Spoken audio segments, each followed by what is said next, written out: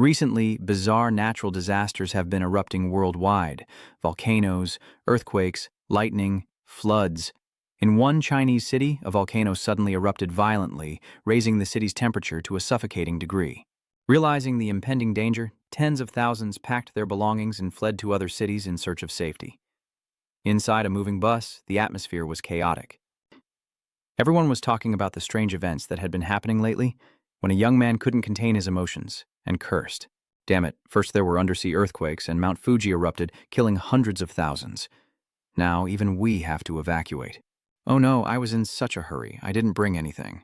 We'll probably have to go to Jiangnan City to buy some supplies. The young man by the window, who had been staring at the desolate scenery outside, suddenly turned and asked, "Beautiful, have you seen the news?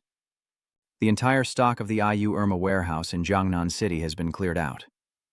Hearing this, the girl gasped, her eyes wide. What? No way. That stash of supplies has to be worth hundreds of billions. The young man across from her chimed in, his voice full of warning. That's old news. Today, Dongming Lake in Shenzhen dried up, and the Daruandong warehouse was also emptied. Suddenly, a cold voice from the back row cut through, refuting everything. Not just hundreds of billions, but tens of trillions in supplies have vanished. These disasters are clear signs. Open your eyes, the apocalypse is coming. The one who spoke is our protagonist, Chen. Hearing Chen's alarming words, the girl and the two young men in front couldn't help but burst out laughing, thinking he was just joking around. The apocalypse? Seriously? Kidding? If it were really the apocalypse, I'd almost look forward to it. Then everyone would be equal. Hearing this, Chen felt a pang of discomfort, thinking to himself that there's no such thing as equality, even in the apocalypse, because he had experienced it firsthand. Memories of his past life slowly flooded his mind. He recalled the horrific scenes that no one would believe could happen now. In his past life, he was just a normal food delivery guy until the apocalypse descended.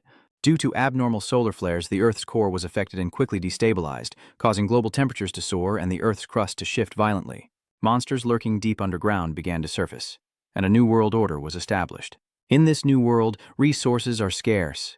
Even a pack of noodles or a sausage is a treasure worth risking your life for. In a calm voice, Chen continued, "Didn't you guys notice something off about the sausage you ate?" Then he declared, "I'm a survivor who's returned from the apocalypse. I've returned to 1 month before the apocalypse." The busty woman beside me, after hearing those terrifying words, couldn't hide her confusion and immediately grabbed my hand. Then, trembling, she pressed her body against him. "What you said scared me.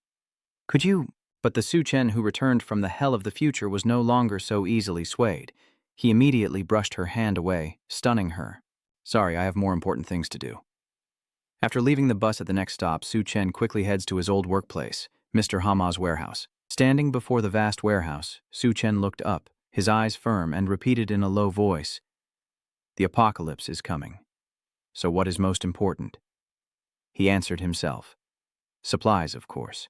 In his past life, he wasted too much time searching for supplies, only to die a tragic death. But not this time. Chen entered the warehouse where he worked, only to be met by the manager, who barked, 21 seconds late, half a day's pay docked." He feigned a head scratch, offered an awkward apology, and hurried inside the warehouse, his eyes scanning the supplies, his mind flooded with memories of his past life. When the apocalypse hit, the boss was the first to run, stiffing me on a year's pay. Consider this compensation. Chen hurried into the warehouse, checking inventory and preparing to activate the special ability he gained after his rebirth. He stood tall, raised his hand, and slowly commanded. The space opens and a strange spatial gate appears before him. A system notification appeared. Rice, oil, and meat were being automatically collected. Chen's spatial system was indeed powerful. Once activated, it automatically sucks up all surrounding supplies, leaving nothing behind. Chen steps into his private space, a three-dimensional area measuring 10,000 square meters. He looked around, his eyes blazing, his face ecstatic as if he had just regained his life. "This is my spatial ability. Once activated, everything around it will be drawn into this space," he whispered to himself. "With this power, I can gather all the resources of a doomed city. I've drained 2 lakes, emptied supermarkets, wholesale markets, and warehouses using this space. In the apocalypse, even a pack of noodles is a luxury, let alone fresh food. What's special is that time is completely frozen within this space. This means any food brought inside will remain fresh forever. Overcome with emotion, Chen burst into tears of joy, thinking that he would finally never have to eat dirt like in his previous life. Brushing the dust off his hands, he opened the system's list to check the collected supplies, and a detailed inventory appeared before him. 258 bags of rice, 152 bottles of oil, 155 kilograms of vegetables, 220 bottles of mineral water, 375 boxes of instant food, 95 boxes of spices, and 186 bottles of liquor. Looking at the list, Chen thought to himself, "Great, I can finally rest easy." Just then, the sound of the iron gate being pushed open echoed from outside as the manager and 2 workers entered, calling out, "Come on, help me move this stuff out." But one step inside, the 3 froze, eyes wide at the empty space before them. The warehouse, once overflowing with goods, was now completely empty. The manager gaped, stammering, Am I seeing things?" "Where's the merchandise?" he asked, before angrily pointing at Chen, his voice filled with rage. "Where is everything? I'm talking to you." Chen remained calm, slowly raising his hand as another small spatial portal appeared behind him. He smiled, saying, "As for the goods, I've taken them all." His casual reply petrified the 3 men before him. "What?"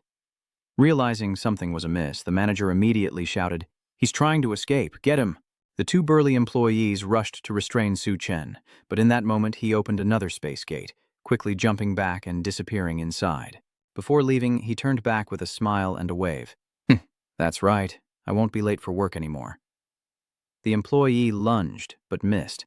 Before he could reach Chen, the spatial gate slammed shut, leaving the manager and his 2 employees staring blankly, their eyes filled with confusion and bewilderment. "Where are you? Did you really disappear?" Outside the warehouse, another teleportation gate appears, and Chen somersaults out, landing gracefully like in an action movie. He immediately closed the space portal. This decisive dragon leap is my second ability. Space jump. I can teleport within a 3-meter radius at any time. Chen turned back to look at the warehouse one last time. In the apocalypse, this ability will become his trump card, allowing him to infiltrate ruined areas for supplies and retreat safely, even against the most dangerous mutated creatures. Chen took off his uniform, tossed the jacket in the air, and whispered, "That's it. Operation Free Shopping is over." As he prepared to leave, his phone rang. It was a message from the government. The Earth's movement is intensifying, and localized natural disasters will occur. However, the situation is under control and will not affect daily life. Don't panic too much. Chen clicked his tongue after reading the message. The government was afraid of causing panic, trying to reassure people even though the apocalypse was coming. Just as he was about to hang up and leave, an unexpected call flashed on the screen. And the caller ID instantly changed Chen's calm demeanor to one of rage. Chen stared at the caller ID, Zhang Xiaotian, the woman he once loved, cherished, and protected through the apocalypse. Now she only filled him with bone-chilling dread. After a moment of silence, he took a deep breath and answered the call. "Hello." On the other end of the line, Zhang Xiaotian's voice immediately rang out, full of complaints and without a hint of courtesy. "Chen, how dare you disappear on me, and why is the house still listed? You're so unreliable. Do you think any girl will stay with you after you sell your house?" As she spoke, she applied lipstick and complained as if scolding a familiar man, continuing with a resentful tone. "I don't care if your house is big or small, but I'm still a girl. If you don't give me a house, how can I feel secure with you?" Hearing this, Chen's voice turned ice cold. Is that all she called to say? Sensing the coldness on the other end, Zhang Xiaotian immediately became displeased. "What's with your attitude? I'm giving you one more chance. Move for me now or forget about marrying me." Without letting her speak, Chen coldly ended the call, muttering, "I'm on my way back to Shangdu. We'll talk when I get back." After hanging up, Chen's expression turned serious, then slowly shifted to anger. He recalled the events of the past, a past life filled with blood and betrayal. "Zhang Xiaotian, in our previous life, we survived 5 years together in the apocalypse. I was the one who scavenged for supplies to feed you, the one who brought you to the safe zone. And without me, you would have starved to death out there." Chen gripped his phone, his eyes filled with hatred. In his mind, the brutal memory resurfaces once more. Wang Haoyu, Zhang Xiaotian's accomplice, mercilessly strangled Chen. In that final, suffocating moment, he clearly saw his own terrified face, betrayed and desperate for answers. As he breathed his last, Zhang Xiaotian approached Wang Haoyu, her eyes full of invitation. Now that Chen is dead, he's useless. It's our turn, she feigned innocence, seducing the lustful Wang Haoyu. Don't think I don't know what you're thinking. Now that he's dead, you have to perform tonight. No fear, no pity, just coldness, deceit, and cruelty. Immediately after, the girl who once meant everything to him shamelessly spread her legs, beckoning Wang Haoyu as if nothing had happened. In my past life, I was truly a fool to place my trust in those two wretched people. Tightening and loosening his trembling fists, Su Chen sighed. This time, Jiang Xiao Tian, Wang Haoyu, you will pay the price. Not just death, but a painful one. I want you to experience 100 times the pain I suffered. As soon as he finished speaking, he opened his contacts and called Director Liu, the real estate agent in charge of his house. As soon as the other end picked up, Su Chen said urgently, "Hello, Director Liu. I'll sell that house for half price. I just need cash, and I need it now." After ending the call, Su Chen immediately took a car to Director Liu's real estate office, only to find Jiang Xiaotian and Wang Haoyu waiting for him. Seeing him, Jiang Xiaotian pouted, her voice soft. "Do you know how long I've been waiting?" Su Chen got out of the car, coldly brushed past her, casting aside all the emotions of the past, and uttered a concise sentence. "Get out of my way." Both Jiang Xiaotian and Wang Haoyu were stunned by Su Chen's unusual behavior. Wang Haoyu immediately blocked him, his face sullen. "Who told you to sell the house?" "How dare you sell my uncle's house? I'm telling you, do you believe I can make sure you never see the sun again?"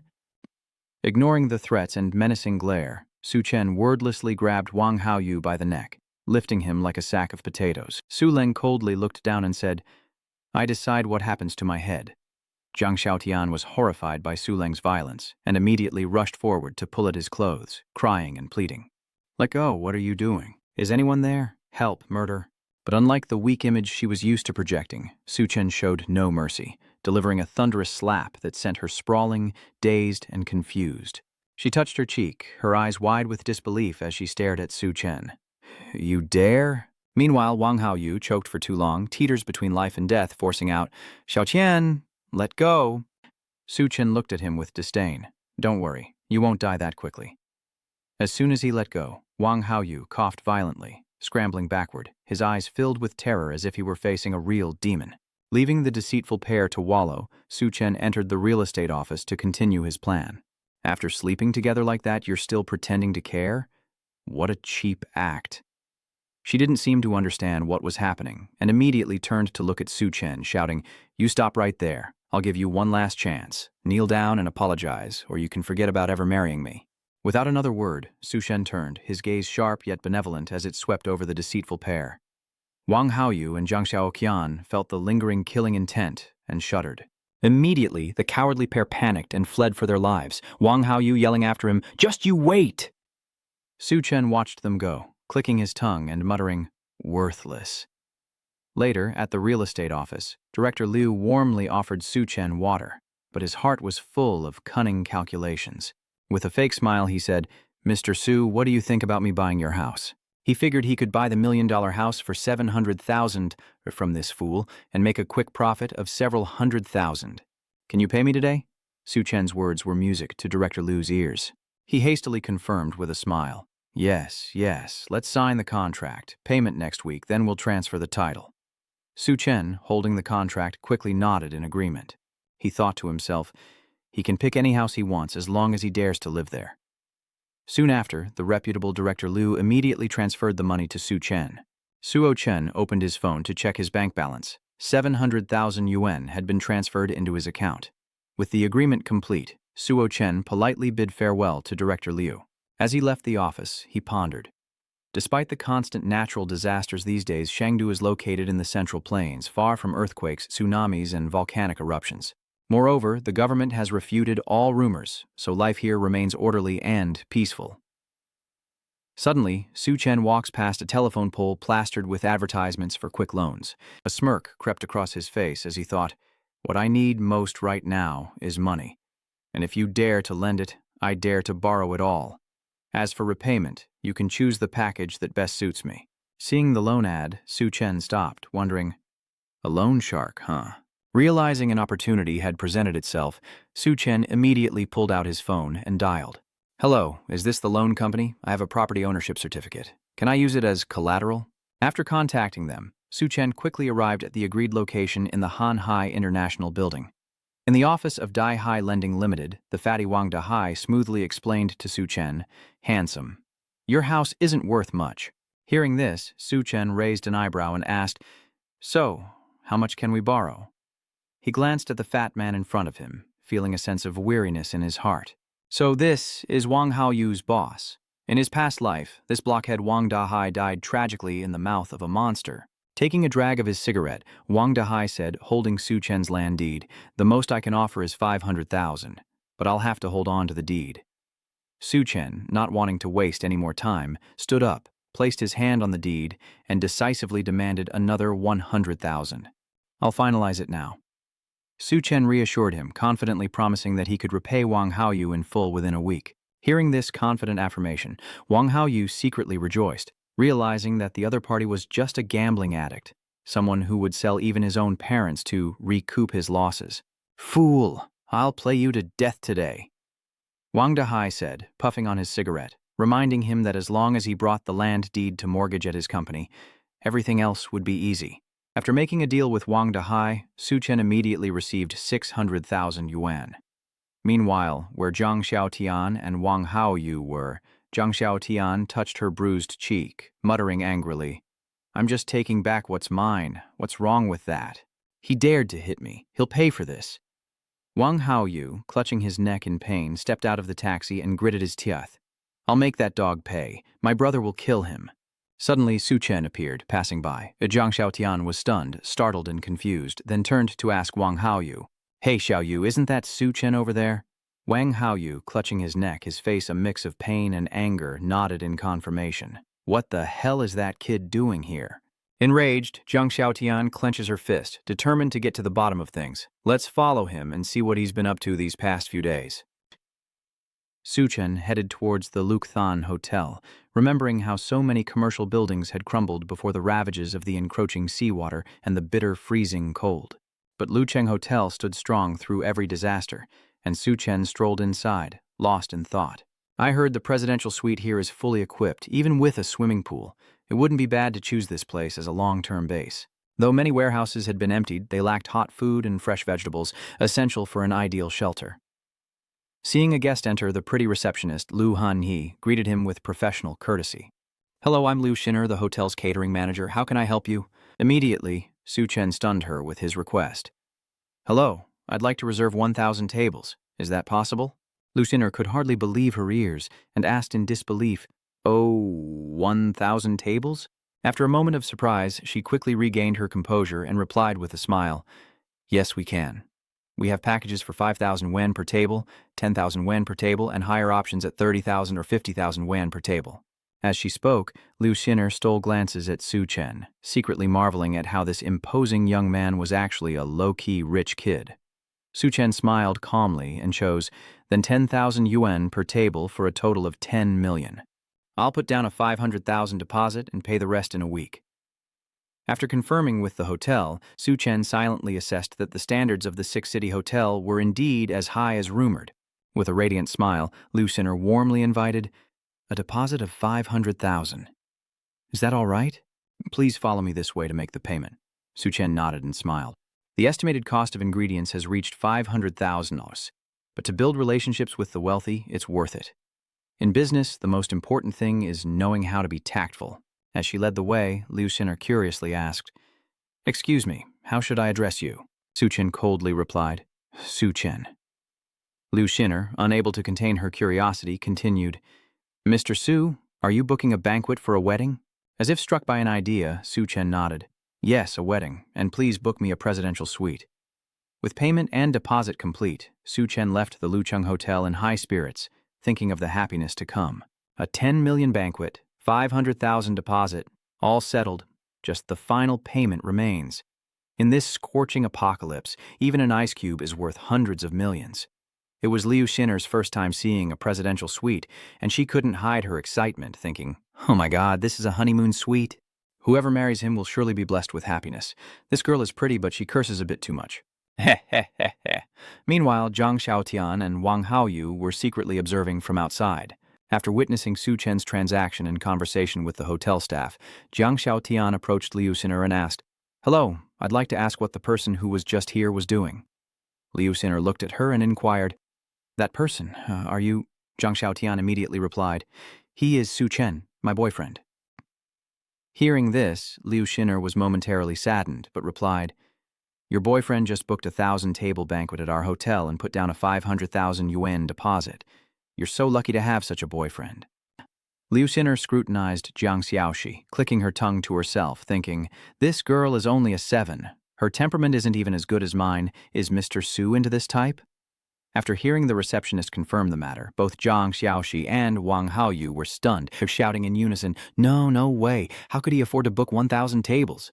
Liu Xin'er reopened Su Chen's transaction information on her phone and explained, The rich often like to hide their identities, afraid that their girlfriends will covet their assets, and they only reveal everything on the wedding day. Hearing this, Zhang Xiaotian began to imagine grand scenarios in her head. What if they suddenly disappear before the wedding, or cause some kind of mental distress? Wang Haoyu asked blankly, Is that damn Su Chen really rich? Liu Xin'er showed them the phone screen, confirming, Of course, here's 500,000 just transferred. After gathering information on Su Chen, Zhang Xiaotian and Wang Haoyu left the hotel. Wang Haoyu took a drag of his cigarette and asked, Sis, what about the 1,000-table banquet at the 5-star hotel? Who is he planning to invite? With a radiant face and swelling pride, Zhang Xiaotian replied, You don't understand. It's to introduce me to high society and reveal my identity. Wang Haoyu immediately stood up, a sly look on his face, and asked, So what should we do?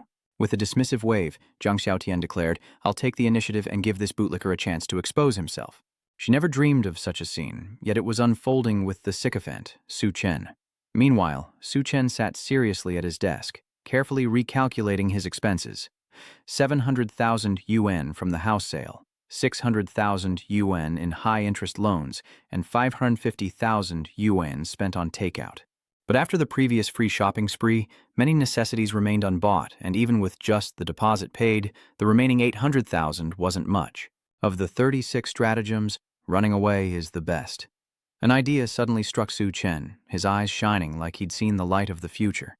He grinned wickedly, thinking it would be a waste not to borrow online. Su Chen quickly downloaded over 80 online loan apps at once, each allowing loans from $30,000 to 30 yuan. He began posing for selfies, carefully following the instructions required by the apps to complete the loan procedures. After a period of persistent flirting on the lending platforms, Su Chen threw his phone down, breathing a sigh of relief. A bank notification chimes, Your current account has received 90.7 million yuan today. Relaxing for only a moment after securing the 9.7 million loan, Su Chen's determination returns. There's no time to waste and much to buy. As he calculated meticulously, he worried about in-wall heating, ice machines, ice cubes, and anthracite, things not easily found in the city. Thankfully, they could be bought online, and shipping was fast. Su Hyun recalled the two extremes of the post-apocalyptic Earth, scorching heat followed by bitter cold. Survival depended on preparing for both. Finding a coal supplier, Su Shen immediately called, Hello, what's the current price for anthracite? 2,500 per ton. I'll take 2,000 tons. Price is no issue. I'll transfer 500,000 now, and the rest upon delivery. Next, Su Chen contacted an ice factory. Hello, is this the ice factory? I'd like to order some ice. I'll come by in person to discuss it. As he stepped outside, Su Chen unexpectedly ran into Zhang Xiaotian and Li Na together. Li Na, who had secretly changed her opinion of Su Chen after hearing Xiaotian's story. Seeing him walk by, Li Na said sweetly, Oh my, isn't that Su Chen? Long time no see. Chen has been thinking of you lately. Su Chen glances at Li Na, thinking that she's the friend who always badmouths him behind his back, and Zhang Xiaotian is the one who stole his house. Hearing this, Su Chen coldly replied, Remember? Remember what? Remember my house? Seeing Su Chen's unusually cold attitude, Lena stammered awkwardly. Oh, come on, Chen. Xiao Qian was just testing you. Why are you making such a big deal out of it? Don't you know how much you're hurting Xiao Qian? Zhang Xiaoqian feigned gentleness, blushing as she tried to stop Su Chen. Su Chen, could you come with me? I'm not feeling well. I made you angry yesterday. Please don't be mad at me. But knowing Zhao Tian's true nature in the coming apocalypse, Su Chen coldly walks away, saying, I have things to do today. Take a walk by yourself. Zhang Xiaotian and Li Na were dumbfounded by Su Chen's attitude. As Tong Qing commented, What's going on here? He's really putting on an act. Lena watched Su Chen's car disappear and announced, he's gone. She thought to herself, reminding Xiao Qian to hurry and follow him. This must be his test for you. Moments later, at Vin Hoa Ice Factory, a boss Wu was waiting at the gate. San rushed to greet Su Chen as he stepped out of the car, saying, Are you Boss Su? Indeed, young and accomplished. Su Chen smiled and replied, Boss Wu, as I mentioned on the phone earlier. How long will it take to produce 2,000 tons of ice for consumption? Upon hearing Su Chen's question, Boss Wu patted his chest proudly. Our ice factory may not be the best at everything, but our efficiency is second to none. 2,000 tons of edible ice in 3 days, at 400 yuan a ton, totaling 800,000. Deal. Without haggling, Su Chen immediately transferred the money, saying, All right, I'll put down a deposit of 100,000 now. Deliver it to the address I gave you in 3 days. Boss Wu happily held up his QR code and laughed. No problem at all. After Su Chen transferred the money, Boss Wu beamed, his eyes sparkling with greed, and chuckled, Hee, Boss Su, what do you need so many stones for? Some big event? We can still work together in the future, and the price will be more favorable. Su Chen stepped out of the car, smiling. I'm preparing to go to the Ansa Federation to do charity. Su's answer stunned the ecstatic Boss Wu. As Su drove away, Boss Wu watched the car disappear, silently acknowledging the 800,000 deal was done. Young people sure are efficient. Soon after, Lina and Jiang Xiaotian's cars also pulled up in front of the stone factory. Stunned, Boss Wu turned back, surprised that another business partner had arrived unannounced. Boss, Su Chen is my fiancé. What were you all talking about just now? Old Wu looked at Xiao Qian, puzzled. Fiancé? What's going on here? Playing a game of charades? Regardless, he replied. Master Su just ordered 800,000 yuan worth of stones from us. Upon hearing Boss Wu's confirmation, Lina and Jiang Xiaotian were shocked that Su Chen had spent 800,000 yuan on rocks. It's certain, Su Chen is a big shot, a super big shot. Lina, looking bewildered, asked, What is Su Chen trying to do? The owner Wu stroked his chin, recalling, he said he was going to the Anxia League for charity. The owner's answer stunned the two women, as Su Chen drove to a fancy restaurant in the city to review his purchases. Everything's in order. Now I can relax and enjoy the sunlight before the apocalypse. In my past life, I was too busy even for coffee, let alone a fancy restaurant. As Su Chen pondered, a waiter approached, greeting him warmly and presenting the menu. Flipping through it, Su Chen thought, delicious fried foie gras, salted frog legs, golden duck tongue. No wonder this high-end restaurant costs an average of 4 figures. Suddenly, Su Chen turned to a page with a question mark priced at 17,000 yuan and asked curiously, What is this? A question mark for 17,000 yuan. The waiter smiled, explaining, This dish is personally prepared by Chef Ya Lin. It depends on the chef's creativity. Su Chen found the restaurant interesting and nodded. This is unique, I'll take it. The waiter immediately replied, Yes, sir. After the waiter left, Su Chen looked around the restaurant. He noticed the exquisitely arranged bookshelves and picked up a classic of mountains and seas to read, lost in thought as he turned the pages. In his past life, a strange power warped creatures during the apocalypse, and the mythical beast from the classic of mountains and seas resembled the monsters he'd seen. If these anomalies are explained as species reversion, then it's the reappearance of ancestral traits through generations, like growing tails, hair covering the body, and other strange things. While Su Chen was lost in thought, a beautiful girl with pink hair wearing a gorgeous dress came out with a dish. She introduced herself. Hello, sir. I'm Na Lam, the head chef of this restaurant. This dish is inspired by your demeanor. Su Chen looks up at Yalin, and a memory flashes in his mind. Isn't she the Hell's Kitchen devil from his past life?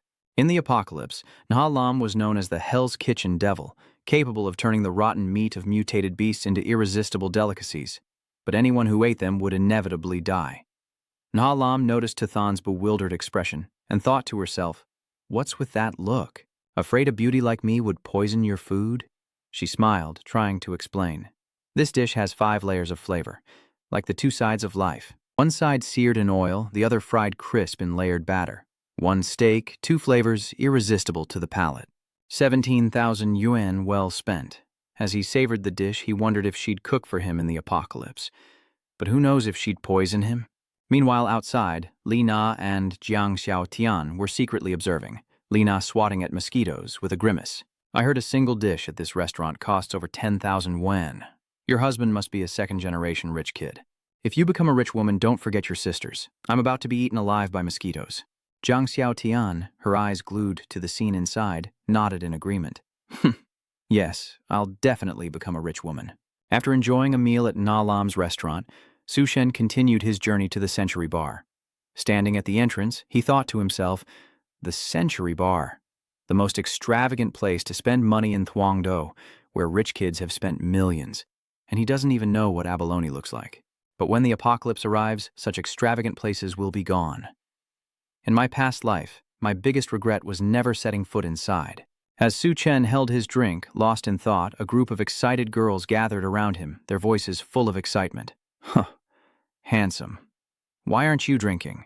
I'll drink with you, Su Chen replied, slightly embarrassed. All right, all right. While the other girls were enthusiastically partying, one girl sat quietly next to Su Chen, a hint of shyness about her. Seeing Su Chen looking at her, she approached, filled his glass, and introduced herself. This is Van Van's first time here. Her boyfriend cheated on her, so we brought her here to cheer her up. With a tense and sad expression, Van Van said, He's so cheap. When I wouldn't sleep with him, he went and found an old woman. You really have no standards. Is sleeping with women all you men care about? Suo Chen raised his glass, calmly explaining, A man's desire is etched in his bones. His words only made Yun Yun more despondent. She immediately grabs her glass and chugs it down. Seeing this, Su Chen blankly reminds her, That's not water. After downing the high-proof liquor, Yun Yun slams the glass on the table and shouts, Handsome, are you single? Surprised by her boldness, Su Chen confirms, Yeah, I'm single. As soon as Su Chen admitted his relationship status, Yun Yun immediately moved closer. Her face flushed and said, Then, do you want to see my bold actions? Her two friends immediately cheered her on, saying, That's right. That scumbag doesn't deserve you. Meanwhile, Lina and Jiang Xiaotian entered the bar, looking around for Su Chen. Hearing her friends' shouts, Jiang Xiaotian immediately turned and recognized Su Chen, yelling, Su Chen, what are you doing? Lina agreed. Was this an affair? Su Chen, realizing the two girls were there, wrapped his arms around Yun Yun and said, Come with me. Let's go. Swept away by Su Chen's powerful aura, Yun Yun secretly thinks he's a real man. Su Chen pulls Yun Yun up, quickly running upstairs. Let's go up. Below, Lina and Jiang Xiaotian gave chase, shouting, Su Chen, you get back here. Su Chen pulled Yun Yun into a room upstairs, gently locking the door. He turned and said, Sorry, we didn't get to finish explaining earlier. Yun Yun blushed, shyly saying, That was my first time. Seeing her bashful look, Su Chen thought to himself about this girl. He flicked Yun Yun's forehead, causing her to cry out in pain. Su Chen reminded her, Are you drunk? Get a grip, stay home and stock up on food for the next few days. Wrinkling her face in pain, Yun Yun stammered, Okay. As Su Chen opened the door, he warned, And if you want romance, don't look for it here. There won't be a next time. He closed the door, regretting the rare opportunity he was leaving behind. But as soon as he stepped out, Su Chen was confronted with a horrifying scene. Lina banging on the door, yelling, Su Chen, you can't do that to Xiaotian. Beside Jiang Xiaotian, someone kicked the door, threatening, I know you're in there. Seeing this, Su Chen sighed. With these two here, there's no fun to be had tonight. At the warehouse on the outskirts that Su Chen had chosen, the orders placed that morning began to arrive, and the voices of drivers and deliverymen rang out as trucks pulled up. Hey, Boss Su, where do you want these 2 containers? Hey, Boss Tu, aren't you afraid of ice with a cold storage warehouse? I'm here with the coal. Su Shen surveyed the warehouse, signaling for the heaters and ice machines to be moved inside, and instructed them to block the entrance with large stones, specifying exactly where each stone should be placed. Meanwhile, Wang Haoyu, Li Na, and Jiang Xiaotian were also in the outskirts, where Wang Haoyu pushed through the crowd to report to Xiaotian. Sister Qian, Su Chen has rented a large warehouse in the suburbs and is moving in a lot of bulky machinery. I don't know what it is. With a curious look, Jiang Xiaotian wondered, what exactly is Su Chen planning? Li Na noticed people carrying things from the Lucheng Hotel and excitedly told Xiaotian, Xiaotian, look, isn't that catering from the Lucheng Hotel? The red carpet is even being rolled out. Do you think he's going to propose and all the guests will cheer? Lina's words sent Xiaotian's imagination soaring, her face radiant with confidence. Even if he proposed, who says I'd agree? Lina, let's go see how sincere he is. Jiang Xiaotian approached Su Chen and asked, Su Chen, what did you buy all this stuff for? Su Shen coldly glanced at Xiao Qian as he took off his coat, saying, "Are you here to help me move things? Once you're done, I'll tell you." Hearing that she had to help, Xiao Tian frowned, thinking, "Move stuff? Is he kidding me? I'm about to be a sugar mama. Why am I doing this?" Seeing her hesitation, Lena nudged her, reminding her, "He's testing you, seeing if you're worthy of being a rich wife." Listening to Lena's analysis, Xiao Tian nodded, finding it reasonable, and despite her grimace, she immediately rolled up her sleeves and rushed over to help with the boxes. "Fine. I'm not some pampered princess anyway." With a wiggle and a flash, Jiang Xiao Tian heaved the box up a few steps. Her face contorted, panting, but she told herself to stay strong. To become a wealthy woman, one must have a noble character and profound knowledge. If I just get through today, Su Chen will definitely marry me. Not to be outdone, Lena struck a seductive pose, trying to catch Su Chen's eye. "Brother Su Chen, let me help too." As she struck a seductive pose, Lena thought to herself, what rich second-generation heir isn't a sucker for beauty? If I just show a little goodwill, even if I don't become a rich wife, I can at least get some benefits. Seeing the two girls willingly throwing themselves at him, Su Chen smirked to himself. Free labor. What a waste not to use it. 1,000 tables, 2,000 tons of ice. Even with extra help from the hotel and factory, it would take a long time to finish. After all the goods were transported and delivered to the warehouse, the sun began to set. With the work complete, Su Chen stretched and shouted, "Finally done!" At the warehouse door, Jiang Xiaotian, after a long day of free labor, was drenched in sweat from head to toe. She trembled, her face contorted as she complained about Su Chen. "Su Chen, this is too much. Making us move things from morning till night without even a meal. When I become a rich woman, I'll definitely take all his money." Beside her, Lena, in a similar state, shivered, panting as she tried to complain. "That bastard making us move such heavy things. That ice block must have been over 50 kilos. Despite her anger, Jiang Xiaotian still daydreamed. Now that the inspection is done, is Su Shen going to announce that I'm the bride? The wealthy guests should be arriving soon? Lena, exhausted and pale, agreed. "That's right, the food's getting cold, won't the guests mind? You rich people are so strange." Meanwhile, Su Chen generously handed out thick red envelopes to the drivers and delivery staff, announcing, "You've all worked hard today. I'll settle the remaining amount according to the contract within a week." Receiving the envelopes, the drivers and delivery staff beamed, their eyes sparkling with surprise. One man, holding a thick envelope, exclaimed, "This is a fat envelope, must be 10,000 yuan." The group cheered in unison, their faces beaming. "The boss is the best." Meanwhile, exhausted, Jiang Xiaotian trembled as she approached Su Chen, asking, "Su Chen, is there anything else important you want to tell me?" With a cold look, Su Chen entered the warehouse and replied indifferently, "Oh yes, thank you very much for your help, but there's no reward, so you can leave." Stunned, Jiang Xiaotian voiced her thoughts. "Stop joking around, you must have a surprise for me." Dismissing his guest, Su Chen turns back, half joking. "Let's get married." "Marriage? I'd like that too, but right now I've not only sold my house, I'm drowning in debt. Would you still follow me?" Lena couldn't believe her ears, retorting, "Impossible. The banquet cost over 10 million, the restaurant fees tens of thousands. How could you not have money?" Su Chen placed his hand on the boxes, calmly replying, "Oh, these things. As a bigwig wanting to do good, I'm just helping a Lashan with poverty alleviation." Jiang Xiaoqian gritted her teeth, her face full of murderous intent as she lunged at Su Chen, meaning this bastard dared to deceive her. As Xiaoqian charged in a frenzy, Su Chen swiftly dodged, asking, "What did I ever do to deceive you?" She missed her chance to catch Su Chen. Xiaoqian fell to the ground, swallowing her anger, cursing, "Su Chen, you bastard. You're not a rich kid at all. I don't want to marry you." Su Chen looked at her with disdain. "Who would want a money-grubbing woman like you?" Su's words struck a nerve, sending Xiaotian into a fit of rage, her eyes burning with hatred as she and Lena stormed out of the warehouse. Xiaotian screamed, "Just you wait, I'll make you regret this." Lena pointed, warning, "You're done for, you're definitely done for." Ignoring the two women, Su Chen thought to himself how foolish they were, wondering how they would survive the apocalypse, as he turned back to the warehouse to complete his final preparations. To avoid detection, Su Chen carefully locked the warehouse door, approaching the neatly arranged supplies and goods. Finally, the supplies were sufficient. Next, he just had to wait for the apocalypse. Suo Chen raised his hand, activating his superpower, and opened his alternate dimension, pulling supplies into his secret space. That evening, in a luxurious room in a high-end building in Chengdu, Wang Dahai said to Jiang Xiaotian, Xiao Tian, follow Xiao Wu and you'll have everything you could ever want. In Chengdu, my name, Wang Dahai, carries some weight. Wang Hao, I put his arm around Xiao Qian, whispering, Xiao Qian, you should have left Su Chen a long time ago. You belong with me. Xiao Qian replied demurely, then I'm looking forward to your performance. Wang Hao Yu confidently says, don't worry, Xiao Qian. My brother will avenge you. Xiao Qian secretly schemes, her eyes revealing her ambition. Hao Yu wasn't bad either. His older brother was quite wealthy in Chengdu, better than that damned Su Chen.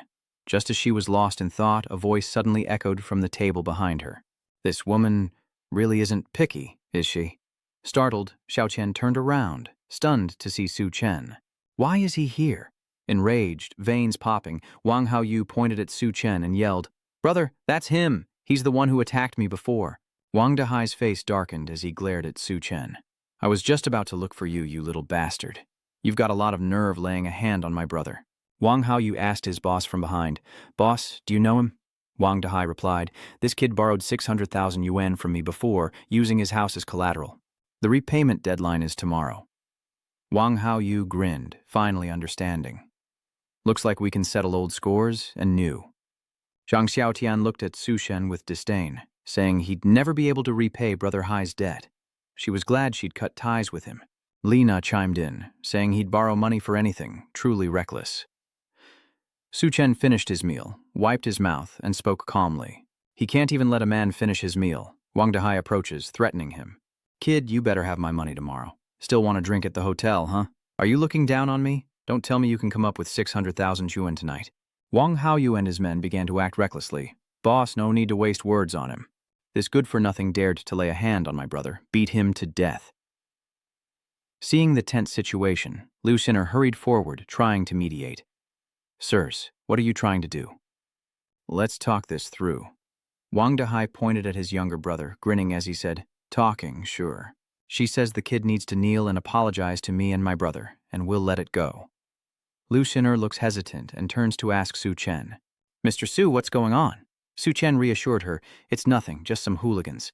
To Than's words enraged Wang Dahai, who slammed the table and roared, Kid, I'm done being nice. You're finished. Not even Miss Liao can save you. Suddenly, a man bursts in, shouting, What the hell is going on here? The angry man, followed by his menacing crew, approaches and demands of Wang Dahai. Who authorized you to cause trouble here? Wang Dahai turned around, startled, his face paling. Su Chen looked up, recognizing the newcomer. The moment he saw Cao Qiang, Wang Dahai immediately changed his tune, all smiles. Ha ha! Brother Qiang, what brings you here? Qiang didn't even glance at Wang Dahai, and coldly threatened. I have important business here today, so anyone who causes trouble will not be forgiven. Wang Dahai quickly tried to appease him. Yes, Qiang, you go ahead. I'll come by later to offer you a drink. Su Shen recalled that in his past life, after the apocalypse, Gao Qiang was a very powerful figure in Chengdu, with a subordinate known as the Hell Chef. That's right, I once heard that the Lucheng Hotel was the first place where mutations occurred after the apocalypse. Now it seems that Gao Qiang was able to become a skull crusher because of the ancestral reversion that occurred here. Then I'm sorry, Gao Qiang said, turning back, noticing Su Chen's gaze fixed on him. Su Chen thought to himself that this opportunity was now his. Gao Qiang stared at Su Chen, noticing his imposing aura and fearless expression. This amuses him. Interesting kid. Moments later, Gao Qiang and Ya Lin entered a luxurious room. And to achieve his business goals, Gao Qiang pushed Ya Lin forward, introducing her to the powerful CEO sitting inside. President Sun, I've brought Duan Ya. With an icy expression, Duan Ya asked the man before her, What does Mr. Tan want with me? The man, Mr. Tan, picked up a glass of wine just poured by a server and spoke with a mocking tone. Ha ha, I've heard of Miss Duan Ya's beauty, and today I finally get to see it in person. Come on, let's have a drink. The glass offered by Mr. Sun made Yalin a little apprehensive. She knew in her heart that the glass was drugged and worried about how to politely refuse. Meanwhile, in his room, Su Chen swirled a glass of wine, gazing out at the city. In his past life, he and Jiang Xiaotian hid in an underground bunker to escape the apocalypse and extreme heat. Little did he know, after abandoning her, she would come to him. Su Chen cast a cold gaze down at the pool where Wang Haoyu and his cronies were gathered. Perfect. Old scores and new grievances can be settled together. Meanwhile, the Wang brothers are enjoying themselves in the pool. Wang Dahai, with his bulky frame, felt the sweltering heat of the evening, and wiping away sweat, turned to his younger brother, asking, Little bro, don't you think it's even hotter tonight than it was this morning? Exactly. That's why I suggested the pool. That's why I suggested the pool to cool off. And maybe catch the ladies in their swimsuits. He smirked, turning to whisper to his older brother. Heh heh. Doesn't that sound exciting, big bro? Upon hearing this, Wang Dahai's face narrowed as he chuckled, affectionately slinging his arm around his brother's shoulder. Ha ha, this kid knows how to seize an opportunity. Inside, Lina and Xiaoqian had changed into sexy swimsuits that accentuated their figures. Lina shielded her eyes from the light above, feeling a little uncomfortable, and said, Xiaoqian, why does the moon look like the sun today? Xiao Qian, also beaded with sweat, nodded in agreement. Yes, it's too bright. As the two girls approached the pool, Wang Haoyu suddenly appeared, grabbed Xiaotian's hand, and exclaimed, Xiaotian, do you see? My love for you is as beautiful as tonight's moonlight, a testament to our love. Bewildered by Wang Haoyu's excessive display of affection, Zhang Xiaotian felt uncomfortable and urged, It's so hot. Take me to the pool. Above, Su Chen sipped his wine with a scornful smile. Ha ha, your love is about to go up in smoke. He raises his glass, lightly tapping the window as if in celebration. Welcome back to the apocalypse, as the moon suddenly draws closer to the earth. The temperature spiked and the heat became unbearable as Wang Dahai and the others stood dumbfounded by the pool, clueless. As the heat became unbearable, the group panicked and ran inside, screaming, Ah, why is the moonlight suddenly so scorching? It burns, Wang Haoyu shouted, dragging Xiaoqian inside. No more swimming, let's get back to the hotel. Meanwhile, the portly Wang Dahai struggled to move, panting and shouting, Wait for me! Inside, his men were gathered for a card game, and one of them looked up, surprised and curious. Why is it suddenly so bright outside? I wonder what happened to Hai and the others. Another lackey waved dismissively. Just picking up girls, the boss's fun, you wouldn't understand. Just then, the door burst open. Wang Haoyu and two girls burst through the door in a panic, as if fleeing death itself, their skin red and burning. The henchman, bewildered, asked, Hey, what's with all the running? Why is everyone turning red? One lackey asked, oblivious, urging his comrades onward. Keep fighting, it's your turn. Wang Haoyu and the two girls rolled and screamed as they ran inside. It's burning, burning! Help, I'm dying of heat. Water, give me water now! Still clutching his ducky floaty, Wang Haoyu looked up at the pool, his face lighting up like a drowning man spotting driftwood, and shouted, Water! There's water! Without hesitation, Wang Haoyu, Xiaoqian, and Lina rushed towards the pool like their lives depended on it.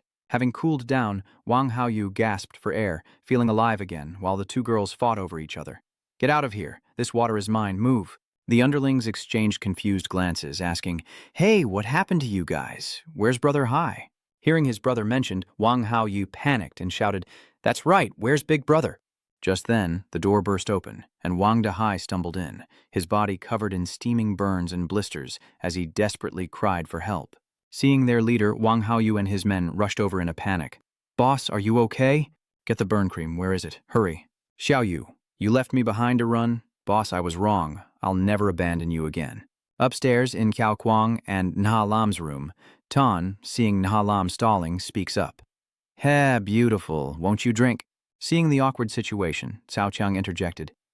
President Sun, I've prepared a banquet. But Sun cut him off. In Shangdu, no one has ever refused a drink poured by me, Mr. Sun. Xiao Cao, this is none of your business. Called out directly, Cao Qiang could only turn away and pretend he didn't notice, as Ya Lin glared at him, cursing inwardly. Damn it, he's selling me out to please Sun De Biao. Sun De Biao, with his vast influence in Shangdu, has ruined countless women. Ya Lin knows she's his target today. She eyed the drink before her, a slight frown forming. This was definitely spiked. She couldn't drink it, but how could she refuse? Suddenly, a blinding light erupted outside, so intense it was unbearable to the naked eye. Both Cao Kuang and Master Tan cried out in a daze. Ah, what's going on? My eyes, Cao Qiang immediately ordered. Close the curtains now. Heat spread through the room, and Cao Qiang, bewildered, looked tense. President Sun, something seems wrong. Sun, paling, signaled, let's go see what's happening downstairs. This unexpected event saved Yalin from a dangerous situation. She breathed a sigh of relief as Liu Shinner blocked the exit downstairs, signaling everyone to stop. But do not go outside. Everyone, remain calm. We've contacted rescue services. Please wait here. But as soon as she spoke, many people began to complain, saying they couldn't afford to waste time waiting. Chao Qiang descends the stairs, asking his subordinate, Lao Miao, what's going on? Lao Miao, removing his coat, hurriedly explained that the moon suddenly shone intensely, causing the outside temperature to skyrocket. Initial reports indicate the temperature may have exceeded 70 degrees Celsius, with nearly 100 injuries. Meanwhile, Director Sun frantically makes a call. Minister Zhao, we're at the Lucheng Hotel. Can you send someone to pick us up? Yes, I understand. Gao Qiang turned and asked, How is it going? Sun frowned, replying anxiously. Right now, they're focused on securing the power supply, so they can't spare anyone and they're short-staffed. This situation is troublesome. Back in Wang Haoyu's room, Wang Dahai's men apply medicine to his wounds as he groans in pain, begging them to be gentle. Hey, you need to get to a hospital, a subordinate said worriedly. Wang Haoyu panicked. How can you go out in this heat? How can I even get to the hospital? Wang Dahai grimaced. Don't worry, I'll have Xiao Zhao bring the car to pick us up. Immediately, he signaled his men to contact Xiao Zhao, who answered the phone in the underground garage. Brother Hai, I'm in the parking garage. It's hot. Something's definitely wrong. Xiao Zhao quickly drives out. Just a moment, I'm on my way. He drove a short distance, looked up at the bright sky and muttered, Why is the sky so bright? But before he could finish, the tires exploded from the heat. The car lurched to a halt, and a furious Xiao Zhao kicked the tire. Are you kidding me? It's so hot the tires exploded. What kind of weather is this? Without hesitation, Xiao Zhao turns back and flees to the hotel, calling Wang Dahai as he runs. Hello, Brother Hai. All 4 tires exploded. I can't make it. I have to turn back. You guys need to figure something else out. But the moment he stepped out into the moonlight, the soles of his shoes melted and stuck to the ground, sending him stumbling forward. Xiao Zhao landed with a thud, and before he could curse, he saw countless corpses scattered around him, all burned black in horror. Utterly terrified, Xiao Zhao exclaimed, What the… He tried to get up and run, but half his face was stuck to the scorching ground, causing Xiao Zhao to scream in agony. His desperate cries echoed to where Wang Dahai's group was hiding, terrifying everyone. One of them trembled, dropping his phone to the floor as Xiao Zhao's screams faded into nothing, leaving only a weak, flat sound from the phone before the connection was lost. Meanwhile, in his well-prepared room, the AC kept the temperature at a cool 16 degrees. The room remained a steady 25.5 degrees, unaffected by the scorching heat outside, allowing Chen to relax and drift peacefully to sleep. Fanny gives you a sneak peek at the next episode. Because Chen's room is the perfect place to escape the heat, many people come knocking, their faces full of hope. Contrary to their expectations, Chen coldly drew his gun, pointed it, and replied, Not on my watch. You don't want to. The government then issued an emergency announcement about the anomaly. The moon was suddenly emitting massive amounts of heat, causing outdoor temperatures to soar to 75 degrees, with some areas reaching 100 degrees, resulting in hundreds of casualties. Authorities are advising everyone to stay indoors to avoid burns and respiratory damage. At the city's power center, the ambient temperature exceeded safety limits, causing several ultra-high voltage substations to overheat, and the overloaded wiring short-circuited. Soon after, a super high-voltage substation exploded, creating a chain reaction that plunged many areas of the city into a major blackout. Wang Dahai's phone suddenly rang. It was a call from Xiao Zhao. Beep, beep, beep. The number you have dialed is not in service. Wang Dahai stared at the screen, his face contorted in worry, and muttered with unease. It seems that Xiao Zhao has disappeared. His close disciple returned to report after investigating outside. Boss, the hotel is fully booked. This is the last room. We'll have to squeeze in. Upon hearing this, Jiang Xiaotian and Li Na immediately reacted strongly. Are you kidding? I can't possibly share a room with men. No way, I want my own room. Suddenly, the lights went out, plunging the room into darkness, and the stifling heat made Wang Dahai curse under his breath. Damn it, what the hell is going on in this place? Why is the power out? The lackeys in the room were also feeling the heat, stripping off their shirts in an attempt to cool down. Boss Hai, it must be over 100 degrees in here. We'll die of heat stroke at this rate. Wang Dahai gritted his teeth, turning around to give an order.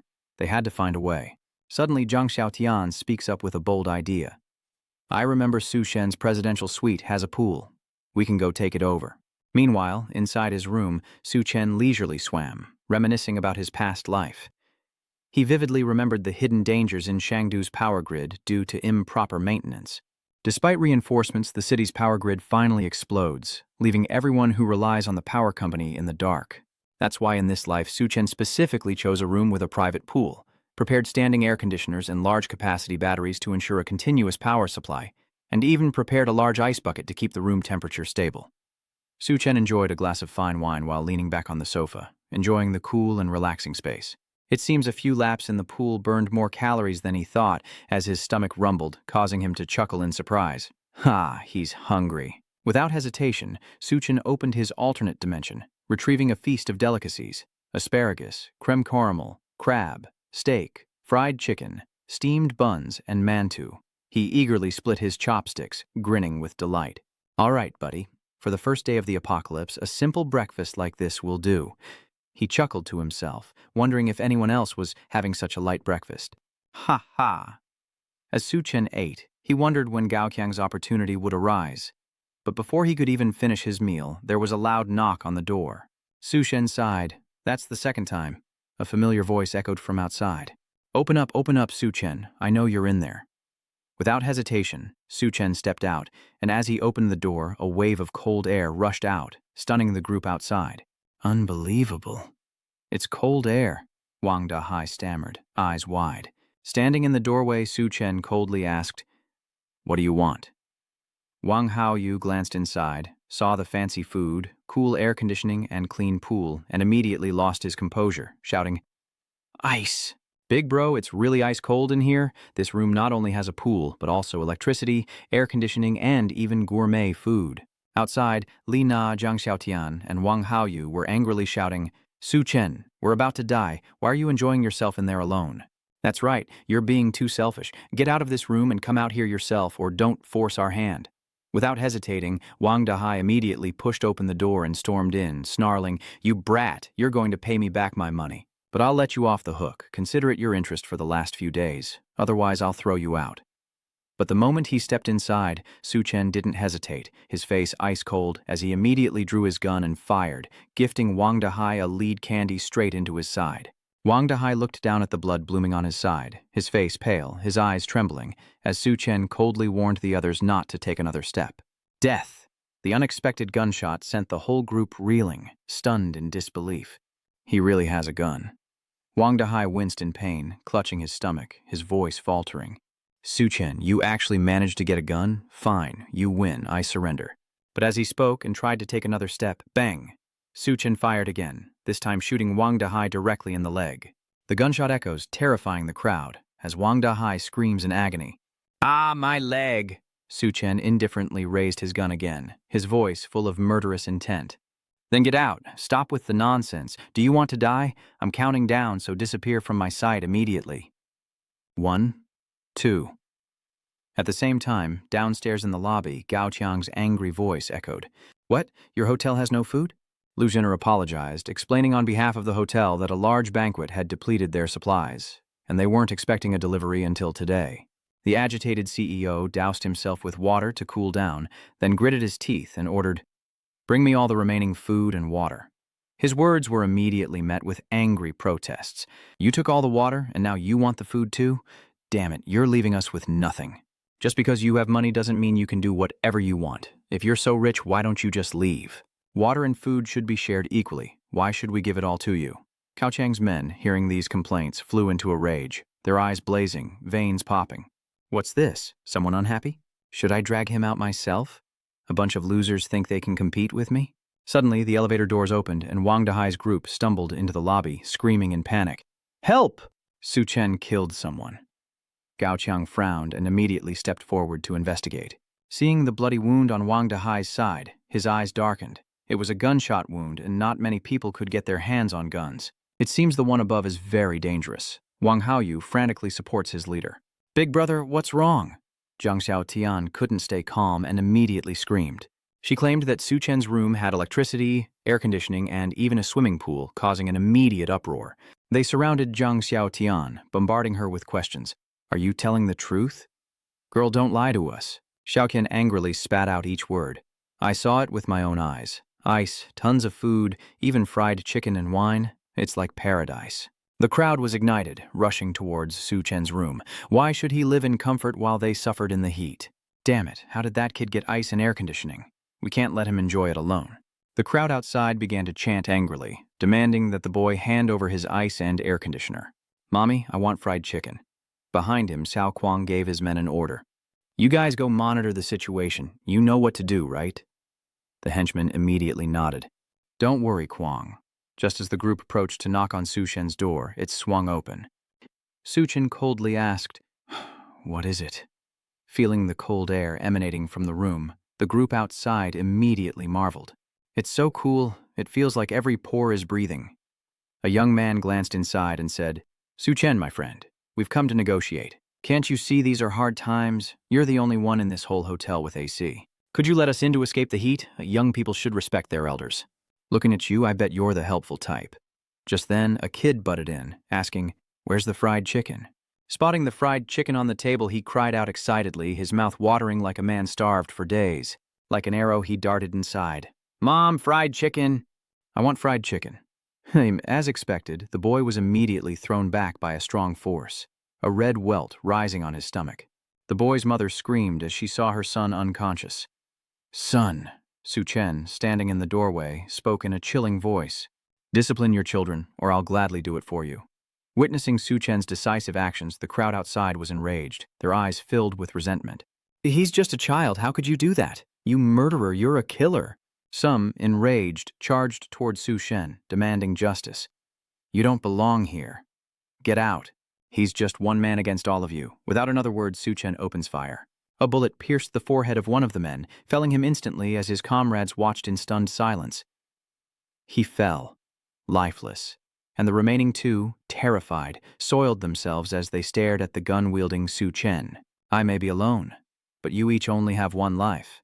Inside the Lucheng Hotel, Wang Haoyu saw Wang Dahai's corpse left outside and cried out in anguish.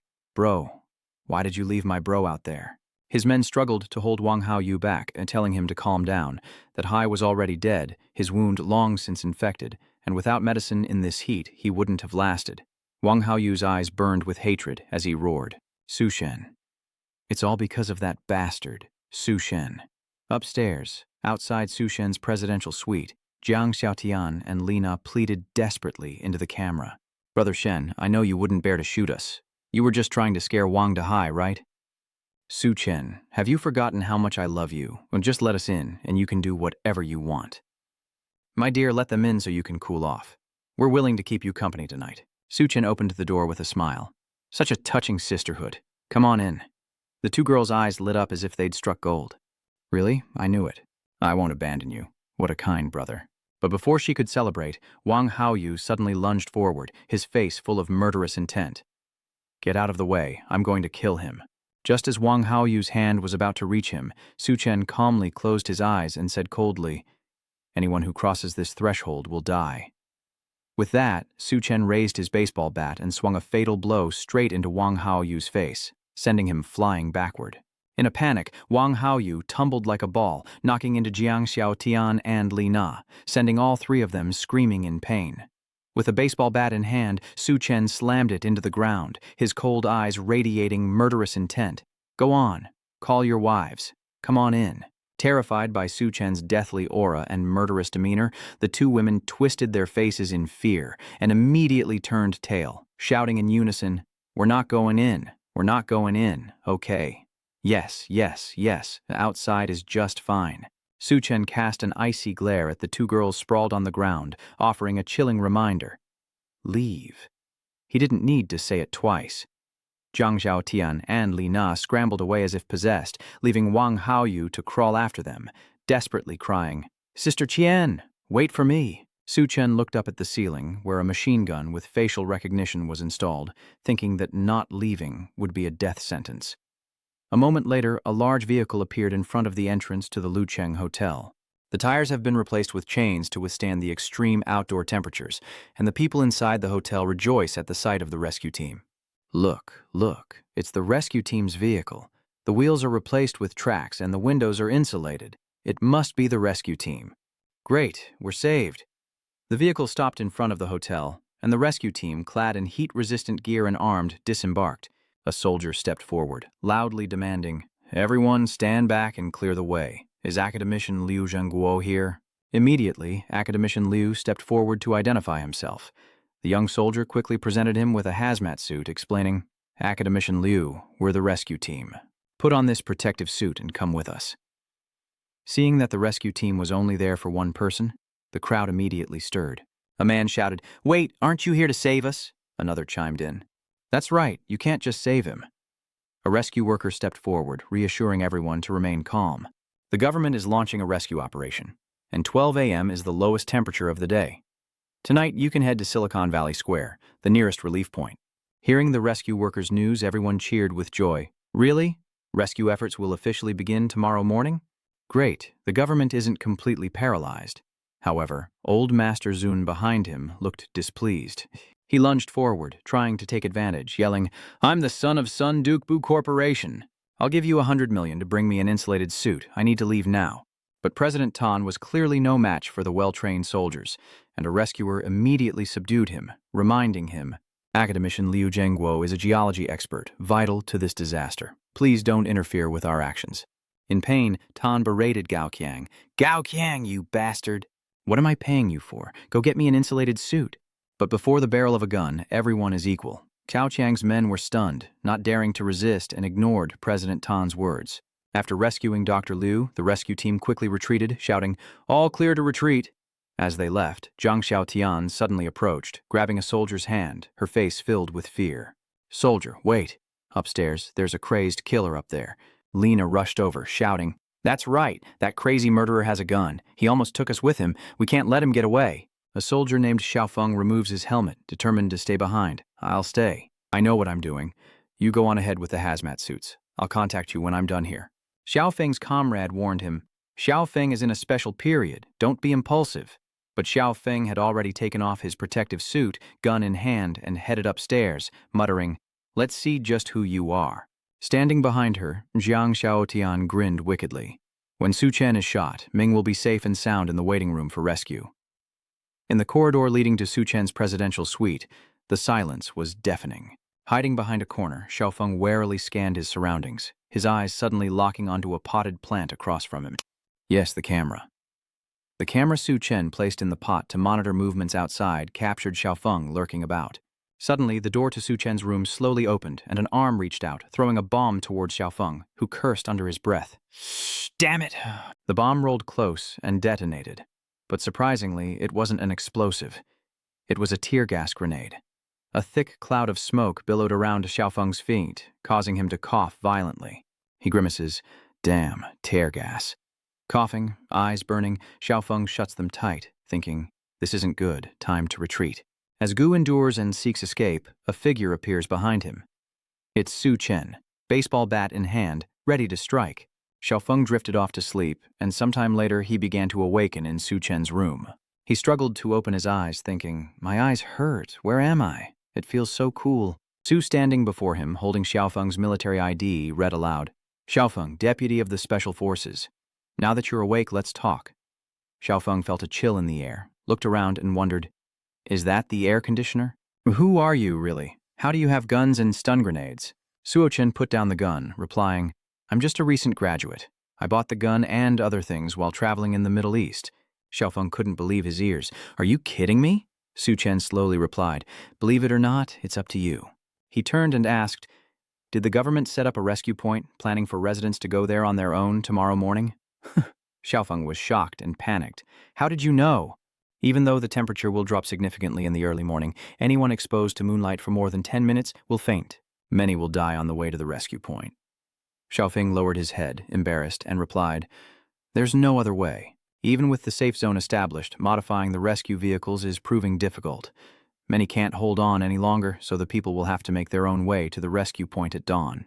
Approaching him, Su Chen placed a hand on Xiaofeng's shoulder, reminding him, "Thick blankets and cotton-padded clothes can also provide insulation, increasing survival rates."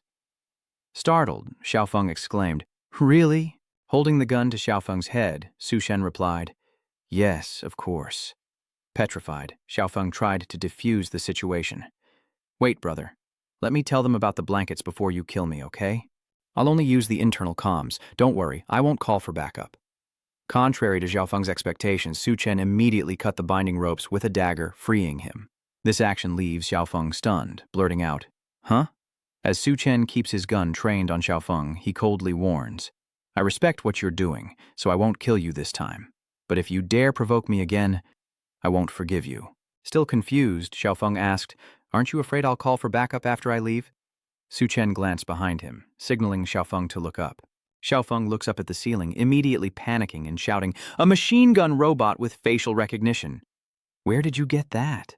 With a smile, Su Chen reiterated that he got it from the Middle East. Once activated, no one in the room would survive except him. But in this situation, he probably doesn't have time to pay attention to me anyway. Xiaofeng nodded hesitantly. "I understand." He then went downstairs with the rescue team. Xiaofeng's actions bewildered the crowd below. One of them exclaimed, "Did that soldier just leave like that?" He only mentioned the blanket, not what happened upstairs. Another added, "Didn't you see? His gun was confiscated, so how could he be so powerful? Even the military has a way of dealing with this." Watching the rescue team leave, Director Tan could do nothing but grit his teeth in frustration. "Damn it!" He turned and punched Gao Qiang hard in the face. "What the hell am I keeping you around for? Why didn't you act earlier? You're all ungrateful dogs. Get out of here." As Master Zun ranted, Lao Miao gritted his teeth and asked Chao Qiang, "Boss, how long do we have to put up with him?" Chao Qiang suppressed his anger and replied, "The government has begun its rescue efforts. Once order is restored, we'll still need his connections." Just then, Su Chen appeared, saying, "Elder Cow, the world has already descended into chaos and you still want to restore order? Where did this brat come from? I'll shut your mouth for good." Calmly, Cao Qiang stops him. "Wait, Su Chen, why have you come downstairs?" Su Chen poured the ice from his thermos in front of Cao Qiang and old Miao, saying he was there to make a deal with Jiao. The ice rolled out, radiating a refreshing coolness that turned Cao Qiang and Lao Miao into bloodthirsty demons in the scorching heat. Lao Miao, driven mad by the sight of the ice, lunged forward, shouting, "Ice! Ice! Boss, his room must have even better stuff. Kill him, and it's all ours." Immediately, Su Chen coldly pointed a gun at old Miao's throat, startling him, and he raised his hands, swallowing hard. Cao Qiang, seeing the situation, smiles cunningly. Ha ha, brother Su Chen. Don't be too hard on him. Let's talk about the deal." After negotiating, Cao Qiang and old Miao obtained the ice stones, immediately immersing themselves in the coolness, savoring the refreshing sensation. Old Miao muttered contentedly, "I've been trapped here for 3 days, and this is the first time I've felt so refreshed. I can't imagine what that kid's room is like." Cao Qiang nodded, deciding to agree for now, then kill him and take the room for themselves. The old man, seeing Cao Qiang hide the remaining ice, angrily charged forward, kicking the pile away. Good, Cao Qiang was actually hiding ice. He continues to kick Cao Qiang, threatening him. "Next time, if you don't offer up the good stuff, you're dead." This enraged Cao Qiang. The old man fondled the ice, looking at Yilin, thinking, "This is the life. I'm sick of instant noodles. Time to get to the rescue point." Among them were Jiang Xiaotian and Li Na, and Ming Yang thought to himself, "Finally, we're leaving this hellhole. For the past 2 days, we've only had snacks. At the shelter, I'm going to eat meat and drink Coke." But suddenly, Lao Miao appears, ripping the blanket off of Jiang Xiaotian. Startled, she screams, "What are you doing?" Miao grinned. "What are we doing? Brother Chang gave you water, and now you want to leave? That's not how it works." He cruelly yanked Jiang Xiaotian's hair and dress, causing her to panic. Old Miao threatened, "Didn't you say you'd do anything? Then serve me first." Outside the Lucheng Hotel, the group began to move. A young man enduring the scorching heat, gritting his teeth and cursing. "Damn it, ever since Gao Qiang took control, he hasn't given us any food or water. We'll die of thirst waiting at the hotel, but there might be a chance of survival at the rescue point. But the heat outside is beyond imagination." Even with wooden planks lining his soles, the ground's heat seared him. An old woman ahead stumbled on a rock, falling headfirst with a cry of pain. Her body melted into the scorching earth upon impact, her cries for help echoing in despair. She cried for help, but no one paid attention, continuing on and abandoning her to despair. One by one, people succumbed to the scorching heat, collapsing to the ground, writhing and screaming before finally falling still, their unfinished lives cut short. In this situation, you don't even know if you'll survive, let alone have the luxury of caring about others, even family. In the apocalypse, save yourself first. Before the Lukthon Hotel, the corpses of Wang Dehai and Sun Dexiao mutated under the sun's terrible heat, their bodies glowing red, as if lava flowed within. Suddenly, they both awakened, their eyes bloodshot and terrifying. From upstairs, Su Chen watched the group leave, recounting to himself, "In my past life, I was just like them, trying to reach the rescue point. Back then, no one told me to bring a blanket. That short kilometer stole so many lives. Below, Zhang Xiaotian screamed, trying to stall Lao Miao. "Big brother, wait! Just wait a moment!" Old Miao roared. "You little bitch, what is it now?" Fear etched on their faces. Zhang Xiaotian and Lina stalled for time. "Big brother, let's go to the room, not here." Yes, we'll cooperate. Anything you want." Lao Miao looked at the two girls and burst out laughing. "Ha, you two sluts. Are you finally feeling ashamed? What's there to be afraid of?" But suddenly, Wang Dehai and Sun Dexiao, now mutated, burst through the door, their bodies glowing red, their eyes a terrifying crimson, growling incessantly. Chao Qiang's group cried out in shock, "There's zombies! Zombies!" Upstairs, Su Chen tossed the essence into a glass and poured in liquor. He mused that in the apocalypse, essence stones occasionally appear in the skulls of drought fiends and mutated beasts. Rare. 1 in 100. Su Chen rinsed the essence in the glass and swallowed it whole, officially seizing Gao Qiang's opportunity. He gulped down the glass of wine containing the essence, and immediately Su Chen's eyes turned bloodshot, with veins popping out. His body swelled, clothes ripped apart, and fire and lava erupted within, causing Su Chen to scream in agony before losing consciousness, collapsing naked to the ground unconscious. Chao Qiang, enraged at wasting so much water on the zombie, kicks Wang Dehai's corpse, cursing, "Move, damn it! Move again, I dare you!" Lao Miao and his men look at the water they just used, regretting it deeply. "That was our last water. Now it's gone." Lina saw an opportunity to escape, but Lao Miao grabbed her, threatening to cripple her if she tried to run. Writhing in pain, Lina cried out, "Brother Miao, without water, we'll all die of thirst. I have a way to deal with Su Chen. Let me go to the rescue point." Old Miao angrily shakes her, demanding, "Speak quickly, or you're dead if you're lying." Cornered, Lina sees this as her chance, and immediately reveals the plan. Zhang Xiaotian is Su Chen's fiancé. If you humiliate her in front of his room, he'll surely open the door and you can ambush him. Hearing Lina's scheme, Lao Miao looked back at Zhang Xiaotian and chuckled. "So, that's the plan. Not bad." Zhang Xiaotian was stunned by Lina's betrayal, unable to believe her ears, and speechless. Lina, her stomach growling, glared at the men and reminded them, "I'll cooperate, but I'm starving. You have to feed me first. I want meat." Old Miao turned back, dumbfounded. "Meat? There's no electricity. The meat in the fridge is rotten. Damn it, and I wanted to eat meat."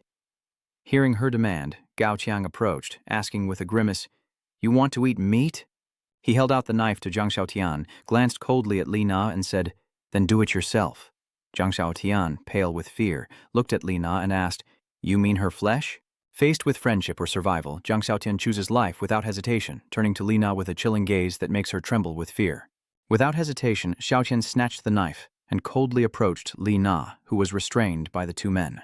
Her best friend's cruelty sends Lina into a panicked frenzy. "What are you doing? What are you doing? Xiaotian, we're sisters. You can't do this." Zhang Xiaotian approached, her face bloodthirsty, coldly reminding her not to deceive herself. They were never sisters, and besides, she had just wanted them to humiliate her. With that, Zhang Xiaotian brandished her knife, grabbing Lina's head with one hand and stabbing her friend's stomach more than a dozen times with the other. She growled, "So don't blame me, blame yourself."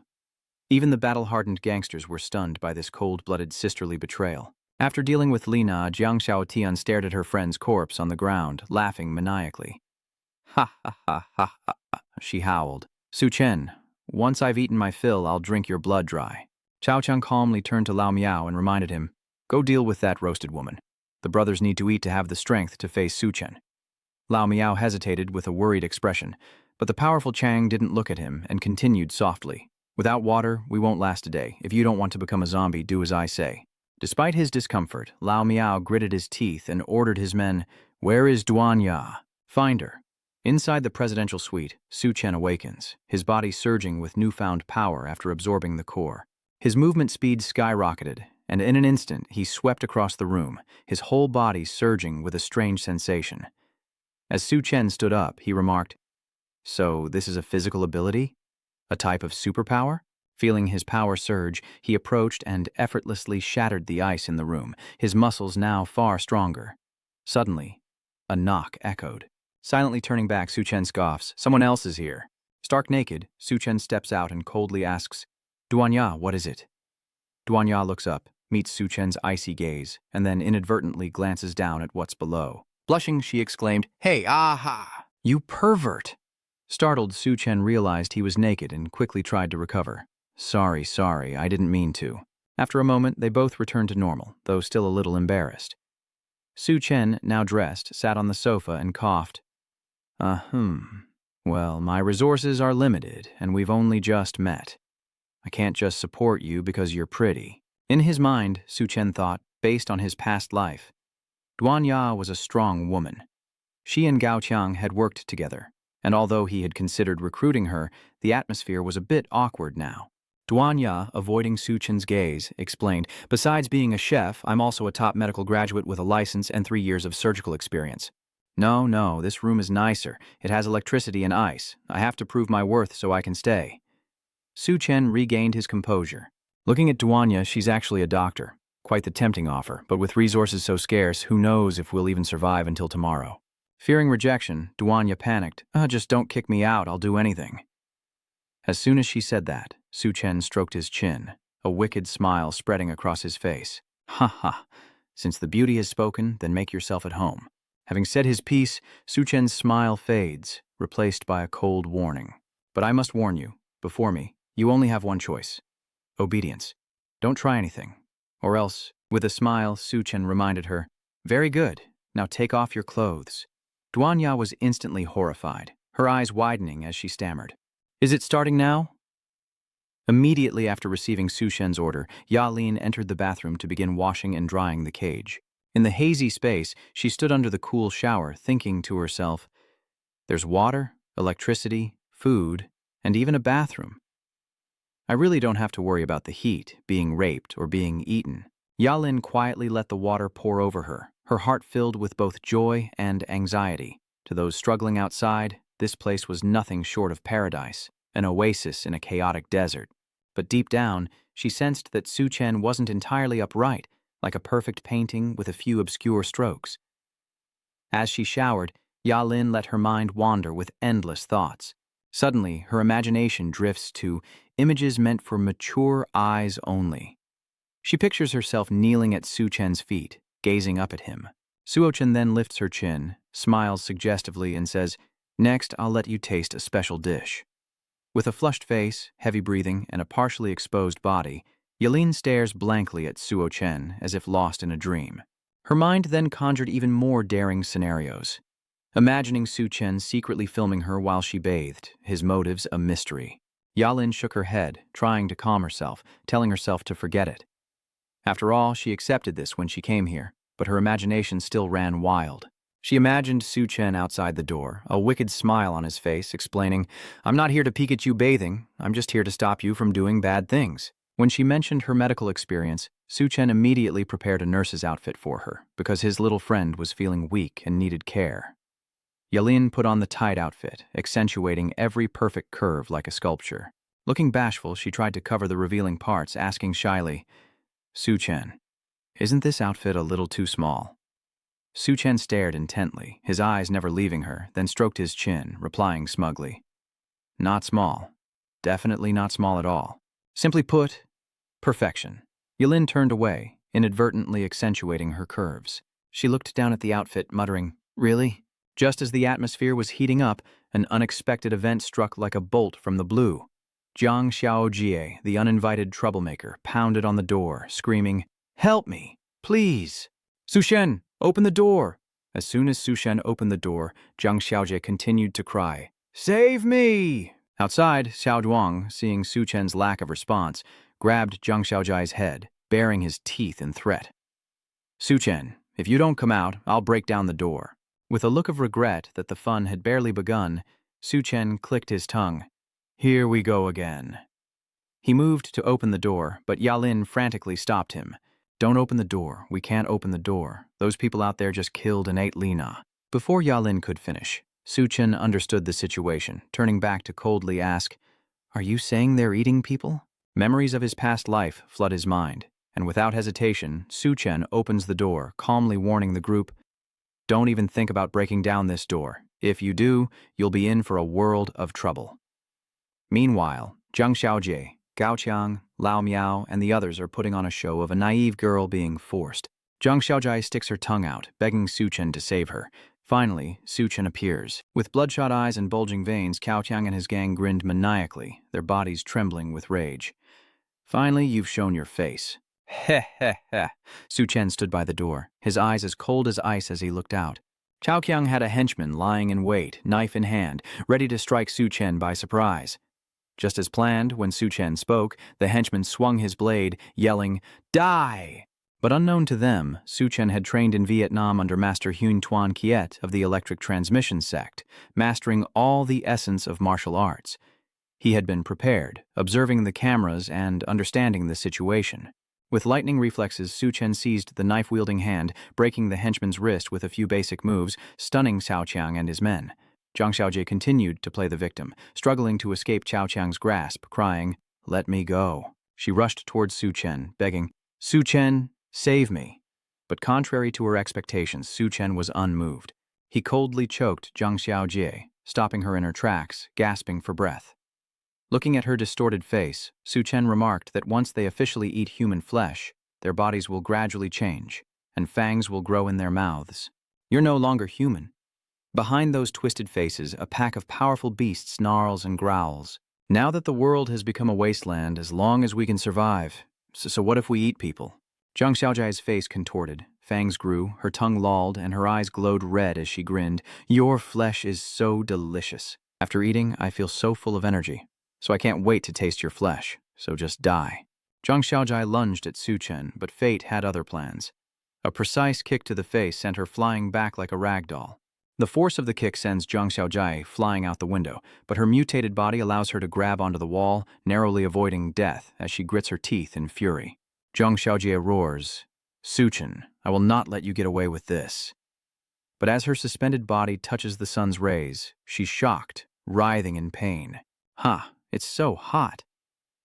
Meanwhile, after dealing with Zhang Xiaojie, Gao Qiang charges at Su Chen, ready to fight to the death. He shouts, "Brothers, charge!" Don't give him a chance to draw his gun. But Su Chen calmly scoffs, Do you really think I'd waste bullets on the likes of you?" One of Cao Qiang's men leaps forward, claws outstretched, threatening, "Boy, don't underestimate us." But Su Chen coldly replies, "Didn't I say I love to waste things?" As soon as he said that, Su Chen drew his gun, planting a bullet between the eagle's eyes, felling him instantly, sending Gao Qiang, Old Cat, and their gang scattering in panic. Old Cat crawled on the ceiling, laughing. "Ha ha! Not only our strength, but our reaction and speed are now much greater." He swung his fist down. "If we're prepared, there's no way you can defeat us. Die!" But before he could hit the ground, Su Chen used his teleportation skill, appearing above him, coldly grabbing Old Meow's head. "You think this is all it takes?" He slams the old cat's head into the floor, the impact echoing as Su Chen roars, "Go to hell." Another henchman lunges with a knife, but Su Chen disarms him and swiftly takes down two more with brutal efficiency. Seeing his men fall one by one, Gao Qiang flew into a rage, charging like a wild beast. But before he could reach Su Chen, he was grabbed by the neck and slammed into the wall, causing Gao Qiang to gradually lose consciousness. Just then, Zhang Xiaojie reappeared, her body completely mutated, a lava-covered monster with a long tail charging into the room. Su Chen coldly observes her, noting how quickly Zhang Xiaojie has transformed. It seems his presence has left a deep impression, lingering in her eyes and soul. As he finished speaking, Su Chen snapped Gao Qiang's neck, letting his body fall to the floor. His whole being overflowing with murderous intent, he turned to face Zhang Xiaojie. "Then I'll just kill you again." Zhang Xiaojie's hair stood on end, her eyes filled with rage as she screamed, "My dinner." Peeking out from the room, Yalin watched Su Chen in astonishment, marveling at his strength as he single-handedly defeated the entire group. But seeing Zhang Xiaojie's monstrous form, she couldn't help but worry, thinking, that monster in front of Su Chen feels incredibly dangerous. Dressed in a suggestive nurse's outfit, Yalin peeked from behind the door, her eyes filled with worry and longing, hoping to stay by Su Chen's side as long as possible, like a fledgling seeking shelter from the storm. "Looks like Su Chen's meals are becoming more proactive, wouldn't you say?" Yalin quietly contemplates, knowing she needs to find a way. If she wants to stay with Su Chen, she can't be a burden. Suddenly, Yalin's eyes flashed as she spotted something interesting in the room, as if it were beckoning her. Having armed herself and steeled her resolve, Yalin emerged and called out to Su Chen, who was poised to face the Zhang Xiaojie monster, but the call made him turn in surprise. And there's Yalin, in a skin-tight nurse's outfit, just revealing enough, holding the whip that Su Chen had prepared for a night of healing. She seriously reminds everyone, I'm warning you guys, a lot of you are going to need to take your hands off yourselves after seeing this. With her alluring attire and a whip in hand, Na Lam resolutely approached Tathan, saying, Let me help you take care of this. Though struggling to suppress his rising excitement, Tathan coldly turned away. Help me? Well, you're not running away in terror, so that's something, but you're just distracting me. Yalin, stunned, looked down at herself, whip in hand, and asked blankly, Huh? How could that be? But unlike Yalin, Su Chen and the viewers all know why he's distracted. She's a living masterpiece you can't take your eyes off of. Meanwhile, the monster Jiang Xiaoji, still clinging to human memories, sees Su Chen and Yalin exchanging glances, and jealousy fuels its rage. Jiang Xiaoji bared its teeth, panting, its eyes bloodshot, and let out a savage roar. With each scream, it lunged towards Su Chen, its twisted face a living nightmare. Lost in his thoughts, Su Chen is startled by Jiang Xiaoji's scream, turning just in time to be struck in the chest by the monster's powerful blow. Yalin, hidden behind the door, gasps in horror. Contrary to her fears, Su Chen was unharmed, without a single scratch. Recalling the sneak attack, Su Chen's murderous intent exploded, activating his berserker ability. The monster, still in Jiang Xiaoji's form, seeing that Su Chen was unharmed, immediately jumped back, circled behind him, bared its fangs, and bit at his shoulder. But Su Chen's body was as hard as diamond, and the monster's teeth only produced a dry, grating sound as if biting into a block of steel. It tried to bite a few more times, but to no avail. Su Chen coldly looked down, his eyes as sharp as knives. Oh, you can't bite through. I wonder if all those fangs in your mouth are just for show. Surging power coursed through Su Chen as he declared, It's time to end this. No sooner said than done, Su Chen seized Jiang Xiaoji's hands, his movement so swift one might mistake it for a nostalgic reunion. He leapt back, landing on the monster's back, wrenching its arms behind it, gaining complete control. Her body burning, Jiang Xiaoji stared blankly, eyes wide, as Su Chen, like a god of war, stepped onto her head and coldly asked, Are you ready? Before the monster could react, Su Chen used the bone extraction technique, ripping off its arms and sending Jiang Xiaoji crashing into the ceiling with a fatal blow. As Su Chen landed gracefully, still clutching the monster's arms, he tossed them back like mere objects, saying calmly, Wu I truly wanted you to suffer the ultimate pain of the apocalypse and savor the feeling of dying from torture. But with things as they are, I'll have to kill you first. Thinking the monster defeated, Jiang Xiaoji crawled to the corpses of the powerful, wrapping them with its tail, preparing to devour them to upgrade its body. It tilted its head back, revealing rows of horrific teeth as it devoured the corpses, and after digesting them, its arms regenerated. Jiang Xiaoji screamed with pleasure as its body evolved into a more ferocious form, veins bulging all over its face. It roared at Su Chen with a hateful look. Surprised, Su Chen thought, Your severed arm has grown back?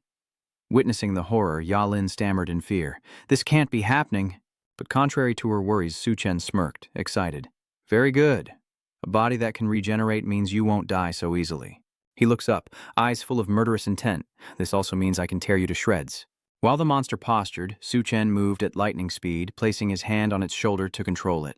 Jiang Xiaoji was terrified, as Su Chen, standing beside her and holding her hand, gently said, Let's see how many times you can regenerate your body. He pinned the monster's shoulder, coldly stating, Let's start with your left arm. With a sharp tug, the left arm was torn off, causing the monster to roar in agony. Su Chen moved to its right shoulder, saying gently, Next, the right arm. Without hesitation, Su Chen tore off the right arm, continuing the brutal torture. Next will be your tail and legs. With each swing, Su Chen sent the monster's body parts flying. He plants a foot on its head, calm and collected. This is only your first time, after all. Each time the monster's body regenerated, it grew more exhausted. As its limbs and tail regrew, Jiang Xiaoji lay panting. Su Chen smiled. Virtuous one, are you ready to let me enter the second round? Let's begin. Su Chen continued his dismemberment, his murderous smile stunning Yalin. After the second round, the monster couldn't take it anymore, crawling away in a desperate attempt to escape, its eyes filled with fear as it looked at Su Chen. But each time its legs and tail grew back, Su Chen announced, Round 3, then round 4, 5, 6, 7, and 8. Torturing her, Su Chen emphasized that it wasn't just limbs, but also eyes, nose, and tongue. Sanas the 16th time. Oh, your organs can regenerate. It seems everything but your head can be restored. Isn't 21 times enough for you? Su Chen paused, his cold eyes looking down at Jiang Xiaojie, who had lost all ferocity and was now shedding tears. Brother Chen, I know now to beg you to spare me. Su Chen coldly replied, I originally intended to gouge out your eyes, but I suddenly forgot one thing. I'm not a demon. Jiang Xiaojie whimpered. Why are you doing this to me? What did I ever do to deserve this? But Su Chen, remembering what Jiang Xiaojie and Wang Haoyu did to him in his past life, raised his foot and aimed it at the monster's face. Of course, this is for revenge. A powerful kick crushes Jiang Xiaojie's face. Behind him, Yalin watched with fearful eyes, anxiously asking, Su Chen, are you all right? Su Chen didn't answer, only turned around, his eyes burning red. Are you ready? Yalin was startled and looked blank. Prepared for what? Su Chen moves closer, caressing her cheek with one hand and reaching lower with the other, a gesture of intimacy. I was so brave back there. Aren't you going to reward me?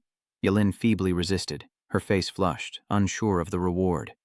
But here, a rescue team member looked around, sensing the cooler air, and wondered, is this a sign that the apocalypse is ending? From behind, Lu Xiaofeng hesitantly says, Captain, there are a lot of people over there. It looks like they're moving closer to our area. The captain, a platinum blonde with sharp eyes and a fiery figure, raised her gun, squinting at the approaching crowd, sensing something was That crowd, they're all mutated zombies, staggering and screaming from the Lucheng Hotel to the rescue point. Among them, one zombie resembling Jiang Xiaojie, sent flying dozens of meters by Su Chen, looks dazed. Sweating and stunned, the captain sees the horde of zombies rushing toward them and shouts, Evacuate the rescue point immediately. I'll hold them off. Xiaofeng shouts in distress, but the captain fires back, signaling that this is an order. Xiaofeng sadly replies, Don't die, Captain. The captain fired and cursed, Shut your trap, Xiaofeng, and get out of here.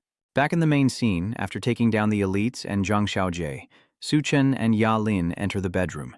He emanates light, slicking back his hair, in his eyes fixed on Yalin. Next, I want you to experience firsthand the boundless power of Burr, the berserker. For Yalin, Su Chen's dinner, she was sure to experience countless positions. Yalin looked at Su Chen, a god of power filled with desire, and screamed, clutching the blanket. What? Again? How many times has it been now? Like a beast, Su Chen pins Yalin down, his eyes burning with desire, a cold warning to his prey. Heh heh, the scorching heat wave is over. Of course I'm going out, but before that, I'll leave you with unforgettable memories. With her back to her captor, Yalin was as wary as a wildcat, ready to pounce, but her caution seemed futile. Hearing Su Chen's words, she hesitated. Can't you take me with you? Su Cheon, not appreciating repeated questions from his dinner, crushed her hopes like a machine working at full capacity. His eyes flashed with a fierce light, like a demon incarnate, as he coldly declared, Those who want to stay by my side must meet two conditions. First, they must be of value to me. Second, they must absolutely obey my orders. Lost in her daze, Yalin gripped the bed frame, her eyes twitching with Su Chen's every word, panting. I understand. Hours later, around midnight, Su Chen, in his divine might, had shot down his prey, Yalin, with the most intense barrage. He paused the torture to check the weather outside. Feeling the cool air, Su Chen prepares to execute his plan, muttering as he opens his dimensional space. Looks like Yalin has completely surrendered to me. He pulled out an off-road vehicle, urgently saying, I have to seize the moment and quickly return before the sea floods the land. Su Chen recalled his past life when many drought demons brought the haunting memory of the rescue point that formed a fierce zombie wave attack. The incident caused countless civilian and military casualties while also scattering weapons, creating armed forces of all sizes. As Su Chen passed through one area, he witnessed gangs engaged in fierce gun battles.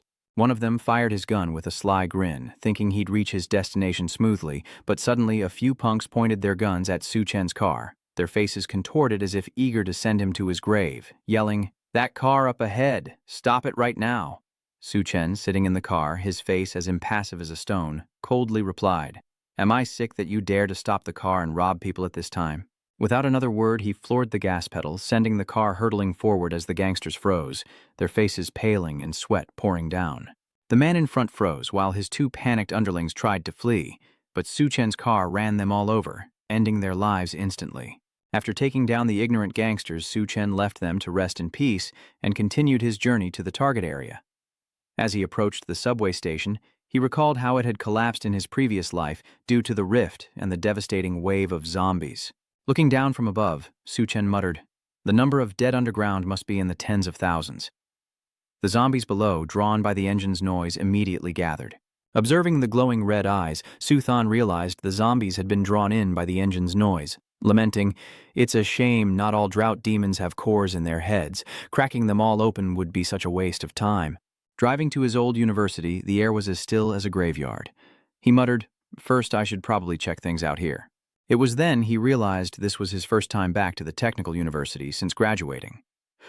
He stopped the car in front of the building, stored it in his subspace, and quickly went inside. He barely reached the entrance when he was confronted by a drought demon, chained by the neck, its eyes bloodshot, growling menacingly. And then a voice called out, stopping him in his tracks. Behind the drought demon stood a long-haired thug and two muscle-bound lackeys. He sat with his legs crossed, arrogantly warning, "Boy, you need to show some respect when entering our territory. And first, you'll hand over that backpack to me." Chen, playing the weakling, reached into his bag, feigning a tremble, but in reality he pulled a fish sauce-glazed chicken leg from his alternate dimension, stammering, "Can you guys help me?" "Please, spare me. I have fried chicken with fish sauce here." The leader's jaw dropped. Chicken? How could he possibly have chicken at a time like this? Realizing their desperation, Chen smirked and tossed the chicken leg to them and the two zombies. They fought over it like wild animals, forgetting who was boss and who was subordinate, throwing elbows and headlocks with brotherly affection.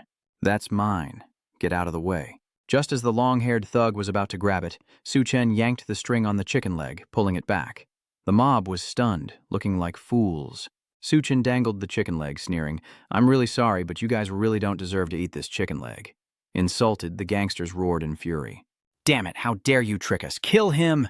One swung a staff like Sun Wukong, another roared like a gorilla, and the last wielded an axe like a lumberjack. But before they could strike, Chen drew a gun from his subspace, leaving them stunned, feeling the cold touch of the Grim Reaper. 3 gunshots send them to their ancestors as Chen continues on, muttering, "I don't remember there being so many idiots in my past life." Leaving 3 bodies with bullet holes in their foreheads and smoke still lingering, he headed towards the Serpent Biology Lab, wondering, could my reminders have saved more survivors? And this actually happened? Standing before the door, Chen removed the broken lock, remarking that it seemed no one had been here for some time. Stepping inside, he was assaulted by a foul stench. He observed many dead snakes, and the air truly reeked. Suddenly, Chen's eyes landed on a glass cage, and he smiled. "Found you." Inside was a snake with 4 horns on its head, devouring another snake, its eyes fixed on Chen. He chuckled. "The future leader of the aquatic snake army." The king golden serpent watched the snake devour its own kind. Suthan says, "Ha ha ha, so this is how you survived?" He recalls in his past life, this snake wreaked havoc across the globe, devouring countless people and nearly swallowing him whole. As the floods approach, Chen remains silent, knowing that in a week this snake will begin its transformation. Just how close to its ancestors will it evolve? If we can't stop it, Earth will be in serious trouble. Why does it feel like this snake has already evolved a bit intellectually? I need to be careful. Lost in thought about the golden python, Chen suddenly heard hurried footsteps outside. A group of armed strangers appeared, and sensing Chen's presence, they became wary. Chen narrowed his eyes. "Who is it?" The thugs outside, faces grim, hid behind the wall and shouted threats. "Get out here. We know you're hiding in there." Though their words were fierce, they were sweating with fear. From within, Chen coldly replied, "This is a crucial period. I cannot be disturbed." But before he could finish, a figure appeared at the door, startling him. "Huh." A silver-haired woman, quick and nimble, charged into the gangsters. Turns out they weren't after Chen, but her. The thugs panicked, yelling, "Shit, the dirty bitch was hiding here." The leader signals his men to attack, but the silver-haired woman moves first, breaking one man's neck with terrifying speed, shichi another between her thighs, then spinning in the air to deliver a clean knockout. Before the last thug could raise his gun, she snapped his neck and he cried out, "You filthy bitch!" before collapsing to the ground. With the 3 men dealt with, she found herself staring down the barrel of Chen's gun. He compliments her skills. Before Chen can speak, she quickly deflects the gun and tries to subdue him, but after failing to twist his neck, she realizes it's as hard as steel. Fear and confusion mix as she mutters, "Why can't I break it?" Su Chen stands motionless, letting her struggle. As she tries to subdue him, they fall into a compromising position, and she cries out in alarm, "Huh? Wait, what are you doing?" Su Chen finally restrains her with an artistic red rope, pointing a gun and asking, "Who are you?" Sweating and soaked, she remained defiant. "I'm Bai Shang, captain of the Shanghu Special Ops Team. I advise you to behave and release me at once." Hearing the name Upper Tiger, Su Chen frowned slightly. "Shanghu, do you know someone named Lu Xiaofeng?" Bai Chang asked in surprise. "You know Lu Xiaofeng?" Remembering his control over Lu Xiaofeng, Su Chen replied seriously, "Ah, I saved his life." Then, listening to Bai Chang's story, Su Chen nodded as he took out ingredients from his backpack to make black pepper steak. "Then I understand." He forks a piece of rare beef, adding that a group of escapees took over the school as their base, taking students hostage to threaten and rob the group of their weapons. Baek Chung continued to talk about Lu Xiaofeng. "That's right. After the zombie wave attacked the rescue point, Lu Xiaofeng led everyone away, unaware that escaped prisoners had infiltrated the civilians. As Su Shin fed the steak to Nine Zhao, he glanced at Bai Chang and slowly said, So I can't put all the blame on you." Bai Chang, uncomfortable with her sensual restraints, immediately defended herself. "With a weapon in hand, these people are nothing to me." But the sweat on her brow wasn't just from the artful binding, but from watching Su Chen leisurely eat steak before her. Straining, she ground out, "How long are you going to keep me tied up? Untie me." Su Hyun looked at Baek Chang and asked with a sly smile, as if he had the upper hand, "Then you have to promise me you won't try to scissor my head again like you did just now." Bai Chang swallowed, looking at the delicious steak, and replied, "Then I want some steak too." Su Chen observed her, bound tightly by the red ropes, seemingly unable to break free. But with a few swift movements, he quickly unraveled the knots, freeing Bai Chang. From thin air, Su Chen produced a rifle with a scope, handed it to Bai Chang, and said, "I have my own things to do, so I can't help you much. I can only provide you with some firepower." Then he coldly walked away, saying goodbye. "Go quickly, and don't bother me." Su Shen didn't like meddling in other people's affairs. If they didn't bother him, he wouldn't act. His main goal now was to wait a week for the Great Flood, let the King Golden Serpent develop, and then kill it for its core. Bai Chang took the rifle, realizing that Su Chen wasn't such a bad person after all, and with his help, her plan would be easier to accomplish. She called out, "I plan to attack from above. Their lair. Only then can we recover the stolen supplies and help the stranded survive in this environment." Watching Su Chen's back, Bai Chang hesitated, hope filling her heart, and continued, "So this may be the only time we meet." So, before she could finish, Su Chen interrupted her. "The military?" Seemingly struck by an idea, he turns back to his backpack, saying as he walks, "Wait a moment." Like a magician, Su Chen pulls a large, long sniper rifle from the small backpack, leaving Bai Chang speechless. With wide eyes, he pulled out the gun, explaining, "Lu Xiaofeng is a friend, and I'm going with you on this mission." The scene shifts to the university's administration building, where Su Shen once graduated. The escaped convicts are holed up here, with male students tied up as hostages behind them. The grim-faced leader, flanked by two adoring women, asks his scout about the situation outside. Trembling before his boss's might, the scout stammers, "Boss, the brothers are ready and waiting outside. We'll catch all those hiding in the dorms for sure." The leader grins coldly. "Excellent. Let the disobedient ones go first to Shields. If they disobey, just kill them." While the escapees were busy plotting, Su Chen suddenly burst in, kicking the door open. The sudden action stunned them all, like a bucket of cold water had been thrown over them. Stepping inside, Su Shen coldly asked, "Sorry, is everyone in here having a meeting?" His men stood frozen in fear as the informant, enraged by Su Chen's uninvited intrusion, pointed a finger and roared, "Who the hell are you?" "How did you get in here?" he asks, when there are over 20 guards protecting the perimeter. Amidst the bewildered faces of the henchmen, Su Chen slowly approached, hands in his pockets, and calmly replied, "Huh? You're asking how I got in here?" He raised his hand, making a gun gesture, his eyes sharp. "It's thanks to this." As the lackey opened his mouth to ask, his head suddenly vanished, blood spraying everywhere in front of the horrified group. The deserters screamed, trembling, their faces blank as they witnessed the bizarre scene, while the leader, eyes wide, stammered, "What in the world is happening?" He had just pointed to his head, so why did it suddenly disappear?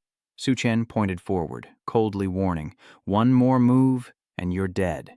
The leader, veins bulging and sweat pouring, gritted his teeth and roared, "Stop playing games, kid!" Meanwhile, back when the henchman was taken down, Bai Chang fired from her sniper position, confirming over the comms, "Target eliminated." Previously, Su Chen and Bai Chang meticulously planned their assault. Su Chen would infiltrate the enemy territory while Bai Chang provided sniper support from the lab building. She continued to watch through the scope, anxiously warning, "Su Chen, there are many escapees in the room right now. You're in a very dangerous situation." She emphasized that it was too risky for him to infiltrate the enemy's lair alone. Bai Chang recalled Su Chen's plan, only asking her to provide cover from afar. He said, "Just take this sniper rifle and go to the building opposite to cover me. I'll go over there and lure the enemy out. When I signal, take them out." Looking back, Bai Chang regretted agreeing. Like a tigress protecting her mate, she races down the stairs, roaring into the comms, "Su Chen, stall them, I'm coming to get you." Just then, the leader's order crackles in her ear, "Kill the kid." Bai Chang gritted her teeth, cursing, "Damn it, too late." She rushed faster, eyes bloodshot, screaming, hateful. Thinking the worst, she regretted agreeing to the ridiculous plan. Bursting into the room, Bai Chang raised her gun and shouted furiously, "Su Chen, I'm here to avenge you." But the scene before her was the opposite of what she imagined. Every last deserter, from the leader to the lackeys, had been dealt with by Su Chen, lying unconscious on the floor like discarded twigs in a storm. Su, holding the unconscious leader by the neck, lifted him high and calmly said, "Ah, you're too late. There's not a single supply here." He coldly informed the group before him that he was keeping everything for now. Later, if they were still alive and living honestly, maybe he'd give them some, but life isn't a dream. The leader of the death row crew was half dead, his neck gently caressed by Su Chen's hand as his body floated in the air. He gasped, trying to use his last breath to threaten. "You can't kill me. The people behind me won't let you get away with this," he choked out. He thought being a death row inmate made him untouchable, but then he met Su Chen. Suojong tightens his grip, snapping the leader's neck, turning his threat into a final testament. With an icy glare, Suojong declares, "Rest assured, they will soon join you." Back in the present, Bai Chang, having rushed from the opposite building to save Su Chen, witnessed an unbelievable scene. The death row inmates lay scattered, while Su Chen calmly dealt with the last one. She stammered in disbelief. "Did you kill all of them?" Su Chen quickly covered up. "I just exercise regularly, plus there are no more supplies in this area." They must have been starving and exhausted, Su Chen thought. Bai Chang nodded, finding the explanation reasonable in the context of the apocalypse, where anything could happen. But with her curiosity and the responsibility of an Upper Tiger team member, she asked, "Could someone else here have stolen their supplies? If the supplies are gone, what will the remaining students do?" Su Chen didn't answer, thinking to himself, "If necessary, I'll share some supplies from my alternate dimension, but I'll have to see how they perform first." This school, where Su Chen once studied, is all too familiar to him, like a map etched in his mind.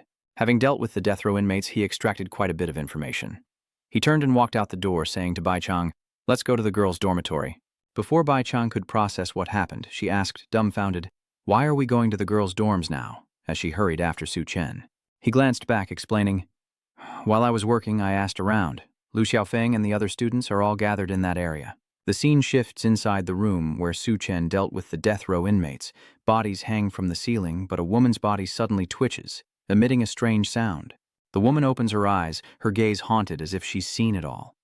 Outside the administration building, a death row inmate with a metal jaw mask and bad boy hair appears. This is Kang Na, an escapee, hands in his pockets, sauntering along. He clicks his tongue, annoyed that the kid is out causing trouble again. Entering the building, he was cold and unmoving, perhaps already dead. Soon after, Kang Na's men searched everywhere, finding a girl hanging from the ceiling, and shouted, "Report! We found her, boss!" The captain lives. The girl with the voluminous hair, the sensual, partially exposed figure, and the web of scars is the team's captain. Knowing her twisted preferences, Kang Na wasn't worried and simply clicked his tongue. What a pity. One of them quickly cut the rope, bracing himself as he slowly lowered her. As soon as her feet touched the ground, she leaned on a chair, stood up, and, though weak, calmly said to Gangya, "That was just a flirtation with death. Right now, Gangya, I need your comfort and attention." Gangya immediately pulled out a barbed wire from behind his back. His eyes narrowed, and a sinister smile crept across his face. "So, The brothers who witnessed this must have guessed that Captain Na likes BDSM, finding pleasure in pain. Gangya, a devoted comrade, whips China relentlessly, her pained moans laced with pleasure, like a morbid melody. Kwangna asked with amusement, "And how do you feel now?" Unlike most who would fear the lash, Ms. Na moans with satisfaction, saying, "Ah, that's much better." Seeing her recover, Kangya asks if she saw who it was.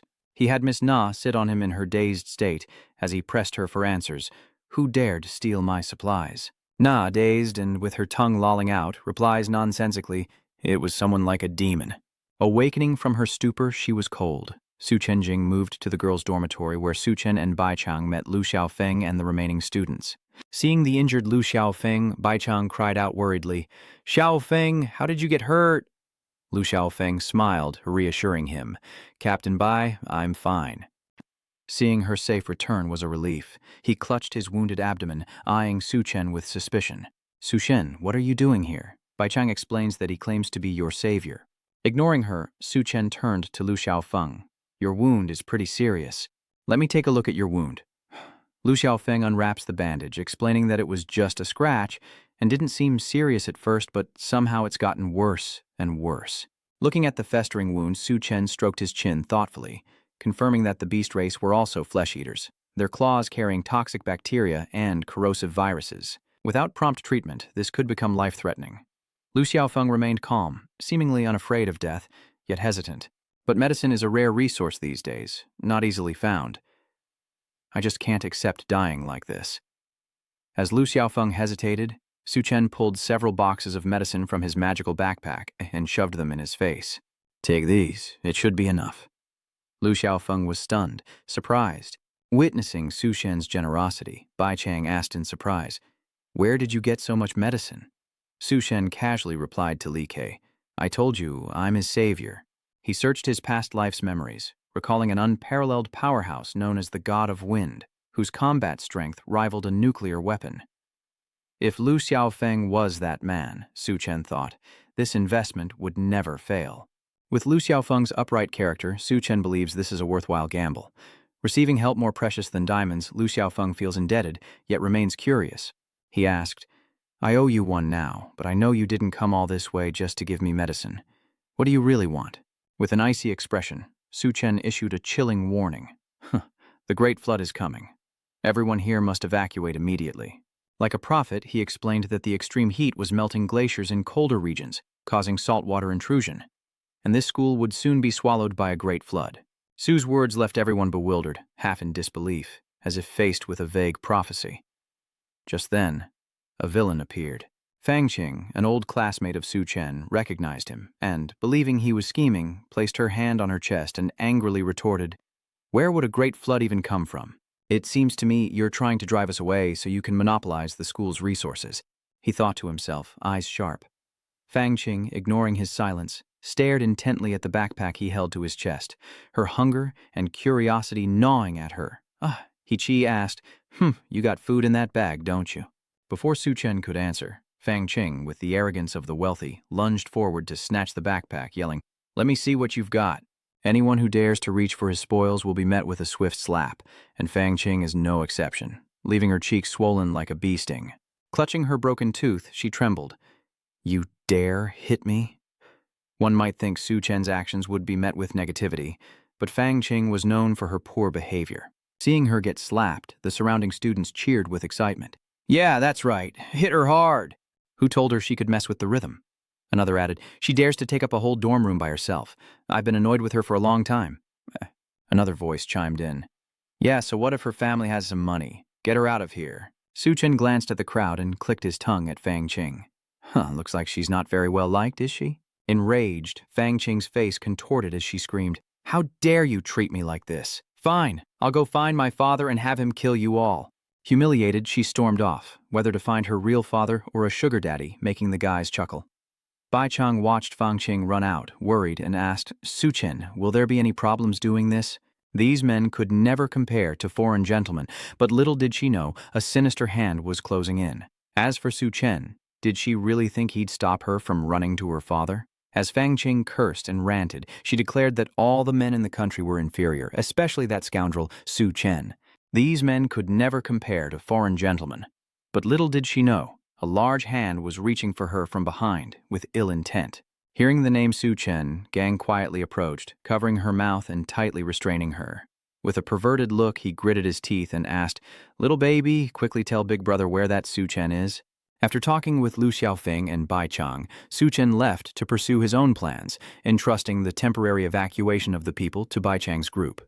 Opening his phone to Wang Jinxi's picture, Su Chen tells himself that the most important thing now is to wait for Wang Jinxi to finish mutating and then eliminate him. Wondering if he can get the water control ability. Lost in thought, Su Chen was startled by a groan from a nearby vehicle. He looked up to see Fang Qing tied up by Gang Ya, suspended from a crane, whimpering for help. "Su Chen, save me." Su Chen remained unmoved, a hint of mockery in his eyes. "Oh, so you found your daddy this quickly?" The menacing Kuang Na stood atop the vehicle, glaring at Su Chen, and laughed. "Ha ha, I am Kuang Na from the Evolution Base." He glared menacingly. "You're Su Chen? I can't believe you dared steal our resources." "I thought you were some kind of three-headed, six-armed terrorist," Su Chen asked with a sharp look. "Are you with the Evolution Base?" Gang Ya patted the truck, confirming, "That's right. Since this is our first meeting, I've prepared a little gift for you." He unlocked the container, pushed open the door, and a horde of mutated drought fiends with red eyes roared out. Standing atop the vehicle, Gang Ya pointed towards the mutated drought demons, taunting, "So I want to ask you, are you ready to die?" Bai Chang is worried about the direction Su Chen went, concerned for him and Lu Xiaofeng's injury, ordering, "I'm going out there to take a look. Xiaofeng, you direct the people here to protect everyone." But Lu Xiaofeng, indebted to Su Chen, refused, saying he would go too. Back at the battle, Gang Ya laughed atop the vehicle, watching the horde of zombies rush towards Su Chen. Fang Kong dangles from the crane as Gang Ya taunts, "Su Chen, isn't this girl your classmate? I'll give you a chance to be a hero and save the damsel. Just kneel and beg, and I'll let her go." Su Chen stroked his chin, thinking that saving her wasn't impossible. Just moments ago, she was berating him, but now he speaks sweetly, giving her hope. She cries out, "Really? Su Chen, you really are a good person. Hurry and kneel, save me." But Su Chen looked up, coldly interrupting. "There's just one problem." Fang Qing was stunned. "What problem? Didn't you just say you'd save me? I clearly heard you say you would." Realizing Su Chen was mocking her, she flew into a rage, her eyes bloodshot. "You're the one who said you'd save me, and now you want to change your mind? Are you even a man?" Su Chen mocked, recalling her rant about domestic men. "That's not it. Of course I'm a man, but I don't think I'm worthy to save you. Or should I contact those foreign gentlemen to see if they'll save you?" Su Chen's words made Fang Qing tremble with anger, sweat pouring down, her eyes filled with resentment. "So this is who you really are. Just because I called you petty, you'd stoop this low for revenge? You think I'll apologize? Grovel and beg you to save me?" she screamed. "The truth is, you're a vile, petty, and pathetic man, and I don't need you to save me." But before she could look down, Sochen Shangqing pointed and smiled. "Oh, really? I hope you remember every word you said later." Fang Qing, with her alluring figure, was dressed in a primitive dress by Gang Ya, becoming the target of the zombies who climbed over each other, biting into her flesh. Writhing in agony, Fang Qing screamed, "Ah, help me, save me, Su Chen. I was wrong, please save me." Kangya laughs, pointing at Su Chen. "Ha, you really are one to watch others die, but no matter. You'll be joining her soon enough. Right now, I'll let you witness the technology of our evolved base." He pulls out a jar of makeup-like liquid, smears it on his face, and boasts, "Once I put this powder on, those zombie monsters down there will listen to me obediently." Su Chen retorts coldly, "Oh, are you putting bone ash on your face? Indeed, this is quite useful. I think it might make those zombies mistake you for one of their own." The words hit Kang Na's low IQ hard. Stunned and sweating, he stared at the powder he'd just applied, stammering. For her," he sputtered, panicked. Disgusted, like a child being pranked, Jiang Ya roars, ordering the zombies to tear Su Chen to shreds. But Su Chen calmly takes a defensive stance, manifesting two sharp swords from thin air, transforming into a swordsman on par with Zorro, slicing through the zombies with incredible speed and precision. Jiang Ya, thinking Su Chen was done for, sneers, but is shocked when Su Chen suddenly appears before him. "How did you get up here?" Bai Chang and Lu Xiaofeng rushed to the battlefield, worried as they saw Su Chen surrounded by zombies and facing the ferocious Gang Ya. Bai Zhang exclaimed, "It's over, Su Chen." She looked at Jiang Ya in a panic, already surrounded. Enraged by Su Chen's trickery, Gang Ya roared, "What are you waiting for? Get up here now!" Chen brushed off his coat, unfazed. Don't bother shouting, it's pointless. The sword strikes from earlier were finally taking effect. The zombies crumbled, their bodies falling apart. Chen explained, because you're just wasting your energy. Stunned by the sight, Jiang Ya asks, what is this? How is this possible?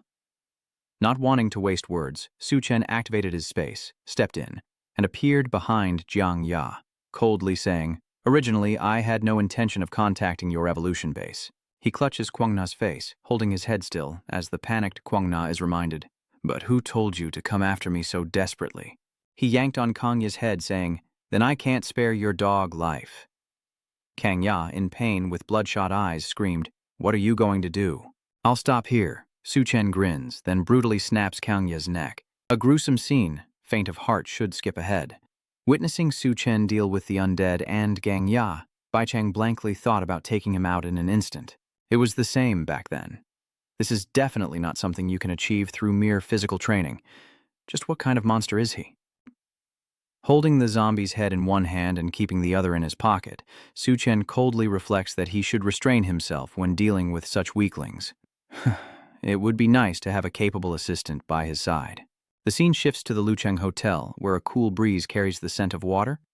In the presidential suite, Yalin is still shaken from her night with Chen. She curled up, mouth agape, as if still dreaming of Chen's relentless assault, panting, her hand reaching down below. Moaning, she doesn't jolt awake, but slowly comes to, cheeks flushed, covered in sweat. Dazed, she calls out for Chen, then sits up, face burning, and cries, don't leave me. In her thin nightgown, Nalam clutches her vibrant body, panting as if she's escaped a terrible nightmare. What nightmare? You guys can probably imagine what happened after those images, right? Ha ha ha. Exhausted, Nalam panted and muttered, I dreamed of him again. Why hasn't he returned yet? Suddenly, a loud crash outside startled her. She recalled Chen's words before he left, cold and etched into her mind. If you're useless, what right do you have to stand by my side? Those words cut deep, jolting Nalam awake, and she gritted her teeth, resolving, Chen, I will not be a burden to you. No longer lost in dreams, Nalam shot up, clutching the pistol beside her, determined, I will become your right hand. A rhythmic knocking echoed from the next room, shattering the silence. In her seductive nightgown, Nalam looked like the heroine of a cops and robbers game that brothers would surely love. Ha. She coldly pushed open the door, stepped out, her eyes as sharp as a hunting leopard. But as she stepped inside, she froze. Nothing seemed out of place. Yalin scanned the room, muttering in confusion. The sound definitely came from here. Suddenly, another crash from behind makes her anxiously turn, a flicker of fear in her heart. She wonders, when did that thing appear behind her? Before her, a grotesque zombie snarled, its red eyes freezing her in place as sweat poured down. She was frozen in place, wondering when it had gotten behind her. If anyone were here, she would scream for help, but now, Nahalam's heart races, panicked by the sudden appearance of the undead.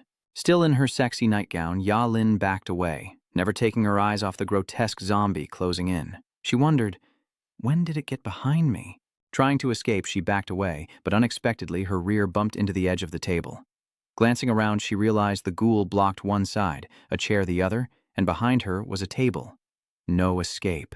Sweat streamed down her face as she thought, this isn't good. I'm trapped. As she scrambled for an escape, Nahalam glanced down at her hand and spotted the pistol. She thought, that's right, I have a gun. Despite her sexy appearance, she was a bit slow. Hurriedly raising the gun, she accidentally bumped into a chair, causing the gun to fall onto the table with a loud thud. The drought demon, driven mad by the sound, eyes blazing red and teeth dripping with saliva, lunged toward the noise.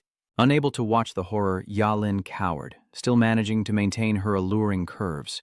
Realizing the monster was attacking, she closed her eyes in despair, certain this was the end. But strangely, the drought demon didn't attack her. It seemed blind, ignoring the delicacy before it. It chomped down on a chair, and realizing it wasn't food, it staggered back, sniffing the air around Nalam. Nalam slowly opened her eyes, realizing she was still alive. Seeing the drought demon sniffing around, she subtly leaned back, propping herself up on the table, but the pose felt a bit awkward. Brothers? She stared blankly into the band's bloodshot eyes, thinking, why does this thing keep sniffing me with its nose? Can it not see? This ghoul's eyes really are vacant, like actors in some sappy romance. It relentlessly closed in, inhaling her scent.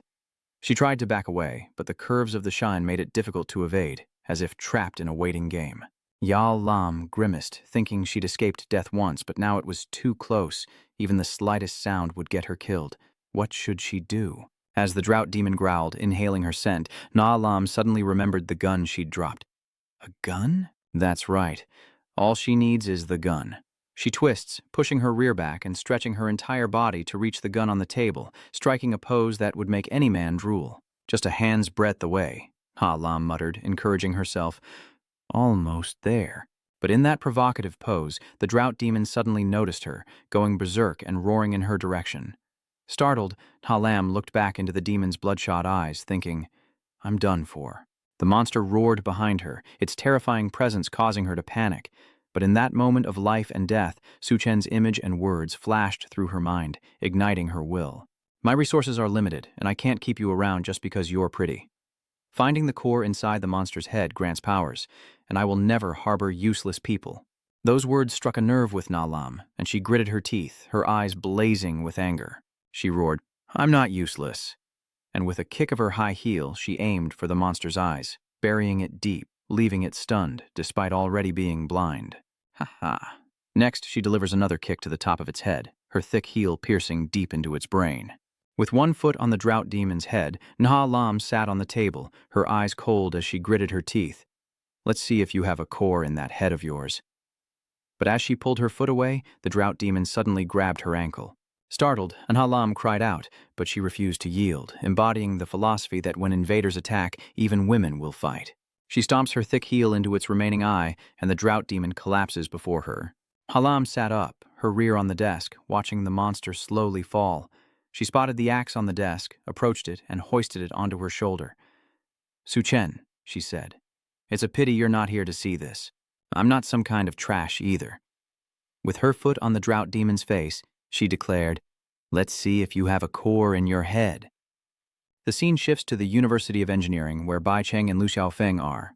Following Su Shen's instructions to evacuate the students, Bai Cheng contacts his brother Bai Ming to lead an army to protect them. In a biology lab dedicated to snakes, Wang Jinshe, the snake that caught Su Shen's attention, begins to mutate. Su Shen enters, his eyes cold as he stares at the snake. Let's see how far you can evolve. He placed a bucket of water before Wang Jinshe, saying, I've even prepared a large bucket of water especially for you. The snake, now sentient after its mutation, didn't react, and slowly slithered from the table towards the bucket. Su Chen smirks. Oh, so you knew to get in the water to fully mutate? Good, saves me the trouble. As soon as the golden serpent touched the water, it began to transform, its body growing far beyond its original size, cracking the bucket as if it were about to explode. Su-hyun is taken aback by its rapid growth. Wanggeum-sa enters its first mutation stage, towering with large wings sprouting from its back, its eyes fixed on Su-hyun. He cautiously remarked, You're this big in the first stage of mutation? Good thing I only brought a small bucket. A real flood would be hard to deal with. With one hand in his pocket and the other wielding his sword, Su Chen warned the golden serpent, But if you choose to submit to me now, I might consider making you my pet. The snake, now intelligent after its mutation, sensed Su Chen's power and chose to escape through the window. Su Chen exclaimed, You want to run. Looks like this little snake is starting to develop some intelligence and understanding. With its weight, the golden serpent shatters the window and escapes. Without delay, Su Chen followed, sword in hand, and stabbed down at its back, gritting his teeth. Is this how snakes run? Too bad you're not fast enough to escape. But instead of piercing through, the sword snapped in two against its steel-like scales. Holding the broken blade, Su Chen muttered, Are its scales really this tough? Realizing his sword is useless, the golden python retaliates, but Su Chen leaps back undaunted, declaring, If a sword won't work, I'll just have to beat you to death. He throws a love-filled punch to its head, slamming the snake's upper body into the ground. But the king golden snake isn't giving up, coiling its long body around Su Chen, squeezing tight as if to show its affection. Controlled, Su Chen grimaces, realizing he's been outmaneuvered by the kid. With eyes as cold as ice, Su Chen observed the serpent's cruelty and asked in a low voice, Was your previous attack just bait? Was your real goal to capture me? The king python didn't answer, for it could not speak. Instead, it opened its terrifying maw, aiming to swallow Su Chen whole. But the scene shifts to Bai Chang's group, leaving Su Chen's fate hanging in the balance to be revealed later. Turning back, Bai Ming teased, "What are you gawking at? What's with that look? Are you regretting that handsome young man, Su Chen?" Bai Chang retorts, her face turned away. "If you didn't speak, no one would think you were mute." Bai Ming hesitated, studying his sister, and asked, "Do you really like that kid? But if he chooses to stay here, isn't he just asking for death?" Bai Chang immediately shook her head, her voice firm. "He definitely won't die." Bai Ming looked at his sister curiously, raising his eyebrows in question. "Are you sure?" Bai Chang, her eyes showing surprise and fear, slowly recounted, "The first time I met him, I felt that he was not only strong, but his deep, cold, and mysterious eyes were like a monster in hiding. I believe we will meet him again." The scene shifts back to Su Chen and the golden python. In that instant, the monster bared its fangs, ready to tear Su Chen apart, but his strong arm shot out with lightning speed, seizing its throat. The snake's head thrashed wildly, unable to escape the iron grip. Then, a transformation overtook Su Chen, his eyes as cold as the gaze of death itself. He stomps on the monster's back, his voice deep and commanding. "You really thought you could catch me?" Looking into the King Crimson Serpent's terrified eyes, Su Chen continued in a chilling tone. "They say a snake's nerves are so developed that even when beheaded it can still bite. But what does that matter?" With the terrifying strength of a god of destruction, Su Chen effortlessly flipped the king python onto its back, delivering a devastating blow that slammed the monster into the ground. A thunderous impact that showed the newly awakened beast its true master. Su Chen approached, grabbing the snake by the neck and stepping on its snout, then effortlessly and brutally tore the king python in two. After cleanly defeating the monster, Su Chen looked around and finally found the core. He picked it up, eyes gleaming with anticipation. "Found it." Suo Chen stared intently at the core, sensing the powerful energy radiating from it, fueling his curiosity about the power he was about to possess. He muttered, "Let's see what abilities you can give me." Suddenly, the city transforms at breakneck speed. Just hours ago, a scorching heat tormented everything. But now, torrential rain threatens to drown the world. If the scorching heat could suffocate human will and endurance, then this flood and rainstorm is like a sharp blade, directly erasing human civilization. Tsunamis and floods arrive, sweeping away everything in the city. People frantically searched for an escape, their faces etched with terror and despair in the face of the disaster that had befallen the earth. Even mighty inland cities like Chengdu could not withstand nature's fury. The technical university, with its low elevation, had only a few administrative buildings and high-rises left above the floodwaters. And there was Su Chen, chosen by fate. Having absorbed the king python's essence, he plunged into the floodwaters, gliding effortlessly, feeling more agile than ever before. His breathing, his movements, all different from before. Crawling across the water, like a silent but powerful wave, Su Chen realized that after absorbing the king serpent's core, his body had begun to change to adapt to his new power. Upon contact with the water, Su Chen's body underwent a transformation, sprouting small, hard scales like those of a snake, while his strength, physique, and speed were significantly enhanced. His eyes became more sensitive, easily catching light in the dim environment. In particular, a thin membrane formed around his eyes, protecting them when submerged. Soo-hyun realizes his breathing has become strange. Bubbles rise around him, but he doesn't feel suffocated, as if he can absorb oxygen through his skin like a water snake. He wondered if this was the advantage of the water snake. Su Chen swam away from the administrative building, surfaced, and continued to contemplate his new power. Although he couldn't directly control water, breathing underwater was already a significant advantage, and he suddenly remembered the Lucheng Hotel area where Doya was still trapped. If the upstream floods arrive, that area will likely be submerged. But the raging waters, carrying debris and materials like hidden blades, make it a dangerous journey upstream. Su Chen looked up at the sky, observing that the volcanic eruption seemed to have reached its peak. Chengdu was far from the volcano, so the sky here was still clear. But as volcanic ash fills the sky, the winter apocalypse will soon follow. Su Chen's expression turned grave as he thought, before the true apocalypse, human civilization is nothing but a fragile joke. To avoid becoming prey in this world, I must constantly increase my strength. Su Chen began to recall his past life. After the Great Flood, powerful forces rose in Chengdu. The low-lying southern region became the territory of the Aquatic Snake Army and the Iron Queen. To the south lies the Cannibalistic Tribe, a gathering of brutal fanatics, while the west is controlled by the Rat Army under the Rat King's rule. To the east lies the territory of the mighty Skull Hunters. In his past life, Gao Qiang and Duanya occupied the Green Hotel, and Su Shen nearly lost his life at their hands many times. But in this life, he muttered, Duanya, Gao Qiang, and the others, I've already planned to deal with them first. To become stronger, I must collect all the remaining essence cores as quickly as possible. Sitting atop a building, Su Chen slowly pondered his plans.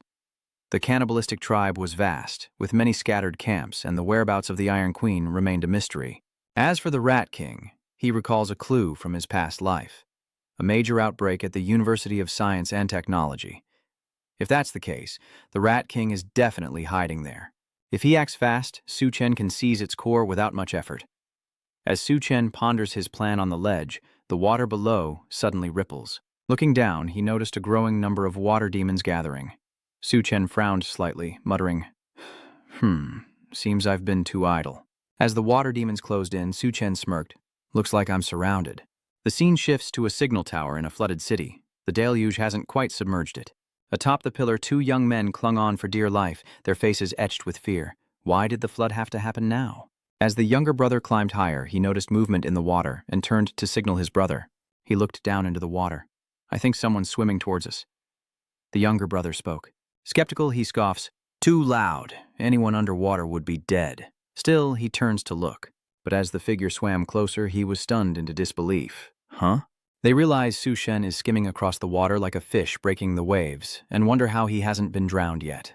The older brother, his eyes filled with rage, gritted his teeth and said, if the base hadn't ordered us to monitor him, we wouldn't be caught in this damn flood. If he dares come here, I'll kick him in the face and send him into the water. Clinging to the pillar, the younger brother scrutinized Su Chen, saying, but he's swimming so fast and something's following him.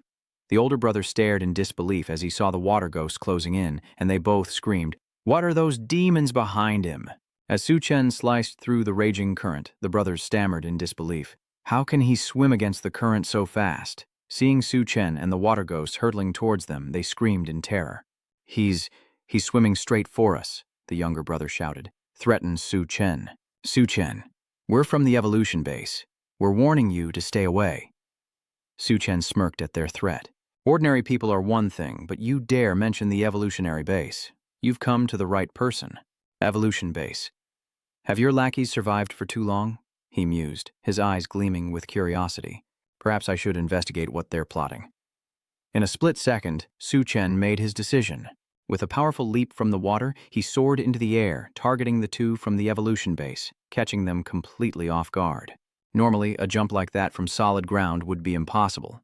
Yet Su Chen, like a mythical fish riding the waves, performed this feat on the churning water. The two brothers were in shock, reeling from one surprise to the next. Su's foot landed with pinpoint accuracy, crushing the brother's face into a grotesque mask of shock and pain. Su Hyun's powerful kick turns the younger brother into an unwilling doormat. Veins bulge from his face to his neck as he grits his teeth, enduring the terrifying force. But with that force, the younger brother lost his balance, slipped from the pillar, and fell into the raging floodwaters, screaming as he looked back at his brother, as if to say, Brother, I'm falling. Is this how it ends, brother? The older brother clung to the pillar, watching his sibling fall into the abyss. Luckily, in the nick of time, he reached out and grabbed his brother's hand, saving him from certain doom. Gritting his teeth, veins bulging, muscles straining to their limit, he roared, I've got you, grab the pole. The younger sibling dangled below, struggling, but their weight made it impossible for the older brother to pull them to safety. He frantically shouts, No, I can't reach the pillar. The brother, feeling the weight of his sibling, knows he can't hold on much longer, grits his teeth and tries to reassure her, Don't be afraid, I'll pull you up. But the younger brother, understanding the dire situation and their bond, made a painful decision. Brother, I'm too heavy. Let go. If this continues, we'll both die. The brother looked down, his eyes heavy as he roared, No, he would never let go. They would live or die together. Witnessing this melodramatic display of brotherly love, Su Chen was almost moved to tears. He coldly sat down on the pillar, looked down at the two brothers and said, Tell me, what do you know about the evolution base? Even on the brink of death, the brothers remained defiant. The older brother gritted his teeth and retorted, Give up. I'll never tell you anything. Even if you kill us, someone will avenge us. Su Chen glanced down at the water demons, their grotesque arms outstretched, awaiting their prey, and coldly praised them. Before Chen could act, a water demon with long arms suddenly grabbed the younger brother's ankle. Well done. Quite brave. But don't blame me. It violently yanked him down into the raging water. Though he'd accepted sacrificing himself so his brother could live, the younger brother couldn't help but panic, screaming, his face filled with terror as he was pulled away. From above, Chen calmly explains to the brother that he can't blame him for being dragged down by the water demons. But the brother, ignoring him, saw his siblings swept away, immediately let go of the pillar, plunged into the water and shouted, "No, I'm coming to save you." Such admirable brotherly love. They both sank into the cold water. When his brother opened his eyes, he was horrified to find a water demon with sharp teeth and blood-red eyes right beside him. Before he could save his brother, he didn't know how to save himself. In a moment of despair, the younger brother could only lament, "I'm done for." As the water demon lunged, the brother closed his eyes, thinking it was better to die together than fight these demons underwater. But then, Chen appeared, his blade flashing, cleaving the demon in two. Looking like a demon, Chen glides across the water as if it were land, unleashing lightning-fast sword strikes, and the water demons fall one by one before the astonished eyes of the two brothers.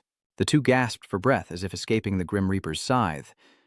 The brother looked at Chen, his eyes full of astonishment, wondering, is he really human? So powerful, it's terrifying.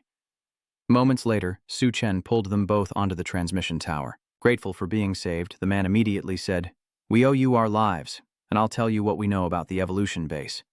Catching his breath, he continued, "We were sent by the evolution base to monitor you. The evolution base is actually located at the University of Science and Technology, headed by Mr. Liu and the researchers in the lab. We're just pawns doing menial tasks under orders." Hearing about the University of Science and Technology, Chen immediately thought of the Rat King. It seemed the previous rat epidemic had originated there as well, and that the Rat King was directly related to this evolution base. "Are there any mutated rats being studied in the lab?" Chen asked. The man shook his head, replying honestly, "Only the researchers know about the experiments. We really don't know anything about this."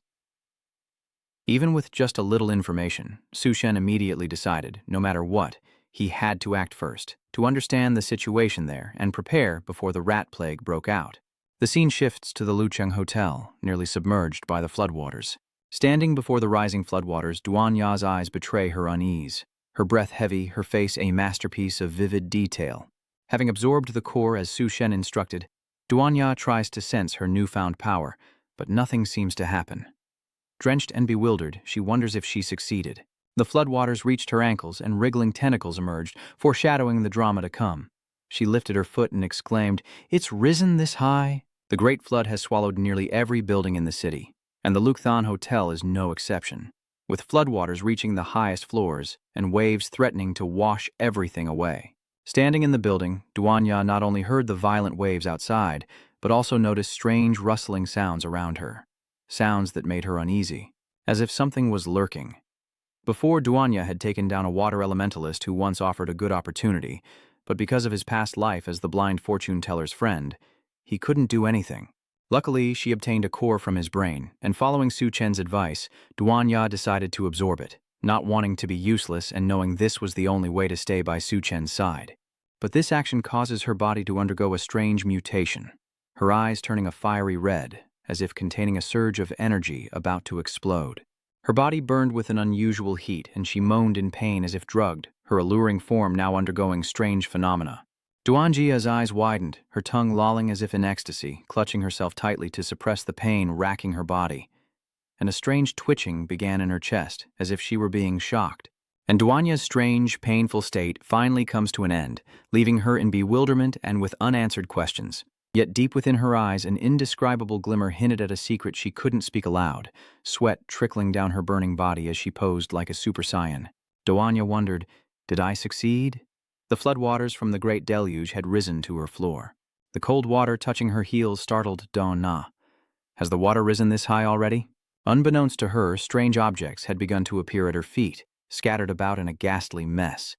She looked up, but in an instant, Duanya suddenly felt a strange anomaly within her body. Startled, a water snake with rows of sharp teeth lunged, wrapping its slick body around her, and Duanya cried out in panic, "What is this?" A scene straight out of a Japanese horror film, sending shivers down the spine. The water snake tightened its grip, secreting a sticky slime that coated Do-na's body. Her slender parts held firm, but her vibrant curves seemed to writhe against the loathsome goo. Do-na trembled, a scream building in her throat at the slick, sticky horror. As she struggled with the slime, the snake's hideous head appeared before her, its mouth a nightmare of sharp teeth. The snake swayed, eyeing Do-na for a moment, then lunged. Everyone thought Do-na would just take it, but no, she's the main character. There's no way she'd go down that easily. Do-na closed her eyes tightly, turned her face to the right, and in her hands reflexively grabbed the water snake's head with lightning speed. But the monster wouldn't let her resist, using its tail to bind her hands, leaving Do-na to lament, "It's over." A series of slick tentacles tightened around her body, leaving her in a precarious, immobile situation. The slimy tentacles tightened further, pushing Do-na to the brink of despair, her entire body completely bound. As she struggled to escape, more water serpent demons appeared, their menacing, sinewy bodies causing Do-na to despair. Why are there so many all of a sudden? Damn it, I don't even have time to get used to my powers. But in that moment of crisis, memories of Su Chen's teachings flooded back, his voice echoing in her ears. If she finds a core and eats it, she'll gain powers. But these are just normal monsters, so there's no way for us to get a core. Dressed in torn nurse's scrubs, Do-na eyed the apple from Su Chen's subspace with trepidation, asking, "I don't even know what my ability is, so how can I use it?" With a stern look, Su Chen instilled confidence in her, urging her to feel herself, her surroundings, and the changes in everything, then to try controlling her palm. Back in reality, and taking Su Chen's words to heart, Do-na smiled, realizing she could feel it. Successfully using her power, she gazed at the grotesque monsters before her. Suddenly, countless nerves in their bodies became visible to her. Do-na realized what she had to do, roaring, "Is this your cerebellum?" The moment she finished speaking, Do-na's eyes turned crimson, and she roared with power. "Stop now!" As she spoke, the grotesque tentacles froze, petrified by her command. The tendrils around her body loosened, no longer daring to constrict. Do-na looked at her body, covered in slime, and sighed. "How disgusting. I'm all sticky." She reached for the axe beside her and hoisted it onto her shoulder. In her slime-covered outfit, Do-na's perfect figure was all the more striking, like a warrior emerging from legend. She looked at the monsters before her, her eyes gleaming with death. "I'll mince you like garlic chives." Do-na swung her axe, hacking and slashing, and in just a few minutes, the room was filled with blood as she annihilated the grotesque tentacles. With the deed done, Do-na lifted her skirt and walked away, muttering, "You're filthy, Ming. I need a long soak to get clean." But as she turned, a foot appeared silently, and a sinister voice made her jump. "Can we bathe together?" Do-na whirls around, axe in hand, ready to threaten the enemy, but before her stands Su Chen, naked and radiating an eerie blue light. Seeing her so strong, Su Chen secretly praised her. She's not bad at all, even knows how to use weapons to protect herself. The appearance of Su Chen lessened Do-na's fear. Her face relaxed, and she stared in disbelief. Was it really Su Chen? Seeing the man who once made her heart flutter, Do-na couldn't contain her emotions, leaping into Su Chen's arms and burying his face in her ample bosom, causing Su Chen to exclaim, "It's really you, Su Chen. You've finally come back to me. I was so worried." But Do-na's seductive curves inadvertently created straight lines on Su Chen's body. She blankly felt something hard touching her and asked, "Huh? What hard thing are you holding against me?" Realizing that Su Chen wasn't wearing anything, Do-na blushed and waved her hands around in embarrassment. "How awful. Why aren't you wearing any clothes?" Suo Chen scratched his head, chuckling sheepishly. "The tide was too dirty earlier, so I had to take everything off. Come on, let's take a bath together." Entering the bathroom, the clear water washes over Su Chen, bringing a refreshing sensation. "Ah, it feels so good." You only realize how good it is to be home when you leave. As Su Chen leaned back in the tub, Do-na blushed crimson, as if struck by a fever upon seeing him again. Su Chen spoke up. "Oh right, what kind of ability did you awaken?" Do-na went behind Tu Than, her eyes sparkling, cheeks flushed, and placed her hands on his shoulders, gently massaging him. As she massaged him, she asked, "You noticed?" Su Chen smiled teasingly, enjoying the moment. "Not really. I only noticed the temperature of your lips." That answer made Do-na blush with embarrassment. The temperature on her lips? What's so special about the temperature of my lips? The artist, perhaps worried you couldn't handle it, has cleverly used a towel to cover Do-na's sensitive areas. So Su Chen asked what her ability was, and Do-na frankly replied, It's probably a type of mind control. I wonder if your mind control powers work on food, Chen asked curiously. Duanya stopped daydreaming, stood up, and replied, I'm not sure. How about I test my skills on you? Chen was startled and looked behind him. Try? Try what on me? The sight before Chen made his pupils shrink as Duanya, in a fiery red devil's outfit, with lace that both concealed and revealed and wings that accentuated her figure, looked more seductive than ever. In a sweet, bewitching voice, she asks, Master, what if we tried this? Under the influence of her mind control, Chen is not only frozen, but also exudes deadly energy. Duanya, seeing the burst of spiritual energy around him, thought to herself, This is Chen's spiritual power? If he hadn't agreed, I probably would have been annihilated long ago when I tried to control his mind. With bloodshot eyes, Chen laughed.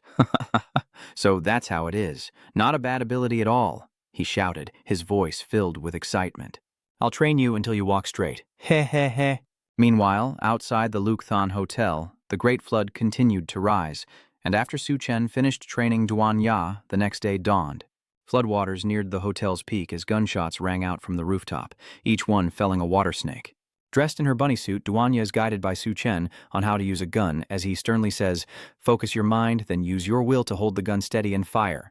Duanya turned back and asked softly, But weren't you preparing to go to the University of Science and Technology? Why do you still have time to teach me how to shoot? Turning his back, Chen walked inside, explaining, I want to spend half a day helping you master your shooting skills. You said before that you went to medical university, right? Duanya was confused. Yes, what about it? Chen didn't answer, simply gesturing. Come with me, it's time we put you to work. Soon after, Chen and Duanya left the Lucheng Hotel on a yacht he'd just acquired. Duanya, a little embarrassed by the bunny suit Chen had given her, said softly, Chen, isn't this outfit a little much to wear outside? Chen chuckled. It's fine. Even if you wore nothing, no one would dare touch you. He leaned back, sipping his wine, calmly admiring Duanya's perfect figure. As she steered the boat, she turned back and asked, Do you want to go to the University of Science and Technology now? Tathan pondered, gazing into his glass of wine, and replied, Yes, I want to see a close brother of mine. I wonder if he's even still alive, she added with a laugh. Yeah, that's right. Looking at me, I must be blessed, right? Sometime later, Chen and Duanya's yacht finally docks at the University of Science and Technology. Duanya gazed at the scene before them, signaling to Chen, We're here. This is the University of Science and Technology. She spoke, observing the desolate scene, walls blocking the entrance, grotesque watchtowers, and deathly energy permeating the air. Thanks to his ability, Chen sensed danger lurking from the main gate. Suddenly, his eyes turned crimson, and he whipped his head to the right, on high alert. A figure in the watchtower immediately opened fire on the yacht, but luckily, Chen moved with lightning speed, shielding Duanya with his body.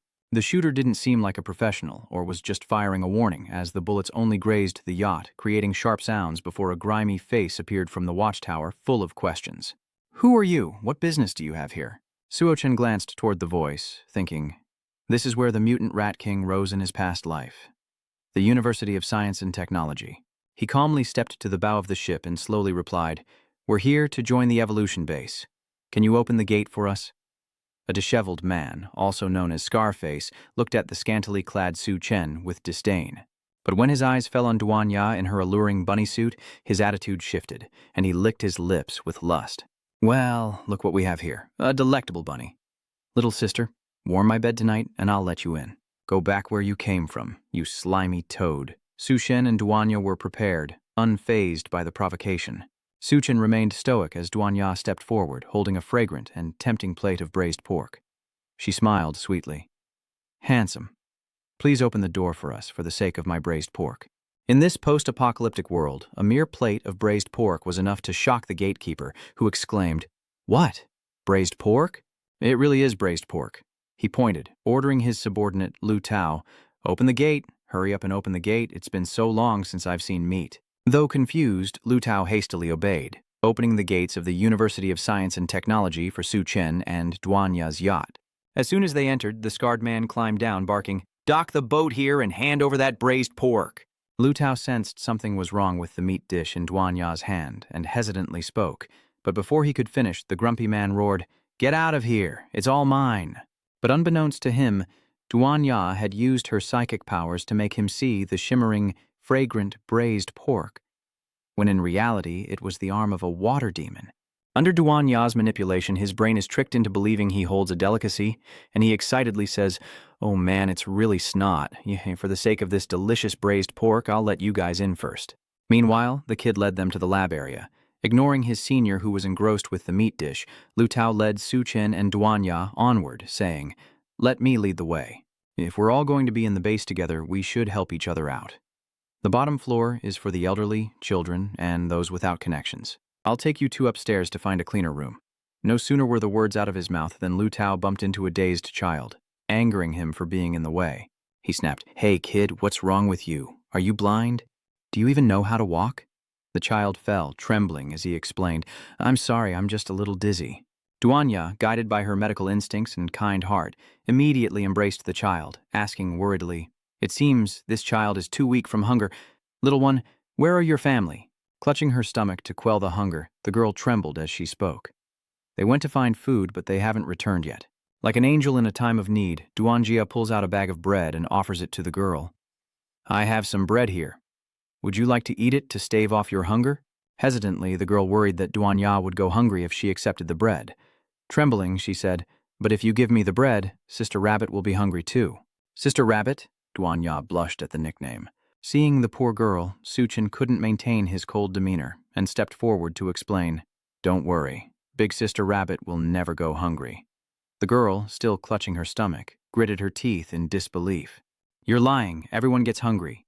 Seeing her disbelief, Su Chen smiled wryly and began to show off his skills. From another dimension, he conjures an enormous, spicy and sour Thai hot pot with pork ribs, shocking Lu Tao, who blurts out, "Where did that hot pot just come from?" The starving girl, wide-eyed at Su Chen's magic trick, stammered, "Is that real hot pot?" Brother, I want to be your woman too." The child's innocent words leave Duanya speechless. Her face darkened as she turned into a demon, quickly shoving the bread into the girl's mouth. "Children shouldn't say such things, just eat." As Su Chen and Duanya were doing good, hurried footsteps approached from behind, followed by a bossy voice that made Su Chen turn around. "What the hell? People are still cooking here." 3 arrogant lackeys swaggered over, kicking things around and yelling, "Get out of here!" A bunch of dirty commoners. "Don't you know hoarding food is against the rules? All supplies must be turned in and exchanged for contribution points." The leader with his ridiculous hair grits his teeth, eyes bulging, threatening. "But I don't remember anyone exchanging contribution points for food in the last few days. Which one of you dared to break the rules?" The girl next to Don Na, seeing the group cowering, fearfully called out, "Sister Rabbit." Duanya soothed her. "Don't be afraid. I'll make them talk to us nicely." She turned to Su Chen, her eyes meaningful. Su Chen understood and nodded in agreement as Duanya unleashed her psychic powers, conjuring a mirage of a lavish feast before the 3 henchmen. "You must be tired after talking all day. Isn't all you wanted some good food? This was prepared especially for you, so enjoy it." Duanya's eyes flashed crimson as her mind control powers took hold, conjuring images of roast chicken, veal, sauced fish, and exquisite ham hocks before the henchmen, who widened their eyes and cheered with excitement. "Wow, meat. So much meat, you guys. It smells amazing. It's all mine. Get out of here. I want to eat that much good food, too. This place really is heaven." The 3 of them devoured the food, oblivious to their surroundings, as the stylish-haired man complimented them between mouthfuls. "Looks like this hottie knows what's up. All right, I'll go easy on you today and spare you the punishment." But when he looked at Su Chen, his tone immediately turned ferocious. "As for you, newcomer, you broke the rules of this place, so you must be punished." Hearing this, Su Chen raised an eyebrow and calmly asked, "Oh, punish me?" The leader's voice dropped with annoyance. "Bring them out here." On command, the henchmen dragged out 2 men in shackles, veins bulging as if they'd been injected with poison. The leader roared, "Your punishment is a death match against these 2. Either you kill them or you're killed." Su Chen looked closely and recognized them as the 2 brothers who were once trapped in the flood. He wondered what happened to them.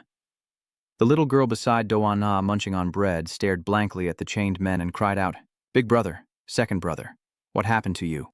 Seeing her brothers in chains, the girl burst into tears and ran towards them. "You monsters, let my brothers go!" Duanya quickly stopped the girl, warning her not to go over there, saying their condition and expressions were strange. The henchmen, chewing on hallucinogenic food, spoke vaguely. Had they just botched their mission? They're deemed worthless to compensate for the loss, so they're sentenced to death, but it's a waste to just kill them. I kept them around for a little fun, but I didn't expect you to know them. This is getting interesting. Okay, I've decided.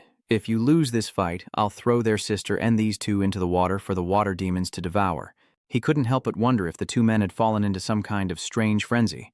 Had they been injected with something that made them lose control? Just then, the one-eyed thug, gorging himself on the food he'd stolen from Chen, suddenly shouted, ordering his men to release the two berserk brothers.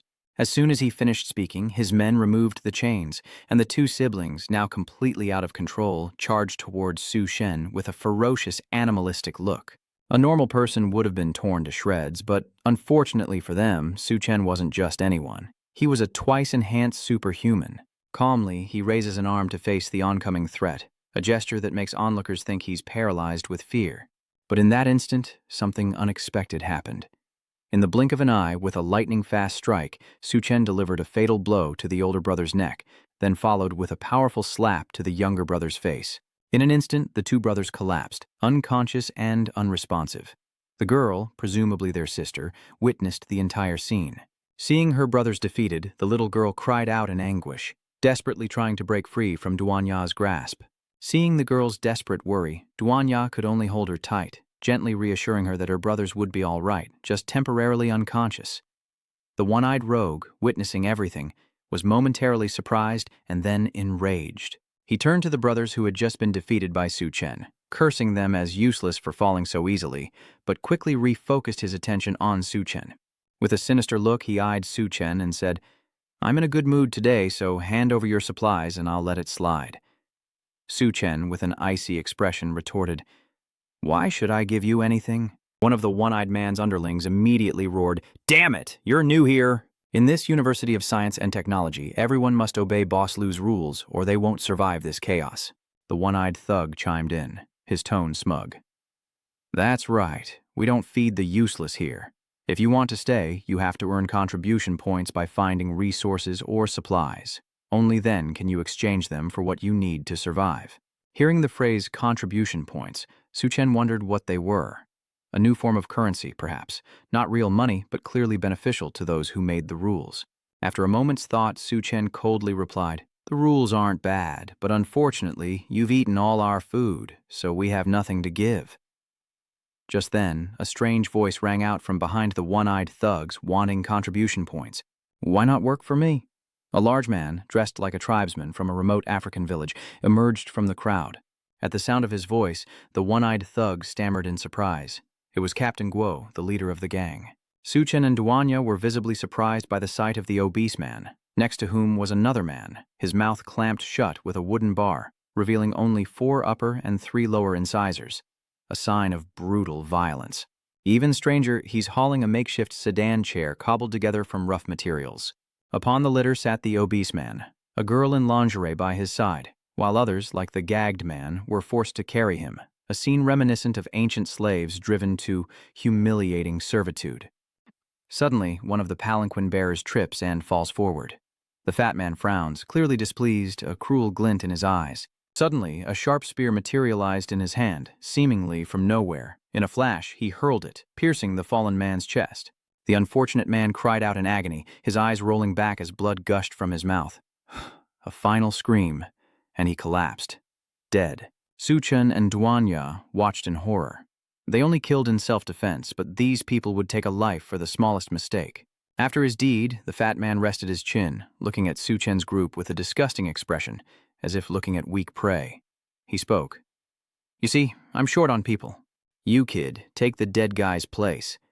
And as for that bunny," he said, pointing at Duanya, "I'll give you a box of fresh meat or instant noodles every day to serve me. You should know that production has long stopped in this apocalypse. I've put a lot of effort into you." Captain Guo suddenly grabbed the girl next to him, pulling her close, a lewd smile spreading across his face, his eyes gleaming with malice. He was bored with girls like the one in his arms. But Duanya, in his eyes, was truly a precious jewel, a rare treasure in this chaotic world. Seeing the fat man speak, the one-eyed thug immediately chimed in, turning to scold Chen and the others. "Our captain is generously inviting you, so don't be stupid and not cherish this opportunity." One of the one-eyed thug's henchmen chimed in, his tone full of excitement. This is great. The captain's got a new woman, so we'll get a share of the old ones. The thugs were reveling in their good fortune, but their leader's cold question made them jump. Wait, what's that smell? What have you guys been eating? Hearing that, the thugs felt like they'd been struck by lightning, screaming internally, "We're done for." We secretly ate the meat without telling the captain, a crime punishable by death. They bowed repeatedly, begging for forgiveness. "We're sorry, Captain. We won't do it again, Captain. Please, give us one more chance. From now on, no matter what the food is, big or small, we'll offer it to you first." Hearing their pleas, Captain Guo wore an inscrutable expression, as if weighing his options. He clearly knew his men had eaten something they shouldn't have, but for now, he didn't want to pursue it. Instead, he roared, "Shut your mouths, you sons of bitches. I'm no mosey to be lenient with you fools. What did you just eat that you're trying to hide? Get out of my sight." Su and Duanya were suspicious. Had the fatty realized Duanya's mind control ability? But that's not right. He shouldn't be immune to her powers. The one-eyed thugs were dumbfounded, about to explain what they had eaten, when suddenly their faces changed, sweat poured down like rain, and they looked down at their stomachs in panic. Suddenly they clutched their stomachs, crying out in pain, some even spitting up blood. The monster meat they'd just eaten was causing a violent reaction. They clutched their stomachs, screaming as they ran to find a bathroom, wondering why they suddenly had stomach aches. Seeing his idiotic subordinates in such a miserable state, Captain Guo couldn't hide his anger, veins throbbing on his forehead as he muttered curses. "Damn it! Why do I have such stupid subordinates? Will I have to kill all these insects one day to feel satisfied?" Chen watched the fat man, a hint of doubt rising in his heart. He couldn't sense any special abilities, but he did feel an unusual power far beyond that of an ordinary person emanating from him. Still, compared to Chen, who had undergone 2 physical transformations, this fat man was no match. Moreover, under his influence, the one-eyed thug seemed to have broken free from Duanya's mental control. Chen wondered what kind of person this boss Liu was behind Captain Guo, but judging from the fatty's appearance, he was definitely no ordinary person. Killing these thugs now could mess with his plans, so finding the mutated rats is the priority. Seeing Chen's silence, Captain Guo reminded him, "Hey kid, what do you say to my offer?" Chen casually replied, "Not interested." Surprisingly, Guo wasn't angered by the blunt refusal. He just laughed, his tone full of hidden meaning. "Rest assured, the day will come when you'll be begging me." He then ordered Lu Tao, one of his men, to drag the corpse of the man he'd just killed back to their hideout. As Guo Yin's men disappeared from sight, Chen pondered, a thoughtful look on his face. Seeing his expression, Duanya sadly apologized. "I'm sorry, Chen." Realizing her self-blame, Chen comforts her, saying it's not her fault, as her mental strength isn't enough to affect Captain Guo, rendering her powers useless against him. These people even survived eating the corpses of water monsters. We need to be more careful with every step. Suddenly, a strange voice echoed from behind. "You've offended the guards. They won't let this go easily." A young man, about Chen's age and dressed like the others they'd encountered, appeared. Strangely, this young man knew Chen's name. He frowned, asking suspiciously, "Do I know you? Why would you want to help us?" The young man pointed at himself, stunned, and replied, "It's me, the nursery. I'm Tianyue's roommate. We last met when you came to the school." The scene shifts to a dilapidated building not far away. With a sinister look, Captain Guo turned to Lu Tao and ordered, "Lu Tao, keep an eye on her. Don't let them escape." Startled, Lu Tao stammered, "Captain, do you mean—" Before he could finish, Quach's expression turned sinister as he licked his lips with a sly grin, picturing Don Na in a seductive bunny suit. He mused that a woman of such exquisite beauty was a rare find in the apocalypse. Inside a dilapidated apartment at the University of Science and Technology, towering over the flooded buildings nearby. The apartment buildings were connected by rickety, makeshift wooden bridges that looked ready to collapse. Inside a dilapidated room, someone received an IV drip, accompanied by a gentle but worried voice. "Though your medicine is scarce, it's enough to keep them safe for now. Their lives are no longer in danger." The one who spoke was none other than Duanya, diligently caring for the brothers who had been injected with stimulants and knocked unconscious by Chen earlier. Though still unconscious and bearing pained expressions, their condition has improved significantly, offering a glimmer of hope. Meanwhile, Chen, talking with his uniquely named friend, Nursery, asks, "Now that I think about it, all the students are gathered here, right?" "That's right," Nursery nods. "Anyone still alive, male or female, has come here for refuge. Tianyue often helps people, so this area is considered our Outer Division's territory." "What is the Outer Division?" Su Chen asked, puzzled. Before Vuan Wam could answer, a figure appeared from behind, speaking for him. That's right. Our external division is strong, and even against the beastmen, we'll wipe them out one by one. Are you interested in joining? The gardener asked, looking at the newcomer. Brother Tian Yue. It turns out the young man who just appeared is none other than Tian Yue, the friend Su Shen was looking for, sporting a rugged yet cool look with tattered clothes and unique accessories. The goggles perched on his head, and the hunting rifle slung over his shoulder complete his post-apocalyptic wanderer look, as the incubator pulls Su Chen forward, showing him off. Hey, Tian Yue, look who I brought back. Tian Yue removed his goggles, took a closer look, and immediately recognized his close friend. He chuckled, letting out an excited curse. Susie, you're amazing, damn it. I thought you were dead, but you're alive. This is great, brother. The two share a heartfelt embrace, and Su Chen returns the affection. It's been a while, Brother Tian. Tian Yue excitedly replied, Let's go. It's rare for us to meet again. We have to have a drink. Luckily, I just went to get some supplies so we can have some fun for a few days. Suddenly, Tian Yue's eyes stopped on one side, his expression stunned. Looking closer, he recognizes her. It's Duan Ya, the legendary ice queen and top student from his school. Recognized in her bunny cosplay, Duan Ya blushed, embarrassed, and replied, That's all in the past. Things are different now. Still buzzing, Tian Yue turned to Yuan Ye and asked, Xiao Miao, what's the legendary goddess doing here, and in a bunny suit? Deafened by Tian Yue's shouting, the gardener covered his ears and slowly asked, Bro, is she Senior Duan Ya from the medical academy? Duan Ya shyly approached Su Shen and whispered, Su Shen, I want to change. I'm too embarrassed to wear this in front of my juniors. And look at them. Su Chen nods in agreement as Duan Ya speaks, thinking it's reasonable for her to change. Wearing such a sexy bunny outfit, who could resist? Seeing this, Vian Wam and Dian Viet were furious, and both couldn't help but have nosebleeds. Seeing this, Yuan Yang jealously says, Why is he holding our goddess? And Tian Yue nods in agreement, finding it all so detestable. Seeing that Dona wanted to change, Dian Viet quickly introduced, Sorry, it's a bit messy here. Please, make yourselves comfortable. Duanya, you can use this room to change. Duanya thanked him and went inside. Looking at Tian Yue's private room, Su Chen teased, Not bad, Tian Yue. A private room. How luxurious. The nursery next to him explained, I admire him too, but he exchanged contribution points for it.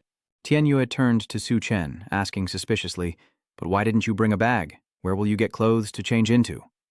Su Chen didn't answer directly, but instead asked, Brother Tian, are your usual missions dangerous? Tian Yue adjusted his goggles, laughing, Danger? Please. We're lucky. Our clothes are always clean. Do I look like I'm living in the apocalypse? You're already here, so don't leave. Join our team. I can protect both of you. Besides, Doan Na is a skilled doctor. She only needs to care for the injured. No need to find food, but I must warn you about something first. Seeing Tian Yue's serious tone, Su Shen asked, What is it? Tian Yue continued, Can you promise me you won't cause any more trouble from now on? And you even let the goddess run around out there in a bunny suit. This is the apocalypse. What are you trying to do? Seeing his friend's concern, Su Chen didn't want to explain, just smiled. Brother Tian, don't worry. I'll protect her. As soon as he finished speaking, Tian Yue knocked Su Chen on the head, saying, Is that all you have to say? Have you forgotten who bullied you in high school and you were too afraid to fight back? And now, you won't let me get revenge on those guys? After being smacked on the head, Su Shen was embarrassed and reminded of the past, so he could only offer an awkward smile as Tian Yue warned him to be careful of the captain of the guard, who was up to no good. The girls he targets never fare well, and Duan Ya is far too beautiful for him to ignore. Meanwhile, in the changing room, a dark figure silently appears behind her. With bloodshot eyes, he watched her undress, then suddenly held a cold blade to her neck, threatening her to stay still. Startled, Duan Ya tries to remain calm, asking, Who are you? What do you want? It turns out the attacker is the bald woman who appeared before, Captain Guo's subordinate, who whispers in Duan Ya's ear, Captain Guo told me to take you to find a place to rest. The shaved-head girl continued, her voice full of innuendo, You're a girl. How can you sleep with all those men? Duan Ya coldly replied, I'm fine here. I don't need your concern. When Duan Ya refused, the bald girl reached for her lower abdomen, teasing, That won't do. The captain specifically invited you over. Realizing that arguing with this mad woman was pointless, Duan Ya activated her hypnotic ability, using her mental strength to bewitch her opponent, and said, I told you, I don't need it.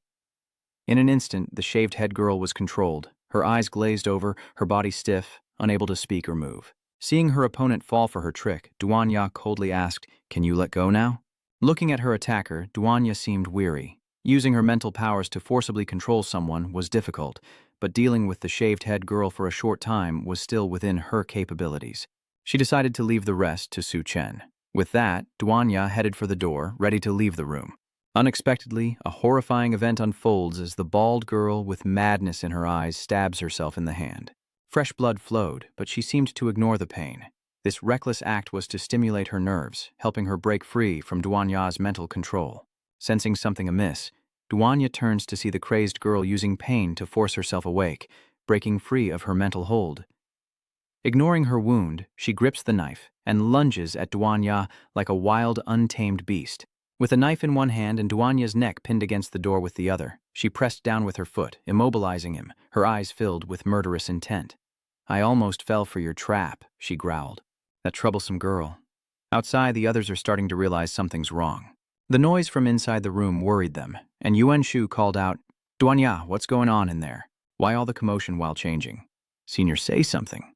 Though the shaved-head girl silenced Duanya, the prolonged silence only fueled their suspicions, and Su Chen, unable to wait any longer, shouted, "Duanya, I'm coming in." In the blink of an eye, he burst through the door, only to find the shaved-head girl threatening Su Chen, yelling, "Do you have a death wish?"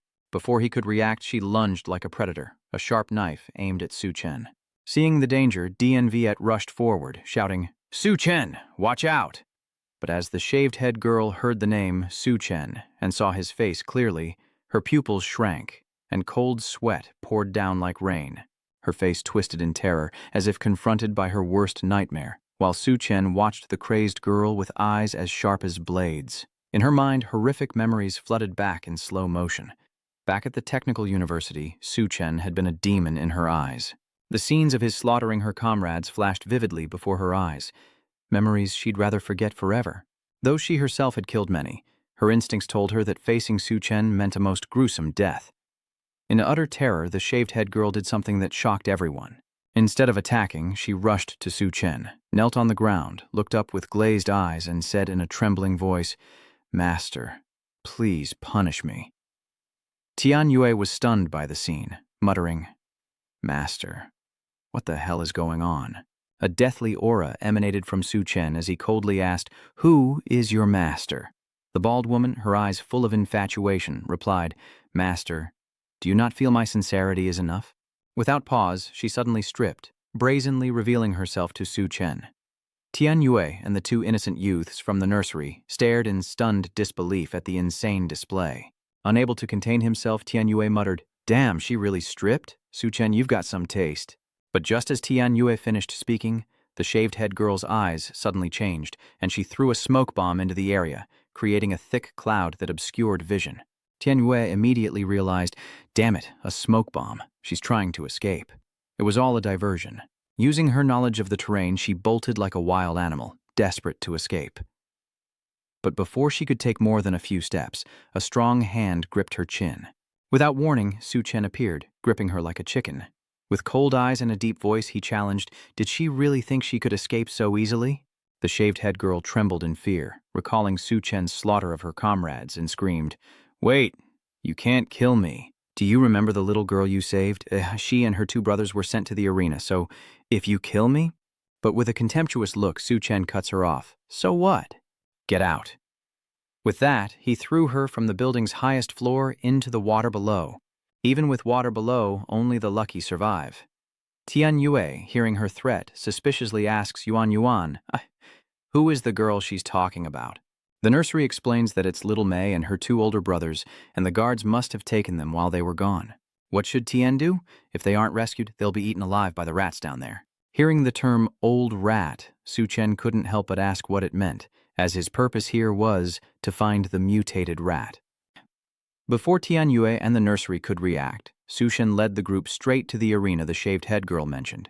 Tian Yue, seeing Su Shen's composure, asked, "Su Chen, you're so calm, aren't you even a little agitated?" In a domed building not far away, Captain Guo and Xiaomi's two brothers were there. He looked at Xiaomi and declared maliciously that her two brothers had failed their mission, a crime punishable by death, but if she was willing to enter the arena, he might consider giving them another chance. His smile dripped with disgust, showing no mercy, not even for a child. The second brother couldn't help but shout, "Xiaomai, run! Don't believe him." But Guo just sneered, "It's too late to run now."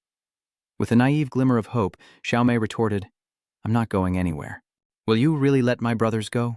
Guo laughed. "Of course, as long as you survive." He points behind Xiaomei, and a cage door opens to reveal a mutated rat, 3 times her size, with protruding teeth and bloodshot eyes ready to devour her. Xiaomei sensed the danger, her face paling, her body shrinking in fear.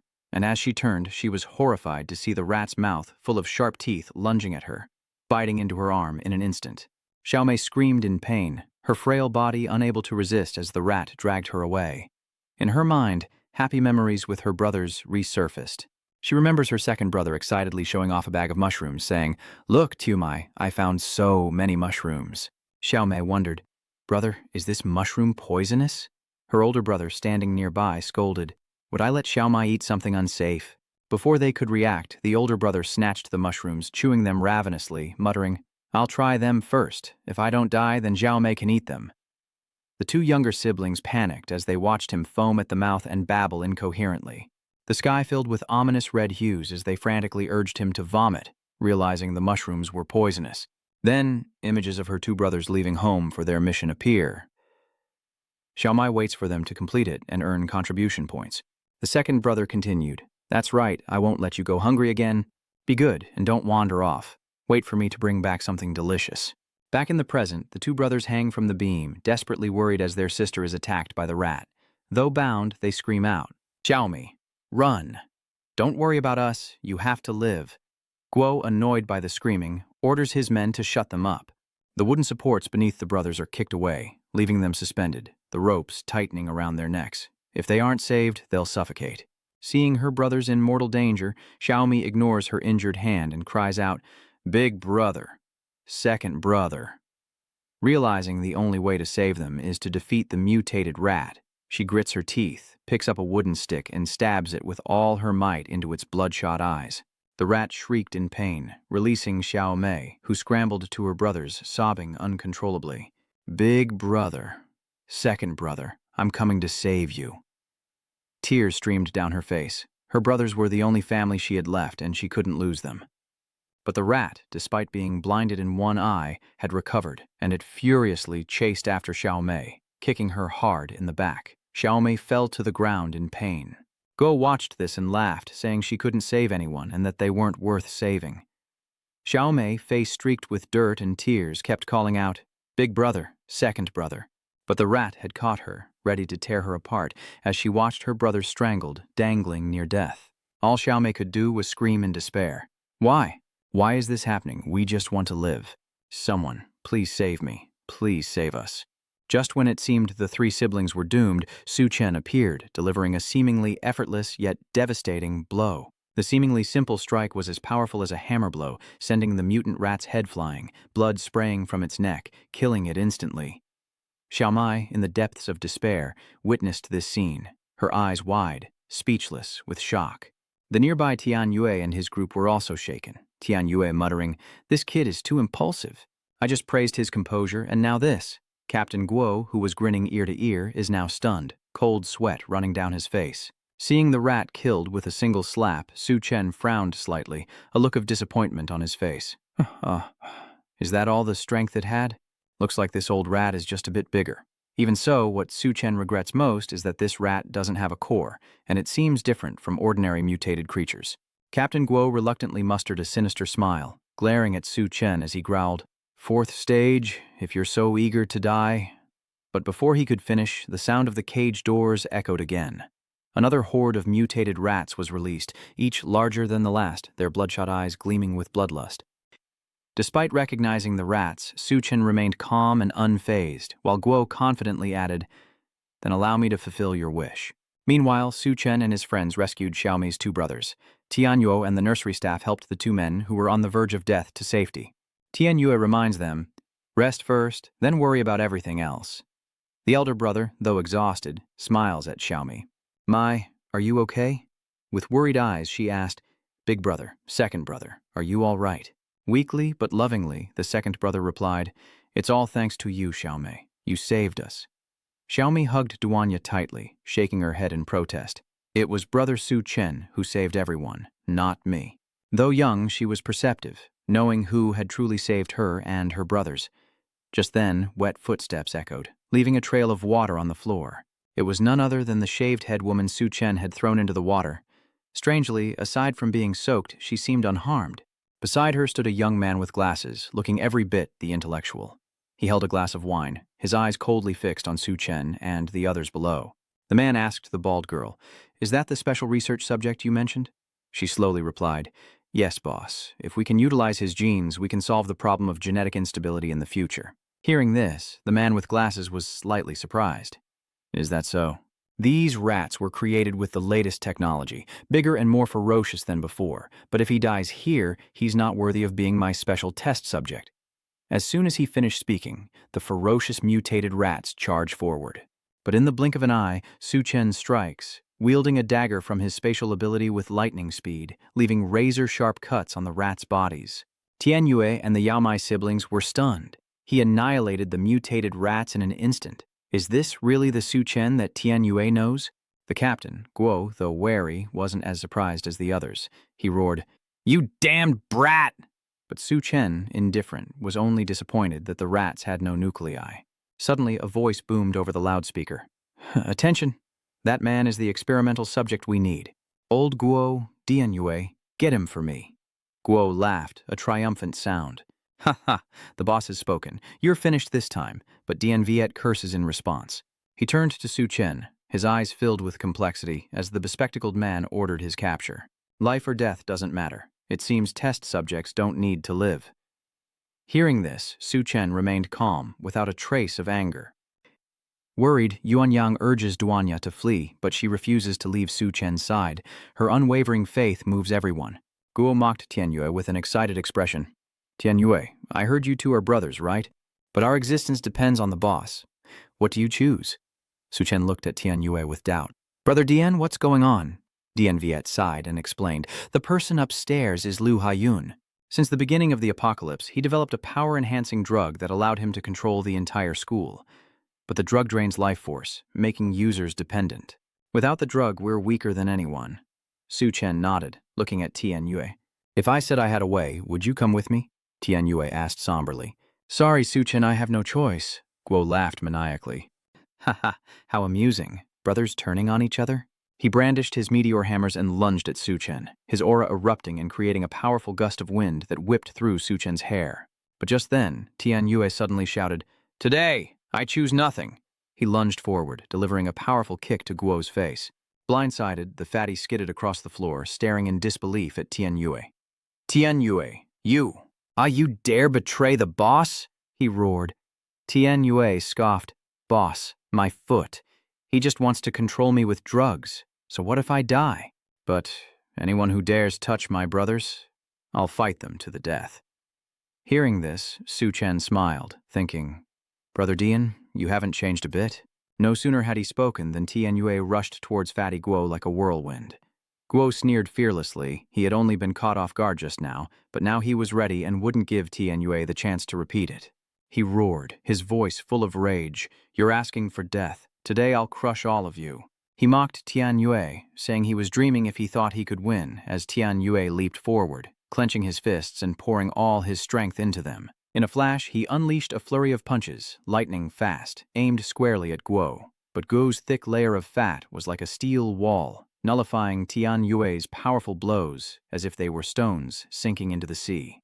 Despite the hits, the arrogant Guo laughed. "Ha ha, the boss knew you'd betray us, so he only gave you a level 1 serum, while I got a level 2. Hearing about the level 2 drug, Tianyue's face paled, understanding the vast difference between the two. Guo smugly continued his psychological warfare, boasting that his fat was the strongest armor, impervious to harm, as he swung his meteor hammer towards Tianyue with incredible speed. Tianyue realizes he's been distracted by the psychological warfare and tries to block, but the force of the blow is too great, far beyond his endurance. A mouthful of blood spurts out, and Tianyue staggers, nearly collapsing. Seeing Tianyue's defeat, Guo laughed gleefully, but his eyes soon turned cold, as if looking at someone about to die. He growled, "Go to hell." With that, he pressed a button on the meteor hammer's handle, unleashing a crackling surge of electricity that flashed beside Dien Viet's ear. His face changed as he recognized the danger of the current, but it was too late to escape. Just then, Chen appeared like a phantom, leaping up and kicking Guo's meteor hammer. Despite the electricity arcing around him, Chen didn't flinch, the force of his kick sending the hammer flying from Guo's grasp. With a mocking tone, Chen repeated Guo's words, "I heard no one could hurt you?" A sight that left Dianya, Duanya, and the nursery in stunned disbelief. Even Duanya, who was familiar with Chen, was stunned, while the nursery's reaction was even more intense, their mouths agape.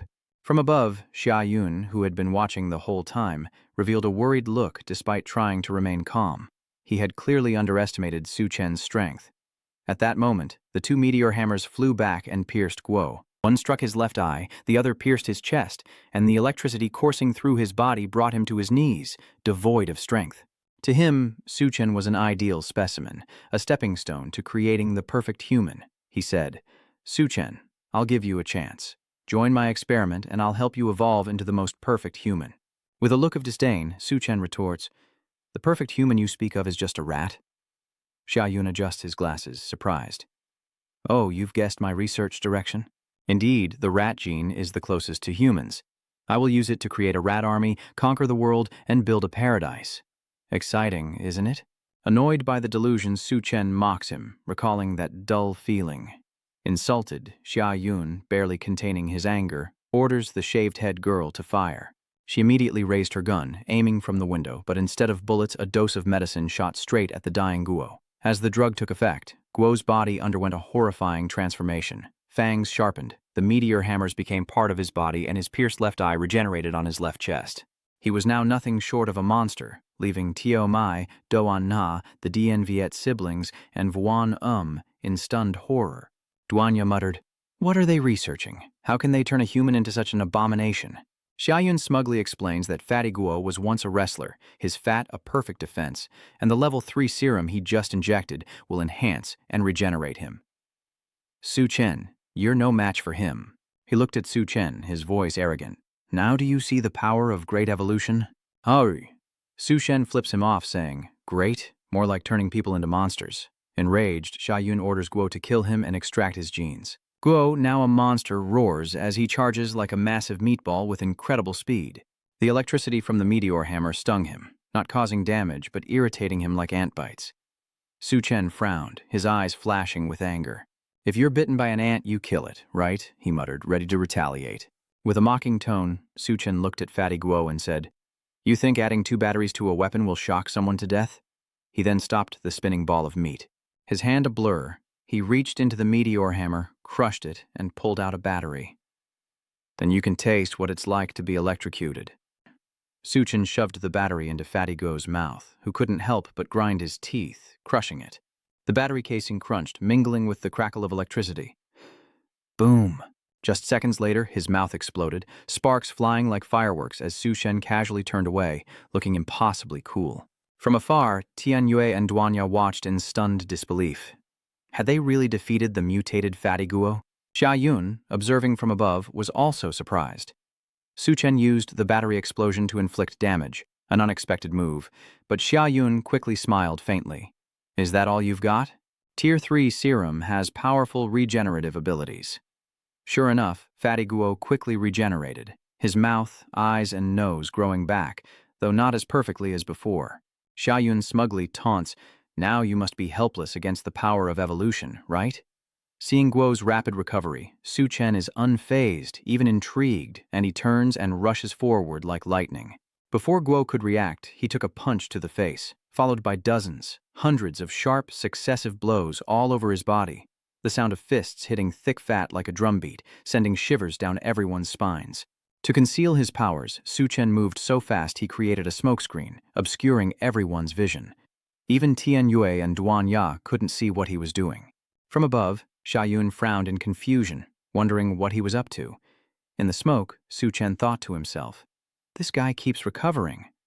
Xia Yun's research still has value, unacceptable. He opened his spatial ability, summoning countless pieces of concrete, steel, and large rocks, and hurled them at Fatty Guo, the thunderous sound echoing like a storm of debris crashing against his blubber.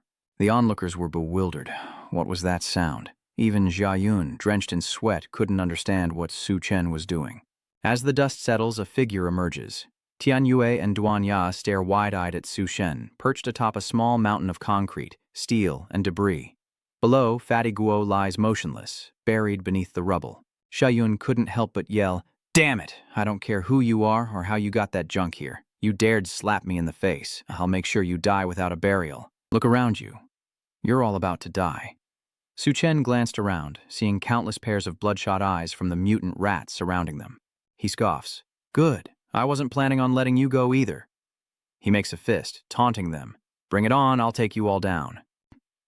Surrounded by mutant rats and human-like monsters, Duan Ya's group was startled as Su Chen declared his objective. "Xia Yun up there. If we don't take him out, this will never end. This place is in your hands." Duan Ya recalls Su Chen's words. If she can't prove her worth, she's not qualified to be by his side. She immediately accepts the task.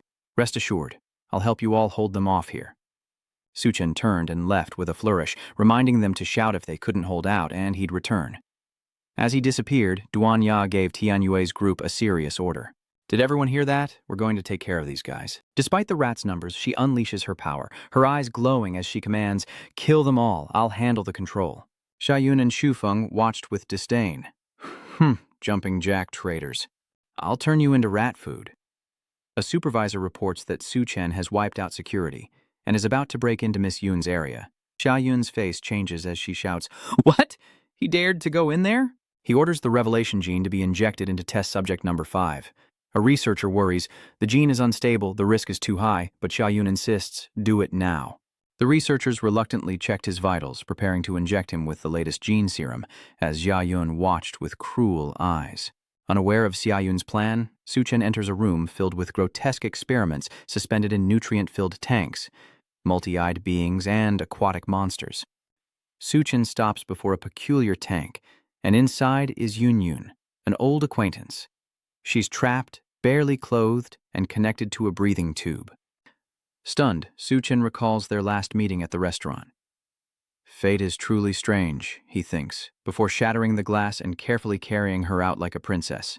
Van Van awoke and, with a trembling voice, asked, "Are you Su Chen?" He replied, "It's me. Don't worry, I'll get you out of here." She murmured sleepily, "I'm hungry." Before she could say more, a voice echoed from behind. "Let her go." Su Chen turned to see 2 blue attacks hurtling towards him at lightning speed. He let go with one hand, still holding Yun Yun with the other, and caught the attacks in his palm. Xia Yun pointed at Su Chen and with a snarl said, "Get your filthy hands off Yun Yun. She is the woman I chose." Realizing the attack was an ice ability, Su Chen scoffed. "The woman you chose? Do you think this is a supermarket?" Xia Yun coldly replied that after the apocalypse, ordinary people were nothing but maggots. "I wield the power of evolution, and I will become the lord of this world. To be my woman is her honor." Su Chen shook his head. "You really are as crazy as they say." Yun Yun dazedly clung to Su Chen, whispering, "Don't go, don't leave me. I'm so scared." Su Chen reassured her, "It'll be okay. I won't leave you." Seeing this, Xia Yun was consumed by jealousy, roaring, "Let her go, she's mine." He lunges forward at full speed, and without hesitation, Su Chen pulls out a bulky object, aiming it at Xia Yun. Xia Yun easily broke free, but seeing Yun Yun embracing and kissing Su Chen, he gritted his teeth, his eyes filled with rage as Su Chen and Xia Yun shared a passionate kiss. After that kiss, Xia Yun shyly lowered her head, her eyes sparkling, her voice still trembling with emotion, as she looked at Su Chen and whispered, "Who told you to leave me last time? This is what you owe me." With those words, Xia Yun offered a faint smile before collapsing from exhaustion. She drifted into a deep sleep, ignoring Su Chen's desperate calls, while Xia Yun, the bystander, felt a wildfire of rage ignite within her. "How dare you do this?" he growled through gritted teeth, his eyes filled with rage. "If that's how it is, then let's all die together." With those words, Xia Yun tore off his shirt, revealing a muscular body as if carved from stone. But then, his appearance began to change in a bizarre way. His teeth grew long and sharp like knives, and his body withered, revealing his gaunt rib cage. His fingers elongated, claws sharpened, glinting with cold light. In an instant, Xia Yun had transformed into a grotesque rat man, a horrifying sight to behold. He growled at Su Chen, his eyes filled with malice as if to declare, "Now I will show you the power of a god." Unafraid of the vicious threat, Su Chen held the sleeping beauty in one arm, casually put his other hand in his pocket, smirked, and coldly replied, "Come on." His words were brief but sharp, like a knife, full of challenge. In the next scene, after successfully provoking Xiaoyun, Su Chen gently places the exhausted girl in a safe corner, thoughtfully giving her a chocolate bar to satisfy her hunger. Suddenly, Su Chen's keen eyes noticed something strange behind him. A rat man appeared, covered in thick fur, with long claws and a face as old and ugly as a nightmare. He growls, his voice full of contempt, wondering how he can be distracted at a time like this. He really wants to die. With that, he lunged like a wild beast, mouth agape, ready to tear Su Chen apart. But Su Chen remained eerily calm. With a mere flick of his hand, he cleaved the rat man's ferocious body in two, blood splatters painting the space red. Su Chen frowned slightly, wondering, what is this? Meanwhile, Xiaoyun sat in the corner, slowly nibbling on the chocolate bar, her face showing exhaustion and helplessness as she mumbled to Su Chen, "Are the people down there all your friends?" Su Chen turned, his gaze icy, and replied simply, "That's right." Hearing this, Xiaoyun stood up abruptly, grabbing the chair beside her. She firmly states, "I won't take your things for free." Clearly, she wants to repay him for saving her life and for the chocolate. Without hesitation, she throws a chair, shattering the window, and confidently declares, "Leave those below to me." Before leaping into danger, she leaned against the window frame, wrapped only in bandages, a vision of allure and resilience, turning back to give Su Chen a chilling reminder. Xiaowen isn't so easily killed, so remember to be careful. Without hesitation or fear, she leaps from the building. With arms and legs outstretched, she plummets like a bird of prey, and as she nears the ground, Xiaoyun's body swells, becoming gigantic, her physical power skyrocketing. Finally, she landed with a thunderous crash, her massive rear sending shockwaves that shattered fences and everything around, as a scantily clad, voluptuous woman suddenly appeared from the sky, leaving onlookers stunned and wide-eyed at the bizarre spectacle. Xiaoyun groans. Too much butt. Perhaps the fall from such a height has left her dazed. The onlookers were still in shock, wondering if they were hallucinating. One witness questioned if they were seeing things correctly. It took Havan a few seconds to recover from the landing. Though a little sore, she was unharmed, having crushed several rats and destroyed many objects around her. With an endearing clumsiness, she introduces herself. "I'm Xiaoyun, a friend of Su Chen, here to help everyone."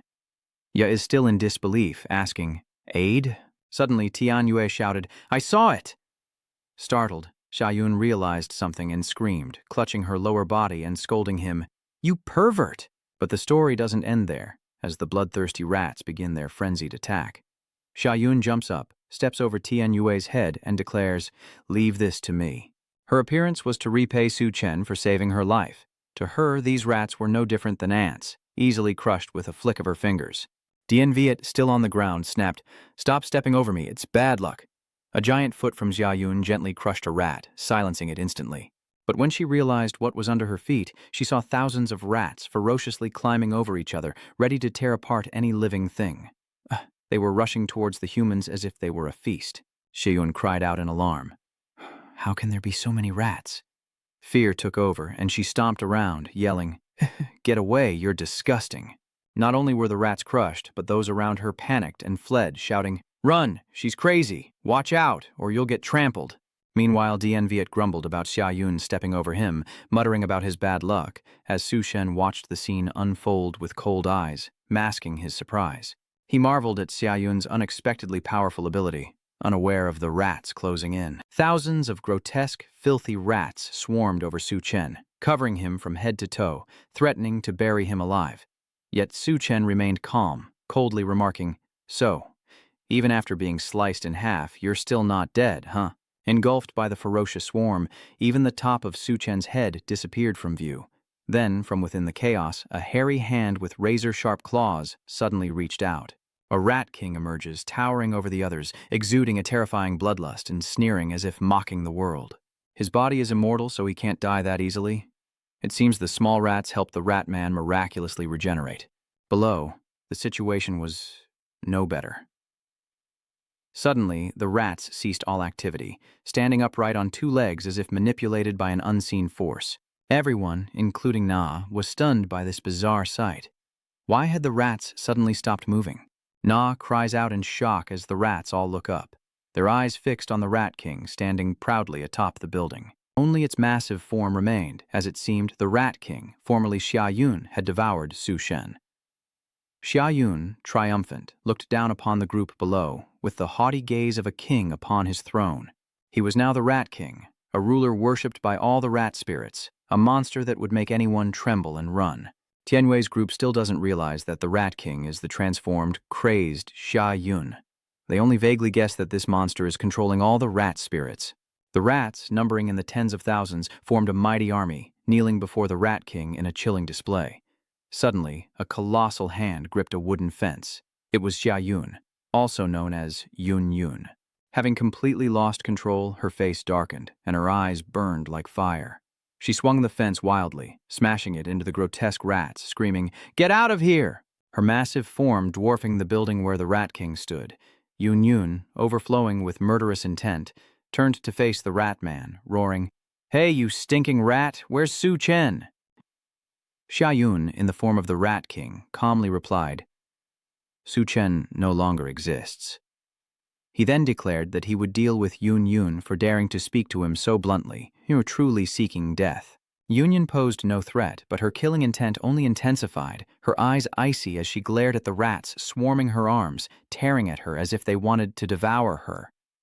"You damn things!" she screamed as the rats relentlessly attacked Tianyue and Ya, their ferocity amplified after seeing the Rat King. The swarm of rats was so vast that even a giant like Van Van was beginning to tire, collapsing to the ground as her resistance weakened.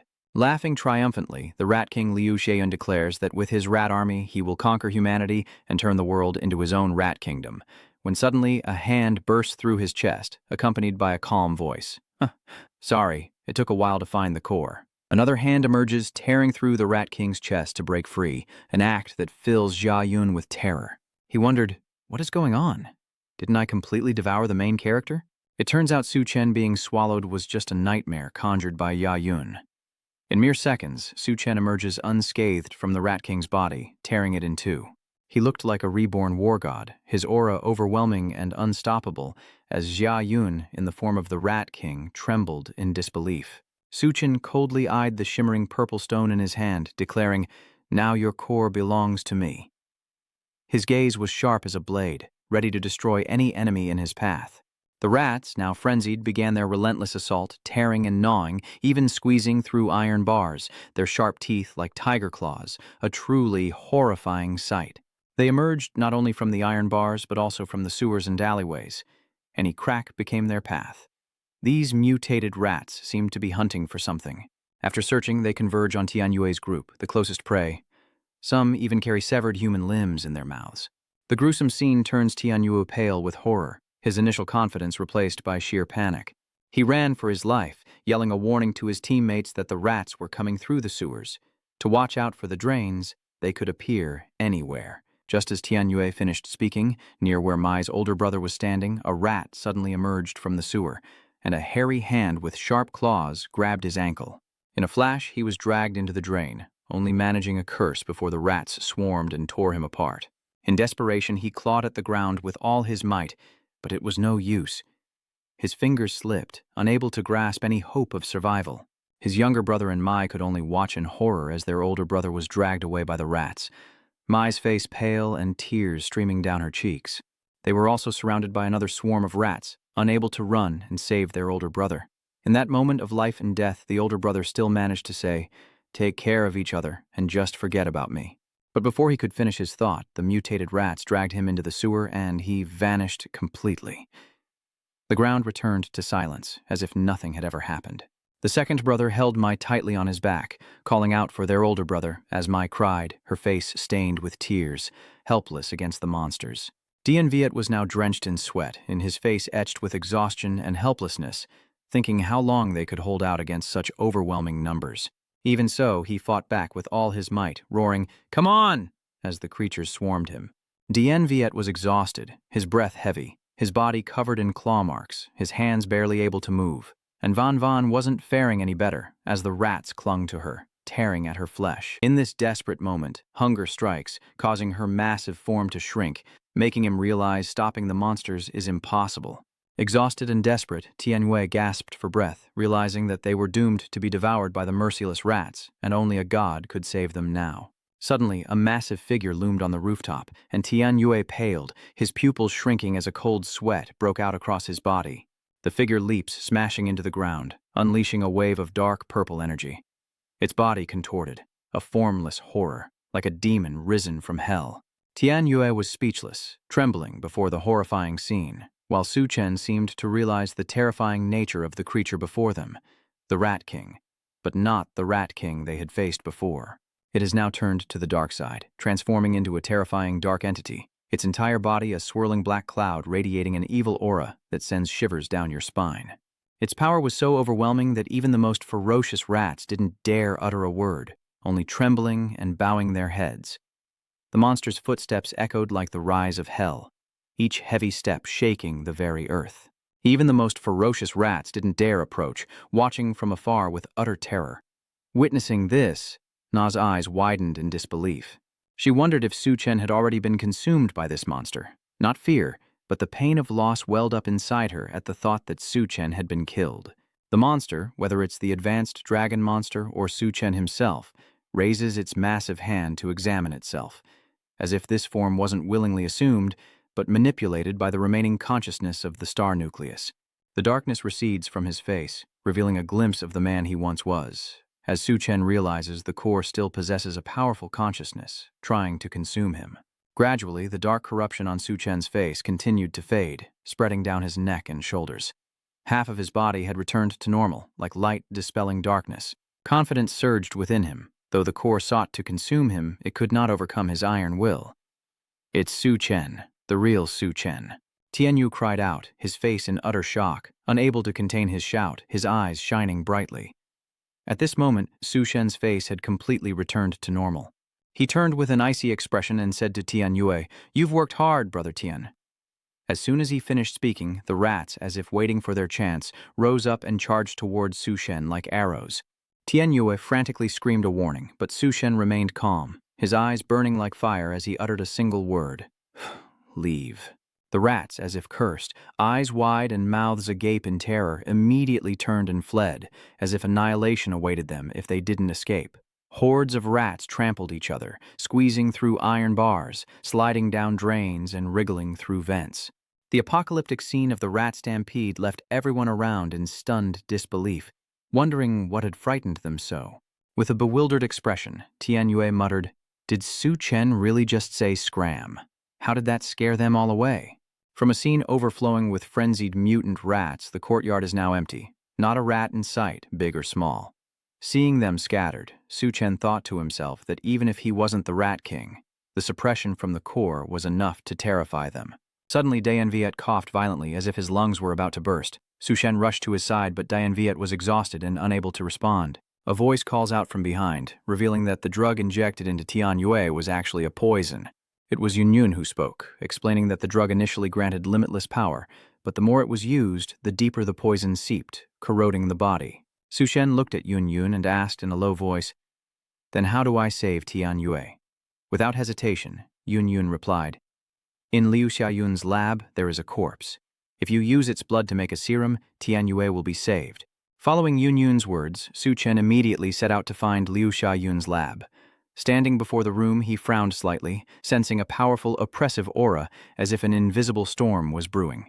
He wondered if this was truly the place Yun spoke of, and without hesitation, he pushed the door open. The dark, cold room felt like a deep, mysterious cavern, and as he moved forward, a translucent white screen appeared.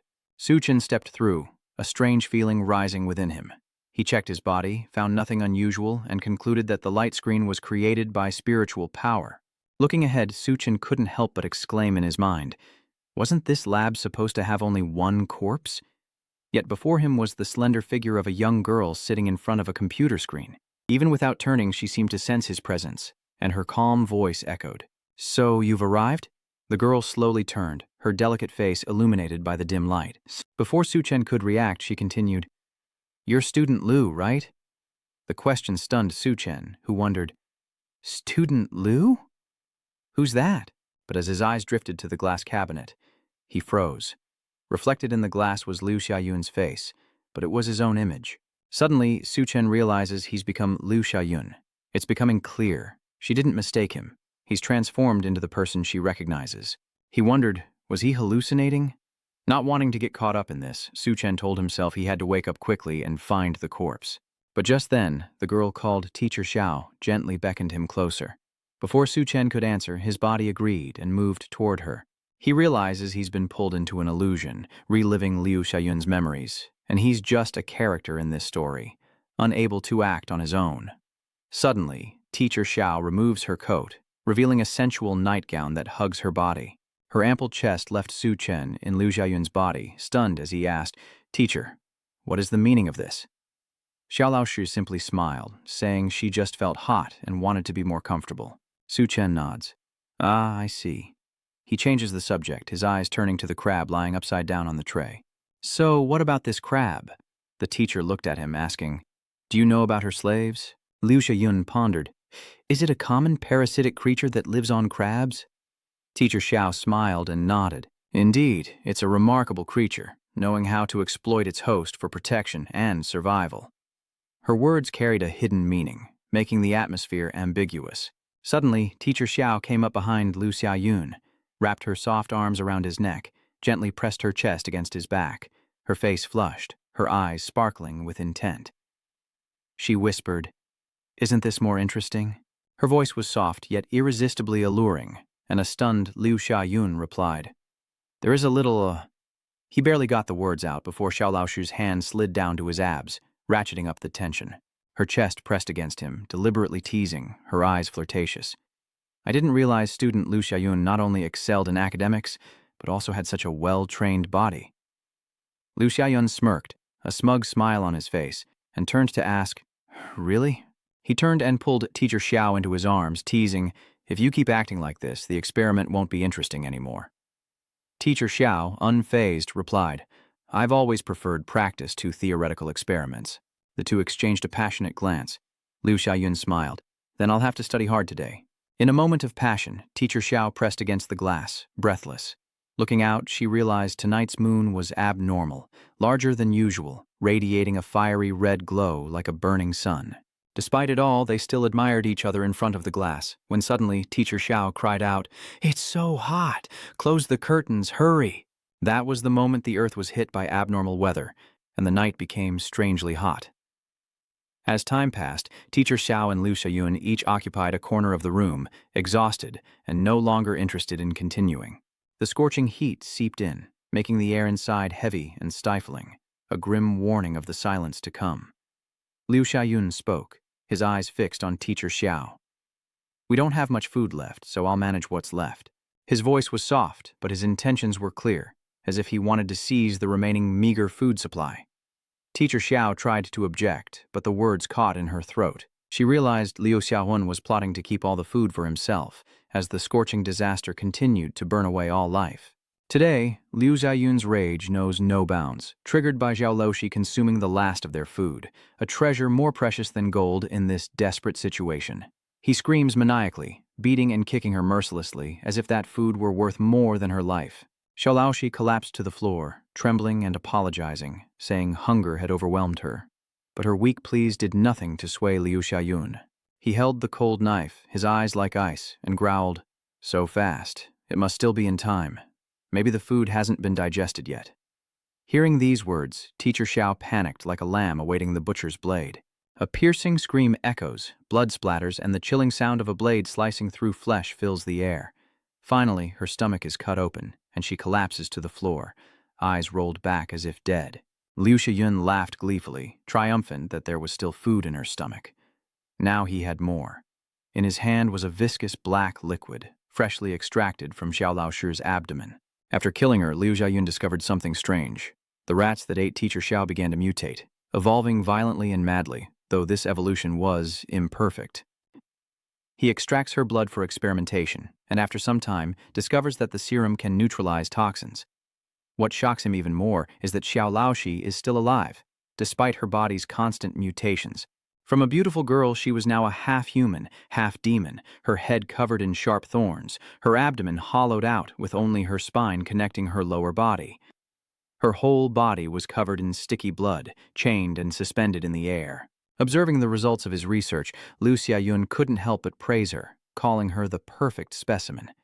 He marveled at the data, stating it was no exaggeration to call it the doomsday gene. Thanks to her, he discovered the perfect gene sequence capable of evolving in this chaotic world. But Liu Xiaoyun's ambition didn't stop there.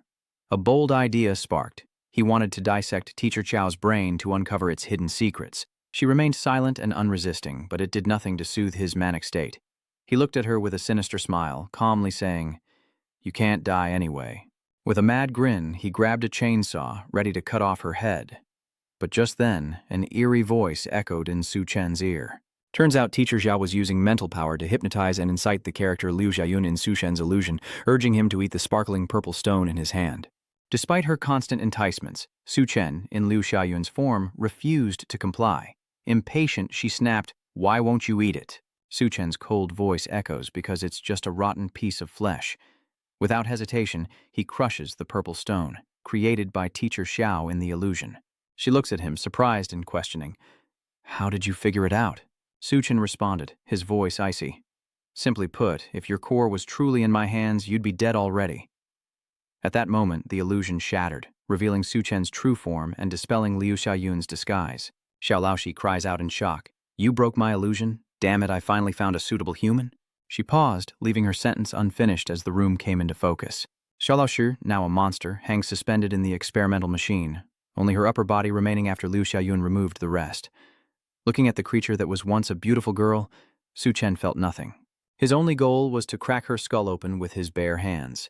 Slowly, he raised his right hand, fingers outstretched, towards her head. Sensing the imminent threat, the monster girl screamed in a trembling voice, "I'm just a pitiful soul forced into this. Don't you want my power? I'll give it to you. Please spare me, I beg you." But Su Chen's eyes remained cold, unmoved by her desperate pleas. He slowly said, "When the crab parasite invades a body, it takes over the host's consciousness." Before he could finish, Su Chen placed his cold hand on the creature's head. Without hesitation, he prepares to crack open her skull as the monster pleads, its voice growing desperate, clinging to a fragile hope of survival. "I'm just a pitiful soul forced into this. Don't you want my power? I'll give it to you. Please spare me, please." But Su Chen coldly ignored her, continuing his unfinished words. "Did you think I'd give you a chance?" As soon as the words left his lips, blood erupted like a fountain as Su Chen's cold hand cracked open the monster's skull. After claiming the core, her body crumbled to dust, scattering in the wind and vanishing completely.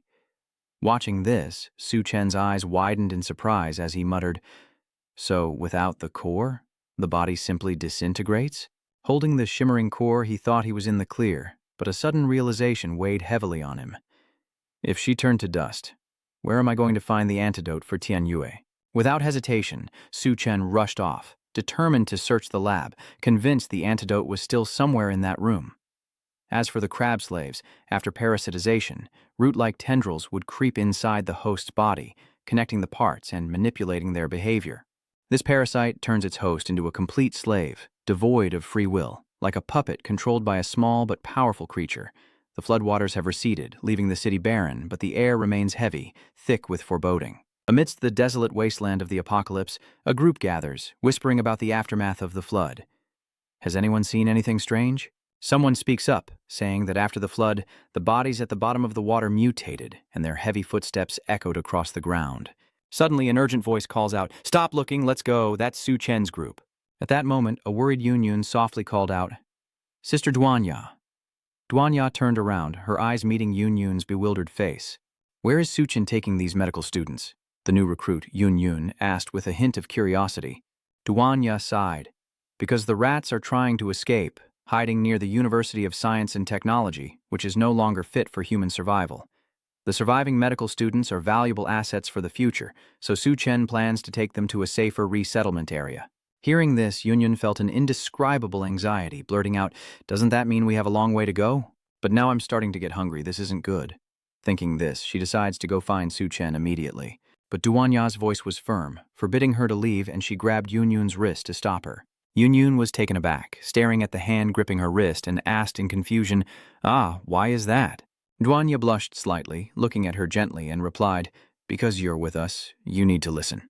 Recalling the previous moment, Duanya falls into confusion as Su Chen corners her, unsure of his actions, her eyes filled with bewilderment and worry. A sinister look crept over Su Chen as he gripped her cheeks, his eyes veiled in mystery, his voice soft but laced with something wicked. "Don't be afraid. I'm just feeling a little hot." Then, he suddenly forced a kiss on her, Duanya's face reflecting shock and confusion. Though they had spent countless passionate nights together, Su Chen's actions this time left her stunned, and one could imagine a night of wild abandon between the two. Looking back, Duanya still felt uneasy, wondering, is Su Chen's sudden frenzy a side effect of the core? Meanwhile, Su Chen was deep in calculation. In the aftermath, bacteria, viruses, and even plants underwent massive mutations, and many settlements collapsed due to a lack of doctors, the most scarce resource of all. If used wisely, he could establish his own settlement. Su Chen meticulously planned every step, every fallback, confident that no matter how many new forces emerged, he could face them all. This harvest has been quite successful. He's found a way to create serum and restorative medicine for Tianyue and the others. All the equipment and research materials in the lab have been stored in his personal space. Moreover, the Rat King's core not only enhanced Su Chen's berserker ability, but also increased his physical strength, even granting him ice abilities. Though only a little for now, he believes he can upgrade it in the future. The mutated female corpse's core also granted mental abilities, but unfortunately, he didn't receive illusion powers. Suddenly, Tianyue spoke, breaking Su Chen's train of thought. "What's that sound?" Su Chen immediately uses his newfound psychic ability, a thermal detection ability that senses the heat from the blood of living creatures within 30 meters, like a thermal sensor. With it, he discovered the lurking hyenas all around. Suddenly, a scream erupted from the incubator. "Look up there!" The scene before them left everyone stunned. Someone was hanging, suspended in the air. "Who is that?" They wondered as Long grew suspicious. In an instant, a short-haired girl cried out in alarm, recognizing the figure. "It's Rui, my roommate. There's no time. We have to save her." Her voice filled with urgency. Another volunteered, "I'll go right away." But Su Chen coldly interrupted, "Don't interfere. We should continue our journey." His words were immediately met with a wave of outrage from those around him, who criticized his cruelty and cold-heartedness, unable to accept his indifference to a human life. The short-haired girl roared, her eyes blazing. "Damn it, none of you guys are men. I can't just stand by and watch her die." The short-haired girl glared at the male students, urging, "Hurry up and save her!" Stung by her words, two students stepped forward, determined to untie the hanging girl. They reassured her with gentle yet firm voices, "Don't worry, we'll save you." But as they rushed to untie the rope, two spears suddenly shot through the air like lightning. Before they could react, spears pierced their chests. A fatal blow. The faces of those around them paled, stunned by the sudden turn of events. The naive students realized with horror that they had fallen into a deadly trap, but it was too late. From the building's second floor, two ogres wielding axes and hammers descended like predators, ready to slaughter the bewildered group. A male and female student are surrounded by two large, ferocious Thao clan members, leaving them speechless. One of the ogres grinned wickedly, slowly licking the girl's face with lustful eyes. She was cute. Using her as bait would surely attract more people. He brazenly groped her, as if no one else was there. The ogre, seemingly pleased with the short-haired girl, glanced at the one called Thuan Ka and said greedily, "This alluring flavor? Thuan Ka, can I play with her first?" Hearing those cruel words, the girl's face paled even more, and she pleaded in a trembling voice, "Please, spare me." But the beast only smiled faintly. Suddenly a roar erupted. "Damn you, let her go!" Without hesitation, the remaining male student rushed to save her, but the beast just smirked, his gleaming sickle flashing through the air, cleaving the boy in two, blood erupting like a fountain, staining the earth crimson. A tragic end to his bravery. The ogre sneered at the corpse. "Food should know its place." He continued to cling to the girl, refusing to let go, even suggesting that they keep her to bear children. The girl's clothes were torn to shreds from the brutal attacks, while Su Chen's group had long since departed. Yet the screams of the short-haired girl named Xin Rui still echoed in the air. Duanya turned to Su Chen with concern, asking, "What happened to them?" Su Chen replied, his voice as cold as ice, "Those who consider themselves saints can only bring trouble upon themselves." Duanya looked at him, her eyes full of worry. Was the woman hanging on the rope just now a trap? Su Chen nodded, his eyes gleaming with seriousness. She asked, "Are we safe now?" He replied grimly, "Quite the opposite. We're surrounded by the Beast Clan." Chen sensed their presence, lurking like shadows waiting to strike. Hearing this, panic spread like wildfire, and they couldn't believe they were in such a dangerous situation. Chen calmly reassured them, his voice steady and firm. "That's right." He took a deep breath, deciding to use his newly acquired second psychic ability, zombie manipulation. This ability allows him to manipulate and control the zombies, and he intends to use them against the Beast Clan, to let them taste the fear of being surrounded, of being hunted like prey in the Grim Reaper's scythe. The Thao clan were surrounded by the zombies controlled by Chen, and as they looked at the horrifying scene, they wondered how these zombies had appeared. But fear quickly turns to rage, and they charge into the fray without hesitation. One of them grabs a zombie, throwing it into the horde, sending them tumbling like dominoes. But when one of the Thaos looked down, he realized that Chen's people had vanished. Discovering their prey had escaped, the Thaos jumped from the high-rise windows. But as soon as they landed, Chen blocked their path, his eyes like daggers as he growled, "Where do you think you're going?" Instead of fear, the Thaos grinned, one shouting, "Look, another one with a death wish. Kill him first, what a fool." Hearing their intent, Chen remained calm, hands in his pockets, and said slowly, "Too bad Thaos don't have cores, so let these zombies have some fun with you." Instantly, hundreds of zombies arose from the darkness, like specters from hell, surrounding the Thao clan, their gaping maws hungry for flesh, filling the air with the stench of death. Meanwhile, Chen's group arrived at the safe zone known as He City, only to be met with a threatening roar. "Who dares trespass in He City?" Duanya turned to the speaker and replied, "We're from the University of Science and Technology, seeking refuge." As she finished speaking, a dark figure leaped from the top of a building, startling Duanya and Yun's group. The shadow solidified into a hulking man, muscles bulging, wielding a gleaming battle axe. His presence was like a mountain, his face contorted in a ferocious roar. "We don't take in trash. Get out." Undeterred, Duanya activated her hypnotic ability, her eyes glowing a mysterious pink, her voice as enchanting as a siren's song. "Isn't this where you're hiding? What right do you have to stop us from entering?" In an instant, the man's eyes turned pink as if caught in Duanya's trance, but he quickly regained his senses, smacked his head a few times, and scoffed, "Oh, just parlor tricks. Truly useless." With that, he leaped forward, swinging his axe at Duanya without hesitation. Just as a voice rang out, "Stop." Standing before Duanya was Xiaofeng, a young soldier who signaled for them to stop and explained to the man, "Captain Sun, they're not here seeking protection." The man with the giant axe scoffed, "You dare to brazenly cross into the territory of the Thao tribe?" Just then, Chen returned from the Thao tribe, his eyes sharp as a blade as he addressed the man. "If that's the case, perhaps we'll have to take these medical students somewhere else for shelter." Upon hearing this, Captain Sun and his men were taken aback. What? Dozens of medical students? They were astonished. In this era, surviving medical students are rare treasures, and Chen has brought an entire group. Xiaofeng looks at Chen, his surprise evident. "Chen, I didn't expect you to still be alive."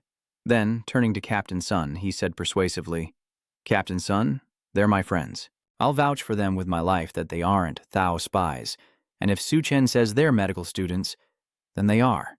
The others stepped forward, urging, "Captain, if Xiaofeng says so, let them in. With medical students, we won't have to bury people alive. What if we get sick one day?" Hearing this, Captain Sun had no choice but to accept. He turned and walked inside, not forgetting to remind them, "Whatever happens, Xiaofeng, you'll be responsible if they can't cure the patients." Immediately, those following Captain Tan approached with concern. "The captain has agreed. Please, come inside." Xiaofeng glanced at Chen, hesitating. "Sorry, Chen. Don't take it to heart. The captain is just like that." Chen replied, his voice as calm as still water. "It's fine. There are always unpleasant people." Xiaofeng glanced at him and changed the subject. "Anyway, you guys came at the right time. We have several people suffering from a strange disease and desperately need a doctor's help." Xiaofeng led Chen's group to a comatose female patient, whose body was covered in strange white fungi like toxic clouds clinging to her skin. Faced with the bizarre sight, Yun couldn't help but exclaim, "Is that fungus?" Xiaofeng replied with a frustrated look, "I'm not sure, but we tried cleaning it off her. Sadly, these bizarre organisms are growing faster, weakening her further." Chen states gravely, "She's infected with mutated bacteria. Now even the plants are changing. We need to warn everyone to be careful around these sprouts and avoid getting hurt." Duanya, eyes full of curiosity, carefully observed the strange mushrooms, asking, "Are these mushrooms turning people into food?" Chen responded curtly. Roughly speaking, that's the situation. Meanwhile, Yunyun quickly runs to find a doctor, hoping they can prepare the necessary medicine. Looking at the girl, Chen recalls the mutated plants he witnessed in his past life. This is just the beginning. If they aren't cleared away, they'll spread like wildfire and attack people. At that time, the beast race would seize the refugee camp, turning humans into livestock, plunging them into a cycle of suffering. The beast race's growth is a major threat to Chen, unless he turns this refugee camp into a base and prepares in advance. With that in mind, he decides he needs to understand the situation here, when suddenly, chaos erupts. The city lord's son, Zhang He, recklessly speeds through the streets, unstoppable, firing his gun at the civilians as he drives. An arrogant voice rang out, "Out of my way, you commoners." Chen noticed this, a glimmer of curiosity in his eyes. "Someone's firing a gun in the refugee area? Aren't you guys, the mercenary tiger squad, taking care of this?" he asked, turning to Xiaofeng. Xiaofeng gritted his teeth and replied, "The mercenary tiger squad has been disbanded." Chen wasn't too surprised and continued, "Is this the condition for refugees to enter the city?" Xiaofeng nodded. "That's right, he's the city lord's son. He thinks the old and young are worthless, so he often pushes them to their deaths." He glanced at the newcomers, his discomfort evident. "Oh, another one?" Suddenly, he orders the driver to speed towards Yunyun, boasting confidently, "Hey there, want a ride? I'll take you to enjoy some amazing delicacies." Yunyun stood up and wearily walked towards him. "I'm so hungry I don't have the strength to move. Can you carry me?" Hearing the beauty's words, Zhang He couldn't hide his glee. Come to me. I couldn't ask for more." Witnessing this, Xiaofeng roared, "Damn you, Zhang He, how dare you!" He tried to rush him, but Chen held him back, calmly saying, "It's fine, as long as he can carry her." Zhang He urged, "Come on, I'm ready for you." Suddenly, a sinister smile crept across Yunyun's beautiful face. "How kind of you." With that, she leaped onto the car, then used it for another jump. Her movements were powerful, like a sumo wrestler ready to strike. Zhang He grinned, but as Yunyun's body neared, she activated her powers, swelling into a small mountain, ready to crush everything. Seeing Yunyun transform into a giant and charge towards him, Zhang He panicked, twisting around and leaping back, narrowly escaping danger. But his car wasn't so lucky. Crushed by her immense weight, it was reduced to a heap of scrap metal. Van stood up, slowly shrinking back to her normal size, as if nothing had happened. The terrifying sound attracted the attention of team leader Tan. He turned back, puzzled. What just happened? Not only Captain Tan, but Bak Thuong's group was also stunned, their eyes fixed on Van, wondering what that thunderous sound was. Meanwhile, Truong Hach, who had just suffered the consequences of the impact, trembled with horror, clutching his aching legs and screaming miserably. My leg. Hearing his cries, Yunyun approached, taunting, "Young city lord, I gave you a chance, but you didn't take it." As she spoke, she deliberately pressed her foot onto his wound, intensifying his agony as if he were being tortured. Some rushed over, anxiously asking, "Young city lord, are you all right?" With a panicked expression, Zhang He pointed at Yunyun, shouting, "She's a monster!" He claimed she had turned into a giant and broken his leg. In a panic, he ordered his men, "Get her out of here." Two subordinates turned back, eyes full of doubt, searching for the giant monster he described. Just then, Duanya activated her psychic ability from afar, targeting the two men. In an instant, they fell into a hypnotic state, their eyes glowing with an eerie red light. They then turned to Zhang He, the young master of the Cloud Territory, stating that he clearly fell off the vehicle, resulting in his broken leg. The other quickly added, "That's right, we all saw it clearly." Hearing this, Zhang He's face flushed with shame and anger. With no one to support him, he roared to silence them, accusing them all of conspiring against him. He threatened, "I'm telling my dad, and he'll deal with all of you." As soon as he finished speaking, he screamed, his voice echoing throughout the safe zone. "Dad, help me!" Captain Tan smirked, sensing the drama about to unfold. Before long, a luxurious black car rolled to a stop next to Zhang He, followed by a large, heavily armed, and highly professional security detail. It seems the one in the car is his father, the city lord of the safe zone, surrounded by imposing, heavily armed guards in bulletproof vests. Standing beside Chen, Xiaofeng whispered worriedly, "Wow, that young city lord really did call the city lord." Yun crossed her arms, sneering. "Wow, the city lord is huge." From the car, a pair of shoes stepped out, calm and authoritative. The middle-aged man in luxurious attire, radiating noble bearing, is the city lord, followed by two towering figures resembling street thugs. The city lord stood tall, his cold gaze sweeping the crowd as he spoke. "Can anyone tell me what exactly happened here?" Xiaofeng quickly stepped forward, anxiously trying to explain. "City lord, my brothers came here seeking refuge with dozens of doctors, but the young city lord, Before he could finish, Zhang He burst in, cutting him off, shouting, "Dad, kill them all!" But before he could finish the sentence, he received a stinging slap from his father. The city lord's face contorted with rage as he roared, "How many times have I told you? Treat those who come to us with kindness, and don't make a mockery of your title as young lord." He immediately transformed into the image of a model father, lecturing, "Remember, our ideal is to make this place a beacon in the apocalypse, so that everyone who comes here feels warmth and safety." The people, witnessing the city lord teaching his rebellious son, began to whisper amongst themselves. Whispers spread. "Even his own son is punished for wrongdoing? It seems this city lord is a good man. I didn't expect such nobility in the apocalypse." After disciplining his son, the city lord turned back, bowed low, placed a hand on his chest, and sincerely invited everyone to stay and realize their dreams together, promising the newcomers the best food and living conditions that he city could offer. His words were like a spark, igniting the crowd into a frenzy of cheers. "Really? This is amazing. Let's stay here. All hail the city lord." In that moment, Xiaofeng breathed a sigh of relief, turning to Su Chen to reassure him, "Well, perhaps we can rest easy and stay here." He spoke, but as the words left his lips, Xiaofeng froze, realizing he was utterly alone. Unbeknownst to him, Su Chen and the others had vanished. Night fell, and the flickering fire cast dancing shadows in the cold darkness, as if trying to dispel the terrifying silence. Suddenly, a question cuts through the silence. It's Yun, wondering why we're not in the city. To answer her question, Duanya spoke softly, her voice as calm as water flowing over stone. Did she forget she broke someone's son's leg? Does she really think the city lord's soldiers with their guns are just there for show? "So, are the three of us really sleeping in the forest tonight?" "Okay, but it's my first time, so can I only get advice?" Duanya was stunned, looking puzzled as if she'd just heard a riddle. Yun, what are you thinking about?" Before she could answer, Duanya spoke seriously, her voice dropping like a foreboding of a restless night. "I don't know if I'll be able to sleep tonight." Van was still confused, her mind racing, thinking Duanya was implying something. Surprised, she exclaimed, "Ah, your stamina is that good?"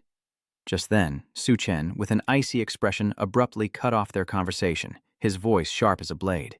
"Quiet, someone's coming." He called out, "Come on out, you friends over there." The hidden figures caught in the light were startled like wild beasts. They never expected to be exposed so easily. And now, with nothing left to hide, they emerged, their intentions clear. "You broke the young city lord's legs. You think you can just run away? I only wanted to avoid a massacre in the city, lest I accidentally harm the members of the Azure Tiger Squad." Hearing Su Shen's words, the leader sneered, his tone mocking the arrogance of the weak. "A massacre, you say? A kid with no weapon wants to kill someone?"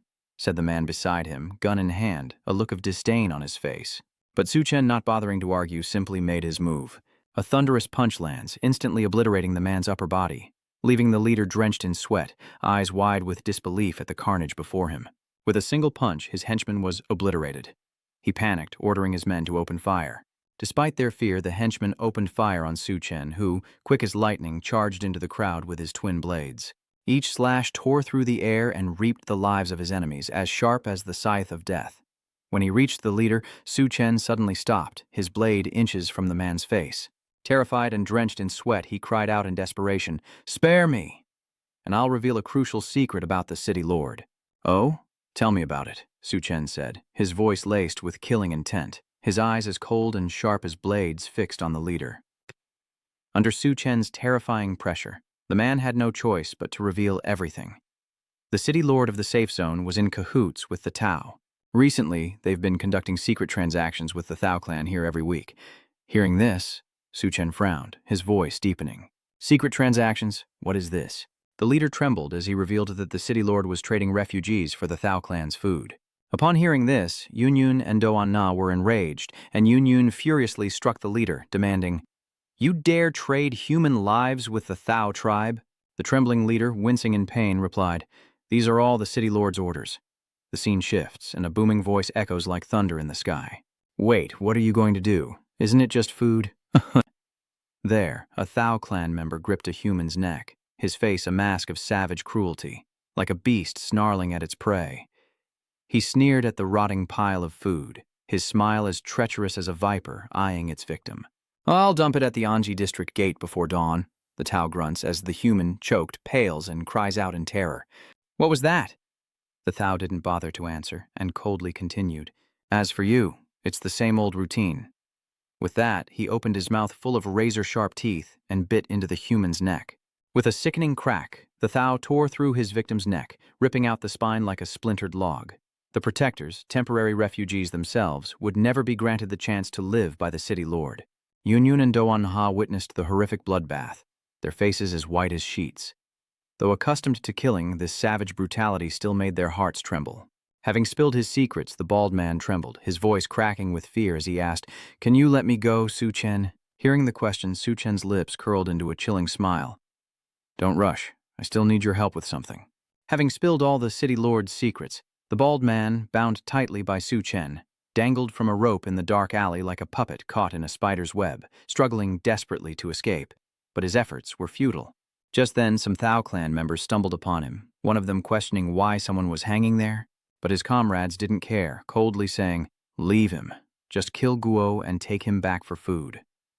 The lead Minotaur clenched his fist, his eyes burning with hellish intent, and charged towards the suspended man.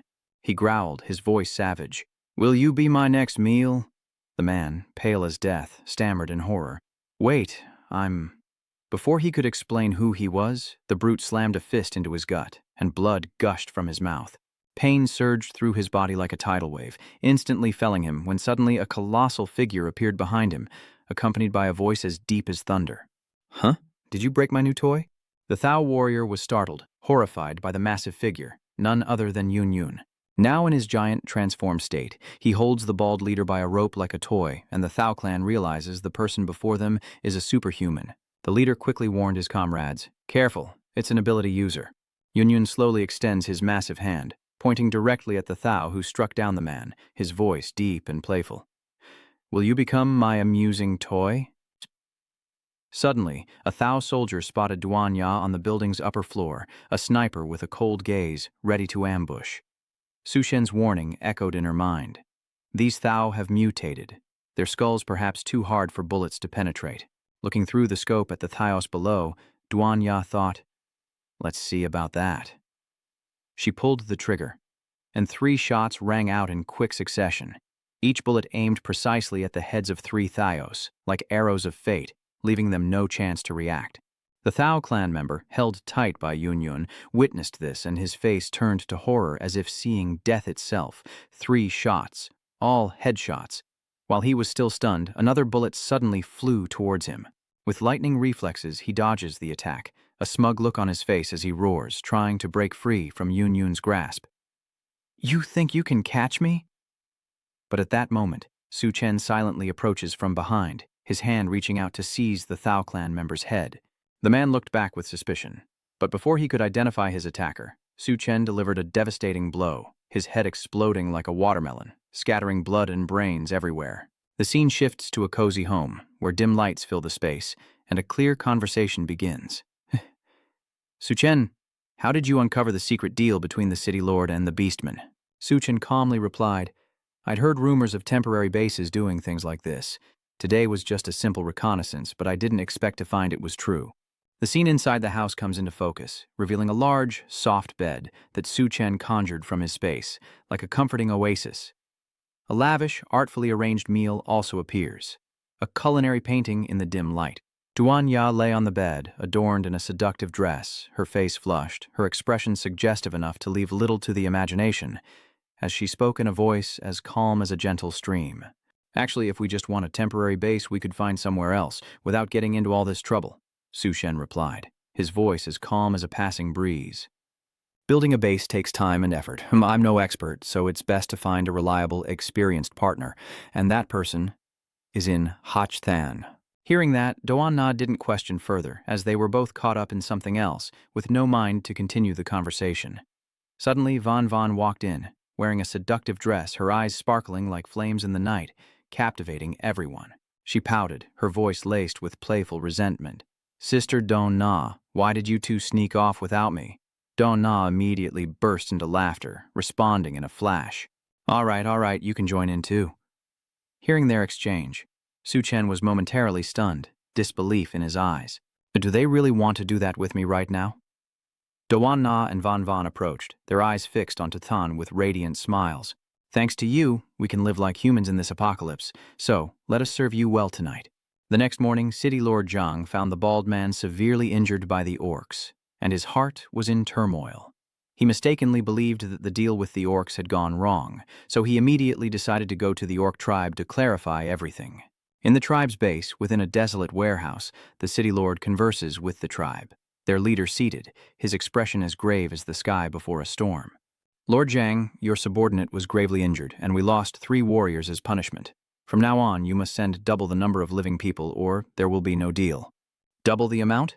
But before he could continue, the city lord raised his hand, signaling for silence. He turned his gaze to the Thao leader, his voice as calm as a still lake. "No problem. Let's do it that way." Before the deal could be sealed, Su Chen emerged from the shadows, his voice cutting through the air like a blade. "So, this is the city lord, trading lives without a second thought." These words shocked Zhang Cheng and the Thao clan, and the city lord angrily retorted, "Su Chen, what are you doing here?" But Su Chen remained as cold as ice, his eyes flashing with disdain. "I heard that City Lord Zhang and the Tao clan have a very close relationship, so I came to observe." Their voices laced with mockery. "To come here willingly, you've got guts." The Thao leader, with a cold and savage face like a hungry wolf, stared at Su Chen, his voice as deep as the abyss. "Kid, I don't know how you killed my 3 men, but now that you've stepped into my territory, don't expect to leave." Meanwhile, City Lord Zhang and his bodyguard have already left the area. Before leaving, he glanced back with disdain, muttering, "That kid's definitely dead, but those who followed him into the base won't escape. We must quickly eliminate them before they cause trouble." The scene shifts to the temporary base in Haisheng, where City Lord Zhang returns to the hideout, his face as heavy as dark clouds. He immediately gathered everyone in the shelter, his tone as grave as an impending storm. "We have discovered a traitor in our midst." These words stirred the crowd like a hornet's nest. He pointed to the group that had gone with Su Shen the other day, declaring that they were the ones who had betrayed them. Zhang Chengzhu began to weave a web of lies, his tone as sincere as a deceitful merchant. They impersonated doctors to infiltrate the base, then secretly captured refugees here to trade for food with the Beast Clan. In his heart, a wicked idea flashed like a sharp blade. "If you ruin my plans, don't blame me for being ruthless." His words ignited a firestorm, unleashing a torrent of rage within the crowd, their anguished cries echoing with raw emotion. "Kill these beasts." Suddenly, a thunderous roar cut through the noise. "Hold on." From the crowd, a bearded man stepped forward, his appearance weathered by time. He vouched for Su Chen's group, saying Su Chen was a trustworthy individual.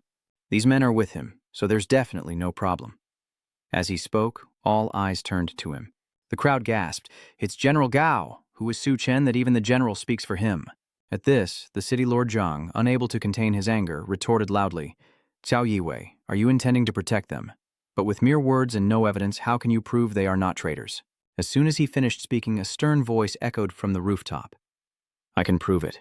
Upon hearing this, the city lord looked up, his face shifting from surprise to panic as he muttered, "It's him! Why? How is he still alive?" Upon hearing Su Chen's name, General Gao smirked knowingly. So that's who it was. He approached, carrying a Thao clansman, their leader, no less. Lifting him high, Su Chen smiled at City Lord Zhang and said, "City Lord Zhang, why not let him explain everything that's happening?" The Thao chieftain's face was swollen from Su Chen's beating. Several teeth were missing, and he was begging for mercy.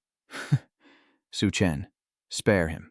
Witnessing the scene, neither City Lord Zhang nor General Gao could believe their eyes. That Su Shen, so small, could subdue the leader of the barbarians was beyond their wildest imaginations. With a simple, amplified command, "I want everyone to hear this," Su Chen makes the leader falter, trembling with fear. Under Su Chen's might, the leader had no choice but to shout, revealing the truth, that Lord Zhang had betrayed them all. The leader's confession was like fuel to the fire, igniting the fury of everyone in the shelter, but the city lord stubbornly denied the accusations, claiming they were baseless lies. He even tried to blame Su Chen, accusing him of colluding with the Thao clan, but General Cao no longer believed him. With a cold glare, he landed a powerful punch on Chief Zhang, staggering him, revealing his true colors. He smirked, nonchalantly declaring, Yes, yes, I orchestrated it all, but now it's doomsday, and the resource-rich areas have been seized by the Beast Clan, who are just waiting for us to fall into their trap. He looked directly at General Cao, his voice full of confidence. Now, if killing a few lowlifes can save so many people, I'm clearly doing the right thing. You should all be thanking me, he continued his taunts. Gawei Wa retorts, you're so noble, yet you eat the food I bartered for. What right do you have to judge me? Unable to contain his anger, a man from the crowd pointed at Zhang Cheng and spat, because you're a coward. He then punched him square in the face, sending Zhang Cheng staggering. The one who struck the blow was none other than Su Shen, his eyes cold and contemptuous as he looked at Zhang Chengju. You sold your humanity for food, trading lives for survival, perhaps a logical choice in an age ruled by the strong. But sadly, that's the choice of cowards, no different from beasts. We are not like you. We do not accept such cowardice. Su Chen turned to General Cao, his eyes burning with determination. We can't continue to live in this depravity. Let's build a new base together, a place that truly belongs to human civilization. He extended his hand to General Cao, his offer filled with spirit. Su Hyun remembers his past life, wandering through ruins in search of refuge, a utopian base, free from class and starvation. Everyone eats well, and their souls have a place to belong, all thanks to the founder, Gao Weiyi.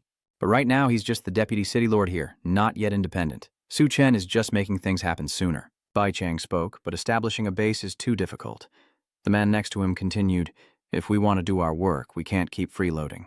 Establishing a new base is indeed the best way. Shang City Lord suddenly burst out laughing, his tone full of mockery. Ha ha, do you think you're some kind of savior? And you want to build a new base? Wild beasts roam the outskirts, zombies are everywhere, and you lack even basic food and safety. Aren't you just sending people to their deaths? Zhang He, sitting in his wheelchair, continued his father's thought. Father, if they want to leave, let them. They'll come crawling back when things get tough. Old Zhang nodded, sneering, Indeed, son, you speak the truth. Some residents voiced their concerns. It's too dangerous out there. I don't want to throw my life away. I'd rather be a coward and live. Hearing this, old Zhang shouted, his voice echoing. Ha ha, listen closely. If anyone believes their pipe dreams, I'll be generous and let you leave. But be warned, once you're gone, I won't care if you starve to death. Su Hyun sits regally to the side, speaking calmly. Isn't it just food? Is that really such a difficult problem? Hearing this, the crowd began to murmur. Easier said than done. Another person chimed in, saying, No, he can bring out the leader of the Tao tribe and turn him into a chair. He can probably bring food. Another voice added, I heard he's an esper, and an extremely powerful one. Suho, do you think you're some kind of savior? Stop deceiving everyone. Zhang He shouted furiously. Do you know how much supplies a base needs? Su Chen calmly replies, I don't have much, just enough for 2,000 people to last a month. Hearing this, old Zhang thought in shock, Humph, isn't that the same as the supplies in my warehouse? Damn it, where did he get so many supplies? Meanwhile, the guards at the gate were standing around when Van Van suddenly appeared, grabbing one of them by the neck and asked, Why do you think Su Chen is being so generous all of a sudden? The guard, dumbfounded, stared intently at Yun Yun's chest, forgetting to answer, which annoyed her so much that she beat him until he spat blood. Before fainting, he gasped, Oh, no wonder. Van Van immediately ran to Duanya, clinging to her affectionately. Oh, Duanya, I'm so hungry. Do you have anything for me to eat? Duanya shook her head. Who told you to use your powers recklessly? Then she turned to report, We've prepared the sniping positions. Su Shen spoke, his voice steady. General Gao, it's time to make a decision. Gao Yiwei stepped forward, his voice booming. Not enough to eat, not enough to wear, and bullied by others. I thought these people had already given up enough to survive, but in the end, they're still treated like livestock and sold to the Thao clan. I don't want to stay here any longer. He solemnly called out to Su Chen, I've decided to establish a new base with you. He declared that those willing to leave with him to establish a new base where they could live with dignity, rather than like dogs, should step forward. Two captains called out, Spear Tiger Squad, White Tiger Squad, assemble. At the command, soldiers from Zhang's side immediately ran towards General Gao. Old Zhang angrily shouts, Damn it, what are you doing? You're part of the City Lord's army. I'm the City Lord, and their loyalty is to me. A voice then calls out, Reporting, General. All members are present. Old Zhang shouts, Who do you think you are, old cow? No one leaves without my permission. Now, the two sides are divided, guns pointed at each other, the tension as thick as a drawn bowstring. One shot, and all hell will break loose. Out of nowhere, the crippled Zhang He in the wheelchair opens fire, screaming, "Damn you, Su Chen, you piece of trash! If you hadn't brought those people here, my legs wouldn't be useless. I want you dead today." The bullet grazed Su Chen, and he instantly flew into a rage. "You want to die?" Teleporting instantly, Su Chen grabbed Zhang He by the neck, lifting him high as he spoke coldly. "Zhang Jianshu, tell the city guards to drop their weapons, or I'll snap your son's neck." Old Zhang, enraged, gritted his teeth and roared, "Damn you! Everyone drop your weapons!" Su Chen turned to General Gao and said, "General Gao, have your men evacuate the refugees. I'll take care of things here." He replied, "All right, Su Chen, we'll be waiting for you at Shangyun University." The old fox Zhang immediately signaled with his eyes and said, "Su Chen, they've retreated. Now can you release my son? I'll let you leave. We'll each take a step back. How does that sound?" Duanya replied, "Understood. Wait, Yun Yun, stand still, don't hug me." She took aim and with a single shot sent the sniper to meet his maker. Old Zhang was shocked. You took out the sniper?" Su calmly replies, "It's all the same. Isn't that right, City Lord Zhang? I agree to your earlier proposal. I'll return your son to you." With that, he tossed Zhang He back towards the old man, his face filled with compassion. "But I still have one question. Is demon flesh delicious?" Old Zhang was stunned. "What? Why do you ask?" But just then, he noticed Zhang He with a durian clamped in his mouth, whimpering like a dog. A massive explosion erupts in the smoke, and while Lord Zhang undergoes a sudden transformation, his son is blown to pieces. He roared in fury, "Su Chen, I'm going to kill you, you filthy cur." Su Chen stood tall with his harem, exuding power and majesty.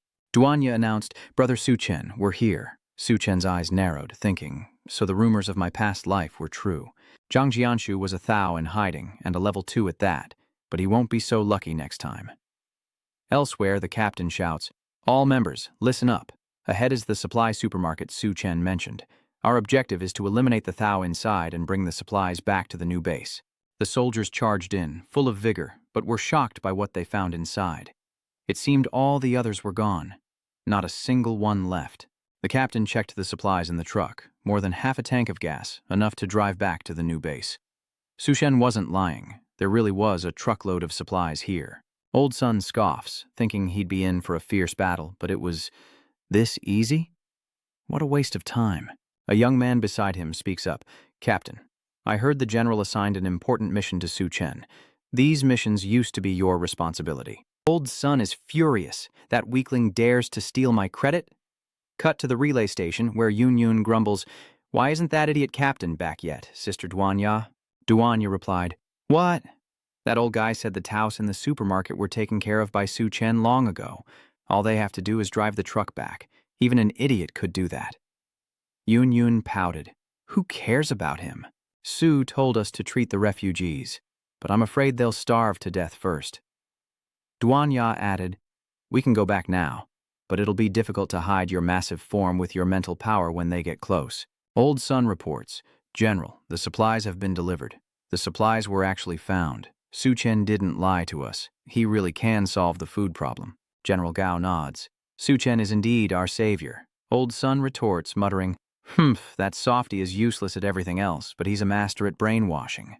Another interjects, "General, there are signs of Thao activity near the South Hospital, likely a tribe of several dozen." The general is shocked. "A Thao tribe?" Old Sun thought to himself, "Su Chen, I'll show you who the real protector is." A gunshot rang out. "What? You want to move the armory?" "There's a military base nearby, but the entrance is flooded. A death trap, a swarm of corpses." Xiaofeng added, "Besides, even if the three of us get in, how much can we carry?" Su Chen replied, "You don't need to worry about that. Just take me to the armory." Baichang nodded. "All right, I've been there before. I'll go with you, but we need 2 cars. The armory is far from here." Su Chen interrupted. "Cars are simple." He pulled a pickup truck from his spatial ability, leaving the others in awe. "Is this magic? Is this your special ability?" Su Chen got into the car and said bluntly, "Stop talking. Get in if you don't mind riding with me." And so, the 3 set off for the military zone, while elsewhere, a group of people cursed, "Damn it! Why can't we get this water pumped out? Damn it, I don't believe in curses. Go pick some useless guys and throw them to those water ghosts as bait. Supplies are vanishing from the city, and if they aren't recovered, we're all dead. Don't blame me, but some unlucky souls are going to be thrown down as bait." He shouts that the water ghosts are distracted by the bait, and whoever goes down there to pry open the door will be rewarded with a sweet girl by the city lord. One man speaks up saying that before the apocalypse, he had no money and no women. Now that it's the apocalypse, I'll risk it all. Meanwhile, on Su Shen's side, Xiaofeng realizes they're city lord soldiers, meaning they're also interested in this place. Bai Chang replies, I know a passage behind us that can avoid the city lord's army, but we have to dive to get in. Su Chen nods. Okay, let's do it your way. The three dive into the water, and Bai Chang suddenly notices dozens of glowing eyes below, thinking in a panic, water demons, we're done for. But then Su Chen appears, reassuring her, don't be afraid. Bai Chang wondered how Su Chen was able to speak underwater, as he skillfully transferred oxygen to her through a kiss. Bai Chang thinks he's giving her oxygen, but we're surrounded by water ghosts. Their arms reach out, ready to grab her. Clinging to Su Chen in fear, she braced herself to die by his side. But when nothing happened, she wondered, did the water ghosts stop? Looking at Su Chen, she noticed his eyes were bloodshot, as if a hidden switch had been flipped. Bai Shuang was shocked. Was he controlling these water demons? Smiling, Su Chen held her close, declaring, now we prepare to hunt. Suddenly, several water ghosts broke free of his mental control, attacking in 7 swarms. But Su Chen wasn't afraid of these small fries. He said, you guys go on ahead. I'll take care of these water ghosts. And so, Su Chen swiftly eliminated the water demons one by one, clearing a path for Xiaofeng and Bai Chang to escape. Surfacing, they gasped for air, as if rescued after a long time underwater. Looking back at the floating corpses of the water demons, Xiaofeng asked in astonishment, can Su Chen control water demons? Is he even human anymore? Bai Chang added, just how many tricks does he have up his sleeve that we don't know about? Su Chen then emerged, holding a core, and said with slight disappointment, so many water ghosts, but I only managed to get 1 white core. The drop rate is too low. The two exchanged surprised glances, and Bai Chang blurted out, he got a white core already, and he's still complaining? Xiaofeng added, even though white cores don't grant abilities, they can still enhance existing ones. In the shadows, a pair of bright yellow eyes locked onto the core in Su Chen's hand. Suddenly, a cat pounced, snatching the core away. Stunned, Su Chen couldn't react, and Xiaofeng stammered, how did a kitten get in here? Bai Chang explains, to keep the rats away, the base often keeps cats. It seems this one was locked inside, so it avoided the apocalypse. But this cat is skilled, daring to steal a core from Su Chen. He frowned, annoyed that he, who fears no one, had been robbed by a cat. He tried to lure it with the food. Hey, you can't eat that. How about we trade? But the lightning-fast cat snatched the food right out of Su Shen's hands and ran. Su Shen clenched his fist in frustration, a hint of agitation in his voice. I've been robbed by a cat twice now. Indeed, nothing that survives in the apocalypse is simple. A moment later, Su Chen's group restored power to the base, and the lights came back on. We're in luck. The power's still on. Let's go. The armory's just ahead. Bai Chang led the way, continuing. The survivors evacuated before the floods, so the supplies here should still be intact. We're here. This is it. These weapons and ammunition are enough to equip a 500-man team, and before them lies a vast military warehouse, full of guns and supplies. Xiaofeng is astonished. With a tank equipping 1,000 people would be no problem. Hey, be careful, Bai Chang warns. Su Chen replies, don't worry. The problem is how to get all of this back. The City Lord's army could come in here at any time, and a fight could easily break out. There's no time to call for backup, and a sudden tremor rocks the area. Before they can react, Xiaofeng bursts out in a tank, yelling, Su Chen, Captain Bai, I found a tank. There's a monster chasing me. Xiaofeng, pale as a ghost, screamed, someone please save me. Bai Chang was stunned by the sight. The mutated monster unleashed its firepower, but missed, allowing Xiaofeng to narrowly escape death. He yelled, come on, think of something. If it blows up the armory, we're all done for. Su Chen ordered, expanding his alternate dimension to collect all the supplies. Bai Chang was surprised. Everything can be stored in the space? Even the cat stared blankly at Xiaofeng, shouting, Su Chen, your ability is awesome, but can you put the monster behind us into the space? Su Chen replied, living mutated creatures can't be stored. Bai Chang quickly added, this isn't the time to talk about that. I'll lure the monster away. Su Chen retreats and Xiaofeng looks for an opening, but before she can escape, Su Chen sweeps her up in his arms. She stammered, what are you doing? Su Chen replied, the supplies are all in my space. I have to make sure you get back to base safely. Xiaofeng shouts a warning as the mutated beast seizes the opportunity to unleash its firepower, blasting away a tank. Su Chen commanded, "No time to waste. I'll handle the beast. Check on Xiaofeng." Bai Chang ran to check, but reminded him, "Don't you die." Su Chen stood defiantly before the beast, radiating power, and declared, "Strange. I never heard of a mutated beast like you in this area in my past life. But no matter, your core will be mine." At that moment, the entrance to the military base cave began to shake violently. The City Lord's men were baffled, unsure of what was happening. One of them said, "The explosion seemed to come from inside the base. Boss, the water level is dropping fast. The explosion must have cracked the rock below." Fatty Face angrily retorted, "Damn it, looks like someone beat us to it. Daring to pull a fast one on me? My nose is sharp, I'll have them all killed." Seeing his men's lack of reaction, he roared, "Hey, are you guys even listening to me? Does he think we're all fools?" But his men, distracted by something, muttered, "Boss, a rabbit. It's been so long since we've had rabbit meat, I'm starving. Let's eat the rabbit first, then head over there, but this rabbit is strange." Seeing the rabbit's sinister eyes and smile, the City Lord's men panicked, their legs frozen, unable to move. Far from cute, the rabbit flies into a rage, emitting a terrifying shriek as tentacles erupt from its body. The City Lord's army stared at its evil face, mouths agape, eyes wide with terror as tentacles pierced their bodies. The once adorable cotton candy now wears a twisted visage, mirroring that monstrous rabbit. Cut to Su Chen, locked in mortal combat with the powder puff beast. Each of his powerful punches are blocked. Not only that, but the monster retaliates with overwhelming laser beams. A blast of energy erupts, forcing Su Chen to narrowly dodge, knowing full well he wouldn't survive a direct hit. He remarks, "As expected, a level 2 creature's body is comparable to steel." His fists leave his hands red and raw, but the monster is unfazed, like Zhang Jianshu's Tier 2 Thao tribe, immune to explosions. "My stamina is still far behind," Su Chen thought to himself. The pink peach beast seizes the opportunity to attack, but Su Chen swiftly dodges, shouting that even though it's tough, there's still a way to deal with it. If he could just get rid of the parasitic vine rooted in its brain, his power would surge. But the monster reacted quickly, using its root-like tentacles to bind him. After locking onto its target, it unleashed its ultimate move, a pink energy beam with earth-shattering force, threatening to obliterate Su Chen. He used a space jump to evade, remarking that this wouldn't be as easy as he thought. Suddenly, meows echoed through the air, and Su Chen wondered, "Oh, was that you? Little meow meow. Hey, it's dangerous. Don't come over here." But the cat strides forward with imposing aura, radiating power and growling menacingly. Su Chen wonders, "Wait, are you a mutated beast too?" Back at the wreckage from the monster's cannon blast, Bai Chang calls out worriedly, "Xiaofeng, Xiaofeng, are you okay? Can you hear me?" From the rubble, Xiaofeng replied, "Captain Bai, I'm okay. Luckily I escaped quickly, or I'd be a stone sandwich."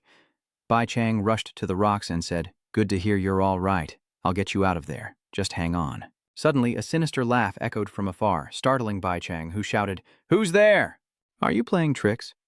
The City Lord's army arrived, looking like they were going to a party. Bai Chang is shocked. "It's you guys? You opened the main gate? But what's wrong with these guys?" Their faces were already rough, but now they look even more sinister. She shouts, "Something's wrong. These guys are messed up." Their faces twist into sinister grins, especially that pig-faced one who looks like he wants to devour Bai Chang. Turning back to Su Chen, Little Meow roared and transformed, claws bared in an earth-shattering strike, eyes blazing with power. "Which one of you called me Little Meow?" Su Chen asked, slightly intimidated. Oh, Little Meow got bigger, but its target isn't Su Chen, it's that pink beast. Thinking cats and dogs were never compatible, Su Chen realized they were mortal enemies. He stepped forward, asking, "You used the essence core to lure us here, didn't you?" "You stinky cat," he says seriously. "If you see enough power from me, will you join forces?" The cat, hearing the powerful voice, broke out in a sweat and hesitated. Seizing the moment, Su Chen jumped on its back, saying, "Then, as you wish, let's join forces." He suddenly has a pet to ride. Little Meow is angry, but helpless. Together, Su Chen and Little Meow create a tense atmosphere, ready for a great battle. On my mark, we strike together. Chubby Little Black. But Su Chen's teasing only makes Little Black bristle with annoyance. The pink peach beast lunges, and Little Black retaliates with his sharp fangs. Su Chen observes that the scratches barely make a mark, muttering, "At this rate, we can't hurt it. We need to coordinate." He patted Little Black's head, shook the dust off, and moved to the side, drawing the vine's attention, leaving the rest to him. Though reluctant, Little Black complied. As the Pink Peach attacked, they leaped away from the shockwave, which blasted a hole in the wall, causing water to flood in. Xiaohei used his speed and agility to easily deal with the vines. Satisfied, Chen leaps off the cat's back, focusing his power into a punch aimed squarely at the monster's snout, sending it flying. Seeing the effect, he shouts, "That's how it's done! Let's keep working together and finish it off."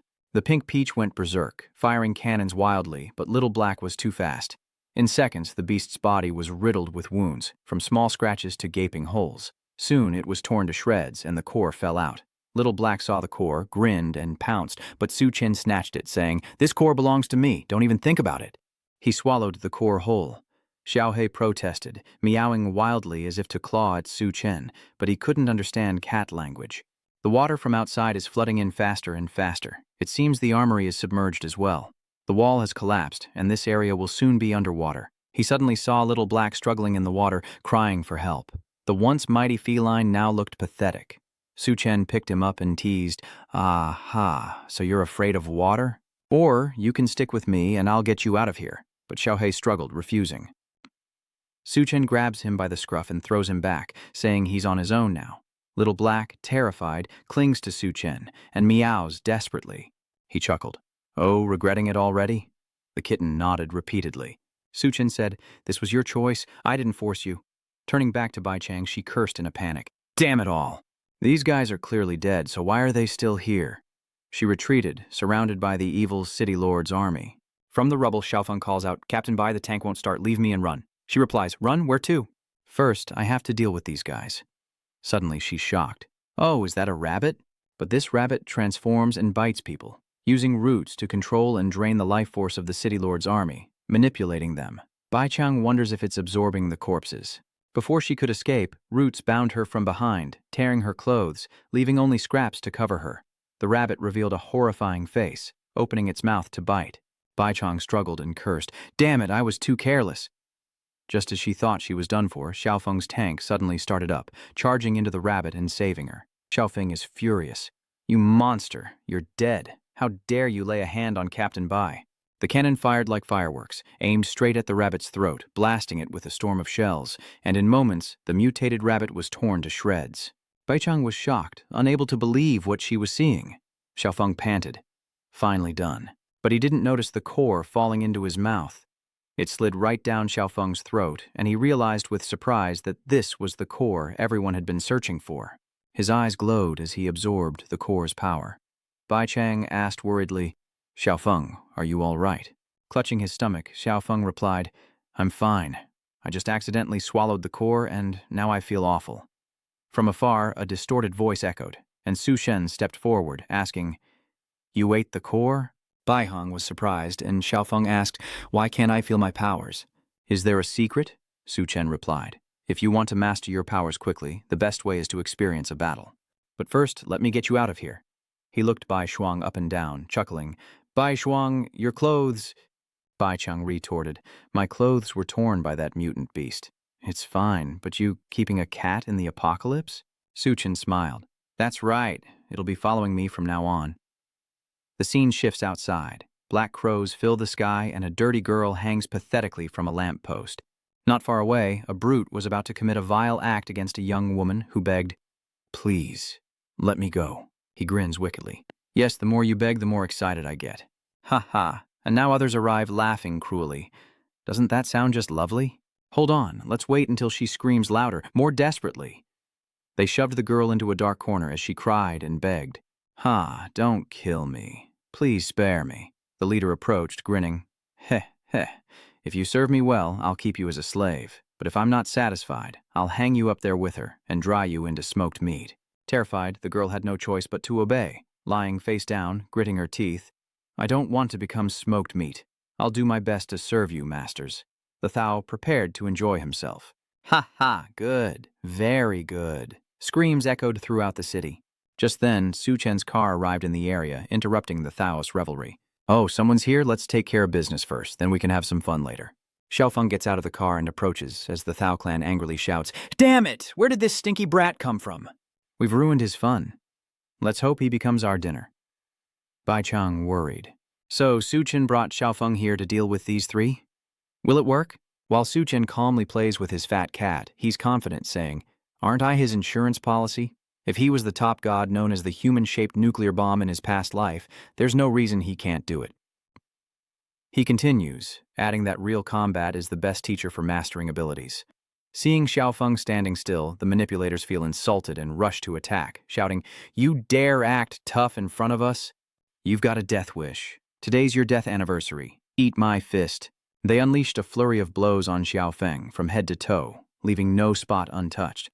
Bai Chang panicked, realizing it was truly hopeless. At this rate, Xiaofeng will be beaten to death. Su Chen replies, "No, he's figured out how to use his powers." Enraged, the Thao warrior knew their strength was many times that of a human. "How is this kid not even scratched?" Xiaofeng glows, declaring, "Because I've absorbed most of the energy from your fists." They don't believe him, so he urges, "Keep hitting me." "Gah, what is going on?" "Call it theft." Su Shen glared, thinking that theft was a better word than absorption. Xiaofeng roars, activating his ability like a blazing green energy source, and begins to plunder the surrounding energy, terrifying the Thao clan. "Ah, let me go. Why do I feel like all the power is being drained from my body?" Su Chen exclaimed, "This ability is truly powerful." Xiaofeng became like a black hole, frantically plundering the surrounding energy, truly a top god, but then he noticed something and exclaimed. From afar, a flying saucer swoops in, slicing off 3 alien heads. Xiaofeng is stunned as team leader Sun arrives with 500 men, brimming with confidence, and declares, "Lucky I intervened, or you'd be alien food. If you want to repay me, hand over your rations." Xiaofeng asks, "Huh." Team leader Sun is furious, but Su Chen interrupts him. "Xiaofeng, get in the car. I'm going to get team leader Sun some food, but this is all I have left." "It's not much, but please accept it, heroes." Captain Sun receives the food, enraged. It's improved dog food. He yells, "Su Chen, you stop right there." But Su Chen had already pedaled away, shouting back, "You guys take your time. We'll head out first." "Captain Sun, why didn't you kill Xiaofeng when you had the chance?" "Why did you help him escape?" one of his men asked. Sun replied, "You think I didn't want to? If my disc hadn't inexplicably gone off course, that Lu guy would be seeing King Yama right now." "That treacherous brat. The general trusts outsiders like him more than us old-timers who've been through life and death. Xiaofeng has powers. We're sure to be cut out of the inner circle." Sun scoffs. "If Gao Wire doesn't trust me anymore, don't blame me for being ruthless." "Is that Sun guy your enemy?" Su Chen asked in the car. "It's time to replace the base leader." Xiaofeng replied, "No, he's always been like that, don't mind him." Su Chen realized Xiaofeng couldn't defend himself against his own people. If he hadn't intervened, Xiaofeng might be dead. If it wasn't a personal grudge, then that person really has an agenda. And if they have an agenda, they must have built up power in the new base. If that's the case, let's settle this now. The scene shifts to the base wall construction site. Van Van receives praise from her fellow workers. "Van Van, you're really amazing. With you here, our wall is being built as fast as a toy, doubling our efficiency. But I have to eat so much each time. Can you guys handle that?"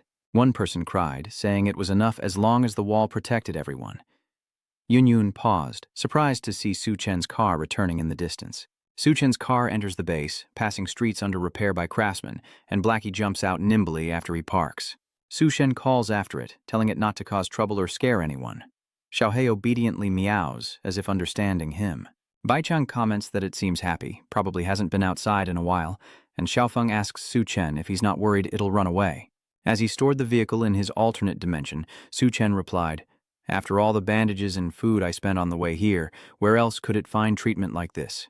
How could it abandon this life of luxury?" Later, at the massive warehouse for supplies, Cao Wei spoke up.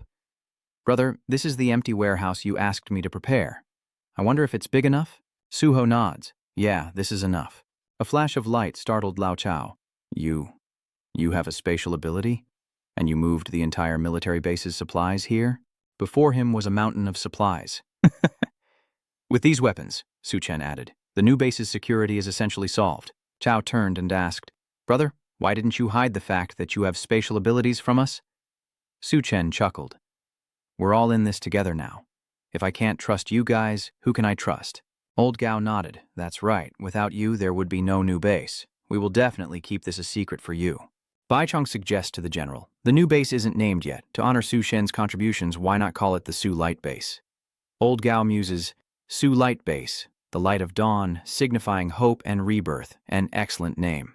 Then so it shall be. Su Shen was surprised. Just like that? He recalls that in his past life, the base established by Gao Wei was the last pure land in the apocalypse, and now it bears his name. A great honor. Meanwhile, Xiaohei wanders into the operating room. A voice echoes, Sister Duan, you're a miracle worker, taking down that mutated tree so easily. Without you, this procedure would be impossible. Duanya replies, unfortunately, the environment here is poor, and many critically ill patients cannot be cured. It would be great if Song Q and his gang were at the hospital. That base must have a lot of medical supplies. Seeing Duanya holding a scalpel, Shohei suspiciously recalls the horrific memory of witnessing his friend being castrated, startled and meowing, shaking like a leaf. Duanya turned back, saw the cat, and said gently, Where did you come from, little kitty? As she petted it and looked for food. You must be hungry. Come back with me. She took Tiohak to her room, saying, Tiohak, we'll ask Tathan if he's okay with having a cat. It's hard enough to take care of herself in this world, unaware that this cat belongs to Tathan. Duanya was about to enter her room when a figure rushed over, embraced her tightly, and shouted, Beauty, come have fun with me. Startled, she snapped, Who's there? He pinned her to the bed, his force overwhelming the cat, who dared not move. Opening her eyes, Duanya recognized Su Chen and asked, Oh, Su Chen, when did you get back? Surprised to be discovered, Su Chen chuckled, asking how she knew it was him. She replied, Who else is immune to my mental powers? After talking for a while, Duanya took Xiaohei to bathe, saying, Oh, so you were brought back by Su Chen? You don't have a name yet, do you? With golden patterns on your fur, how about I call you Golden? Golden purred contentedly as she was scrubbed. Su Chen walks in and asks, Golden, nice name, but weren't you going to help me bathe? Duanya replies, Right, so how did the trip to the armory go? Suo Chen retrieves the core, saying, Of course I did. With this, I can evolve into a level 2. Huang Kim sees the core and wonders, Didn't Suo Chen swallow it back then? Sorry, things were a little chaotic back then. I actually stored the core in my subspace. This one gives me a strong desire, so I brought it back specifically. He puts the core in his mouth, and Duanya exclaims, You're going to eat it now? But it's too late. Su Shen begins to change. His skin darkened, veins glowed crimson, and power radiated intensely. Seized by Su Chen, Duanya exclaimed, This is a level 2 human? Loud noises echo as she cries out in resignation, Su Chen, please, I can't take it anymore. But Su Chen has no intention of stopping. Outside, Van Van was building a wall. Hearing strange noises, she frowned, while Huang Kim ignored it, standing shoulder to shoulder with her. Van Van was annoyed to hear her sister climax, saying, Tathan, you're back, so why didn't you come find me? You're doing this on purpose, aren't you? She regains her composure and enters. Seeing her savior, Duanya cried out, Yun Yun, hurry and help me with Su Chen, him. Yun blushed in confusion as Su Chen, radiating his second-level power, continued his advances. She arrived just in time, as Duanya and Yun Yun were being brought to ecstasy by Su Chen. They both kept calling out Su Chen's name. A level 2 human is truly different. He's too powerful. I can't take it anymore. After a struggle in bed, both were exhausted, barely able to move. Duanya gasped, I almost feel like I'm going to collapse. Yun Yun added, These side effects are too much. Suo Chen, the culprit, laughs. Sorry, I guess I absorbed too many cores. Yun Yun grumbles, Donha and I have to level up quickly, or he'll just keep bullying us. Duanya asks Su Chen if his abilities have changed much now that he's a level 2 human, prompting Su Chen to test them out. First, the Steel Body ability, a combination of Steel Burst and Dark Serpent. After turning black, the body is harder than steel and the surface emits energy. I wonder if I can push them out. He aimed his hand at the two girls, trying out his flying blanket move, and they both tumbled off the bed. Su Chen laughs. Ha ha ha, looks like my attack power is even stronger now. He continues, Next is my space ability. Before, I could only expand space where I touched, but now I can create multiple small space portals within a 20-meter radius. Yun Yun complains, Su Chen, you jerk, you ambushed us. Su Chen chuckled. My ice abilities have also improved. Besides ice shards, I can now condense ice armor on my body. A little useless, but progress nonetheless. Suddenly, he looked at the two of them, struck by an idea. If I concentrate the energy flow on the ice, combined with the space portals, I can attack from multiple directions. He innovates a new technique, firing ice shards through space portals with bullet-like force, attacking from multiple angles. Not bad for a surprise attack. The sisters marveled, and Yun exclaimed, "Is that really what powers can do?" Duanya says, "If you evolve a few more times, couldn't you make missiles?" Chen continues, "And finally, psychic powers." Activating his red eyes, he said, "The sensory range hasn't changed much, but I can sense every cell in my body like internal vision in a cultivation novel." Suddenly realizing something, Chen was startled. "Wait, you've been pulled into another space." Dumbfounded. "Where is this?" a young woman's voice echoed. "This is the space of consciousness within your brain." "It's been a while, Chen. We meet again." Chen was shocked to realize the disheveled girl was the woman from the mutant rat experiment base, and asked if it was her. "Weren't you completely destroyed? Why are you here?" The girl's hair lashes out, binding him tightly as she replies, "Because you swallowed my core, causing me to parasitize your body. Now my true form has merged with you." Chen muttered, "I was careless," and fell for her trap. He realized his adamantine body and spatial abilities were useless here. The girl tried to get close and kiss him, but Chen wasn't an easy target. He summoned a mental chain, bound her neck, and shouted, "Don't even think about binding me." He chained her like a pet, and as she cried out, he said, "You just want to take over my body, don't you?" The girl replied, "You're too strong, I can't." Chen coldly replies, "Sorry, I don't trust you." He binds her even tighter, leaving no opening from head to toe. The girl frowned. "Chen, I may be weaker, but in the realm of consciousness, I won't lose." Suddenly, her hair rose from the ground, surrounding Chen, turning him into an Egyptian mummy. She gloats, knowing no one can escape now, so they might as well confide in each other here forever. Outside, seeing Chen standing like a statue, Yun and Duanya anxiously call out, "Chen, what's wrong?" In the realm of consciousness, Chen and the girl face off, both bound by the other's power. "Immobile," the girl spoke. "Chen, now we're both stuck." He frowned, realizing she was right. This cocoon couldn't be broken, and wasting time like this was unwise. He asked, "Oh, so what do you want to talk about?" The girl replied, "Actually, I just need to absorb a little of your power to survive. It won't affect you, and I'm not strong enough to take over your body." Chen was skeptical. "How can I trust you? How would you even leave my body?" The girl explained, "I need an ability to survive. I'll die if I go out now, unless you help me find a woman with an ability, not too weak, with a balanced figure and a pleasing appearance." Tothan chuckled. "You're picky, but how will I know who's suitable?" The girl replied, "I'll let you know when we meet them. And don't worry, I won't let you help for nothing. I might give you something good." Chen threatens, "Keep your reward, but if you hinder me, I will find a way to eliminate you." The girl whined, Okay, I'm scared. Now smile brightly, I can barely breathe." They both flashed bright smiles, a first sign of trust in this partnership as Chen returned to the real world, dazed, with Duoya and Yun worried, nearly fainting. "What happened to you just now? We couldn't get a response no matter how much we called out to you." Yun added, "Yeah, we thought your soul had left your body." Chen replied, "Astral projection is too dangerous. Such risks must be minimized." In the mindscape, the girl was shocked as everything around her began to freeze, and she shouted, "Chen, you dare freeze the entire space? You bastard, let me out of here." Chen is caught off guard as his ice powers strongly affect the space of consciousness. He thought it best to find her a body as soon as possible, then suddenly remembered, "That's right. Aren't there women in the base?" He turned to Duanya. "Duanya, take me to find another woman, quickly." The two girls were stunned. "Looking for women?" Yun asks. "Aren't we enough for you?" "Aren't the two of us enough?" Seeing their expressions, Chen coughed and laughed it off. "I just meant I wanted to see how everyone else in the base is doing, not to find women." "Ha ha." A moment later, Duanya reported that General Gao was taking count, and the base currently held over 1,300 people. More than 400 security personnel had already repelled several harassments from the Tao clan and mutated beasts. Other men built a temporary wall, and with support, it was basically complete, while the women, children, and elderly cleared mutated plants sprouting in the base and handled logistics. Oh right, many people were injured clearing the mutated plants. Luckily, Duanya asked the medical students to set up an operating room, and now the mildly injured are back to work. Duanya said, "Everyone's working so hard. We can finally breathe when the wall is complete."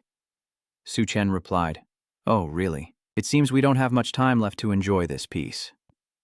The scene shifts to General Cao's base, where Cao and Bai are discussing supplies and base security, which is temporarily secure, but they urgently need to reclaim medical supplies from the hospital and capture the Thao tribe. Does anyone have any objections? A young man suggests that there are less than 100 Thou in the hospital. Captain Tan is our strongest and most coordinated warrior. I suggest... Old Tan cuts me off with a sharp glare. Wait, why isn't Su Chen at the meeting? He pushed for this new base, and now he's nowhere to be seen. Evading responsibility? General Gao said sternly. Captain Sun, watch your tongue. Without Su Chen, there would be no Su Guang base, and you wouldn't be sitting here. Old Sun scoffed as General Gao recalled his conversation with Su Chen. You want me to have full control of the base. Why? Su Chen replied, I have no interest in being a leader. I trust you and I'm happy to leave it to you, but in the future, disasters will be endless. Even with a base to protect us, if we're not prepared, we'll be swallowed up by the apocalypse sooner or later. Old Chow said seriously, I understand. He knew a powerhouse like Su Chen would never slow down, always pursuing greater strength. He said, all you need to know is that when you encounter difficulties or strong enemies, Su Chen will act without hesitation. Old Sun sneered, the hospital has dozens of beast races, all formidable enemies. If there are heavy losses, who will take responsibility? General Chow replied, given its importance, Xiaofeng will assist you. I'll have Su Chen take action to ensure our safety. Old Sun slams the table, standing up. If that's what the general wants, I'll take on the task. If there's nothing else, I'll go prepare. Outside, the subordinate asks, Captain, aren't we about to seize power? Why attack the hospital now? And I'm worried about Su Chen and Xiaofeng. They both have abilities and won't be easy to deal with. If we secretly kill them during this operation, the base will be ours. From above, the two observe Lao Sun, and the young man says, General Gao, just as Su Chen said, he really does have ulterior motives. The old man replied, let's hope he doesn't choose the wrong path. Right. Has anyone been sent to investigate Hecheng? The young man replied, the team should be there by now. If Su Chen is right, the attack will be a big deal. Tianyu replies, you have to rely on yourself to become stronger. How will you ever grow if you just depend on Su Chen? He saved me once. Why would he help again? Xiaomu said, even so, I fought zombies and mutated beasts and got nothing in the end. I'm not satisfied. Tianwei interrupted. Enough talk. Someone's coming. They hid and watched as a group of menacing men with spears escorted several beautiful women somewhere. A guard shouted, and a young man replied, just delivering some goods, sir. Top quality stuff, too. After a thorough inspection, the guard confirmed they were indeed high-quality imports. Even the assassin Tom Mao is here. A young guard leads the way, saying, follow me, I'll take you to see the city lord. The squad leader's eyes gleamed with ambition as he replied excitedly, we've hit the jackpot again, haven't we, brother? Heh, heh. The scene shifts inside the city, where praise echoes like waves crashing on the shore. Very good, very good. I'm extremely pleased with this batch. A member of the Iron Clan, his face as fierce as a beast, glared at the young women, growling, whoever can bear me a son will be allowed to live. This is your only chance. The girls, terrified, trembled like leaves in the wind, begging, please, spare us.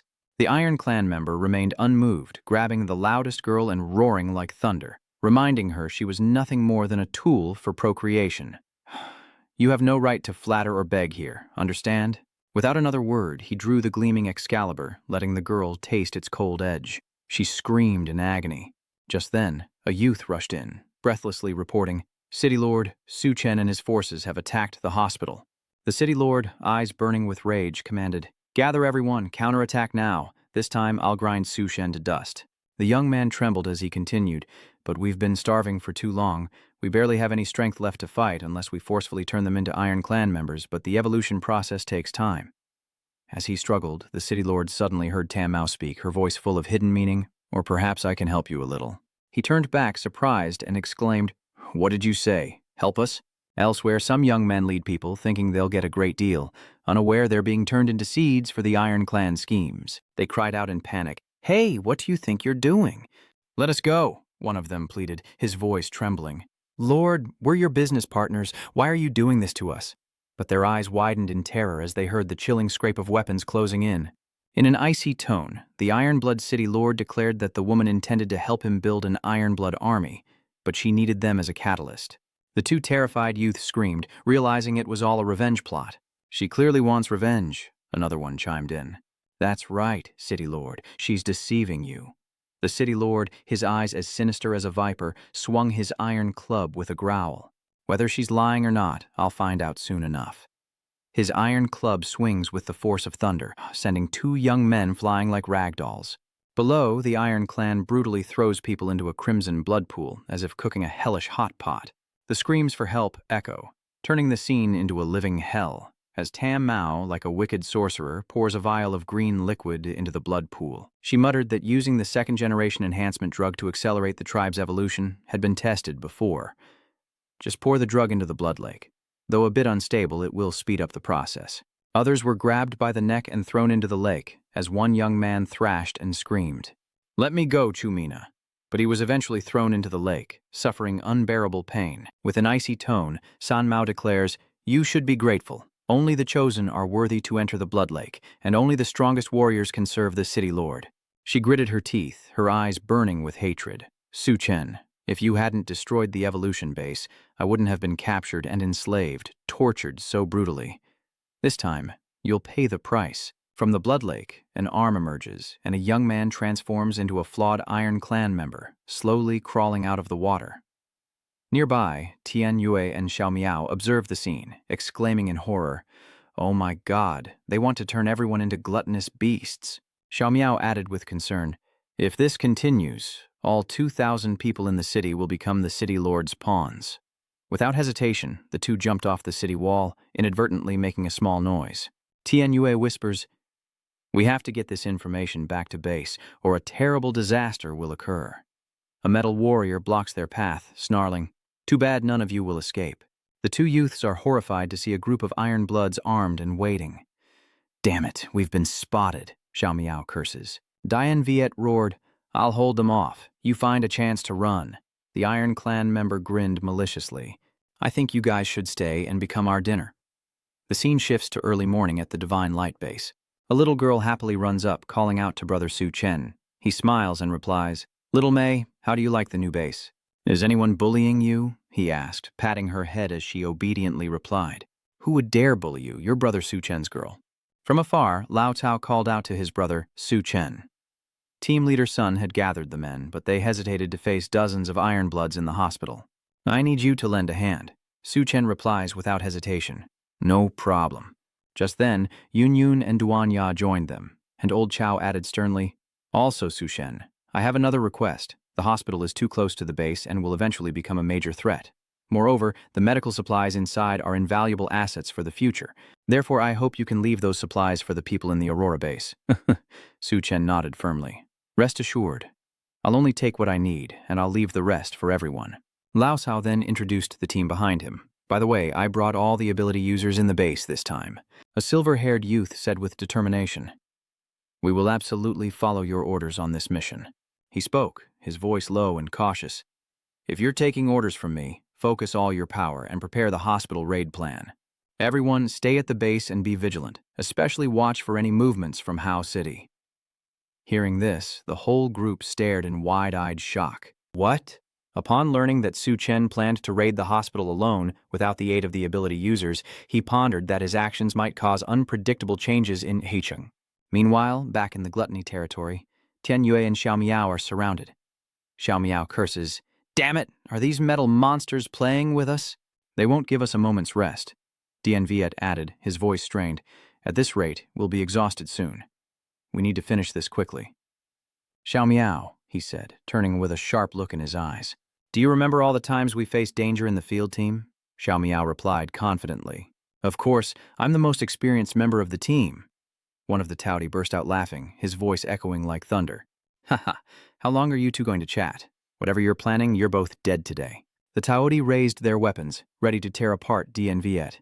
But unarmed, Dien Viet used his martial prowess to create momentum, shouting as if to drown out his fear. "Die, you wretched monsters!" Instead of punching, he throws a handful of lime powder into their eyes. The panicked monsters covered their faces, one roaring in fury. "Damn it, you two! I'm going to kill you!" Seizing the moment, Xiao Miao roared like an indomitable warrior. "Now's our chance. Come and get me, you bastards, you morons!"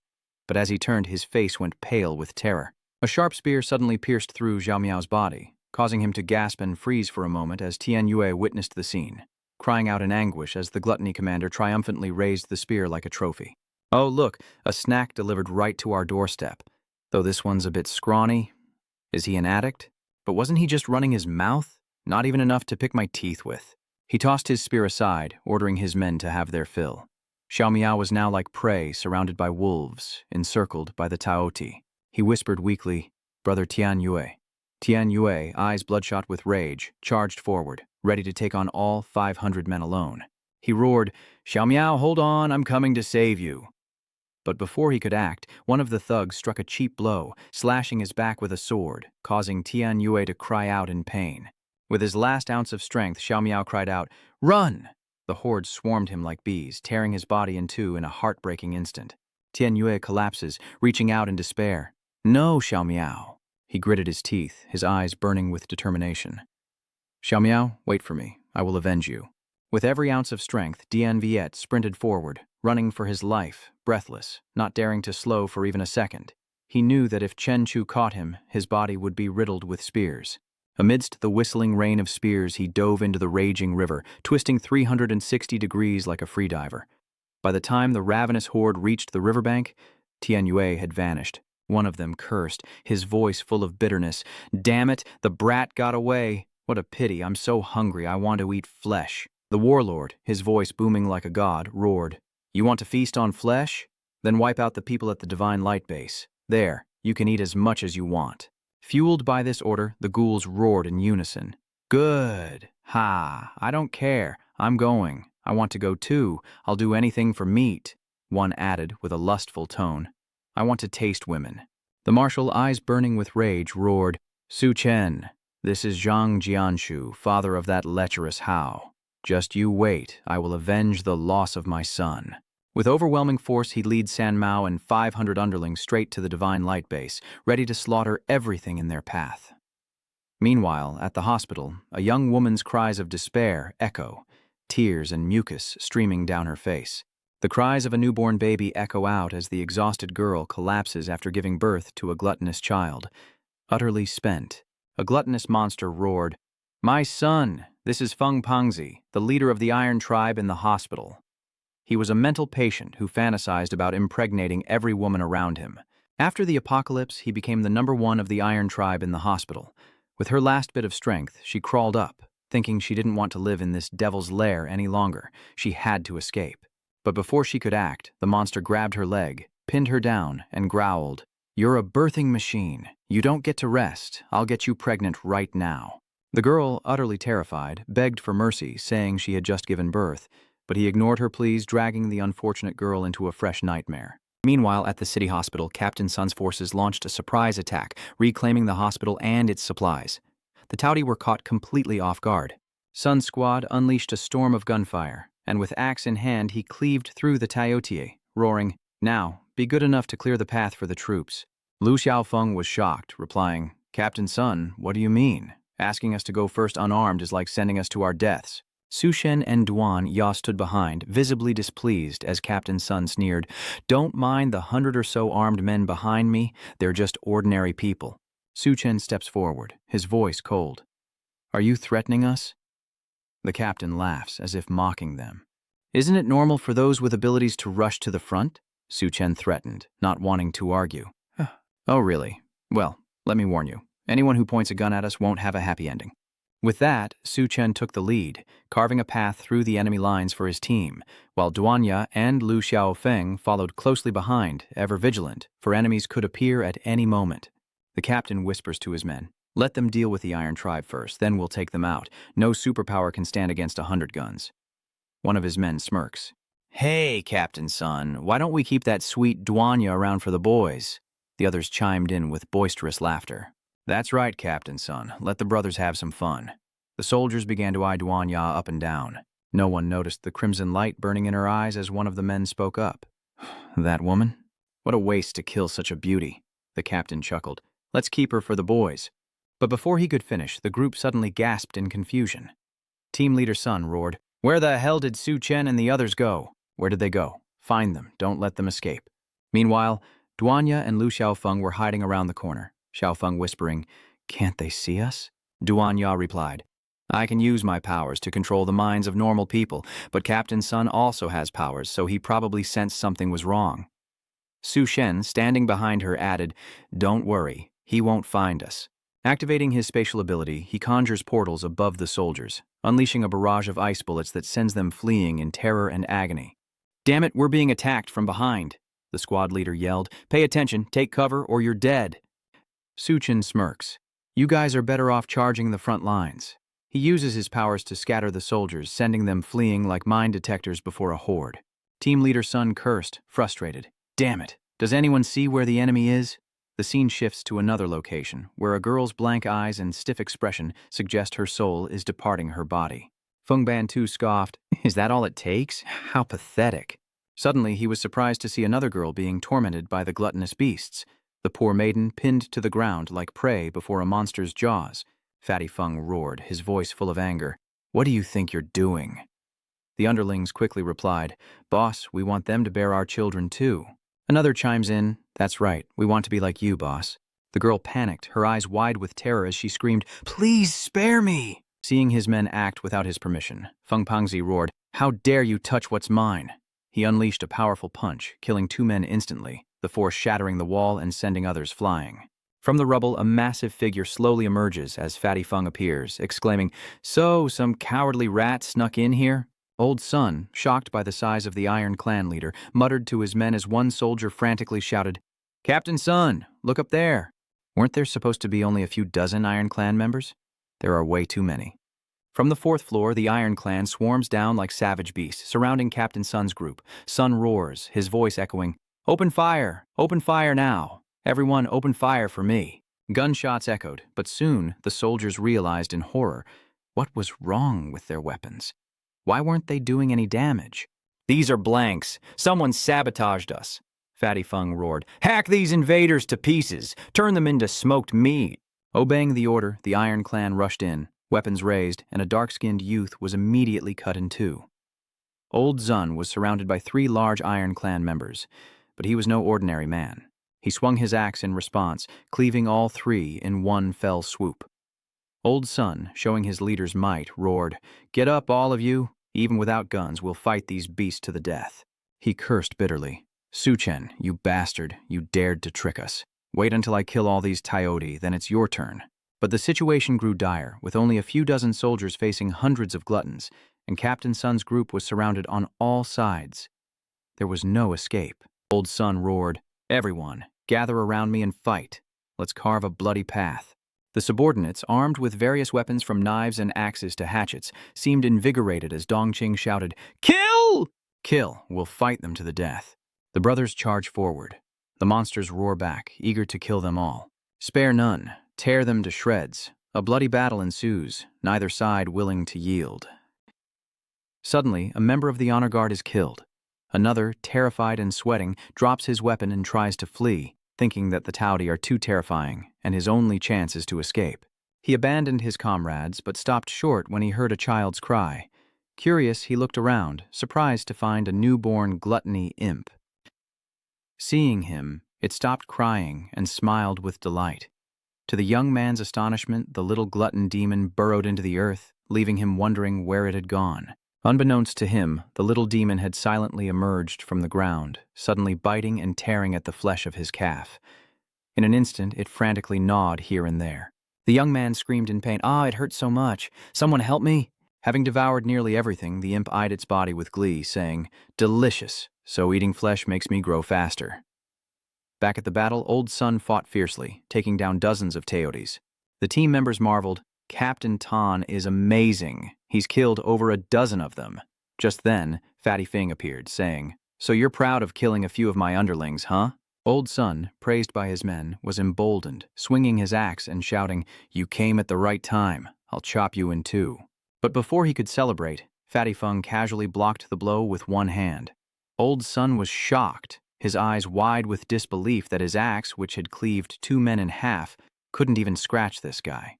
Before he could think, a savage laugh echoed from behind as the imp, ravenous, transformed its hand into a sharp blade and severed both of Old Sun's arms. He screamed in agony as the little devil, fueled by his cries, began to stomp on him in a cruel game. It roared, "You die!" But before it could strike, a powerful kick sent it flying, tumbling dozens of meters across the ground. Enraged, it roared, "Who the hell kicked me in the face?" Su Chen's group, Duan Ya and Lu Xiaofeng, advanced with overwhelming force. Su Chen declares that the demon is his to kill, as the injured demon struggles to escape. Suddenly, Fatty Fing exclaims, turning to stare intently at Duan Ya, his eyes raking over her form. Wow, I didn't know there was such a beauty here. Facing his disgusting gaze, Duan Ya felt a chill as he laughed. Ha ha, my luck is good today. You'd make a great wife, bearing me some strong kids. He turned to Su Chen, his voice dripping with disdain. Since you've brought the beauty to my doorstep, I'll give you a choice of how you want to die. Su Chen's face darkened as he heard the filth, and his killing intent flared. He suddenly teleports, his voice cold. You talk too much. A powerful punch lands, the aftershock shattering the ground, sending Fatty flying. With a cold face and overwhelming aura, Su Chen declares, I choose to send you to your death. Feng Ban too was punched through, but his cells began to regenerate as he grinned wickedly. So you're an esper too? Then your flesh must be incredibly delicious. The ravenous little ghoul piped up, asking Fatty Feng, Does Daddy really like this woman? They seem pretty close, huh? Turning to Duanya with a ghastly look, it said, But if Father likes you, then stay and be my mother. Hearing those disgusting words, Duanya was surprised but didn't react. Seeing her silence, the little devil pressed closer, saying, Don't worry, my body is still growing, so I won't eat you. Besides, I just ate someone else.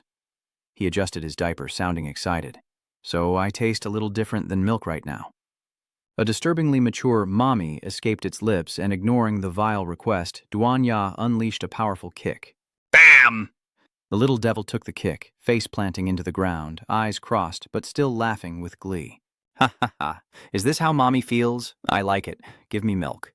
Another kick lands, leaving it stunned and unable to react as Duanya shows no mercy, unleashing a flurry of kicks, spinning and striking the imp's snout. Seeing it dazed, she leaps, spinning in the air, delivering a decisive kick like a true warrior. The battered imp cries out in fear, but its face is still full of eagerness for more. Despite being repeatedly struck by Duanya, the little devil no longer felt the initial pain, gradually adapting and bursting into excited laughter. Heh, Mom's pretty strong. Now it's my turn. Duanya retracts her leg, surprised as its form suddenly vanishes. She wonders if it has powers. Suddenly, the little devil emerged from the ground, declaring, I can hide in the shadows and attack you, Mom. You'll never know where I'm coming from. But just as he was about to touch her, something struck him in the face, sending him flying. Where did Black Kitten come from? It meows beside Duanya. Surprised, she asks, Golden, what are you doing here? The cat rubs against her leg, meowing incessantly. Duanya draws her gun, warning, It's too dangerous here. Hide behind me. The imp, enraged, swoops down from above, cursing, You stinking damn cat! How dare you kick me?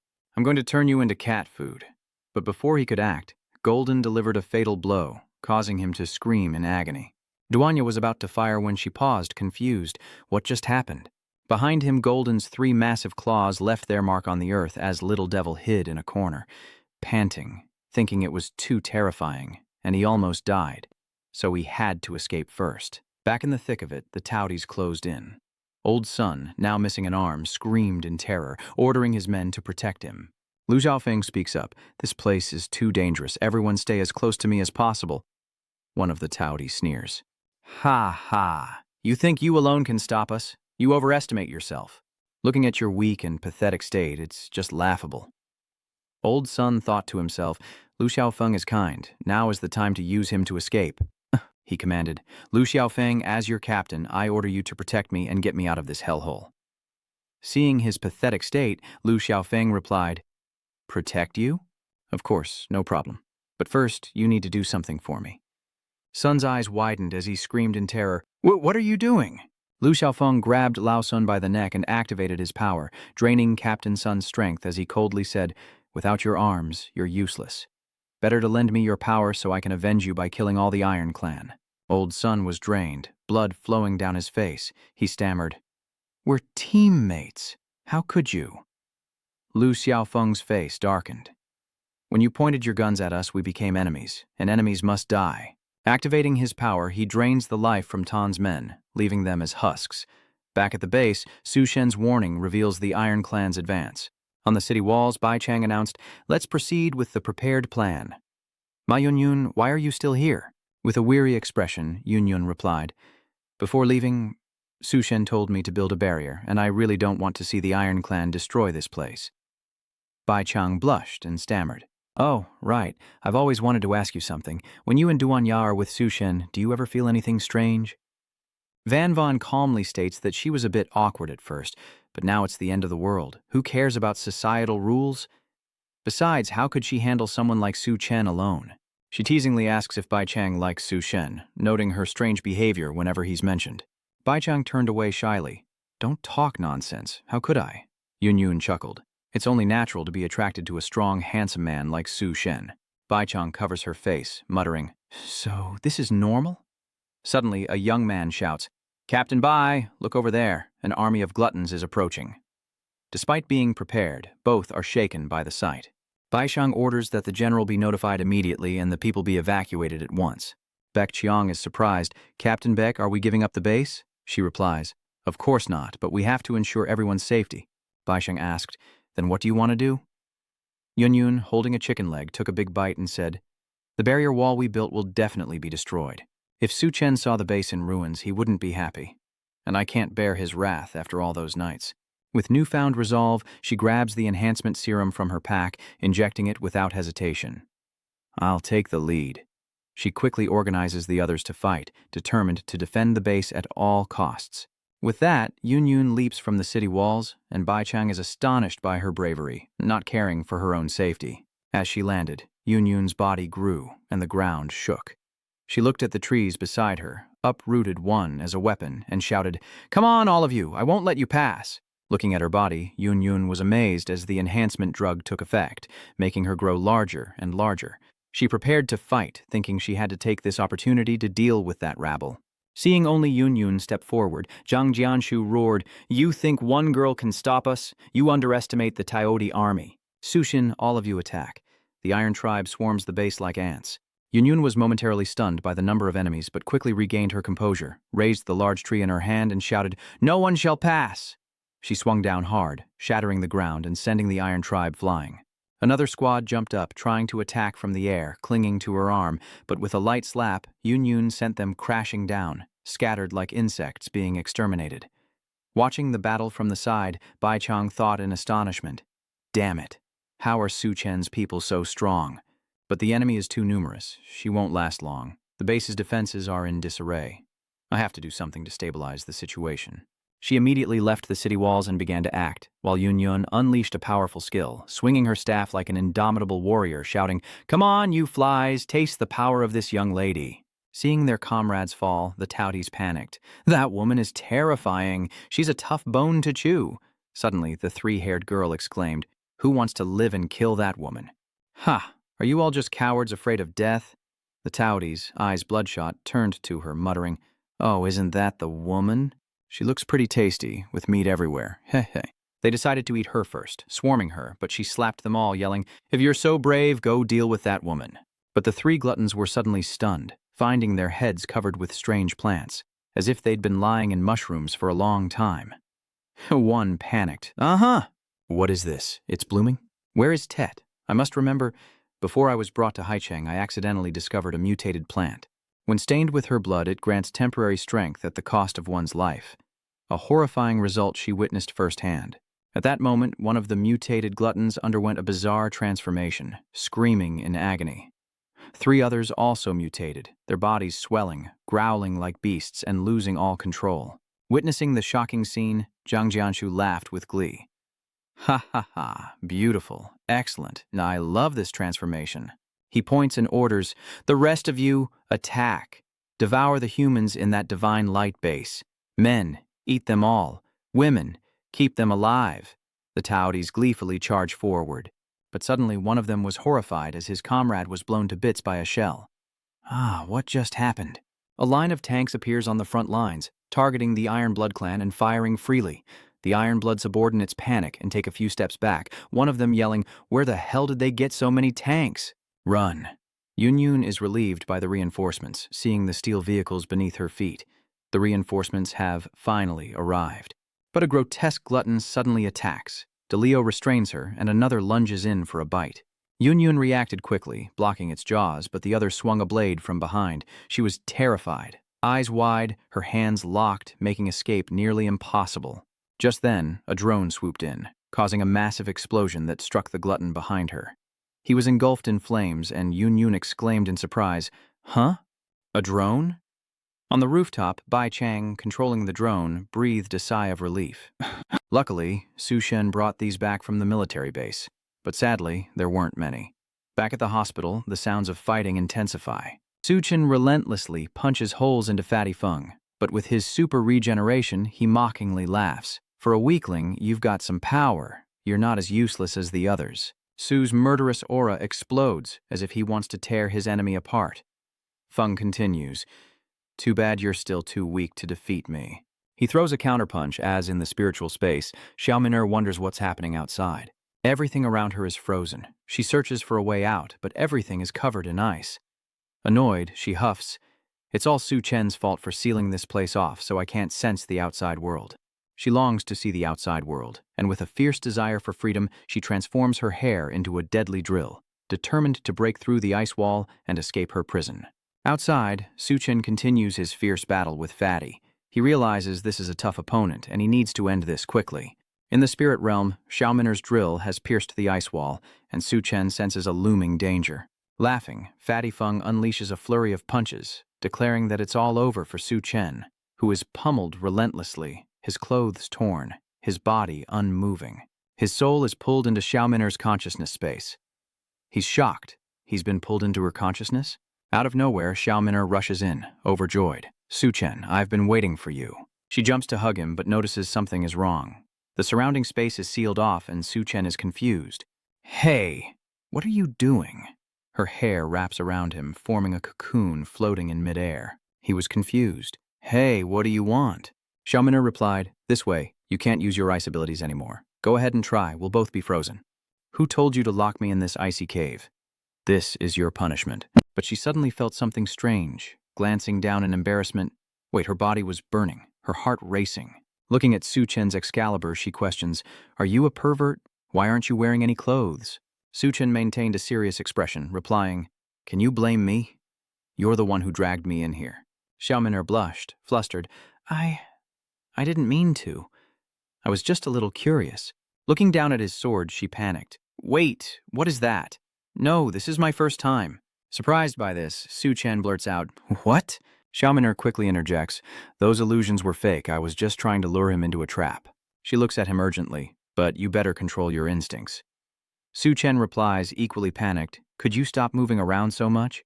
Going up and down like this, it's hard for me to stay calm. I have to get out of here quickly." "There's no way I'll let you get away with this." He unleashes a flurry of powerful blows, shattering the earth. Inside the spirit world, the cocoon shook violently as Xiaomin'er cried out, "What's happening now?" "I can't move." "Ah, is it happening outside?" Her face contorted as if she were being beaten, crying out as the violent movement slammed the cocoon to the ground and back up again. She screamed, "Think of something! I can't take it anymore." Her screams grew more intense as Su Chen's body was beaten like a fish on a chopping board. Inside the cocoon, Xiaomin'er cried out, "What now?" "Ugh, it keeps going up and down, it never ends." Her eyes glazed over, unable to comprehend how everything had become so chaotic. Just then, a series of gunshots rang out from behind. He turned back, furious, and growled, "Is that you? How dare you interfere, you bitch?" Duanya points her gun, yelling, "Damn it! Let him go!" Feng Bansi glares, questioning, "You dare point a gun at me, a woman I had my eye on?" Duanya coldly retorted, "Enough nonsense. Release my man or face the consequences."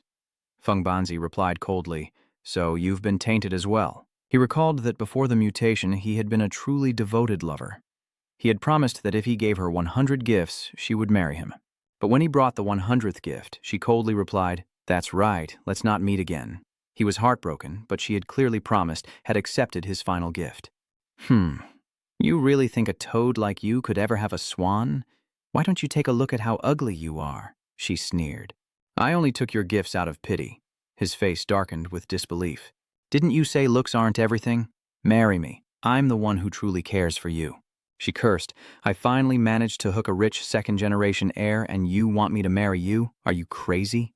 Tears well in his eyes as he asks if she's pregnant with another man's child. She retorted, "That's right, now get lost, will you?" That lickspittle has a death wish. Spurned, the lovesick fool has become a murderer, his voice cold, his eyes repulsive.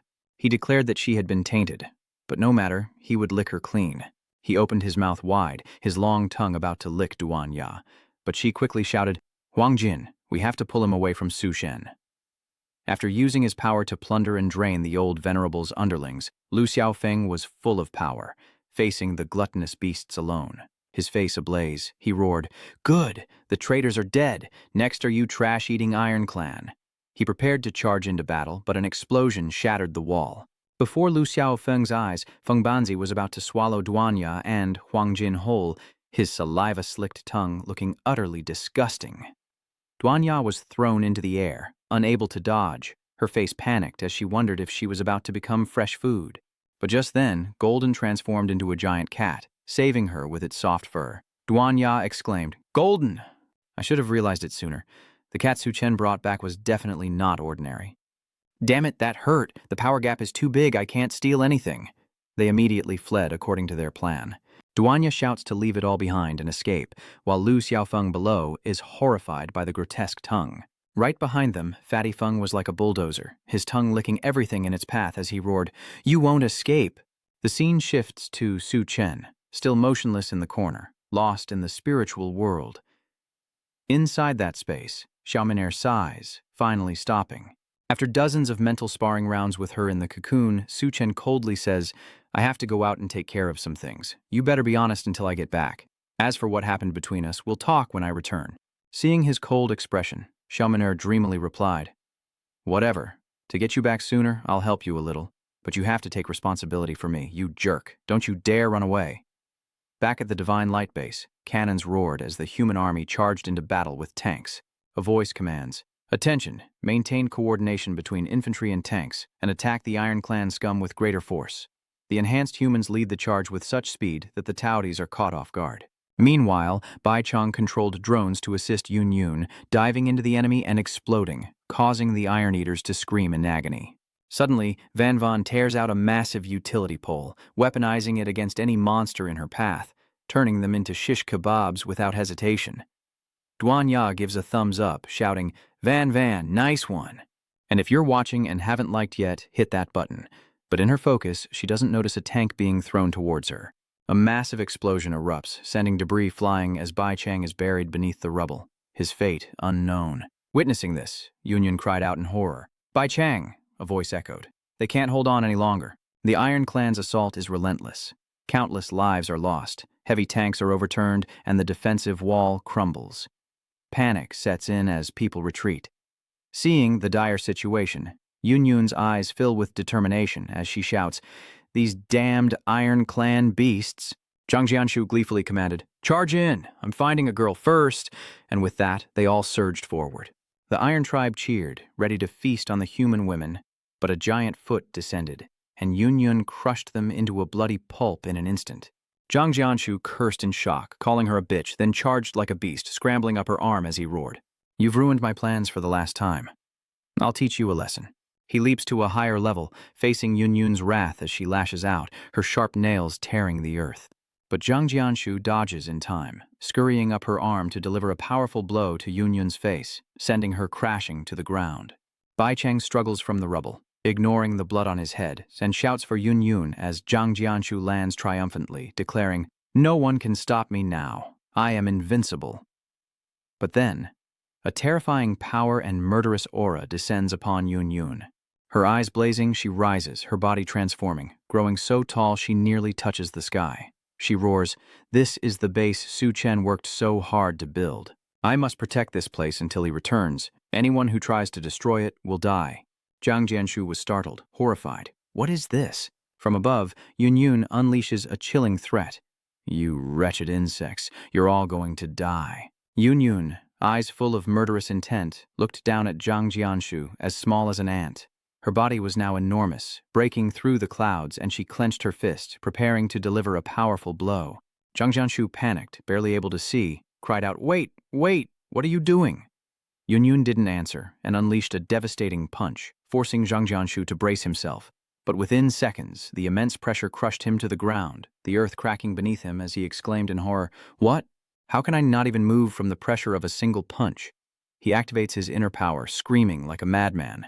He tried to use a scream to build momentum and regain courage, but in reality, Yunyun's punch crushed him, nearly making him bite his tongue off, and the force of the blow caused nearby buildings to collapse. The shockwave unleashed a violent gust of wind, forcing everyone at the Divine Light Base to shield themselves from being blown away.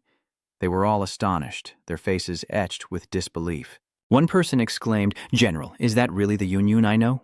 Another added, "She's so strong." With her here, the base is saved. Cao looks at Yunyun from afar with a serious expression, saying, "I fear things aren't so simple." At this moment, Yunyun is like a wild beast, roaring to the heavens, displaying terrifying power. The earth-shattering roar forced the generals to cover their ears, and amidst the chaos they noticed something was wrong with Yunyun. A crimson aura of bloodlust emanates from her. Old Cao is horrified. What's wrong with her? Yunyun seems to have lost control. Order the Special Ability Squad to find Chen immediately. Only he can save Yunyun. A beautiful woman spoke up. "Leave it to me. I'm the only speed-type ability user." She immediately dashes off like the wind, determined to find Chen before friend and foe alike are wiped out. The scene shifts to a hospital, where Chen slowly walks down a road full of wreckage, cracking his knuckles. The Iron Tribe around here has almost been wiped out. Suddenly, he realizes Yao Min'er has followed him into the real world, and he gasps in surprise. He asked, confused, "Why did you come out here?" She moved closer, replying, "Maybe because of that loser just now, I realized I can freely enter and exit your body." Pointing ahead, she said, "Hey, following these tracks, we can catch up with that fatty, right?" Chen indifferently replied, "I know what I'm doing." "Don't get in my way," Yao Min'er frowned, feeling ignored. "Hey, I'm here to help you out. Don't be ungrateful." Chen simply waved her off, telling her to go back and wait for him quietly, but Yao Min'er wouldn't listen. She cheerfully put her arm around him, a strand of her hair stretching dozens of meters to stick to the wall. She declares, "Then I'll show you just how amazing I can be." He feels uneasy. What is she planning? Yao Min'er pulled with force and flew away, laughing. "I wrap my hair around the roof and swing over like Spider-Man." The situation happened so suddenly. Chen was startled. "What? Don't mess around. But you're flying faster and faster. How exhilarating." "Ha ha." Helpless, Chen could only shout, "You crazy woman. You're having fun, but look, aren't we going much faster now?" Chen was surprised. Could she really do that? Her imagination is wild. But Yao Min'er's expression suddenly froze as she pointed, "Hey, what's that over there?" Chen followed her gaze, his eyes widening in shock at the massive figure. It could only be Yunyun. Yao Min'er recognizes her, but what is she doing? Chen adds, "Looks like something's happening over there. Otherwise, Yunyun's powers wouldn't be spiraling out of control like this. At this rate, she'll self-destruct soon." She's worried about self-destruction. This isn't the way. The situation grows dire as Duanya and Lu Xiaofeng face Feng Pangzi in a 2-on-1 battle. Lu Xiaofeng, combining his power with Huang Jin, shouts, "This is all the power I've stolen. I'll end you now." Yao Min'er observes that a youth who hasn't fully mastered his powers, plus a level 1 mutated cat, are no match for that level 2 Iron Man. Despite the damage they inflict, their attacks only enrage Feng Pangzi, who unleashes his tongue, suppressing both Lu Xiaofeng and Huang Jin. He roared, his eyes terrifying, "Women are my pain and I'm starving. I'll return you to your original purity." His tongue lashed out, tearing Duanya's clothes to shreds. With his Tier 2 Iron Clan strength, even Chen couldn't guarantee a quick victory. Now, Chen faces a difficult choice. Save Yunyun, who could self-destruct at any moment, or save Duanya from Feng Pangzi's deadly attack. Just as his tongue was about to reach Duanya, Yao Min'er's hair lashed out, tightly binding the filthy appendage. She exclaimed, "What? You can control my power?" Chen enters battle mode, dashing forward, ready to tear Feng Pangzi apart. With a stern look on his face, Chen spoke in a deep yet proud voice. "Kids make choices. I take it all." Hearing the arrogance in his voice, Yao Min'er excitedly replies, "Whatever he wants. However, I only exist in your consciousness. Others won't be able to see me. Then it's up to you." With an aura blazing like wildfire, Chen landed with the cool demeanor of an undefeated war god. Seeing Bo Yao arrive to help, Na breathed a sigh of relief. Her eyes lit up and she cheered, "Chen, that's great. I knew you'd be okay." But Chen's face was grim. His eyes, sharp and cold as blades, locked onto Fatty Feng, who swaggered forward as if he could devour everything in his path. With an arrogant tone, Fatty Feng roared, What do you think you're doing, you little punk? You dare interfere with my business? Get out of my way, or I'll blast you to kingdom come. But Su Chen paid no heed to the provocation. His eyes scanned over the surging power within him, thinking that he could truly harness this ability. With a smile as sharp as a blade, he declares, "Then I'll test it on you first." Immediately, a sinister power erupts, coiling around Su Chen like dark serpents. They shot towards Fatty Feng, binding his entire body, from his muscular arms to the foul tongue that had spoken so brazenly, now pierced like barbecued meat. The dark tendrils tightened, clinging to him, stretching out behind him like a black spiderweb, slowly suspending him in midair. Though Feng Banzi stubbornly shouted, "Ha ha, even your fists couldn't hurt me, let alone these parlor tricks." His words didn't last long as the dark energy began to tighten, like cold steel wires strangling its prey. Panicked, Pongzi screamed, "Ah, wait a minute, you little brat! Let me go! What do you want?" From afar, he looked like a slab of pork hanging on a hook, ready to be thrown into the pot. His initial arrogance had vanished, leaving only pathetic screams. With his hands in his pockets, Su Chen stood tall like a general on the battlefield, coldly replying, "I want to tear you into pieces. They sell shredded chicken outside, but I'm about to make shredded pig tongue to see if you can still recover." He clenched his hand and the dark energy constricted, causing Fatty Feng to contort and scream in agony. In mere seconds, an earth-shattering explosion erupted and the entire building collapsed. With a final explosion, Fatty Feng was reduced to nothing more than rotten flesh. Na Chao, wide-eyed, could only think that Su Chen had grown even stronger, and she needed to work harder to keep up. Su Chen turned, his voice firm, saying he must quickly return to the Divine Light Base, entrusting Huang Jin and Xiaofeng to her. He nods obediently. Understood? Looking back, the Emperor and his servant were severely injured as Xiaofeng spoke weakly, yet resolutely. "Su Chen, rest assured, we're all right." Elsewhere, his sister Pu is searching high and low for Su Chen. Gasping for breath, she leaned back, muttering, "I'm exhausted. I won't make it at this rate." Suddenly, she froze, sensing a powerful aura approaching. Turning around, she saw Su Chenfei hurtling towards her like an arrow.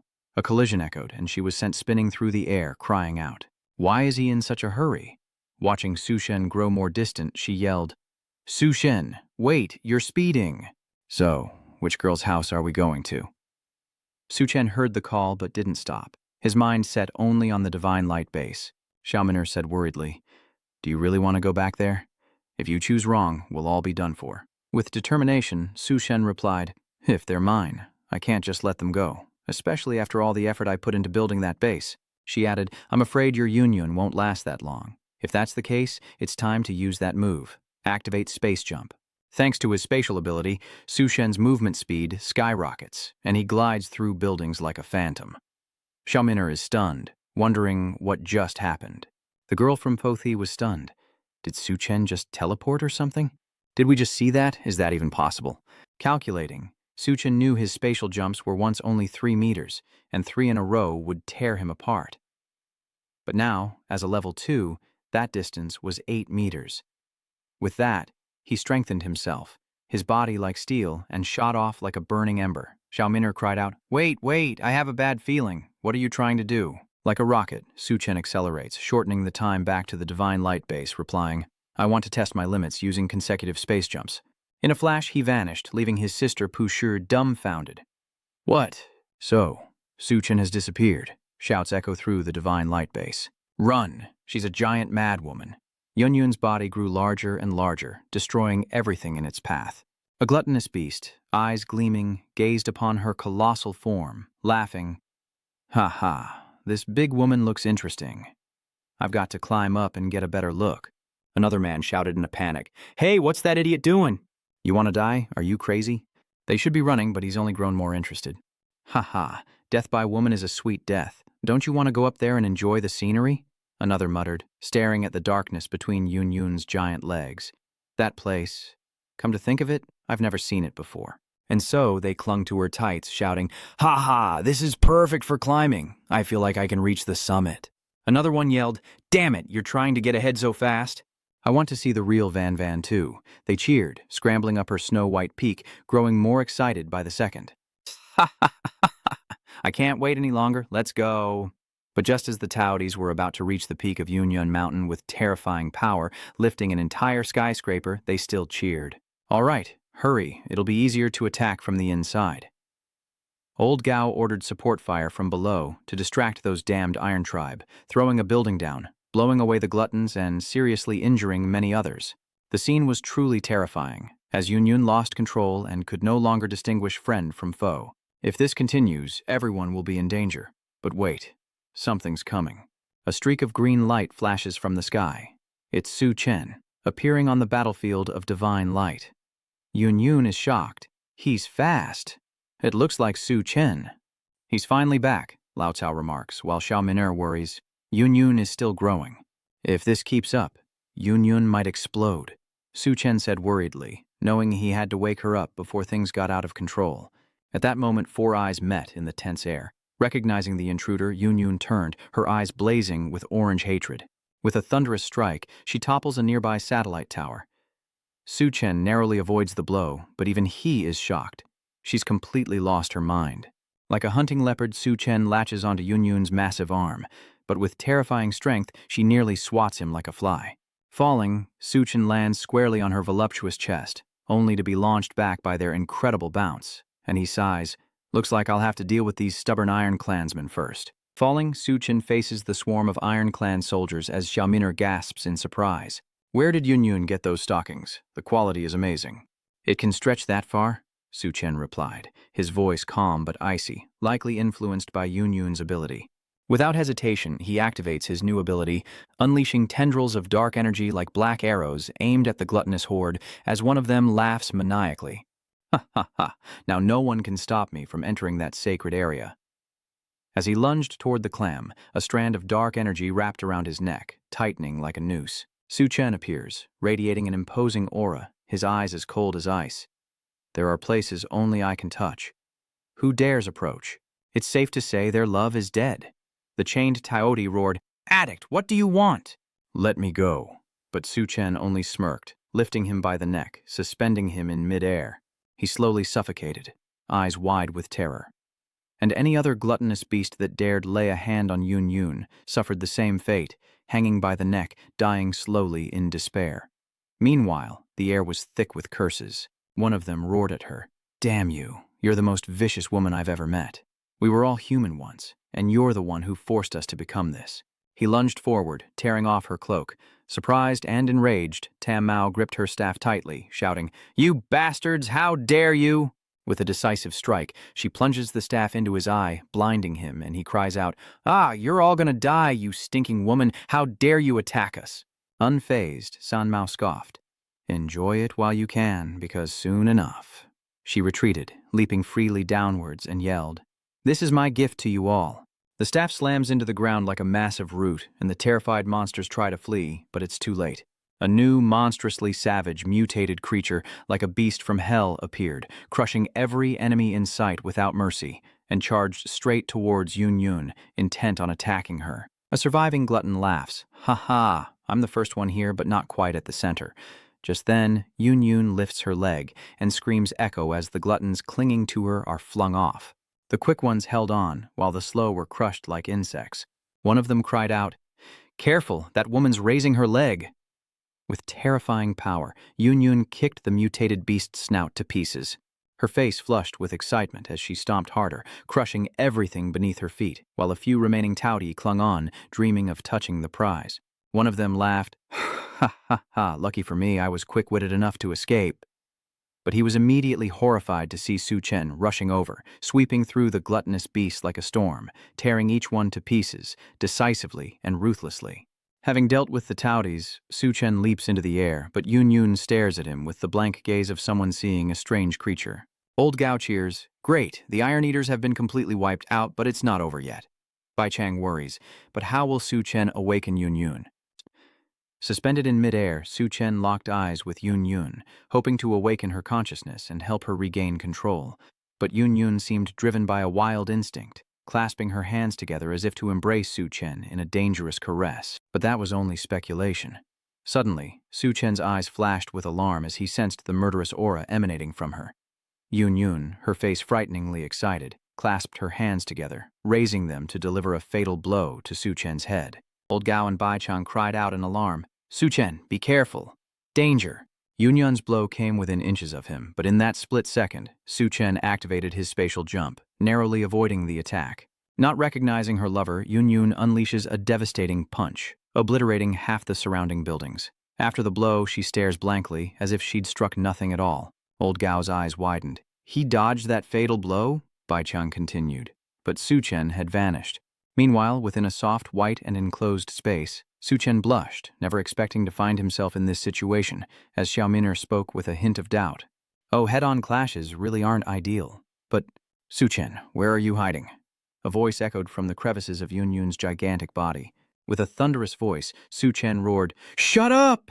Yun heard the voice nearby, but couldn't see anyone, her eyes frantically searching. Suddenly, a crack appeared on her body, startling Xiaominer, who cried out, "Su Chen, look!" Yun's body seems to have reached its limit and can't expand any further. The scene before him stunned him. Yun had reached her limit, her eyes burning like headlights, roaring to the heavens. Cracks appeared all over her body, like parched earth, revealing the terrifying power leaking out. Old Gao and Bai Chang exclaimed in shock, "What's happening? Could it be?" Su Chen realized that Yun's body couldn't take it anymore. Her eyes blazed, and her usual gentle demeanor was replaced by a beastly roar, like a super saiyan about to explode. But if she transforms like this, she'll disappear. Deep in her soul, Yun sinks into a frigid memory. Each time she opens her eyes, she sees only endless darkness. How many times have I woken up in despair, lying on that cold operating table? How many times have needles pierced my skin, causing such pain? In this apocalyptic world, I'm just a lab rat for someone else.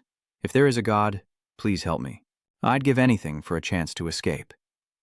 Just as she closed her eyes, ready to accept her fate, a familiar voice echoed, causing her to open her eyes wide in astonishment, wondering, is that a god? That's Su Chen. After so many failed attempts, he resorts to a last-ditch effort, jumping onto her ample backside, yelling, "Have you forgotten already? I don't need useless people around me." Su Chen opened his 5 fingers, activated his power, and shouted, "Wake up now!" With a thunderous sound, Su Chen unleashes a powerful blow on Yun's assets. She cries out in pain, as if calling, "Mommy, help me." The scream snaps her awake, as Bai Chang witnesses the somewhat sensual scene, blushing and muttering. At this moment, Su Chen is experiencing both pain and extreme excitement, feeling a familiar surge of memories.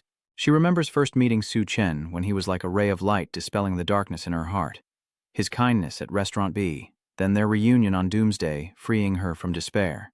Even the moments of torment with him are deeply etched in her mind.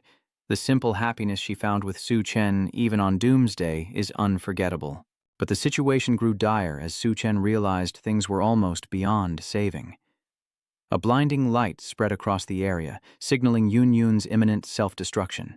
Her roar reached its peak, followed by a cataclysmic explosion, blurring the senses as golden rays of light shimmered across the sky. Chao gasped, "Is it over?" But as the dust settled, Su Chen and Yun were gone. Looking up at the golden sky, everyone was stunned. They were the only ones left. Bai Chang collapsed, tears streaming down her face. Could it be that Su Chen? She had just saved her, and she hadn't even had a chance to thank her. Suddenly, old Cao shouted, "Look!" In the sky, Su Chen was still alive, holding Yun tightly. Traces of supernatural energy lingered on him, but cracks covered Yun's body. Old Gao worried, "Yun is badly injured. We need to get her to a hospital now." Suddenly, a figure descends from the sky. It's Duanya and Huang Jin. Duanya declares, "Leave it to me. I'll take her back to base." Old Gao exclaimed in surprise. "That cat is huge," Su Chen called out. Trusting in Duanya's ability to save Yun, he entrusts her with the task. At the base, Su Chen carries Yun to the bathtub as Duanya instructed.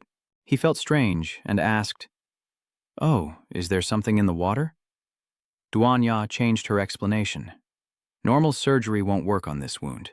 I've added an evolutionary base recovery drug to the water." Su Chen checks, but the wound hasn't healed. He wonders, healed? He couldn't see anything. Duanya was shocked, saying it was impossible. "I've improved this potion many times. Could it be that this type of wound requires powers to heal?" "Duanya no Diaz. That makes sense, but how?" Suddenly she cried out, As Su Chen leaned down to kiss the crack on her forehead, it vanished in seconds. Tathan was stunned. It worked. Duanya blushed and quickly turned away. "That's great. I'll leave the rest of the wounds to you."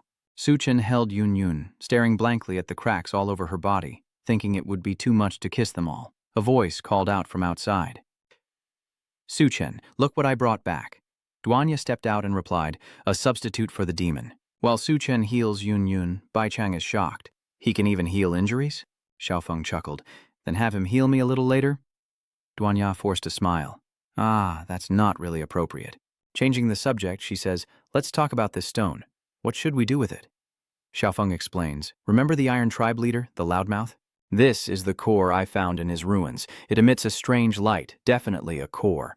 Duanya was shocked. What? A core? Xiaofeng nodded.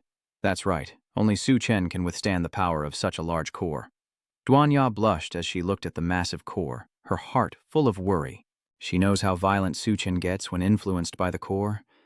Before, she could barely handle it with others, but now she's alone. Bai Chang was embarrassed. Is there anything I can help with? Duanya hesitated, her eyes searching Bai Chang's bashful expression, thinking, could she be? Looking at Bai Chang's shy demeanor and alluring figure, Duanya turned to Xiaofeng and said, Xiaofeng, Bai Chang and I have something to discuss, so you should head back first. She quickly pushed Xiaofeng out, leaving him bewildered and still hoping for Chen's treatment.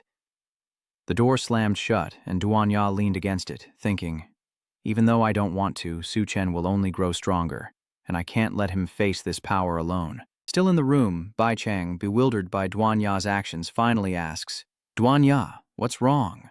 Duanya approached, her eyes piercing, and whispered, I need you to confirm something. You like Chen, don't you? Her question struck like a knife, startling Bai Chang, her face flustered, her eyes wide with shock. Leave the rest to me. She paused for a moment, then continued. Oh right, Xiaofeng brought back a core? Chen frowned in surprise. A core? Duanya, still focused on her work, nodded in confirmation. It's in the living room. Go take a look. Chen, oblivious to the strange look on Duanya's face, simply nodded. All right, I'll leave Yun Yun to you then. He stepped out, closing the door behind him, then froze at the sight before him. Taking a closer look, he muttered, This is black stone. Could they have mistaken it for a core? The massive dark stone radiated an eerie light, like a mysterious glittering black star. Touched by Chen, its unusual hardness was evident, and he thought to himself that it was no wonder they were mistaken. Even in his past life, he had only heard of the dark stone, never actually seen one. After the apocalypse, countless strange things emerged, and black stone was one of them. Chen threw a powerful punch at the stone. A loud bang echoed, but the black stone didn't budge. He nodded to himself, realizing it was indeed the legendary black stone, as hard as diamond, a rare material born only in the apocalypse. He recalled that in his past life, black stones were associated with Wang Dong, a legendary figure who wielded a black blade forged from them. Chen rubbed his chin and smiled, thinking that his luck in this life wasn't bad at all. Wang Dong's opportunity now belonged to him. He opened his dimensional space, collected the black stone, and thought to himself that he would forge a black blade once he found a blacksmith. Back a few minutes earlier, only Duanya and Bai Chang remained in the room. After the blunt question about her feelings for Chen, Bai Chang shyly asks why she's suddenly saying this to her, and Duanya cuts to the chase. If Chen can't overcome the curse after absorbing the essence, Bai Chang worriedly interjects. What if it can't be undone? Duanya hesitated, her eyes full of doubt. I don't know for sure. I just know we absolutely can't let it happen. Besides, Van needs me to take care of her right now. Leave the curse to me. Duanya quickly reminded her that things weren't as simple as she thought, and to listen to her first. But with her resolve for Chen unwavering, Bai Chang said, It's fine. I'll do whatever it takes. Just leave it to me. Duanya sighed and explained everything from beginning to end. Aye. In her haste, Bai Chang is given a strange cosplay outfit and steps out, regretting it as she tugs at the hem of the dress. Why did I agree so quickly, and why this ridiculous outfit? And she has to say weird things too. Thinking about undoing the curse for Chen, she worries if Duanya is tricking her. Bai Chang emerges, and with the black stone gone, she feels uneasy. But with the base's safety at stake, she tells herself she must first verify the curse. Has he absorbed the core? All that's left is to improvise. Carrying a tray of wine, she hesitantly approaches Chen. That girl. Lost in thought, Chen snapped back to reality, his eyes drifting over Bai Chang's maid outfit, freezing him in place as she repeated the phrase, but couldn't bring herself to say it. In her maid outfit, Bai Chang trembled, trying to hide her face, and quietly said, Master. Tothan froze, his mind racing with questions. Master. he mumbled. Yes.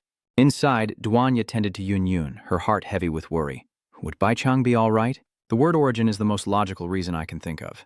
I prepared her well, but how long can she endure? Thinking of helping Su Chen break the curse, Duanya's legs trembled as she thought, once Yun Yun is better, I'll go help. Outside the base, soldiers began clearing the wreckage. Some of the exhausted youths frowned, having barely driven off the iron race, and now they had to clean up these rotting corpses. Were they not allowed to rest? The White Tiger captain barked, "Stop being so dramatic. These corpses are here. Do you know the consequences of an outbreak?" But a youth cried out in alarm, "Captain, look!" What could have caught the captain's eye? The young man stammered that the Iron-Clan corpses had vanished, leaving the team stunned and the captain in disbelief. What? Did the corpses just get up and walk away? Other groups reported the same, their faces etched with terror at the unprecedented phenomenon, as the corpse woman opened her eyes in Su Chen's mind and spoke. She turned, sensing a familiar energy, and murmured that this was the feeling she'd been waiting for. She's overjoyed, saying it's finally here, the thing she's been waiting for. But as she tried to sense it more clearly, she clicked her tongue, realizing the distance was too great to pinpoint the location, leaving her no choice but to rely on Su Chen. Meanwhile, Bai Shuang, playing the obedient maid, gently poured wine for Su Chen. He wondered if this was Duanya's doing. What was she planning? Looking at Bai Chang's shyness, he nodded, but this embarrassed look was quite interesting. Following Duanya's script, Bai Chang shyly says, "Master, you can do whatever you want with me next." The words almost made Su Chen spit out his drink. Bai Chang panicked. "Ah, what's wrong with you?" Su Chen coughed violently, quickly explaining, "It's just the alcohol." Before he could speak, Bai Chang grabbed the wine glass and swirled it around. "Could there be something wrong with the wine? Let me try it." She chugs the whole glass, leaving Su Chen stunned, who then notices the alcohol content on the bottle, 64%. Bai Chang's cheeks flushed red as she smacked her lips and said, "It's so strong. Now that I think about it, this is my first time drinking alcohol." After that glass, Bai Chang suddenly became confident, slamming her hand on the table and scattering everything like a drunken female general. She closes her eyes and shouts, clearly excited as Su Chen sighs, "You're drunk already?" With a bewitching gaze, Bai Chang propped her heel on the chair in front of Su Chen, surprising him. She smiled, her voice caressing, "How could I be drunk? I still want to help you undo the curse." She moved closer, caressing Su Chen's face. But Su Chen smirks and pushes her hand away. "Oh, really?" Though he wouldn't refuse the offering, he didn't like the shift in power. So he'd remind her of their true relationship. Bai Chang was shocked and bewildered. Our relationship? Activating his powers, Su Chen emanates an incredible pressure, shocking her. He growls, "No, you just seem to have forgotten who the master is." The force slams into Bai Chang's consciousness, nearly knocking her off her feet, and she quickly understands, kneeling submissively with wary eyes. "Master, I was wrong." Su Chen grinned with satisfaction. "Very good." Just as he was about to continue, a familiar pressure in his conscious space stopped him. He muttered, "This feeling, is it spatial awareness?" Before he could finish, Su Chen was pulled into his subconscious. The moment he landed, he sighed, looking dejected. "Ugh, I was having so much fun." "Why did you bring me here?" As always, the corpse woman suddenly pounced, arms and legs wide, lunging to embrace Su Chen. "Su Chen, it's here. It's finally here." Suyok was dumbfounded. What's going on? Before he could react, the female corpse pinned him down like a tidal wave of flesh, her eyes pleading as she laughed and cried. "Suhyun, you have to help me this time." Suhyun frowned, confused. "What? Explain yourself." The female corpse excitedly shouted in his ear, "A body suited for me has appeared." She bounced around, wanting to pull Su Chen and Sap Sing in to enhance her sensory abilities. He reluctantly complied, asking, "Is it the body you asked me to find last time?" "So it appeared, but why drag me into this?" Her eyes gleaming, the corpse woman exclaimed, "I can't sense its location, so I need to borrow your power." Instantly, she created a cocoon, trapping them both in a cramped space, and Su Chen felt like a fish caught in a net. What does she mean? Does she think I'm some kind of signal booster? The corpse woman grinned wickedly as she clambered onto Su Chen, strands of silk shooting out to fix him in place like a puppet in a bizarre dance. Su Yun struggles, asking if this is the method she mentioned. The corpse woman nods with a sly look in her eyes. That's right. With that, the cocoon soared into the sky, then plummeted, crashing into the earth. Su Chen was stunned, while the female corpse was ecstatic, as if she had just completed a masterpiece. "I can sense it. Now, let our spirits go there. Following the female corpse's mental strength, Chen looked towards the strange blue light. There, a mysterious woman with cloud-like hair and an eerie green aura was commanding the gathering undead. Chen muttered, "Is this the tide?" The female zombie nodded. "That's it. It's summoning the zombie tide." Chen was surprised. "I thought only the zombie king could summon a zombie tide. So that person is the zombie queen's physical body? Is it safe to be this close?" The female corpse smiled. "Rest assured, in this spiritual state, as long as there are no strong fluctuations." Before she could finish, a mental tremor startled them both. The female corpse is alarmed. What's going on? Chen suddenly remembers Bai Shuang in the real world. Meanwhile, the drunken Bai Chang staggered, saw Chen motionless, and mumbled, "The curse has taken effect, as expected. Master, let me help you break it." Without another word, she leaps onto Chen, riding him like a drunken knight, a forceful act that rattles Chen's brain, causing his and the female corpse's mental power to erupt. The corpse queen immediately sensed it, glaring and roaring, "Who's there? Show yourself." Surprised, Chen and the female corpse panicked, wondering if they'd been discovered. What is that woman doing? Bai Chang toys with her like a doll, further enraging the zombie queen, who hurtles toward them with terrifying speed. They both yelled, "She's here! Run, damn it!" But seeing the situation, they exclaimed, "It's too late now." Just then, the corpse queen, with a savage smile, lunged forward, her face as haunting as a demon's, and Chen woke with a start, gasping for breath, his heart pounding, his head throbbing. He rubbed his temples, wondering what was happening and why his head hurt so much. The female corpse's voice echoed, saying she only devoured a bit of spiritual power, which his strength would quickly recover.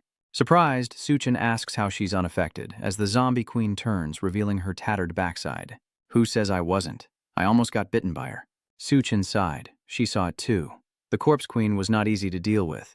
Moreover, she controlled tens of thousands of corpses, and the more corpses there were, the stronger she became. "I can't risk provoking such a terrifying being just to help you, unless you offer something worth the risk."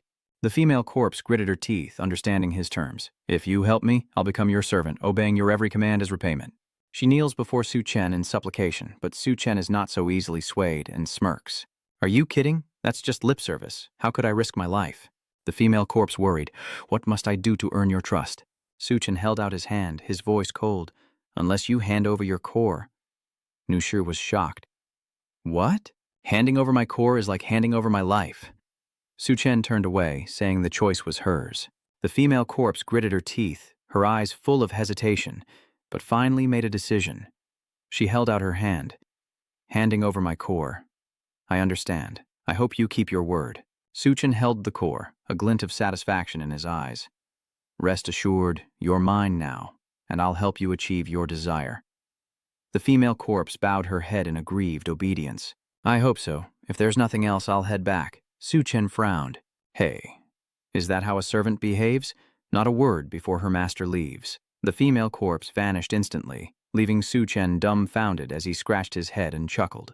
"Never mind, I've got the core now, no need to dwell on it." He recalled the previous life when the zombie queen led the ghouls to sweep through Shangdu, plunging everyone into darkness. If he wants to prevent a world overrun by corpses, he must eliminate her. It seems the time has come for him to depart. Chen holds up the core, a sinister grin spreading across his face. 2 days later, Chen left the Divine Light Base, leaving Bai Shuang watching with a hint of longing as his vehicle disappeared from view. Xiaofeng was surprised. "Bai Chang, aren't you going with Chen?" She closed her eyes and shook her head. "Why should I go? The base still needs me to handle things." She thought to herself, "I'm too weak to help him now, but one day I'll catch up to him." Meanwhile, outside the Divine Light Base, rain poured down as Duanya and Yun took shelter at a gas station after their mission, huddling around a fire for warmth. Looking at the rain, Yun worriedly asked, "Sister Duanya, is it really okay to have a fire at a gas station, even at a time like this?" Duanya replied flatly, her eyes sad. "If you're worried, go stand in the rain." Van chuckled nervously. "My body's just recovering. I wouldn't dare go out there." She hesitated. Where did Brother Chen go, anyway? "I'm a little scared of this weather." Duanya, as told by Chen, could only share with Yun that because he couldn't acquire a large amount of fuel, he couldn't store enough supply. So Su Chen is now desperately searching for any remaining gasoline. Hearing this, Yun Yun was startled and exclaimed, "Huh? So when will he be back? I'm starving." As the two girls chatted, the quiet footsteps of an uninvited guest echoed outside, putting both Yun Yun and Duan Ya on alert. Huh? Who's that? A frail man, shivering with cold, covered in frost, trembling as he walks, muttering, "Cold, so cold. I'm so cold." Stunned, Yun Yun asked the man, "Why are you covered in ice?" Without hesitation, the man suddenly lunged into the raging fire, looking like a madman. "I'm so cold." Duanya and Yun Yun were stunned by the strange sight, exclaiming in a panic, "Is this guy crazy? Why would he run straight into the fire? There's so much smoke." But as he touched the flames, the cold emanating from him created a thick, poisonous smoke, forcing the two girls to cover their noses and cough violently. "This smoke is dangerous. Cover your noses quickly." Moments later, figures emerged, grinning wickedly and chuckling to themselves. The leader's trick never fails. And it got us two girls. Should have used someone other than that old man to release the poison. A group of sinister figures suddenly appeared before Duanya and Yun Yun. It seemed the two had inhaled a large amount of poison, their bodies limp and powerless. The group approached, eyeing the helpless girls on the ground, still attractive, and licked their lips. "Sisters, you've got great figures. Once I'm done with you, I'll sell you off to the New World base. I guarantee you'll have a blast there." Though her legs failed her, Duanya raised her gun, desperately warning the approaching men, "Don't come any closer." The leader, seemingly an ability user himself, scoffed at the weapon. "A gun? What good is that toy against superpowers?" Duanya pulls the trigger without hesitation, only to realize in horror that the gun won't fire. "The gun's frozen?" she cries. Clinging to Duanya, Yun Yun threatened the group warily. "I suggest you leave now, or you'll face Su Chen's wrath when he returns." The smug leader laughed. "That man who just left? Someone's already got their eyes on him, a DCOS woman no less. He might not even make it through the night." The one targeting Su Chen is a crazed woman with powers, wielding an iron chain as she searches for him. "Little darling, I'm here." Earlier, she had created a vast sealed space, and after parting ways with everyone at the base, Su Chen deliberately entered this area to confront his new wife. The madwoman didn't know where Su Chen was hiding, but now she was the one being hunted, calling out into the void as she dragged her iron chain. "Who would have thought little gang would venture alone into my sealed space? I'm warning you, that's an extremely dangerous move. But for me, it's a perfect fit." The madwoman puffed out her cheeks and blew out a cloud of misty bone poison, covering the area in front of her, creating a thick layer of fog that enveloped the room. She then stepped in gracefully, a sinister smile on her face, calling out to Su Chen in a saccharine voice, "Handsome, where are you? Come on out. This whole place is filled with poison gas now. Just a little in your lungs, and your yang flesh fire will burn you up from the inside out. You won't be able to resist." As she walked down a corridor, the madwoman spotted a tall, dark figure in the shadows and exclaimed, "Oh, so you're here? Come to me, darling, and let me help you." She struck a provocative pose, her figure undeniably alluring, and slowly approached the shadow, reaching out her hand, only to be met with a painful deception. The dark figure was just a dummy set up by Su Chen to lure her in. Staring at the grotesque figure, the madwoman exclaimed, "What the hell is this?" As she reels, Su Chen emerges from behind, his cold voice causing the madwoman to widen her eyes in shock. "Who are you?" The madwoman, who feared nothing with her power to summon corpses, was now being toyed with, and in a fit of rage, she swung her chains at Su Chen. "Bastard! You dare mock me!" But that power was nothing before Su Chen. With one hand, he gripped the iron chain and effortlessly pulled her closer, no matter how hard she struggled. After examining the chain, Su Chen calmly asked, "Was this weapon made by a blacksmith?" He yanked the chain, pulling the madwoman closer, then grabbed her face, sending her from surprise to panic. With one hand, Su Chen lifted her up, brought her face close, and coldly asked, "Tell me, where is this blacksmith?" The madwoman, bewildered, stammered, I don't know what you're talking about." Suddenly, the female corpse within Su Chen's subconscious appeared, turning to him and asking, "Is this blacksmith really that important?" "The queen corpse's power is immense," Su Chen replies. "Finding the blacksmith would greatly increase our chances of victory." Hearing this, the female corpse immediately takes action. "If that's the case, I'll just invade her mind and find the answer." After planting roots in the madwoman's subconscious, the zombie woman spoke, "I found it. What are you doing?" The blacksmith is in a base called the New World. The specifics are unclear, but that's what's in her head.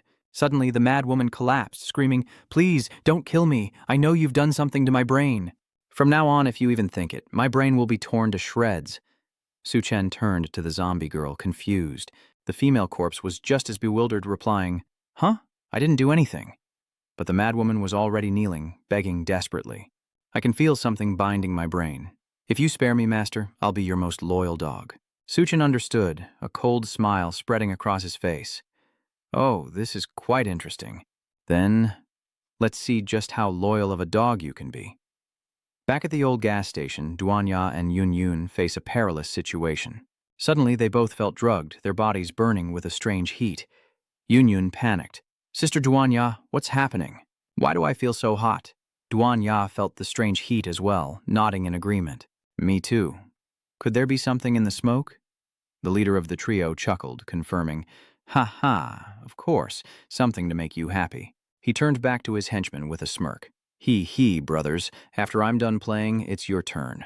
The two lackeys perked up like dogs seeing their owners, but just then, Duanya and Yun suddenly stopped acting. They both stood up, clicking their tongues in boredom.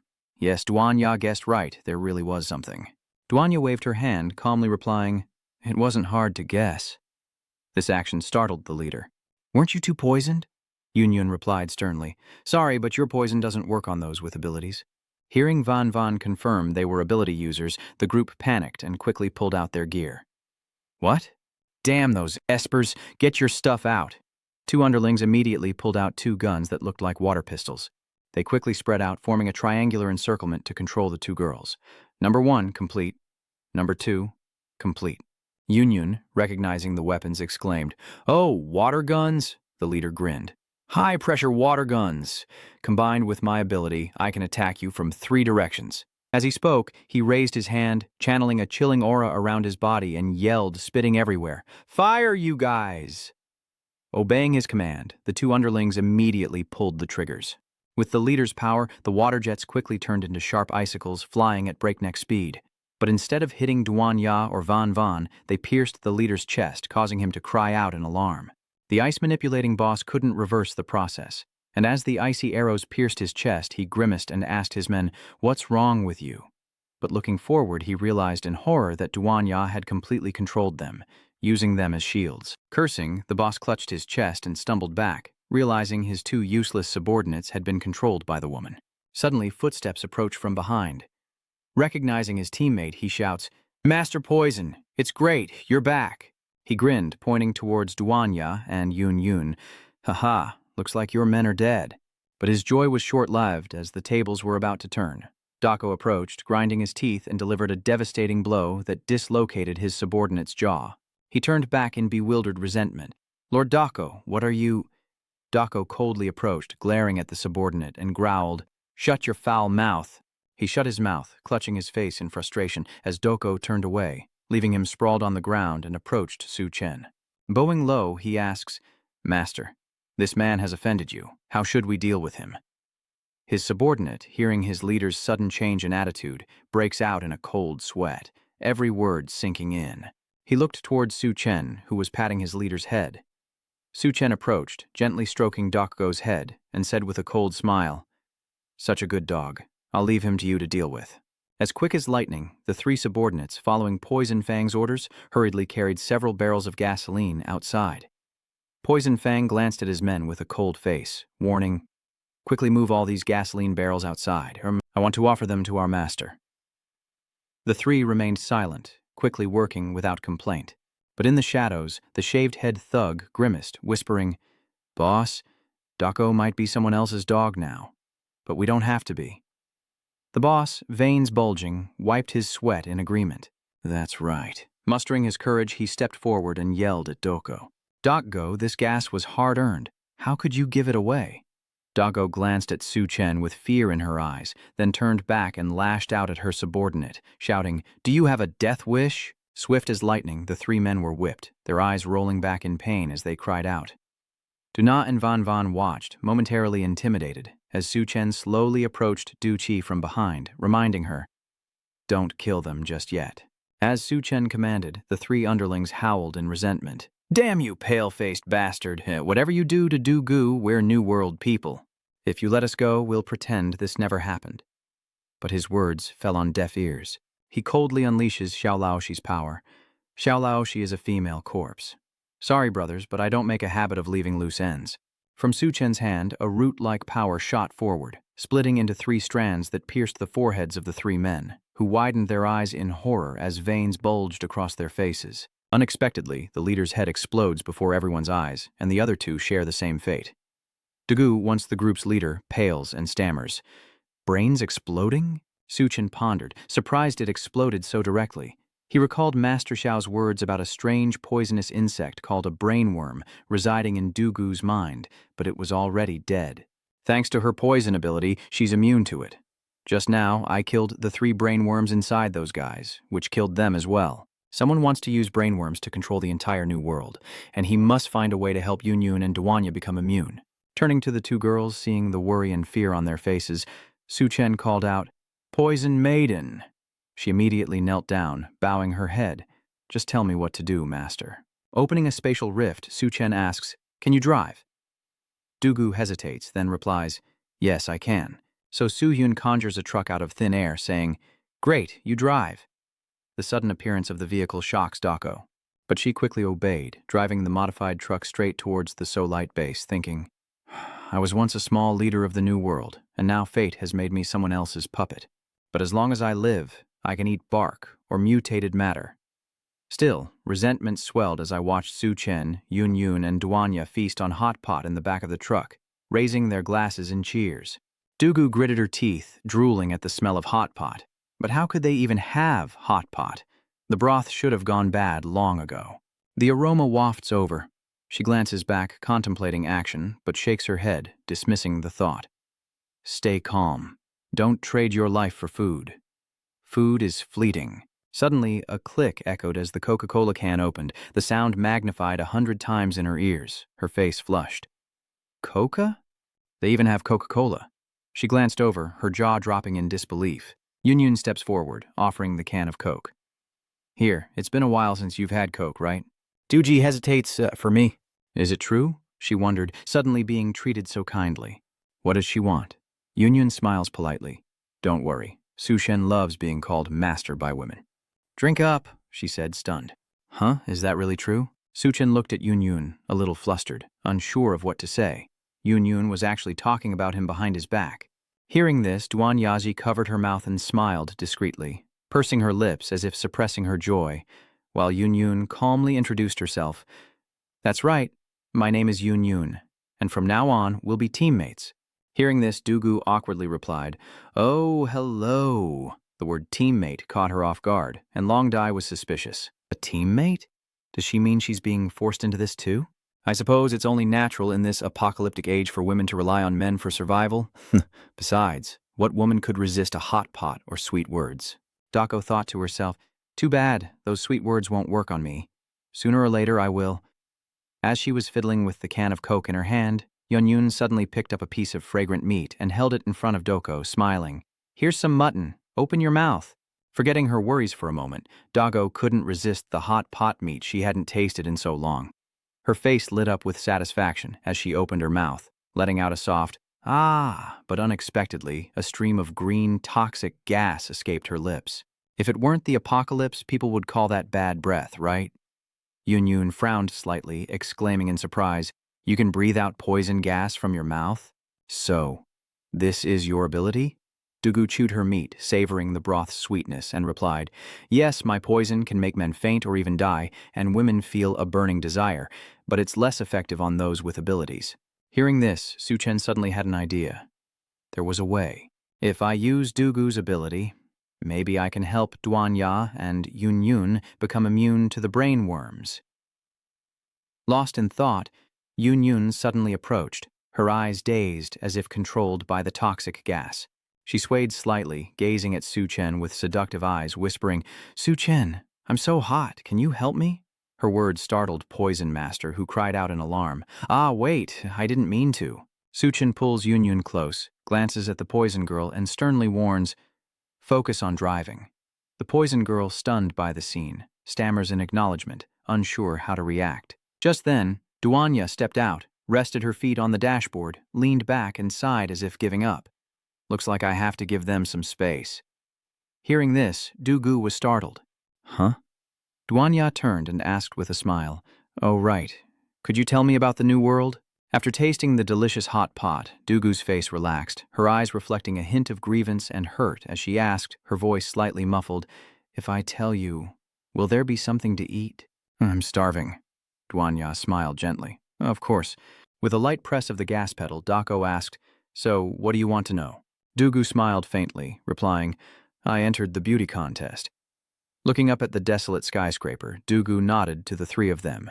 Indeed, while the new world isn't vast, it's a gold mine for the surface world, with slave auctions, black markets, beauty pageants, arenas, and much more. Yun and the others marveled at the towering spire, but she tilted her head, curiosity piqued.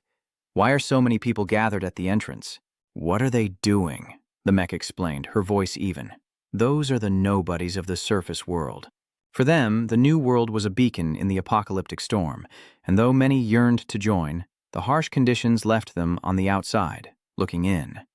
Having heard enough, Chen spoke with resolve, Let's go see what this is all about.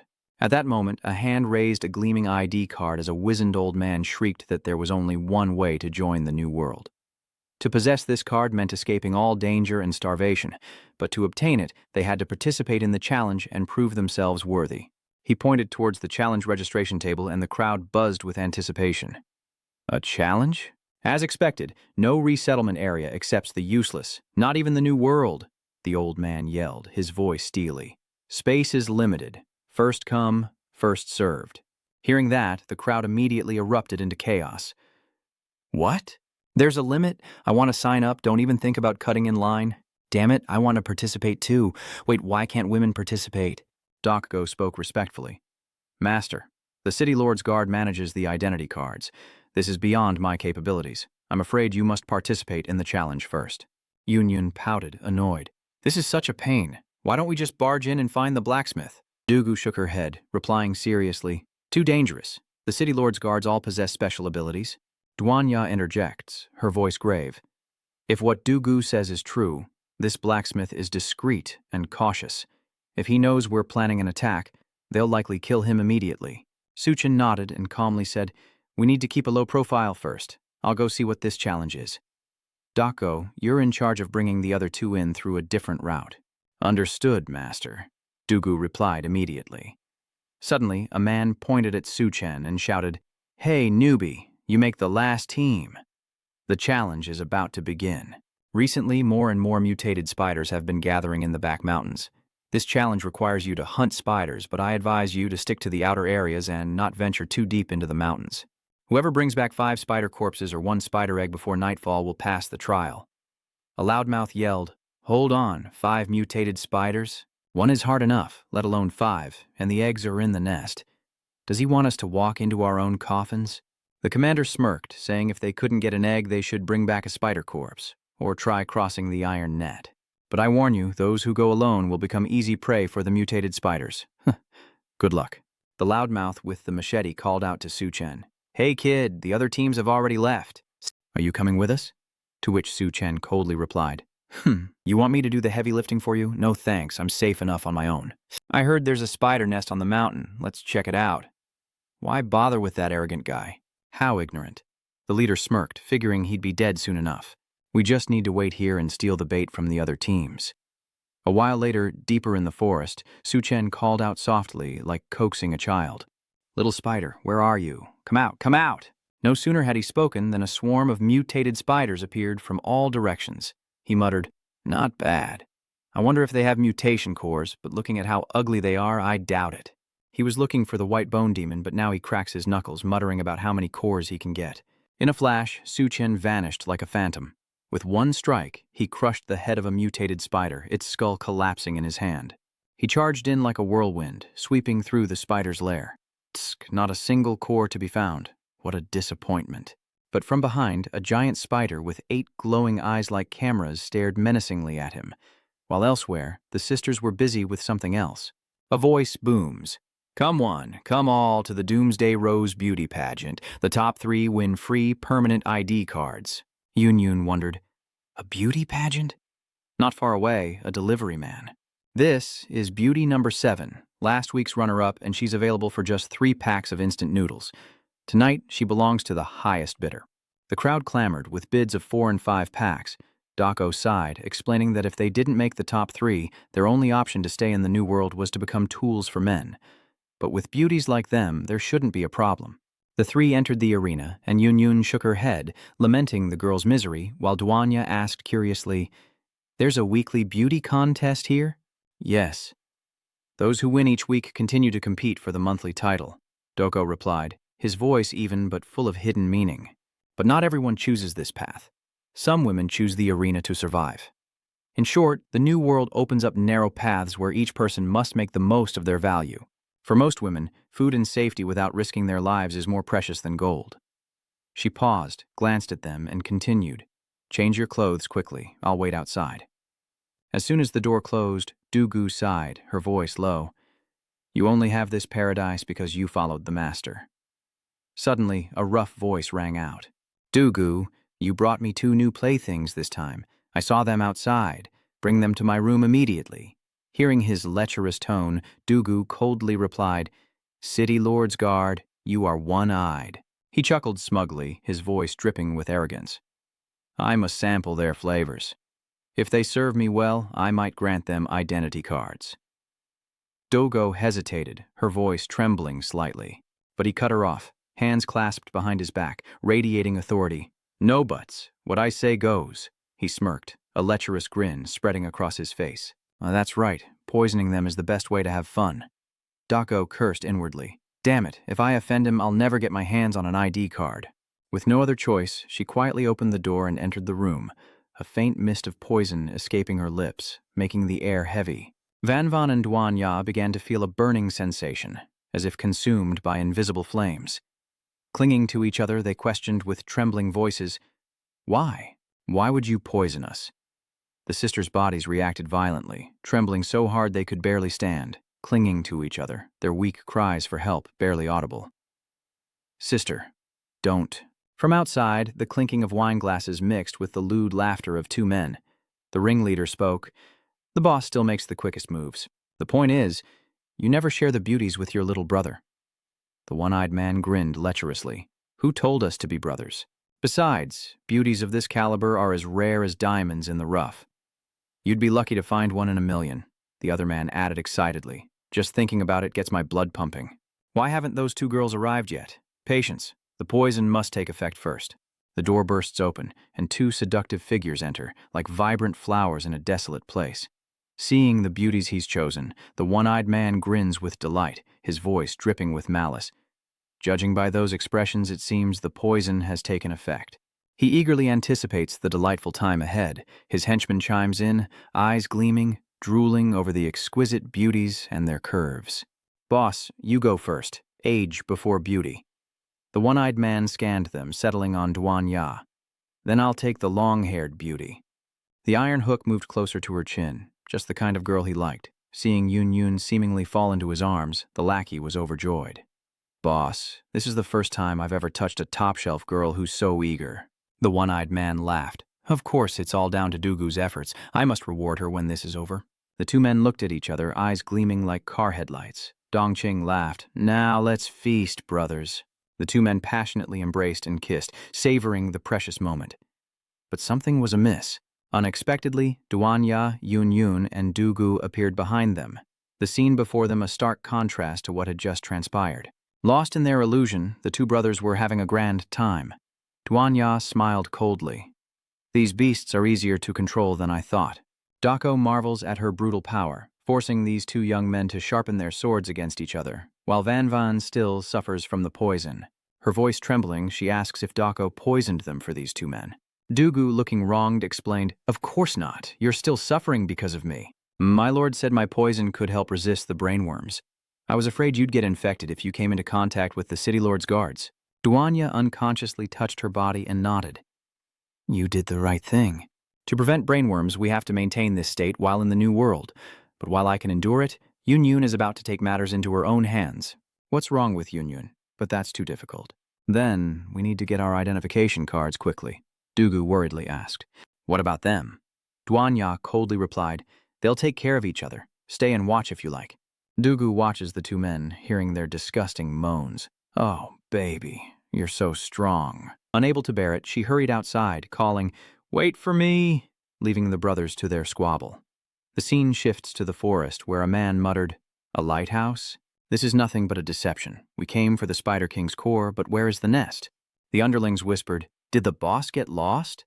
He snapped, "North is up, south is down. What else is there to know?" Suddenly, they were stunned by the sheer number of spider corpses, and every single one of them is missing its head. One of the underlings exclaimed, his voice pale, "Boss, it seems someone's beaten us to it." The sounds of fighting are getting intense over there. Chen weaved through the mutated spider's attacks like a dancer, when suddenly a strand of web shot from the darkness, sticking to his hand. Chen frowned, realizing his mistake, and ripped the web apart. From above, a colossal spider descends, as large as a carriage, its 8 eyes blazing like headlights. He muses that he didn't expect them to hide such a big spider. He might be close to level 2, but levels 2 or 3 are nothing to worry Suvlog. Meanwhile, some guys hiding in the bushes observe, "Who is that guy? He's taking on a spider's nest alone?" Another whispered, "Boss, that guy doesn't look weak." "What do we do now?" He grinned maliciously. "What to do? Why, watch this fool get tangled in the web. I want to see him hanging there, lifeless." But now Chen's face is filled with murderous intent. He easily tears the silk from his hands, his eyes as sharp as knives. A strong pull terrifies the Spider Queen. Chen leaps into the air, delivering a devastating blow that instantly obliterates the Spider Queen's head. Witnessing this terrifying power, the young men are paralyzed with fear. One of them exclaimed, "Is he Saitama's successor? One punch killed the Spider King?" The henchmen immediately drew their weapons, a glint of malice in their eyes, ready to snatch the core. But with the order given, the tables suddenly turned. The boss is held at sword point by his own men, their eyes full of malice. "All set, boss." They responded in unison, but the leader, far from afraid, burst into laughter. "Haha, very good, very good. Your blades are sharp. You haven't followed me in vain. Your skills are too proficient." Two henchmen sneered, "Boss, how many times have we used this trick?" "How could we not be? We've practiced this 100 times. One of them glanced at Chen and growled, "Just you wait, kid. We'll show you what we're made of." Meanwhile, Chen was still admiring the glittering core, completely unaware of the dirty scheme unfolding behind him. "Oh, found it. Here's the core," he muttered, a hint of satisfaction in his voice, just as the leader chanted the incantation for the spatial shift ability. In mere seconds, Chen was startled as the space around him warped, 2 cold blades pressed against his neck, and iron chains tightened around his abdomen. The boss, clutching the essence crystal, cackled with glee. "Finally, the crystal is mine. What a steal." But Chen remained calm, his eyes sharp and cold. A change of scenery? This ability is rare, and they even came prepared with iron chains. "Looks like you guys have used this trick to trap people quite a few times, huh?" The leader sneered mockingly. "Haha, for a cripple you sure run your mouth a lot. Do you even know what death looks like?" Chen smirked, his voice low and dangerous. "Trash, you say? So you fancy yourself a hunter, do you? But even the most seasoned hunter can fall prey to their quarry." The chilling words sent a shiver down the leader's spine, and he roared, "Oh, let's see you try to kill us. Kill him!" The henchmen immediately brandished their blades, yelling, "You think you can kill us? Die!" But the moment the sharp blades struck, they snapped in two against Chen as if hitting a wall of steel. Their eyes widened in horror. Every blade was broken. They stared at the broken metal in disbelief, wondering, who is this guy? The boss, who was so arrogant moments ago, was now sweating profusely, muttering, "Skin as hard as steel." "Is he a level 2 Esper?" The henchman cried out in fear. "What? You're a tier 2? The boss nodded, his voice trembling. "There's no mistaking it. He has the iron skin and bones of a level 2 mutant beast."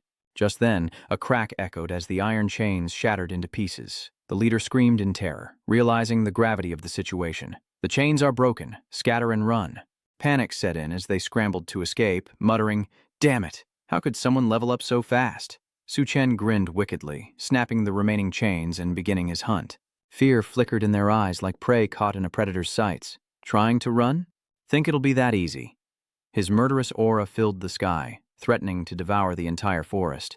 The leader ran for his life, still shouting, "So what if you're level 2? I'll reach level 2 once I get a few more cores." but his face contorted as he felt a wave of killing intent right behind him.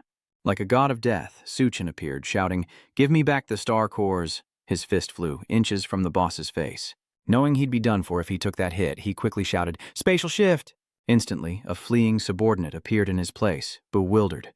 The leader escaped death, collapsing and gasping for breath, narrowly avoiding disaster. Lucky for me, I have a life-saving ability. I'll remember this day, and sooner or later, I'll kill you. Meanwhile, the unlucky subordinate's eyes widened, his face contorted in pain as a large hole appeared in his chest, blood gushing out. Soo-hyun withdrew his hand and coldly said, "Using your men as scapegoats?" He grinned wickedly. "In that case, I only need to find you." His eyes glowed like headlights, his psychic powers activated, scanning the forest like radar. 4 figures scattering in all directions were now clear before him. The gang leader gasped for breath, running to exhaustion but not daring to stop. Damn it! How did he find me? Panic set in as he darted his eyes around, unsure which way to escape. But Chen was a predator, closing in for the kill. "Just keep chasing you, and I'll catch the whole lot of you." His eyes widened in terror as he saw Chen still in pursuit, and he screamed, "No way!" His eyes bulge as Chen's razor-sharp gaze bears down on him. Damn, how is he so fast? "He found me again," he quickly chanted. "Abracadabra, alakazam, teleport." Instantly, another underling was summoned, right into the line of fire. The leader escaped once more, but he was drenched in sweat, gasping for breath. "Damn it! How did it find me? I have to get out of here." Meanwhile, Chen loots the henchman's body. A tragic end for the unlucky one. The second scapegoat. He scoffed, activating night vision, muttering, "Can't let him get away." Suddenly, he turned, his eyes gleaming as he saw a familiar figure running toward him. Well, walking right into my trap. The boss cursed as he ran, complaining about being ambushed from behind every time. "This time I'll watch my back so you can't sneak up on me." But before he could finish, he sensed something was wrong. Looking forward, his eyes bulged in terror. How did you find me?" Chen simply smiled, a thick, murderous intent in his voice. "Believe it or not, you came looking for me this time." Facing Chen, the leader's face was drained of blood as he trembled, asking, "Walked right into it?" Refusing to accept his fate, he roared, "Damn you! You won't kill me." He tried to teleport, but before he could finish the incantation, Chen landed a light punch, obliterating him in the truest sense of the word. He flicked away the dust and said coldly, "Too slow." The scene shifts to Golden, who emerges from a backpack, meowing a few times. A voice echoes, "This is the backstage of the beauty pageant, the backstage of the beauty pageant." Dako takes the lead, gesturing for them to enter. The 3 of them stop in surprise, uttering a stunned, Before them are not only the contestants, but dozens of other girls, their eyes unfriendly, yet ready to devour them. Compared to this ugly bunch, they could win with their eyes closed, Dugu blurted out. Yun whispered, "Why do I get the feeling they're not very friendly?" Duanyo advised them to be careful, but suddenly a girl approached, her tone arrogant. "Stop right there. What do you want?" Dugu snapped. From afar, the sound of high heels echoed, accompanied by a sharp voice. A woman appeared, her face enchanting, her figure as fiery as the Hanoi summer sun, her presence rivaling any beauty. She spoke loudly, wanting to see who dared cause trouble here. Yun was shocked to recognize her as the famous star, Lin Minir. Lin Minir dismissively declared, "No one here is worthy to be my opponent in this competition, so get lost." But Duan Ya interrupted, her voice laced with gunpowder. "Who do I see here? Isn't it the famous star who slept her way to the top?" Surprised by the attack, Lin Minir retorted with a sour tone, "Isn't that my dear friend?" She moved like lightning, a blur past Dako and Van, her slender legs a whirlwind as she launched a vicious kick at Don Na. But To's wife was no ordinary woman. Though still dazed by the poison, Don Na simply leaned back, narrowly avoiding the attack. Refusing to give up, Mini spun around and continued her assault, but Duan Ya met her attack head-on, resulting in a fierce clash. These 2 former friends fight with a ferocity, like wild beasts in a death match. Lin Minir grits her teeth, shocked that she's still alive. Duan Ya's face darkens as she replies coldly, "Sorry to disappoint you." Yun chimes in curiously, "Duan Ya, you 2 know each other?" Duju innocently adds, "Aren't you supposed to be best friends?" Duan Ya retorts, her voice full of resentment. "Have you ever seen a best friend put hair removal cream in shampoo, laxatives in water, or dead cockroaches in your closet?" Infuriated, Lin Minir retorted that Duan Ya always acted high and mighty. yet wanted all the glory for herself, and even stole the lead role knowing it was her dream to be an actress. Duanya calmly replies, I only accompanied a friend to the audition. I never intended to be an actress. Lin Mi-er screams back, besides, didn't you sleep with that director afterward? It's all your fault, you vixen. Otherwise, I wouldn't have had to sleep with that old man. Duanya chuckled, adding, ha ha, so my beauty is my fault? Yun whispers, this is the first time I've seen Duanya like this. Lin Mi-er grits her teeth, her eyes sharp as knives. Do you still think you're right? I'm a famous star now, known by everyone, and what man can resist my charms? Duanya scoffed now that she's lost face. Who would recognize her? It just looks like this Miss Lin likes to provoke, so let's see who's more seductive. Duanya was not afraid, ready to face her head-on. It's obvious who the champion is. At that moment, the host's voice rang out with excitement. Ladies and gentlemen, thank you for waiting. The New World Beauty Pageant is now underway as the crowd erupts in thunderous applause. Wow, it's about to start. This is the kind of life I've been dreaming of since the apocalypse. Isn't this the moment we risk our lives for the city lord? I've been starving myself for a month to take a beauty home today.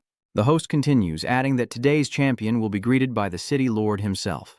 Upon hearing that, the crowd looked up at the crimson window and gasped in surprise. What? The city lord is here too? Duanya whispered. So that's why all the women want to win. Yun agreed, saying that if they asked the city lord to help find a blacksmith, it would definitely be faster. Duanya nodded, her voice firm, saying that they absolutely couldn't let her take the championship. Is Yun still groaning from the poison? I need Chen to detoxify her quickly. She's in so much pain. Meanwhile, Lin Mi-er sneers, I've bought everyone from the host to the judges. What makes you think you can compete with me? But just in case you try to run, my henchmen will be well rewarded. Next, the judges appear, and the one in the middle speaks up, Gentlemen, why aren't you sitting down? The two spiky-haired brothers say in unison that they don't know why, but their butts hurt too much to sit after waking up. That's right, if Mu Enziao hadn't woken us, we would have missed the competition. Mu Enziao, the one mentioned, just smiled, saying it was just something he should do. He thought to himself, I only knew these two brothers were lecherous. When I found them, they were stark naked, dueling with swords. No wonder their butts hurt. Looks like I've stumbled upon a world-shattering secret. Will I be silenced? The host announces, let's see who will be crowned champion and enter the upper echelons of the new world. Come on out. Cheers erupt as the Su family sisters, determined to win, step onto the stage. Let's go. Of course, we're not here for some trivial title. Suddenly, Lin Mi-er's henchmen draw their weapons and attack. Fools. You think this is a fair competition? Kill these three bitches first. Duanya quietly remarks that things are proceeding as expected, as the henchmen laugh gleefully. Ha ha. This is the way of the world. Might makes right. Yun scoffed, saying she'd take care of this rabble. Provoked, the thugs charged at her, yelling that she had a death wish. Yun smirked, a dangerous glint in her red eyes as her body transformed into a giant. A single uppercut sent the fat lady flying, stuck to the ceiling. The remaining thugs cried out in terror. What? She can grow in size? Yun crouches, her eyes sharp and cold. Now it's your turn to fly. Outside, thunderous cheers erupted as the graceful Lam My Knee emerged, igniting the audience's excitement.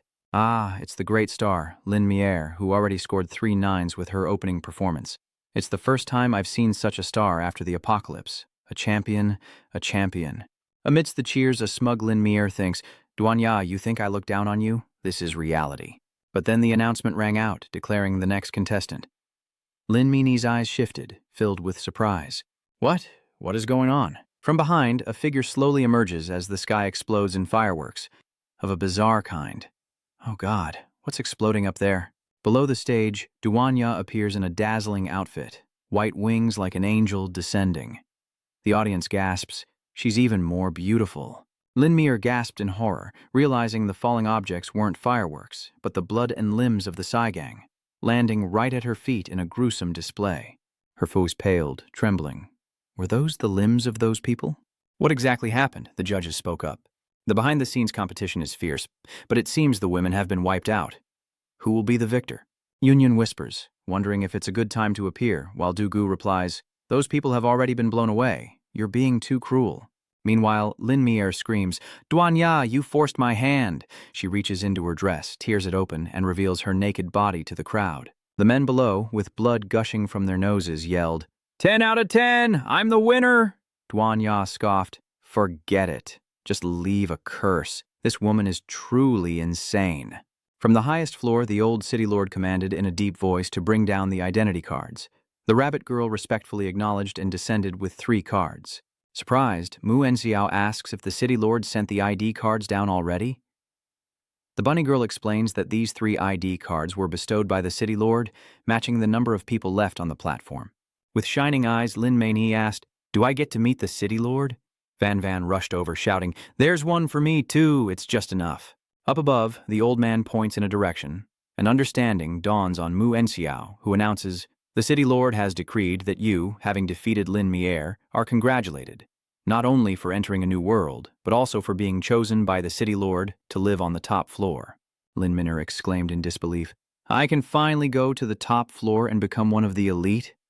The white rabbit girl led the way, but unexpectedly asked, "Does she like fish?" Limi is bewildered, not understanding, as Yunyun turns to Duanya in disappointment. "Huh? Did Ms. Duanya lose? Are we not going to meet the city lord?" Duanya coldly replied, "At least we got the ID card back. We'll worry about the rest later." A moment later, inside the inner chamber, the white rabbit girl respectfully announced, "Lord, Miss Lin is ready."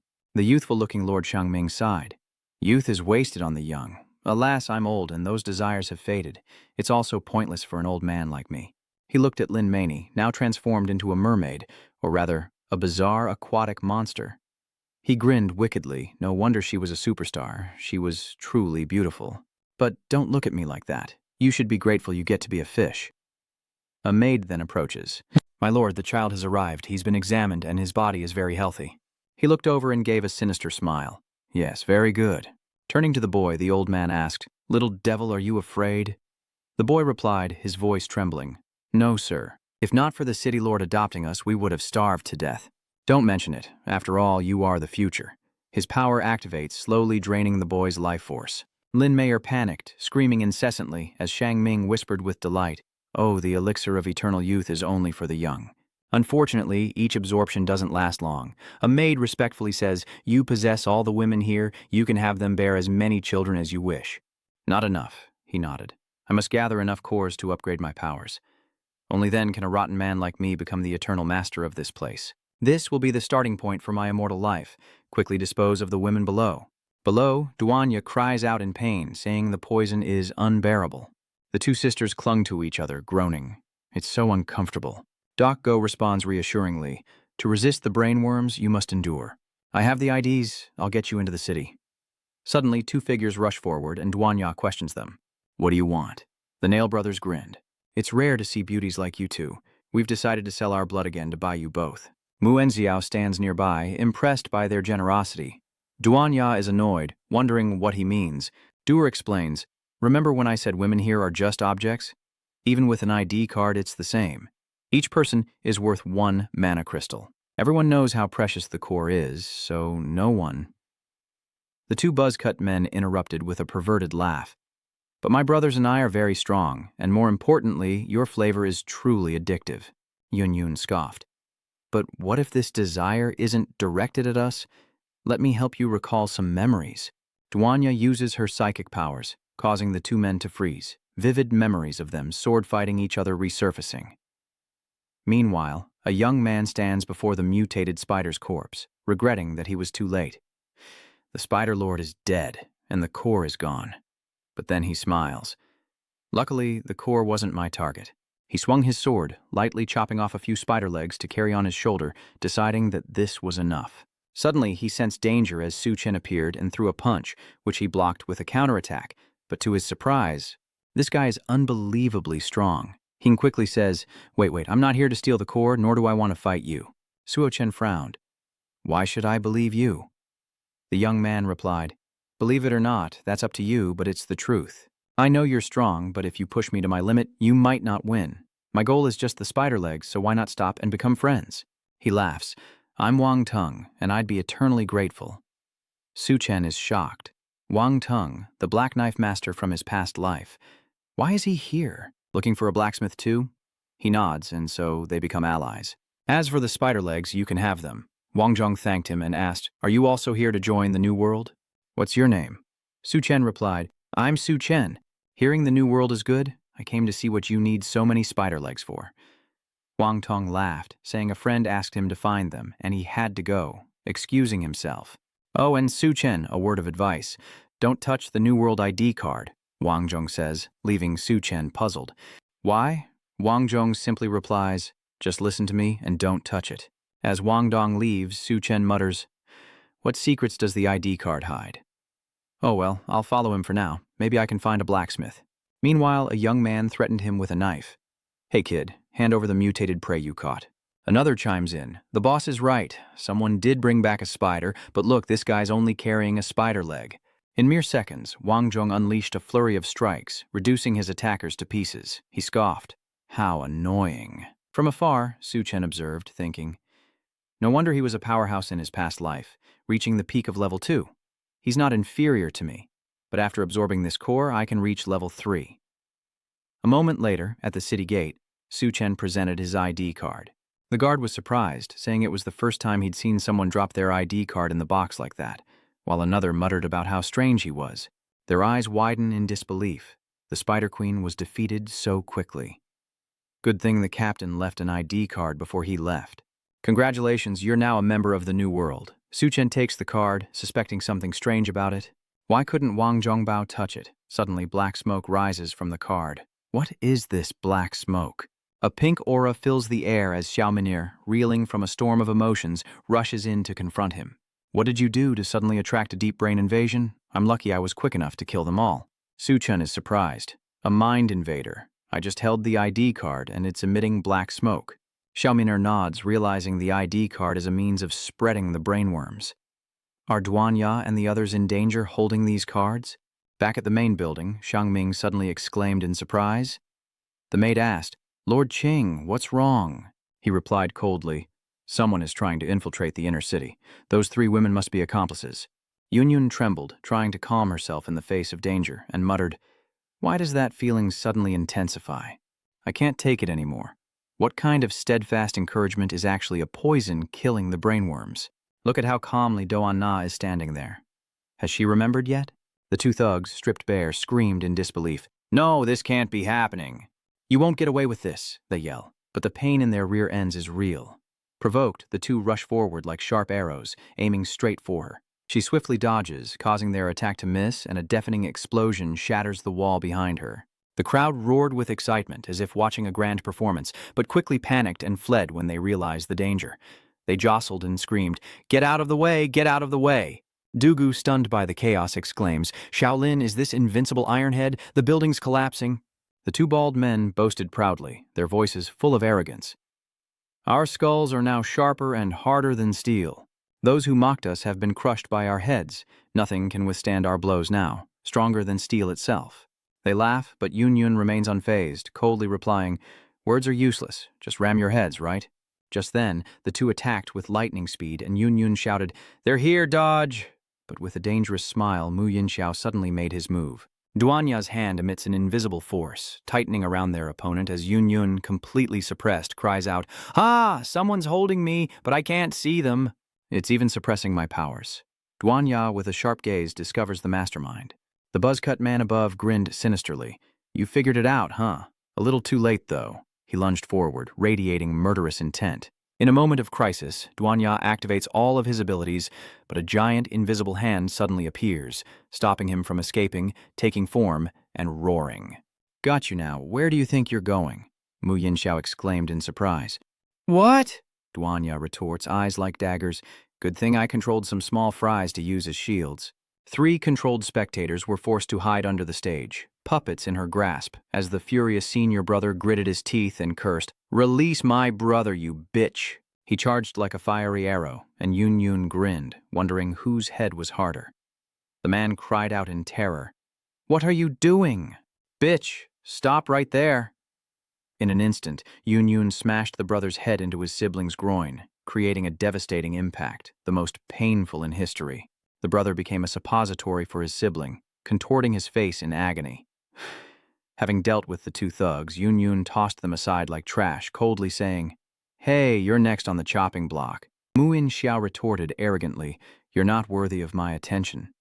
He prepared to deliver the final blow, but suddenly an invisible force gripped Yun-Yun's legs, preventing her from moving even after reverting to her normal form. She exclaimed in shock, "My power has been forcibly suppressed?" Dako quickly responded, "Let me help you." Invisible blows rain down, locking the sisters in place as they cry out for him to stop. "I bet many of you watching wish you had Muenxiao's powers, right? Well, we can only dream." Duanya shouts as she sees Yun-Yun at a disadvantage. Yun-Yun! But she immediately sensed a new threat. Using her powers, she controlled some fodder characters as shields, eliminating them from the game in horror. A dangerous aura emanates from Mu Yin-Xiao as he smirks. Sensing danger, she sacrifices her pawns without hesitation. Indeed, you can never underestimate a woman's heart. Meanwhile, Yun-Yun and Dugu are tightly bound. Struggling only tightens their restraints.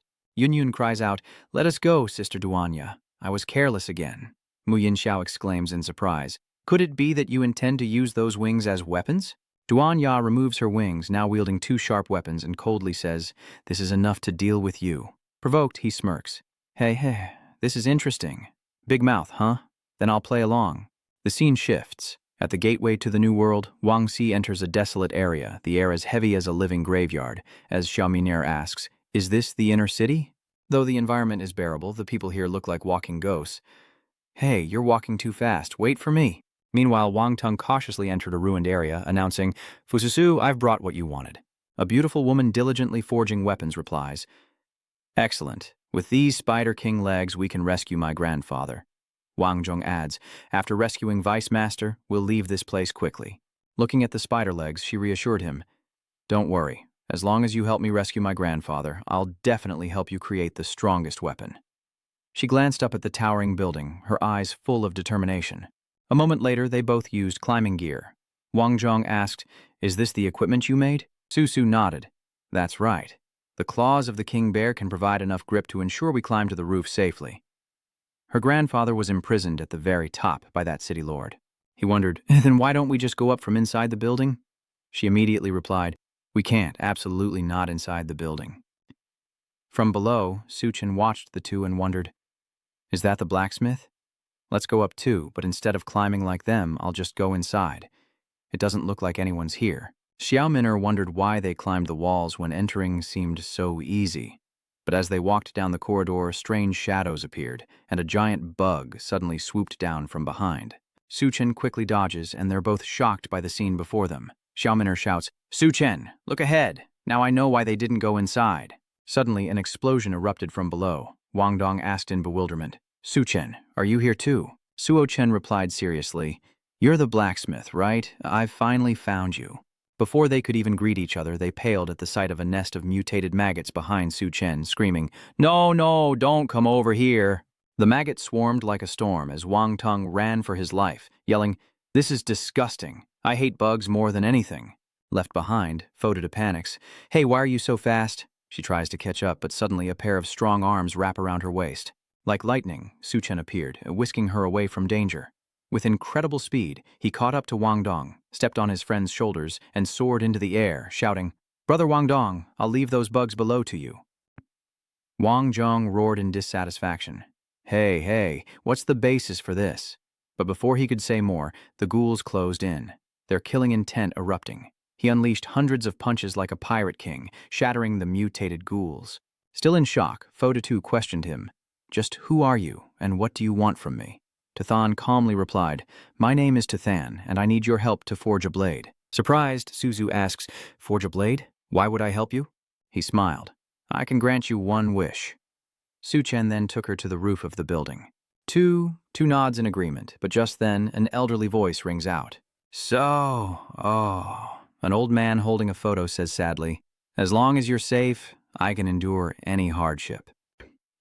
Suddenly, a massive explosion startled the old man, nearly giving him a stroke, as Chen, carrying Susu, burst through the wall amidst the smoke and dust.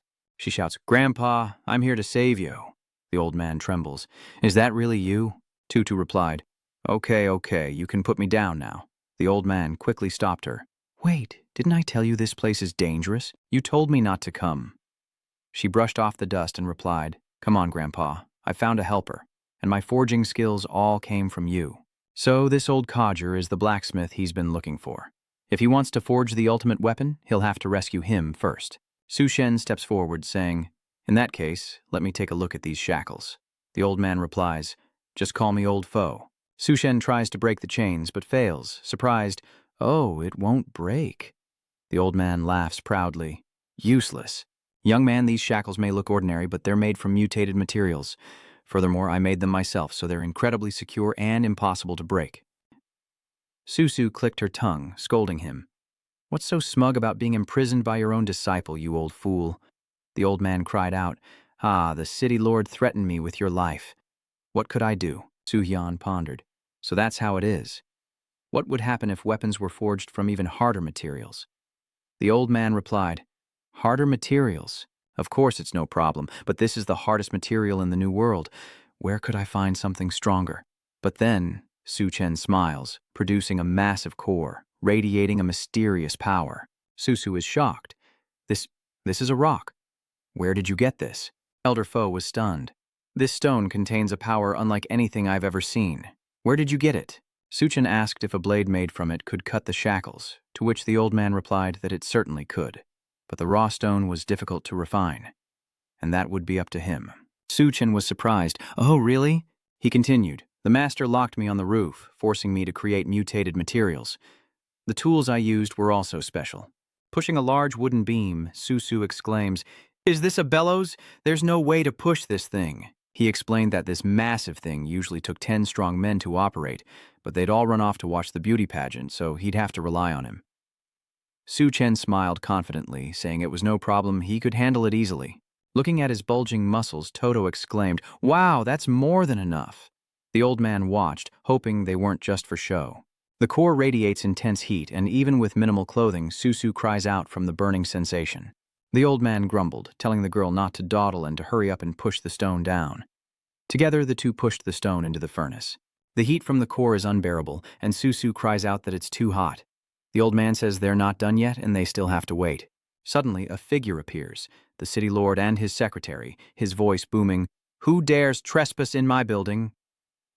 The old servant is terrified, realizing it's the city lord. Tutu lunges forward, blade in hand, demanding if he's the one who imprisoned her grandfather. She slashes, but the secretary retaliates with lightning speed, knocking her away, and she struggles to withstand a barrage of critical attacks. The old man anxiously calls out to the secretary as the blade presses against Susu's neck. "How dare you disrespect the city lord? Die and atone for your sins." She brandishes her blade, eyes burning with a decisive strike, as the grandfather and grandson watch in horror, the old man pleading, "No!" As Susu closed her eyes in terror, a powerful punch landed squarely on the secretary's face, distorting her features. Wang Chong arrives like a hero to save the damsel, beating her senseless, but she refuses to yield. With a furious expression, the secretary leaps up, launching a skillful 360-degree spinning kick aimed directly at Wang Chong. But he dodged every attack with the grace of a breeze through leaves. Not allowing her to continue her rampage, Wang Chong swiftly grabbed her waist, squeezing tightly without letting go. He roared, his muscles bulging, his incredible strength causing her to tremble in pain. With a snap, crack, Wang Zhong, with his terrifying power, tore her in two like a piece of paper. Witnessing this terrifying power, the old butler and Su Shen were stunned, their eyes wide with disbelief, while Susu looked at the secretary's upper body, wondering, "Is she done for?" Wang Zhong, imposing and majestic, stood before her and asked in a deep voice, "Are you all right?" In that moment, Susu was moved, her heart pounding as she whispered, "So handsome." He turned back, surprised. "Huh? What did you say?" But suddenly something wriggled on his shoulder, darkening his expression. Before the hero could even look cool for 3 seconds, he panicked at a small centipede, yelling, "Ah, a bug!" Immediately, a sharp blade sliced the centipede away. "Embarrassed, too," Tu said. "I took care of the bug. Thank you for saving me earlier." Taken aback, Vuong Tung was flustered by his first thank you from a girl and awkwardly replied, "Ahem, you're very brave too." Toto excitedly smiles, happy to be praised, but before they can continue, the city lord roars, his voice full of authority, "You dare kill my men. Do you know the consequences?" Wang Zhong, unafraid, steps forward and mocks the old man in the wheelchair. "Are you the city lord? You look pretty weak yourself." The city lord smirks and his body suddenly trembles. From his flesh, hundreds of grotesque centipede legs burst forth, transforming his body into a monstrous centipede, a nightmarish beast. He roared, "How about now? Now that I've revealed my true form, I can only slaughter everyone here. Get out!" Suddenly, tens of thousands of centipedes hidden throughout the building surged forth, flooding the rooftop like a tidal wave. Below, Mu Yinxiao laughs maniacally, urging his comrades onward. With the city lord's orders, there's no more time for games. They must all die. His opponent is now Duanya, and hearing his boastful words, she clenches her fist, her face stern, ready for a life-or-death battle with the sinister-looking man. Mu Yinxiao, now ecstatic, yells, "Take her down!" Suddenly, an unseen force attacks Duanya, pummeling her from all sides with the force of Su Chen's blows. She cried out in pain, her voice cracking, her movements restricted. All she could do was curse. Damn it! Duanya is surrounded. The jeering audience below shouted, "Hey, don't ruin her! We're still waiting to enjoy her!" After the beating, Duanya was exhausted, blood trickling from the corner of her mouth like strawberry syrup. Mockingly, he notes that she can't even see her opponent, so there's no way she can dodge the invisible attacks, not even with her psychic abilities. Feeling helpless? Then come on, if you're so good, take me out in one hit. Suddenly, a terrifying force hurtles toward Duanya, and Yunyun cries out in alarm, "Duanya, watch out!" But the invisible attacks all miss. Duanya, guided by an almost sixth sense, dodges with uncanny agility, her movements like a dance, evading the three dark shadows, leaving Mu Yinxiao in disbelief. "You dodged it?" he roared. "How? You shouldn't have been able to sense them." But he was stunned to see red marks on the three shadows through Duanya's legs, stammering, "You wore those wings to collect strawberry juice from the ground and splash it on the invisible figures?" Too late to realize, Duanya kicks him square in the face, telling him to shut his filthy mouth. His breath made her cringe, and her powerful kick staggered Mu Yinxiao, loosening his front teeth as Dugu and Yunyun cheered, "Sister Duanya, you're the best. Kick him to the curb for us." Suddenly, a massive explosion erupts from the building, startling the three sisters. Duanya glances over, wondering what happened. A swarm of giant centipedes descends like a tidal wave, turning Yunyun and Dugu pale with goosebumps. Where did all these bugs come from? The audience, who were cheering moments ago, now scream and run for their lives. "Help, the bugs are biting me. It hurts, run!" Mu Yinxiao laughed maniacally. "Ha ha, the insect tide has begun. Everyone here will become food, and you'll all meet your doom." Duanya silenced him, pressing down with her foot, causing him to choke, and as he cried for help, three dark figures attacked from behind. Duanya coldly asks, "Want to die?" She kicks him with the force of a penalty shot, sending Mu Yinxiao flying like a ball. The three shadows collapse, defenseless. Dugu is shocked. The invisible attackers were just stuffed animals? A game controller fell from Mu Yinxiao's pocket, and Duanya picked it up, curiously fiddling with it as memories of playing PS with friends flooded back. Is that a game controller? When she infused it with spiritual energy, the mutated stuffed animals stood up, their eyes glowing with malice. Duanya instantly understood, using the controller to command them, turning them into servants instead of attackers, one as a chair, the others giving a professional massage. She chuckled. "Not bad, not bad. These two puppets are quite useful, with just enough power and easier to control than I thought." Suddenly, Yunyun screamed for help in a panic. A swarm of mutated centipedes descends like a storm. Duanya is startled, realizing her two younger sisters are still in danger. The stuffed animals immediately stood guard in front of Dago and Van Van, while others carried large stones, flinging them at the centipedes, creating a stone wall to protect the three sisters. They breathed a sigh of relief, temporarily safe. "There are insects everywhere outside," Van Van asked, still in shock. "What are we going to do?" Duanya reassured them. "Don't move, I'll untie you." Wang Chong rushed forward, shielding Su Su from the fierce attack. The powerful blow sent tremors through his body, inflicting excruciating pain, as Su Su watched in horror, her mouth agape, her legs giving way beneath her. With a trembling voice, she cried out, "Wang Dong, you've fallen, unmoving." Su Su rushed over, embracing Wang Dong tightly, anxiously asking, "What's wrong?" Gritting his teeth, his pupils contracted, his gaze hardening as he stared at the monster. This monster won't be easy to deal with. She needs to find a way to get everyone to retreat first. Suddenly, sharp legs erupted from the ground, encircling them in a deadly trap as the monster's savage laughter echoed. "None of you are going anywhere. Stay here and become food for me, for my offspring." Wang Zheng felt hope fading, a flicker of worry in his eyes. It's over, So-So whispered, still trembling with fear, closing her eyes as if to escape reality.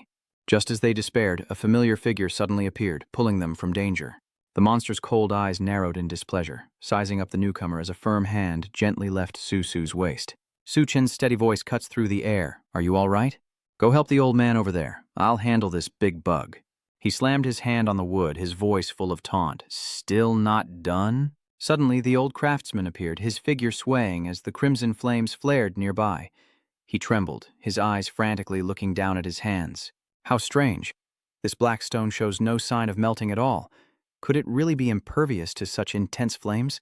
Hearing this, Su-Chen frowned in suspicion, turning to ask, Is there something wrong with this black stone? The old man immediately shook his head, his voice firm. No, perhaps this black stone is too perfect. That may be the only way to refine it, but it comes at a price, so you must agree to one condition. Su-Chen coldly asks, What condition? If it's within my power, I'll do my best. At that moment, Old Fu's eyes, no longer panicked, gleamed with a sharp, domineering light.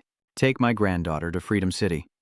Hearing the name, Su-Chen repeated it in surprise. Legend says it's the only doomsday fortress built by the government, humanity's last paradise. Even in my past life, I only heard rumors of it, yet he nodded without hesitation. This is no problem, but does the City of Freedom really exist? Do you know where it is? The old man waved his hand, his eyes stern.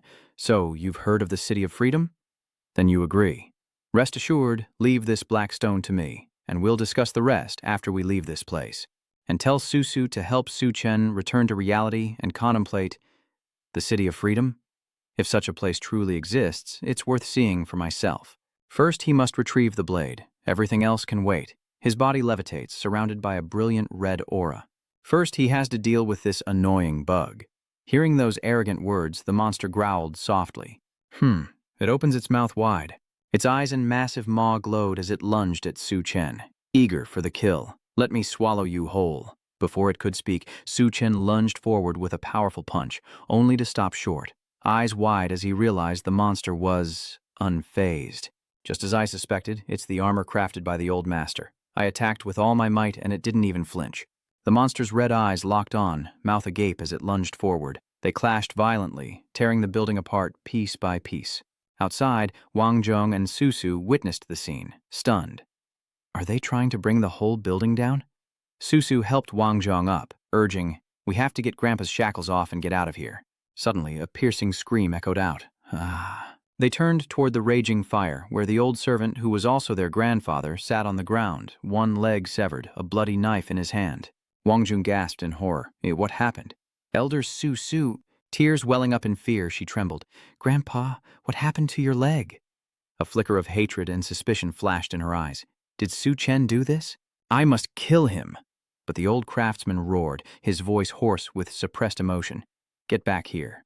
You should know that top-tier materials aren't cold, lifeless objects, but beings full of spirituality.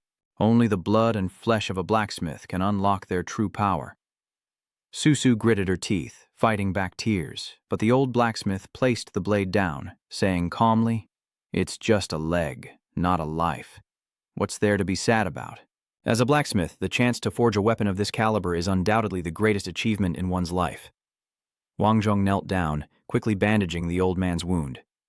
Old foe, you can't die on me. You still owe me a weapon. Old foe looked at them sternly, telling them that this place wouldn't hold for much longer, and they needed to give him a hand. Yes, they both say in unison. Meanwhile, a small figure appeared. A black cat ablaze with fire entered the lab where the mermaids were held. These girls are trapped in test tubes, their eyes blank, strange marks around their mouths. Suddenly, the cat notices something. Their eyes glow, and bizarre insects crawl out of their mouths. In the smoky forge, Old Foe nodded. The blade sacrificing method is indeed effective. Let's begin the next step. Wang Tong uses large tongs to lift the black stone. Uncle Fu, with such a large piece of raw material, can you make another blade for me? Old Fu shakes his head, teasing, Keep dreaming. After forging, it will only be enough for one. Too bad, this stone always felt so familiar to me. Wang Tong returns to work. Old man, take a break, leave the work to me. With her staff in hand, Su-Su took a deep breath and struck repeatedly, Hey ha! Meanwhile, the monster pierced through the building, closing in on Su-Chen. You are strong, but I've faced someone even stronger. This armor was meant for him, but I'll use you as a sacrifice instead. Undaunted, Su Shen asked, "Who is this stronger person you speak of?" The monster scoffed. "You're going to die today anyway, so you don't need to know." Su Shen calmly and confidently replies, "Based on you alone?" The monster gives a savage laugh. "I know you're having that old man forge weapons for you, but I've already made preparations." Su Shen's eyes flickered slightly. Meanwhile, the undead cat in the test tube stopped moving, blood flowing out, and as it tried to escape, a swarm of poisonous insects erupted, shattering the glass. The cat, panicked and meowing, darts toward the forge, and Su, noticing it, rushes over, wondering where the little cat came from. "Little cat, get out of here. It's too dangerous." But the surrounding walls collapse and they're swarmed by toxic insects. "We're surrounded by bugs. Where did this mangy cat come from, bringing all these insects with it?" Old Fo's cries draw Su Chen's attention, but his distraction leaves him vulnerable to attack. The monster roars, telling him he should worry about himself first. Su Chen manages to block the attack as poisonous insects swarm the building, and a giant foot descends from the ancient insect in the sky toward the forge. We're about to be crushed. Suddenly, Yun appears, bracing herself against the force, but the poisonous insects bore into her arm, causing her immense pain. It hurts so much, and yet she still supports Duanya and Du. Dugu was worried. Those worms were burrowing into Yun's arm. "Damn it, I'm too far away for my poison to reach." Duanya frowned, determined, "This won't do. Let me try. Because these insects are living, I can influence them."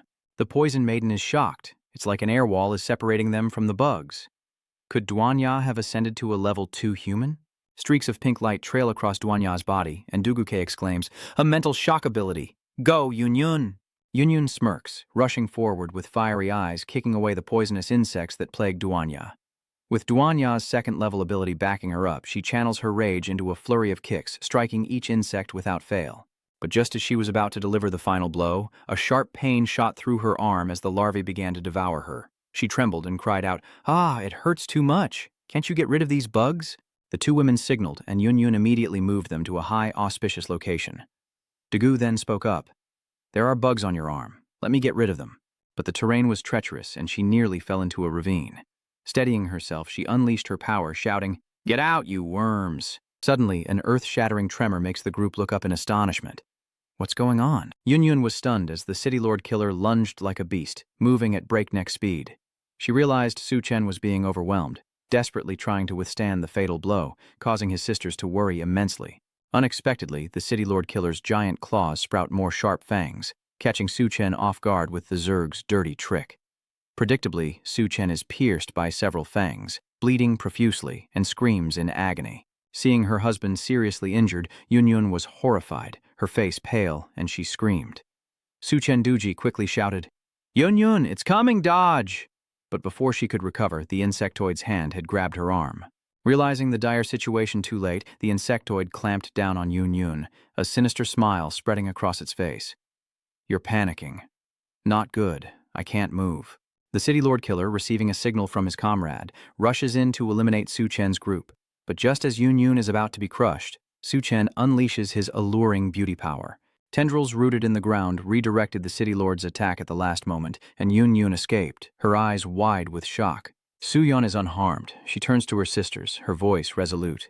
"Everyone, hold on tight. I'm going to counterattack." Dako panicked. "Huh? Why isn't she answering?" Yun kicks the insectoid's leg, flipping nimbly to turn the tables, then unleashes a powerful kick, sending the other insectoid flying. Unable to defeat the beauty, the City Lord roars in frustration. "Damn it, you have this power." He senses the incoming force, grunts, and before he can turn, his insectoid subordinate crashes into him, causing him excruciating pain and anger.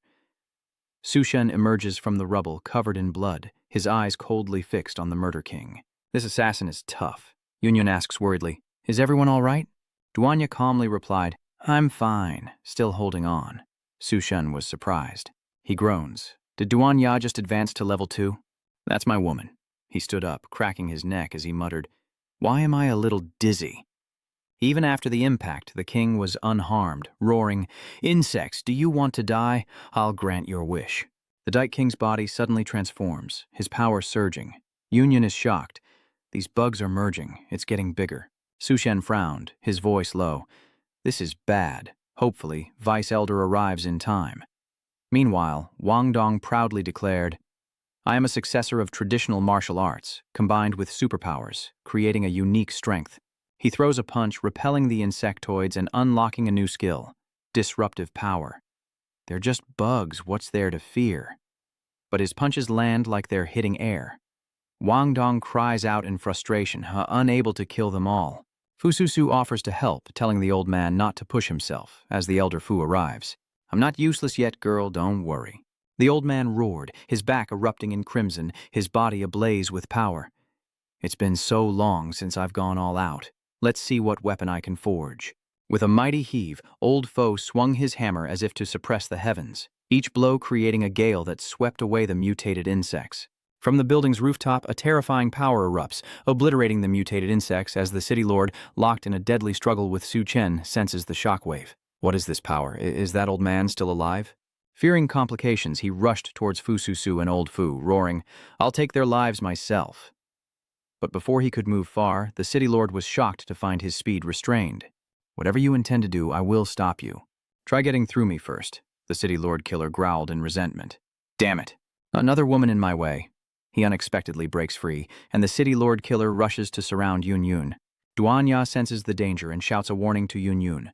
Careful of the mental attack. She uses her power to create a shield to protect her sister, but the city lord wraps himself around Yun Yun, suffocating her. The power gap was too great. Duanya's shield shattered and she collapsed, falling towards the ground as the city lord killer roared, I'll eat you first, then that little brat. Yun Yun could only cry out helplessly, My love, save me. Su Shen rushed over, reassuring her, Don't be afraid, I'm here. He unleashed his power, pulling Yun Yun from the monster's jaws. He then pushed her up, using the momentum to dive down and deliver a devastating blow that caved in the city lord's skull. The sheer force shattered the ground, leaving the terrain in ruins. Not satisfied with him targeting his wife, Su Shen unleashes a flurry of blows, leaving the city lord unable to retaliate.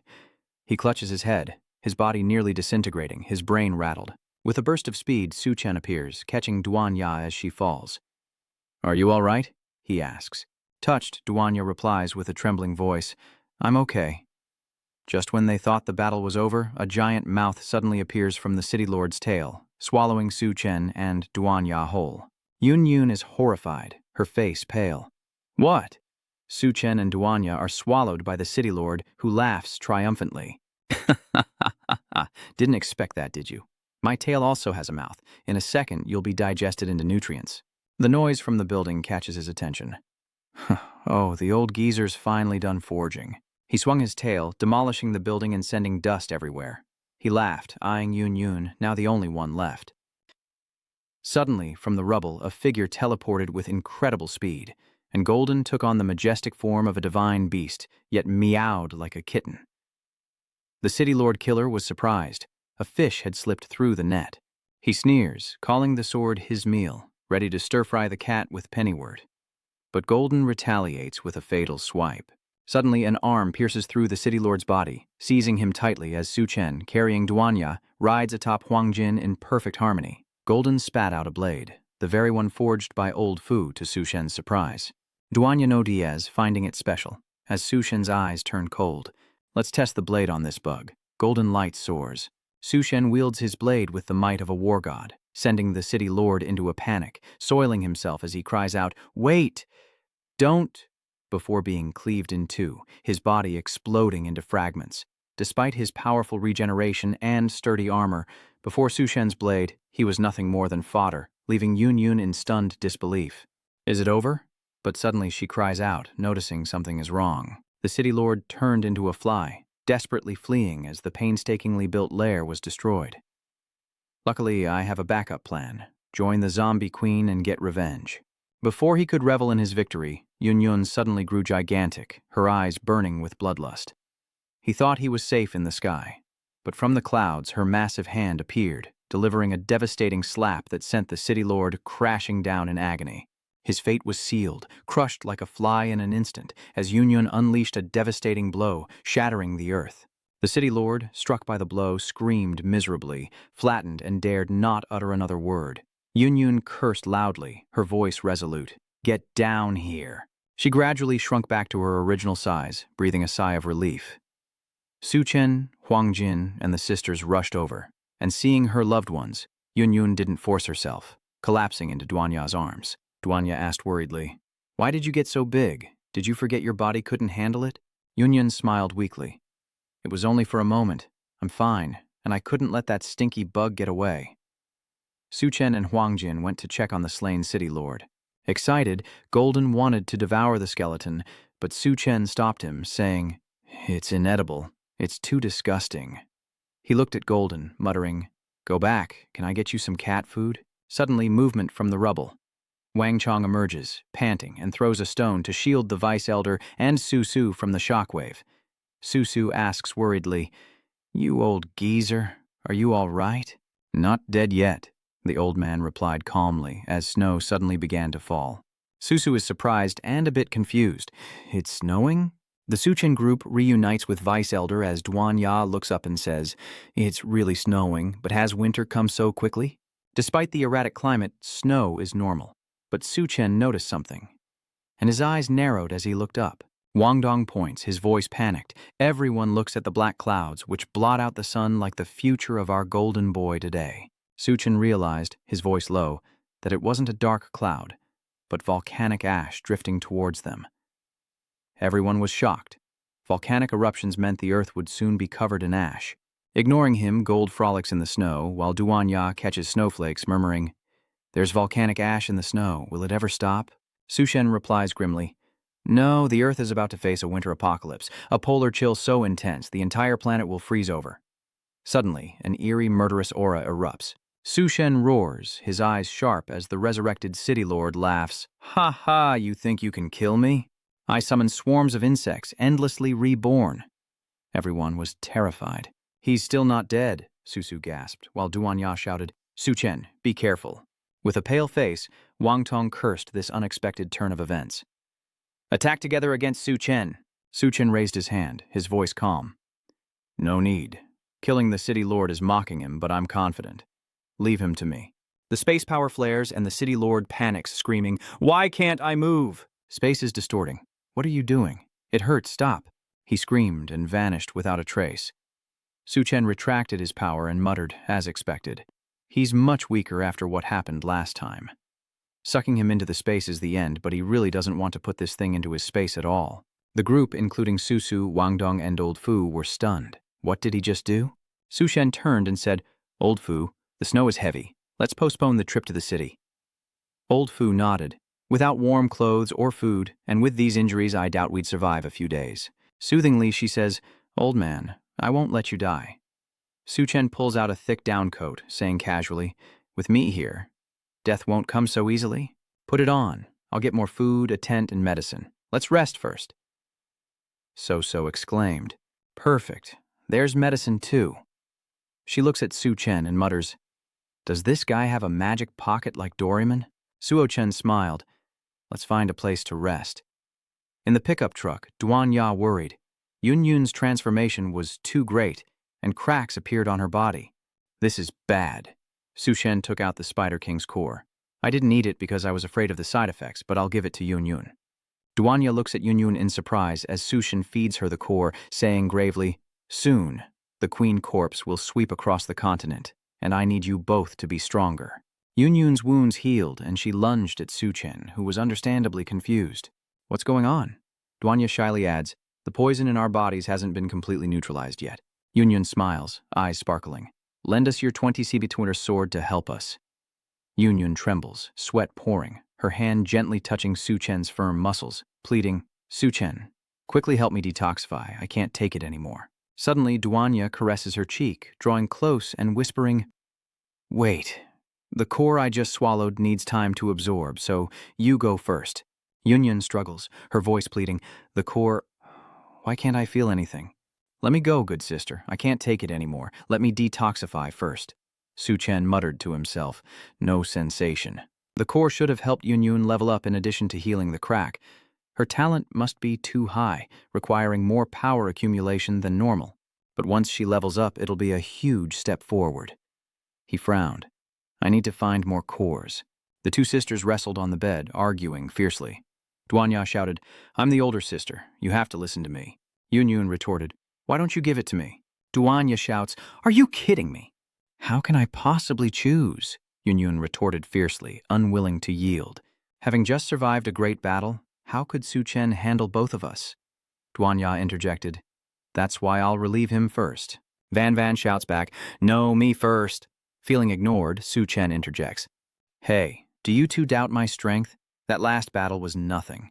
Yunyun quickly clarified, "Oh, we didn't mean it that way." Su Chen stepped forward, his voice decisive. "In that case, I'll help you both detoxify from jealousy." He begins to act, and the sisters cling to each other, crying out, "Su Chen, what are you doing?" "Thanks to you, we were about to be killed by her poison." Su Chen suddenly remembered to ask, "Where's the poison master?" But the carriage is shaking violently. Anyone outside would think it's an earthquake. In the forest, a stick pokes Dugu's cheek as two refugees wonder if she's dead. Dugu, barely conscious and hanging from a tree branch, suddenly opens her eyes in confusion. Everything is upside down and she screams in shock. "Ouch, who are you two?" The two are shocked. "She's alive?" Dugu landed headfirst with a thud, dazed and in pain. She yelled, "Don't come any closer! What do you want?" "Don't blame us," the couple quickly explained. "We meant no harm. We saw you hanging in the tree and came to check on you." Dako suddenly remembered and muttered to herself. "Hanging from the tree, that's right. In the battle with Zet City Lord, it flew into the sky. We couldn't let it escape." She recalls Yun Yun growing too fast and startling her into falling. "Wait a minute. I fell from a great height, lucky to have caught on a tree, or I'd be crushed." The man spoke. "If you're all right, we'll be going now. It's cold, find something to wear." Looking at the falling snow, Dugu muttered, "Why is it snowing? I have to find my master, or I'll freeze to death." Lost in the woods and disoriented, she suddenly hears hurried footsteps. She sees the couple from before running back and asks in surprise, "Why are you back?" "Lost, are we?" They ran past without answering, leaving her bewildered. "Hey, why the rush? What's chasing you?" Suddenly, two female demons appear, eyes wide and faces covered in talismans, as one throws a punch at the flag's pole. With a crackle, the couple fled for their lives, the husband muttering, "We doomed her," as his wife worried, "Are you stupid? If we wake her, we're dead." Suddenly, a rope whips past, wrapping around a tree branch. With the force of impact, Doggo glides through the air, overtaking the two terrified people. A chill runs down their spines as they stammer. Is that the girl from before? Not dead? Looking back, the two she-devils were closing in, and they screamed in terror. "Help!" Doggo grimaced, covering the bleeding wound on her stomach, and shouted, "Hey, don't follow me." She muttered, "Damn, those two devils aren't easy to deal with. I have to think of something." From afar, she spotted the familiar car, her master's luxurious vehicle. She rushed to yank the car door open, her voice urgent. "If master lends a hand, I'll be saved." Just then, things took an even more dramatic turn. Dako entered the car, her face flushed as she gasped at the intense scene inside. Su Chen was forcefully detoxifying the Duan sisters. Outside, the refugee couple frantically ran over, shouting, "There's a motorhome up ahead. Let's hide inside." Sensing danger, Dugu muttered, "I can't let them disturb master." She shouted, "Wait, no one is allowed in here, get away." Seeing them still rushing forward, she cracked her whip, her voice cold. "I said no, one more step and you're dead." She thought to herself that she might be able to delay it if she risked everything. The two refugees paled in fear, stammering, "We're doomed, we're going to die." Suddenly the ground shakes violently and the poison peddler is shocked. Is it an earthquake? But her eyes widened in horror as she saw a mysterious woman riding a massive mammoth charge toward them. She muttered, "No, that's a mammoth corpse." A massive mammoth leg sends everyone flying, and realizing the situation, she mutters, "We can't win. The power gap is too great." With no other choice, she grabs the car door and dives in, shouting, "Master, there's a mammoth, and it's huge." Su detoxing is interrupted. Duanya and Yun Yun are stunned. Huh? A mammoth? Su Chen's imposing aura is disrupted, and he speaks coldly. "What did you say? Is Poison Girl panicking?" "I mean, there's a mammoth out there. A mammoth doing wheelies, roaring its defiance and stomping around, shaking the whole area." The car shakes violently as Su Chen grimaces and mutters, "It really is a mammoth." "You two carry on," Yun Yun said decisively as she stepped out. "I'll handle this." Duanya is surprised. "Oh, weren't you so eager to compete?" Van Van smiled gently. "Don't worry, I was just overzealous. I'll let you have this one." Duanya turns to Su Chen in disbelief, worried about her going out alone. Outside the car, Yun Yun marveled at the mammoth. "This elephant is huge." "Dugu, where did you get this?" Dugu replies, "Ask them." The young man stammered, I don't know anything. Dakibi lashed his neck with her whip, threatening him, and he was so terrified he wet himself, stammering, "Wait, I'll talk. We're refugees hiding in the zoo. Recently, a strange group infiltrated, not looking for food but collecting animal bones, to resurrect the dead beasts. A terrifying scene unfolded as we tried to hide, but we were still targeted. The mammoth charged, intent on crushing Van Van. She calmly muttered, 'Resurrecting bones from the zoo? Could this be a post-apocalyptic mutation? No matter.' She grew to immense size, freezing the mammoth in its tracks as it gazed up at the mysterious woman and the two awestruck civilians. Yun scooped them all up, saying softly, 'Let's bring you back for research.' 'Hey, I'm here, little elephant.' She grabbed its trunk, spinning it around like a toy as she sang. 'Big elephant, big elephant. Why is the elephant's trunk so long?' The scene resembled Yun playing with a plastic toy, while the two civilians turned pale with fear, muttering, 'Is this research?' Chen and Duan Ya emerged, and he said grimly, 'No research needed. Those are corpse soldier beasts, the female corpse queen's final army.' The young man recognized him in surprise. 'Oh, you're Chen. Shen, it really is you. I can't believe you survived the apocalypse,' the young man shouted excitedly. 'Your kid looks pretty good.' Chen frowned, not recognizing him yet. 'But who are you?' Ming laughs. 'Hey, don't you remember? It's Ming from your university class.' Duanya coldly glanced over. 'You don't recognize him?' 'Let me handle this.' Shen muttered, 'I think I remember this classmate.' Ming forced a smile. 'Of course. How else would I recognize you?' He thought to himself. Lucky Chen remembered him. He didn't attend class much back then, or else he would have studied harder to build connections.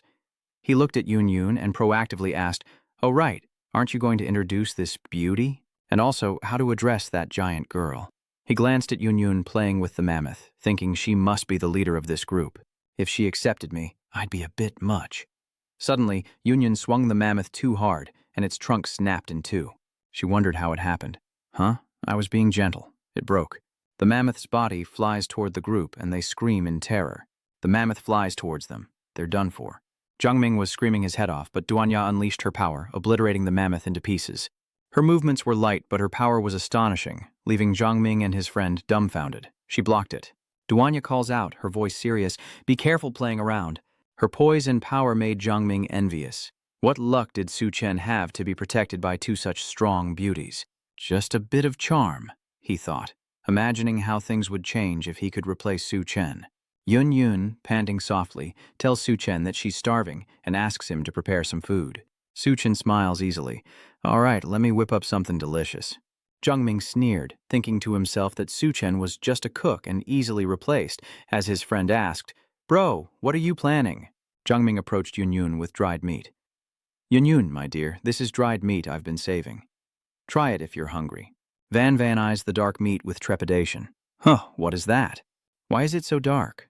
Ming laughs heartily. 'It's smoked ape meat from the zoo, a secret recipe. One bite and you're hooked.' Van recoils, screaming, 'Ape meat, gross,' and runs off. She runs inside and Chen speaks up. 'Ming, you can keep eating that.' Yun nods in agreement. 'That's right, I only eat what Chen cooks,' Ming muttered in dissatisfaction. 'What does Chen cook that doesn't even have meat?' Before Yun, a feast unfolds. Beef hot pot, a whole roasted chicken, ramen, and seafood. And she cries out in joy, 'Now this is real food.' Through the window, Ming and his friends stared in disbelief at the hot pot and roast chicken. Such extravagance. Where did Chen get such delicious food? They turn their attention here, and if they're classmates, they should share some food. Ming calls out, 'Chen, out of friendship, can you give us some?' Chen scoffed, 'Classmate, how nice to hear that now.' He coldly recalls the contempt and betrayal from his friends. If they want food, they must meet a condition. Mutual help. Ming quickly nods. 'Great, thanks, old classmate.' He lunged forward, but Chen stopped him. 'Wait, the condition first.' Ming smiled. 'Okay, I want to join the group.' 'I'm also a superhuman?' Chen smirked. 'Oh, that's good. You have powers.' The two eagerly dove in. 'If there's no problem, let us eat our fill.' But they were disappointed. Yun devoured the feast, sighing. 'I was so hungry.' Ming questioned, 'You ate it all so fast?' 'There's still some leftovers. Don't fight,' he said as they dove in, savoring every last bit. even the bones. Duanya asked Chen, "Are you really going to let them join?" He replied, "A person must keep their word." Yun handed the essence to Chen. "I found it in the mammoth's brain." "You absorb it." Chen shook his head. "Keep it for yourself. You earned it." He thought to himself, "Is the probability of getting a core from the Zombie Queen's zombie soldiers that high? I need to keep that in mind." Zhang Ming, doing the dishes, asked Chen, "What do my brothers and I do next?"